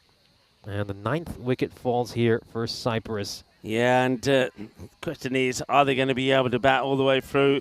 Elma, I just said I like what she does there. She's taken up that position. It's a position that not too many would like to be in, because she can get the ball crunched at you, but she sees the ball well. She holds on to a good catch. It's a lovely moment. So 1 more wicket and you bowl out Cyprus here. So it's going to be Valna, the captain. And look at where the batter is standing here. I hope she doesn't walk out of the crease. I'd like to see Wanu Gurage just go over and speak to Padavendi and just maybe help her take a guard here. She's so close to hitting her own wicket as well. I have concerns here. And she is going forward. And yeah, it needs to be a little bit more side on Padavendi. 9th over comes to an end. Cyprus 34 for 9. Yeah, with that kind of stance, anything straight, she'll really struggle to play at it and could go on to crash onto her stumps. It's been a fantastic fight back here in the final match of the day by Estonia. Of course, started this day off with a couple of bonus point defeats, but they look in a really solid position here to go on and pick up a big victory against their opposition. We had a look at those bowling figures there. Mari Valner, incredible bowling performance by her. 1 for 3 in the 2 overs she bowled. She's ably supported by the likes of Vesik, who, keep in mind, she picked up those 3 wickets in the power play, really set the tone for this Estonian team. And her teammates have kept the pressure on. Victoria Frey is going to bowl the final over. And that could be it if somebody catches it. No, it doesn't go to anybody. I thought it was probably Victoria Frey's catch. Maybe she loses this here in this late or early evening sunshine, I would say. Goes straight up in the air, but nobody's able to get anywhere near it. And the batters stay as they are. Well, they'll take whatever extras they can get here. So 35 now for 9.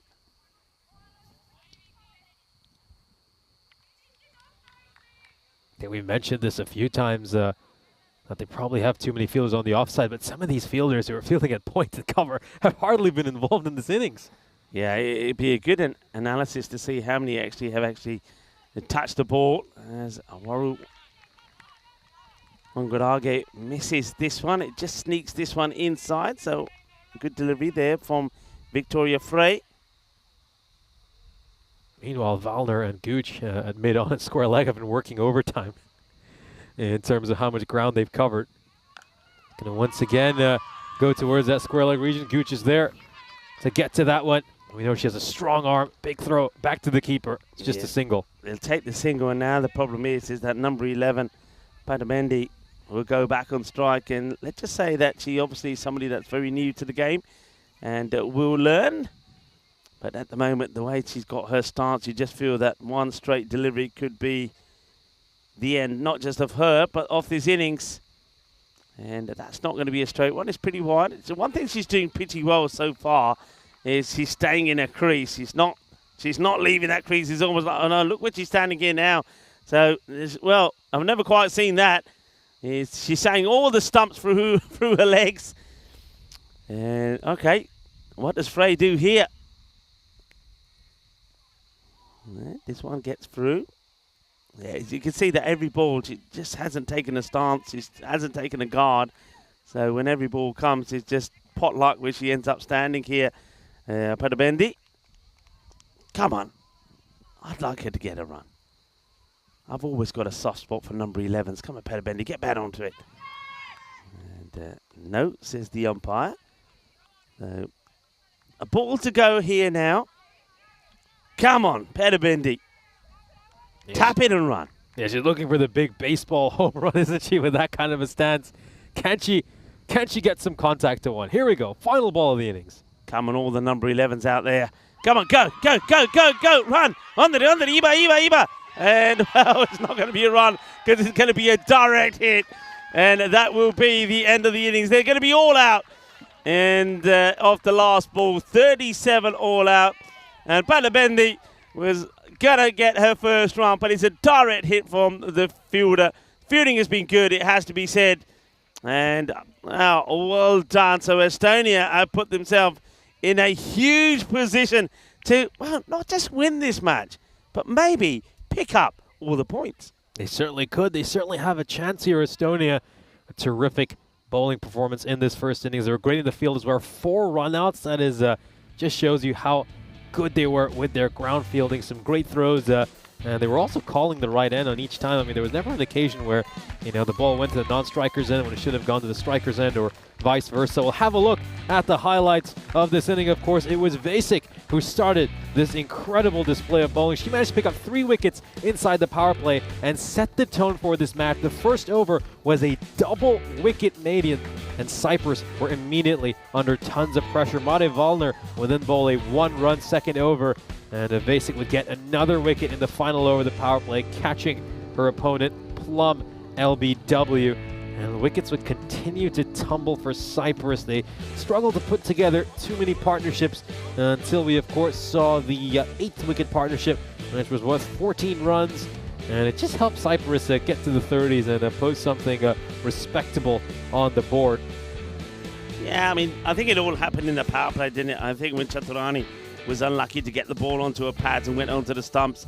But one thing I will focus on, the fielding from Estonia. All right, we can go back, and I think they will themselves go back. I know Terry O'Connor that works very hard with them will probably go back and look and then analyse some of the things that they've done here today. He'll focus on the highlights, and there's been plenty of them. They caught well here today. There were some direct hit runouts. There was some good bit of fielding like this here. It's nicely done. This one was a little bit unfortunate because the bowler on that occasion just catching the stumps before taking the ball. But a lot to work on. This was another one. Good pick up, early release, underarm throw, not trying to throw the ball too hard. 1 bounce to the keeper. And well done to Medaguch there, and also to Natalia. I think she kept really well behind the stumps. But they'll also look at areas where they can improve. Great catch that as well, wasn't it? From somebody who always is in close, and that's Elamar. She did really well as well. But the one thing they can look at, just having those fielders in the right position. So looking at what batters are looking to do. And then that right there at the end, how unfortunate is that? Is a run out there and a beautiful direct hit from that was Delbina to finish off the innings. 37 all out. So yeah, one thing they'll pick up on is that when batters are looking to hit in one particular area, then we can defend that better. Even though on this occasion, the Cyprus side didn't really expose those issues that were being put on the field. We'll have a look at the scorecard for this first innings. Chaturani, a rare low score for her. She was out for a duck. And without her, this much changed Cypriot side were under plenty of pressure. We can just see, have a look at that. Just 2 runs from the top 6 batters. It's hard to win too many cricket matches when your top order is struggling that much. You got to give some credit to Adachige and the Vendu Udaranga, who came in, put on a good partnership of 14 runs, and just helped their side reconstruct a little bit. As you can see, no real scores of note for that Cypriot team. Extras in the end was the top score by quite a bit for their side. We'll now move on and have a look at the bowling figures for this Estonian cricket team.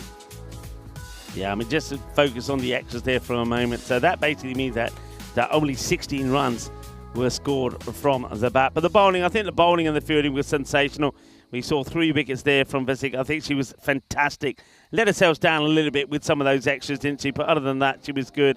I think the captain, very good, leads the team really well, doesn't she? She really is somebody that encourages nicely. And Delbina, once again, you mentioned that she's probably been the pick of the bowlers in all the matches here today for Estonia. And that's, yeah, I would say that's definitely key. And then also, Sheely Patterson, once again, a few issues with the wides, but still very, very economic. Just 9 runs conceded, and she picked up a wicket as well.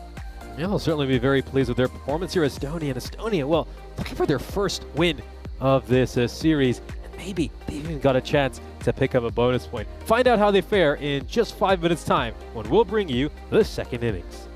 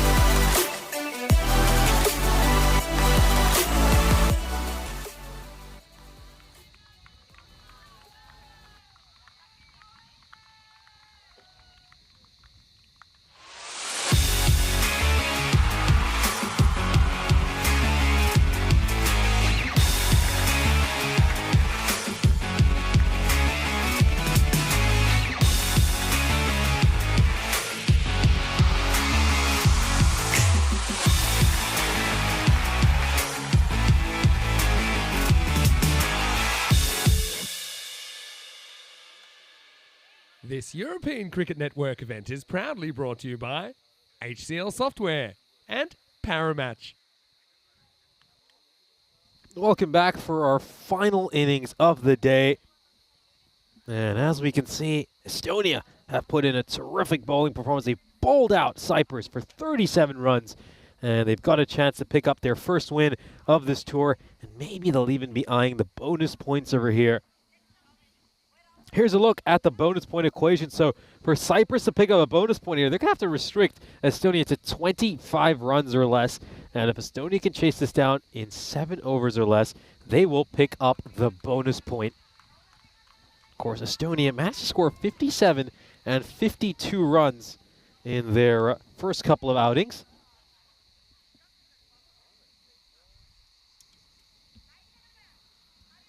So you'd certainly back them to chase this one. Just to put it into perspective for you, so it took Estonia 7 overs to get 32 runs in the second match they're involved in. In the first match they were involved in, they managed to get 47 runs in 7 overs. So it's certainly on the cards. They could get a bonus point here.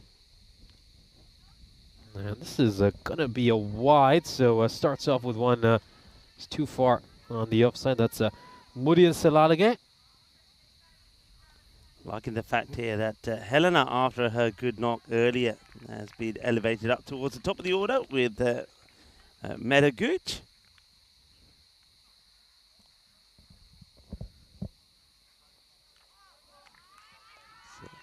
Wide ball, so it's another wide from the bowler here. This is Shashishka. William Salage. See if he can get a few wickets there. Just have a look at the shadows there. Look at the stumps there. So the sun really does start to come round. I mean, you wouldn't fancy batting at the bowler's end at this time of day, would you? And I think if the bowler tossed the ball up, you'd lose it in the sun. Look at those shadows. It's well bowled, just a dot ball. Opportunity here, really, I think, for Metaguch to bat through the innings, get some good runs, get some confidence going into tomorrow. And maybe one thing she'd like to do, I think, is crunch a few boundaries, because that's what's been missing from her game, just getting a few power shots in. And, well, she has a good go at this one. It's going to be a no ball. And where's it going to end up? It could go all the way. And they're going to come back here. That's not a bad arm. And they will get back. So she's going to at least come back and be on strike for the free hit. You can see she's just trying to reach out at one over there. Gooch not able to get to it. Gets back, though, to face the free hit. We know she has some real power, so let's see if she can just muscle one to the boundary. No runs off the bat so far. 5 on the board.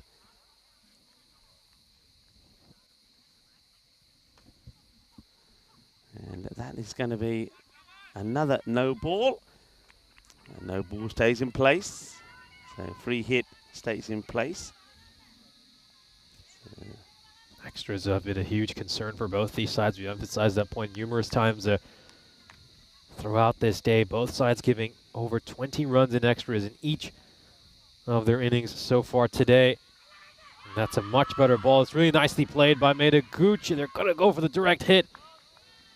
And she will scamper across with the single. So first runs off the bat for Estonia. yeah, that's the Lincoln Beggs. It's a nice looking backdrop here. Yeah, it is very picturesque. You're very right. It's nice and green, very different to where we spent the last 2 weeks at the Thomas Cricket Ground. And, take some maintenance, a ground like this in this weather, I can tell you that. And the ground staff here do a wonderful job, not just with this pitch, but all the other pitches around here. It's going to be another wide, so they've only seen 2 legal deliveries here, and already 8 on the board. So Helena Kurgit on strike now. I like the way that she batted last time. So let's see what Cyprus, if they can pick up a few wickets here, at least finish on a high. They don't want to lose this one badly, because that sort of undoes all the good work that they've done in the first 2 matches here today. And I know that they made a lot of changes here, and as a result of that, if they go down in this match, they'll say, yeah, but we did this, we gave 9 changes, da-da-da. But still, you don't want to lose badly. You don't want to go back and lose badly. And I don't think that didn't really helps the confidence in the camp, even though you are 2-1 up in the series. Nice looking shot. And they'll be looking to come back for 2 here. The early pickup and just an underarm throw back to the captain. Titanana gets the throw in. She's certainly got a good arm here. But yeah, nice shot. Hits it on the up. Gets it over the infield in the power play. Kurgay, as we saw in the last match, she's someone who's more than capable of going at that run-the-ball pace, which is excellent at this level. But yeah, I completely agree with your point. I think the last match of the day is just so important. We'll continue that point after this ball. That's going to be another wide. You know, it's just a bitter taste you take home. You kind of mull the result while you go to bed, and it could really affect your psychology. Estonia, if they win this second game, they go home saying, well, you know, we've got a chance. We've proven we're capable of competing with the Cyprus team. And they'll come into the first game. They'll play tomorrow morning. Of course, they'll be involved in the second match. Just 2 women's games tomorrow. Really encouraged. That's well struck. And, well, this one could be 4 runs. It will be 4 runs. Cuatro carreras from Helena. Well, she scored the only boundary for her side in the loss to Cyprus in the last match. And she scored one pretty early here as well. She hits the ball very cleanly. That's nicely timed. And once that gets past the bowler, there's no doubt there's going to be 4 runs. 4 carreras. Lovely stroke. They're already on 16 here. They're already almost halfway there. They're going at the men's pace right now, the way they're batting. This time they decide not to take the run. Still got to get another ball in this over. So 16 come off it. Helena Kerg seems to be growing in confidence and certainly looking a very good, sturdy opening batter. She's got a nice little stance. And she knows not to go after everything. So this one is going to... They might even think about going for another one here. They think about it. And then Medagooch decides, no, that'll do. We'll take the 2. Still a ball to come. It could end up being a magical over. Who knows? I don't know if we've seen a magical over in the women's matches here today so far. So it could be the first one.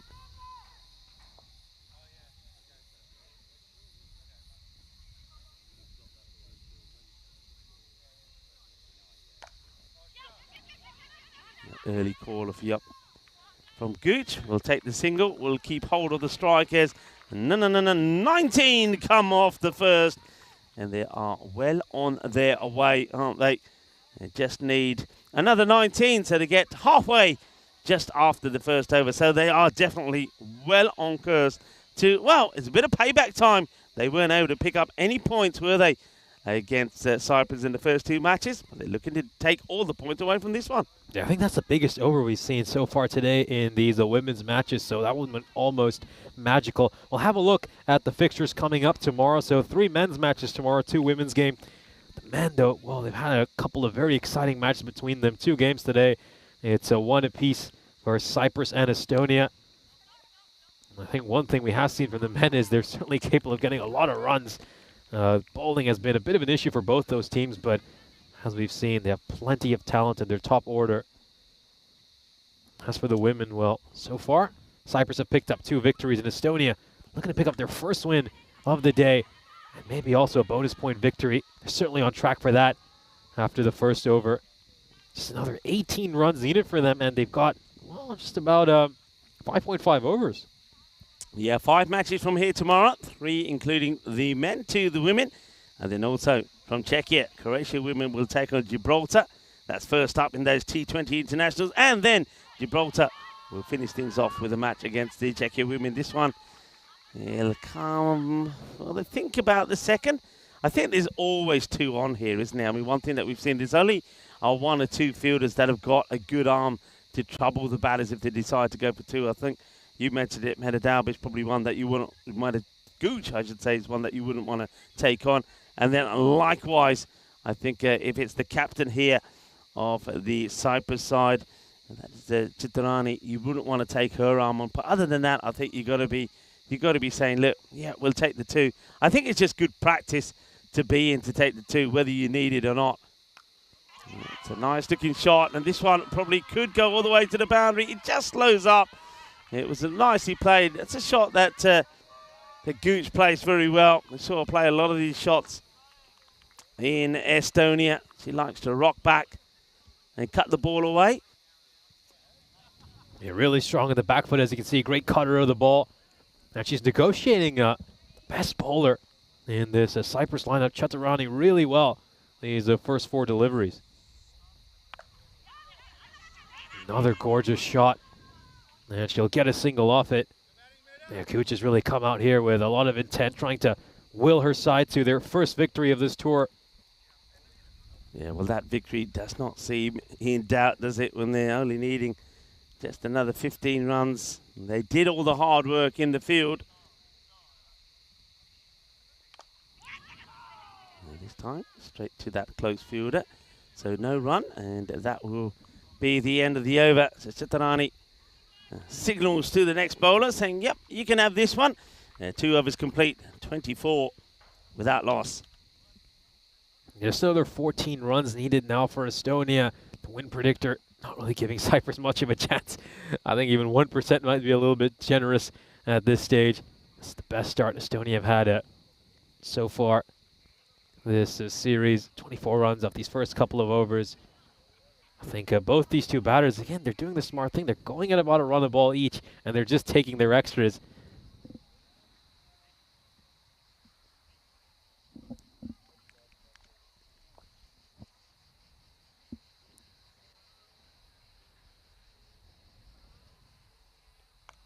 Now going for the big shot there, Gooch.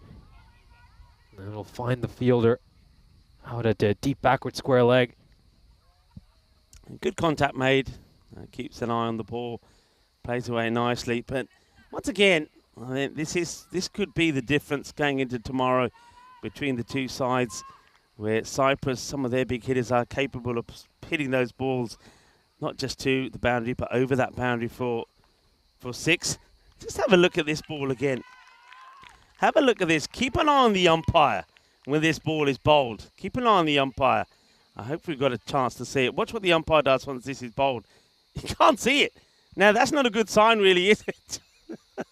It's not a good sign if the umpire... Again, the umpire cannot see these deliveries. It's going to be out, though. Has the umpire seen it? Yeah, he has. There will be a wicket as Helena Kirke will go. And well done to Archige. But you'll see here again, every time this ball, because the bowler's giving it so much flight, the umpire can't see it. The umpire's putting his hand out. I've never seen this before. Watch the umpire. Oh, we're going to see this at a different angle. Going to see the catch here first. What if we can see it from the other angle as well? There's the catch. Nicely taken. Well done to the wicketkeeper there, Irani Sidawanda Lage. But yeah, the umpire just puts the hand out because you can't see. Yeah, we've seen a lot of these women really flight the ball today. And this one is another bowler who's really giving it a good toss. Needlessly reaching out of that one. I think she'd have been better off just leaving it alone. Literally had to go and try to make contact with it when it was well outside the pitch. And both these sides, of course, you said they've had a few issues as spoiling extras. And Kerge, who was batting really well, having struck a boundary, yeah, it's a disappointing way for her to get out. Yeah, well done, of course, to the bowler. And also to the keeper for taking a nice catch. And this is going to be now, after that, a no ball. So Archige, after getting a wicket off her first delivery. Now it's bowled a no ball, so free hit coming up here.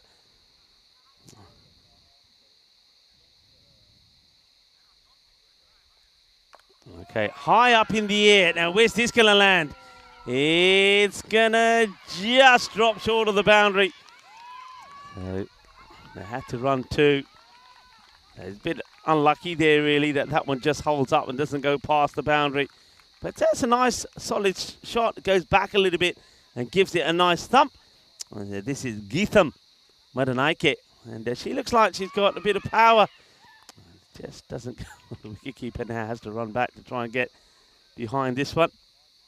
So now this will be interesting to see how Gooch plays at this. I think she probably knows what's coming away. I'd like to see her come down the wicket and meet this on the full. And she waits for it and tries to go with the shot. She likes to play that shot when she goes from the back foot and tries to get it away. But I'd just like to see her just take one step out and hit the ball on the full, hitting it over the mid-wicket area. It's one shot that we haven't seen her play. Not the worst of overs. So to do get to the end of the 3rd over, I think the drinks will come on, not just for the players, but for the umpires as well. And maybe Munib needs a new pair of shades as well, so he can see the ball when the bowler has bowled it. But on a serious note, I reckon on this ground, there's not too many games that go into this part of the day, because if you're bowling from that other end here now, the batters would not see the ball. Yeah, I certainly agree. The sun's really low into the sky. It's actually coming into our commentary tent as well, so when you sit down, you have the sun sort of shining straight into your eyes. Yeah, it's a tough challenge here for the umpires as well. Archige does pick up a wicket, so well done to her. So they do pick up 1 wicket. You can see there, only 8 runs needed here for victory. So it needs to be a tidy over, and I think it will be the captain, Chitarani, that will bowl it. That camera angle just allows you to see how low the sun is right now. Yeah, it looks a little bit hazy, doesn't it? Looks a little bit hazy. And, well, spare a thought for, it's up there in the tower at the moment. It's going to take a lead. Well, There's Martha Maria up there. Well, Martha Maria is probably staring at that sun. So she's doing a brilliant job following the ball. Well, that's another wide. So Chaturani has got to get this ball in the right area. She's got to get a big over in here. Let's see if they can take it into the next over. 7 now required. It's one that's going nowhere. It's Gooch. Still a little reluctant to leave the crease. This is where she got a little bit bogged down in that last match, where she chewed up a lot of deliveries. She's got to find a way to work these ones away. That's a nicer shot. It's just going to be worth the one, though. And that's the thing, on a ground like this one, or outfield like this one, I would say that for a batter that likes to play those shots, it's pretty easy to set a feel to it, because it's not like Ipswich where that ball can bobble and go really quickly. So she's got to try and find a way when need be to get the big shots in.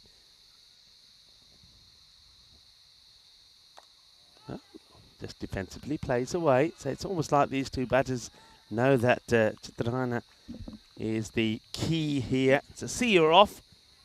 And when Chitrani is out the way, then we can target some of the other bowlers. Oh, well, that one's gone through pretty quickly. Gets through the keeper this time. And Irani couldn't make the stop. That's another point I want to make here. So just going back to the changes that were made here, right, by Cyprus. So if you made all of those changes, so why is Shetarani bowling both her overs in here and not giving it to some of those other players? Because otherwise, what's the point of making all those changes? So getting those players in, I would assume that some of those are bowlers. So you're giving them the opportunity, you're playing them, but you're not going to give them a bowl. No, I agree with that point. I was thinking quite similarly, actually, when Chaturani came out to bowl, because there's no way that Chaturani is going to be able to stretch this game to the point where Cyprus will avoid the bonus point defeat either. Found that decision a bit puzzling. If you are going to rotate your squad, you'd want to give the players you've just rotated in a chance to bowl. Yeah, exactly. So, yeah, it's a decision that's, they made. Now, whether it's a management one or the captain was involved in it as well, that's been well struck. It will be, once again, just a single. And I think now, really, they've just got to go back to what they started with here today. When they come back tomorrow and be looking to finish off the job, they will know that they need just one victory. But the thing is, it just means that a little bit of pressure is applied on them, rather than having the opportunity to go out there, win this match and win the series, and then relax tomorrow. I think in the back of their mind, they just can't relax, because they think, well, all right, we've let them in here now. If they get a win against us first up tomorrow, then we have a very nervy final match. Yeah, the good teams, what they do is they shut that door. I think Cyprus have just left the door ajar here, and Estonia now just need 2 runs to win it. Will they get it off this ball? We'll have a look. Oh, this is really well struck. And is this going to go to the boundary? It's a top bit of fielding. And a good throw as well. A great pickup there. Just the 1 run. So scores are level. It looks like we're going to have an early finish. Doesn't look like Mr. Whippy's going to come around in time. Well, you being the whipping boy, I think, because Mr. Whippy is not coming. You've been sold. You've been sold down the river, Nish. That ice cream is not coming back. I tell you what, as this one will be it. They're going to finish it with a boundary. It's going to be 4 runs to finish as Gooch gets her first boundary. I think her first boundary in the day. So celebrations as they get the win. So congratulations. It's a top performance. And it will be a victory to the women of Estonia. Remember, they had it all their way back home against Malta when they won 4-1. But they didn't have a good start here, losing the first 2. And then a lot of changes being made by Cyprus in this third match. 9 changes, really, and that really hurt them. They could never get going. So it's going to be victory for Team Estonia. And I suppose for Cyprus, they're going to hope that they can go back to what they started doing in the day a little bit earlier. So it's done and dusted. And Meta Gooch, once again, she's out there in the beginning, and that's all the way through. But this time, that last shot will give her a lot of confidence, because it's the only boundary that she's hit in the day. And now she'll believe that when need be, she can get the boundary away. This is what's coming up tomorrow. So we're going to start with the men, Cyprus versus Estonia. That's going to be an interesting one because remember, that is one apiece at the moment.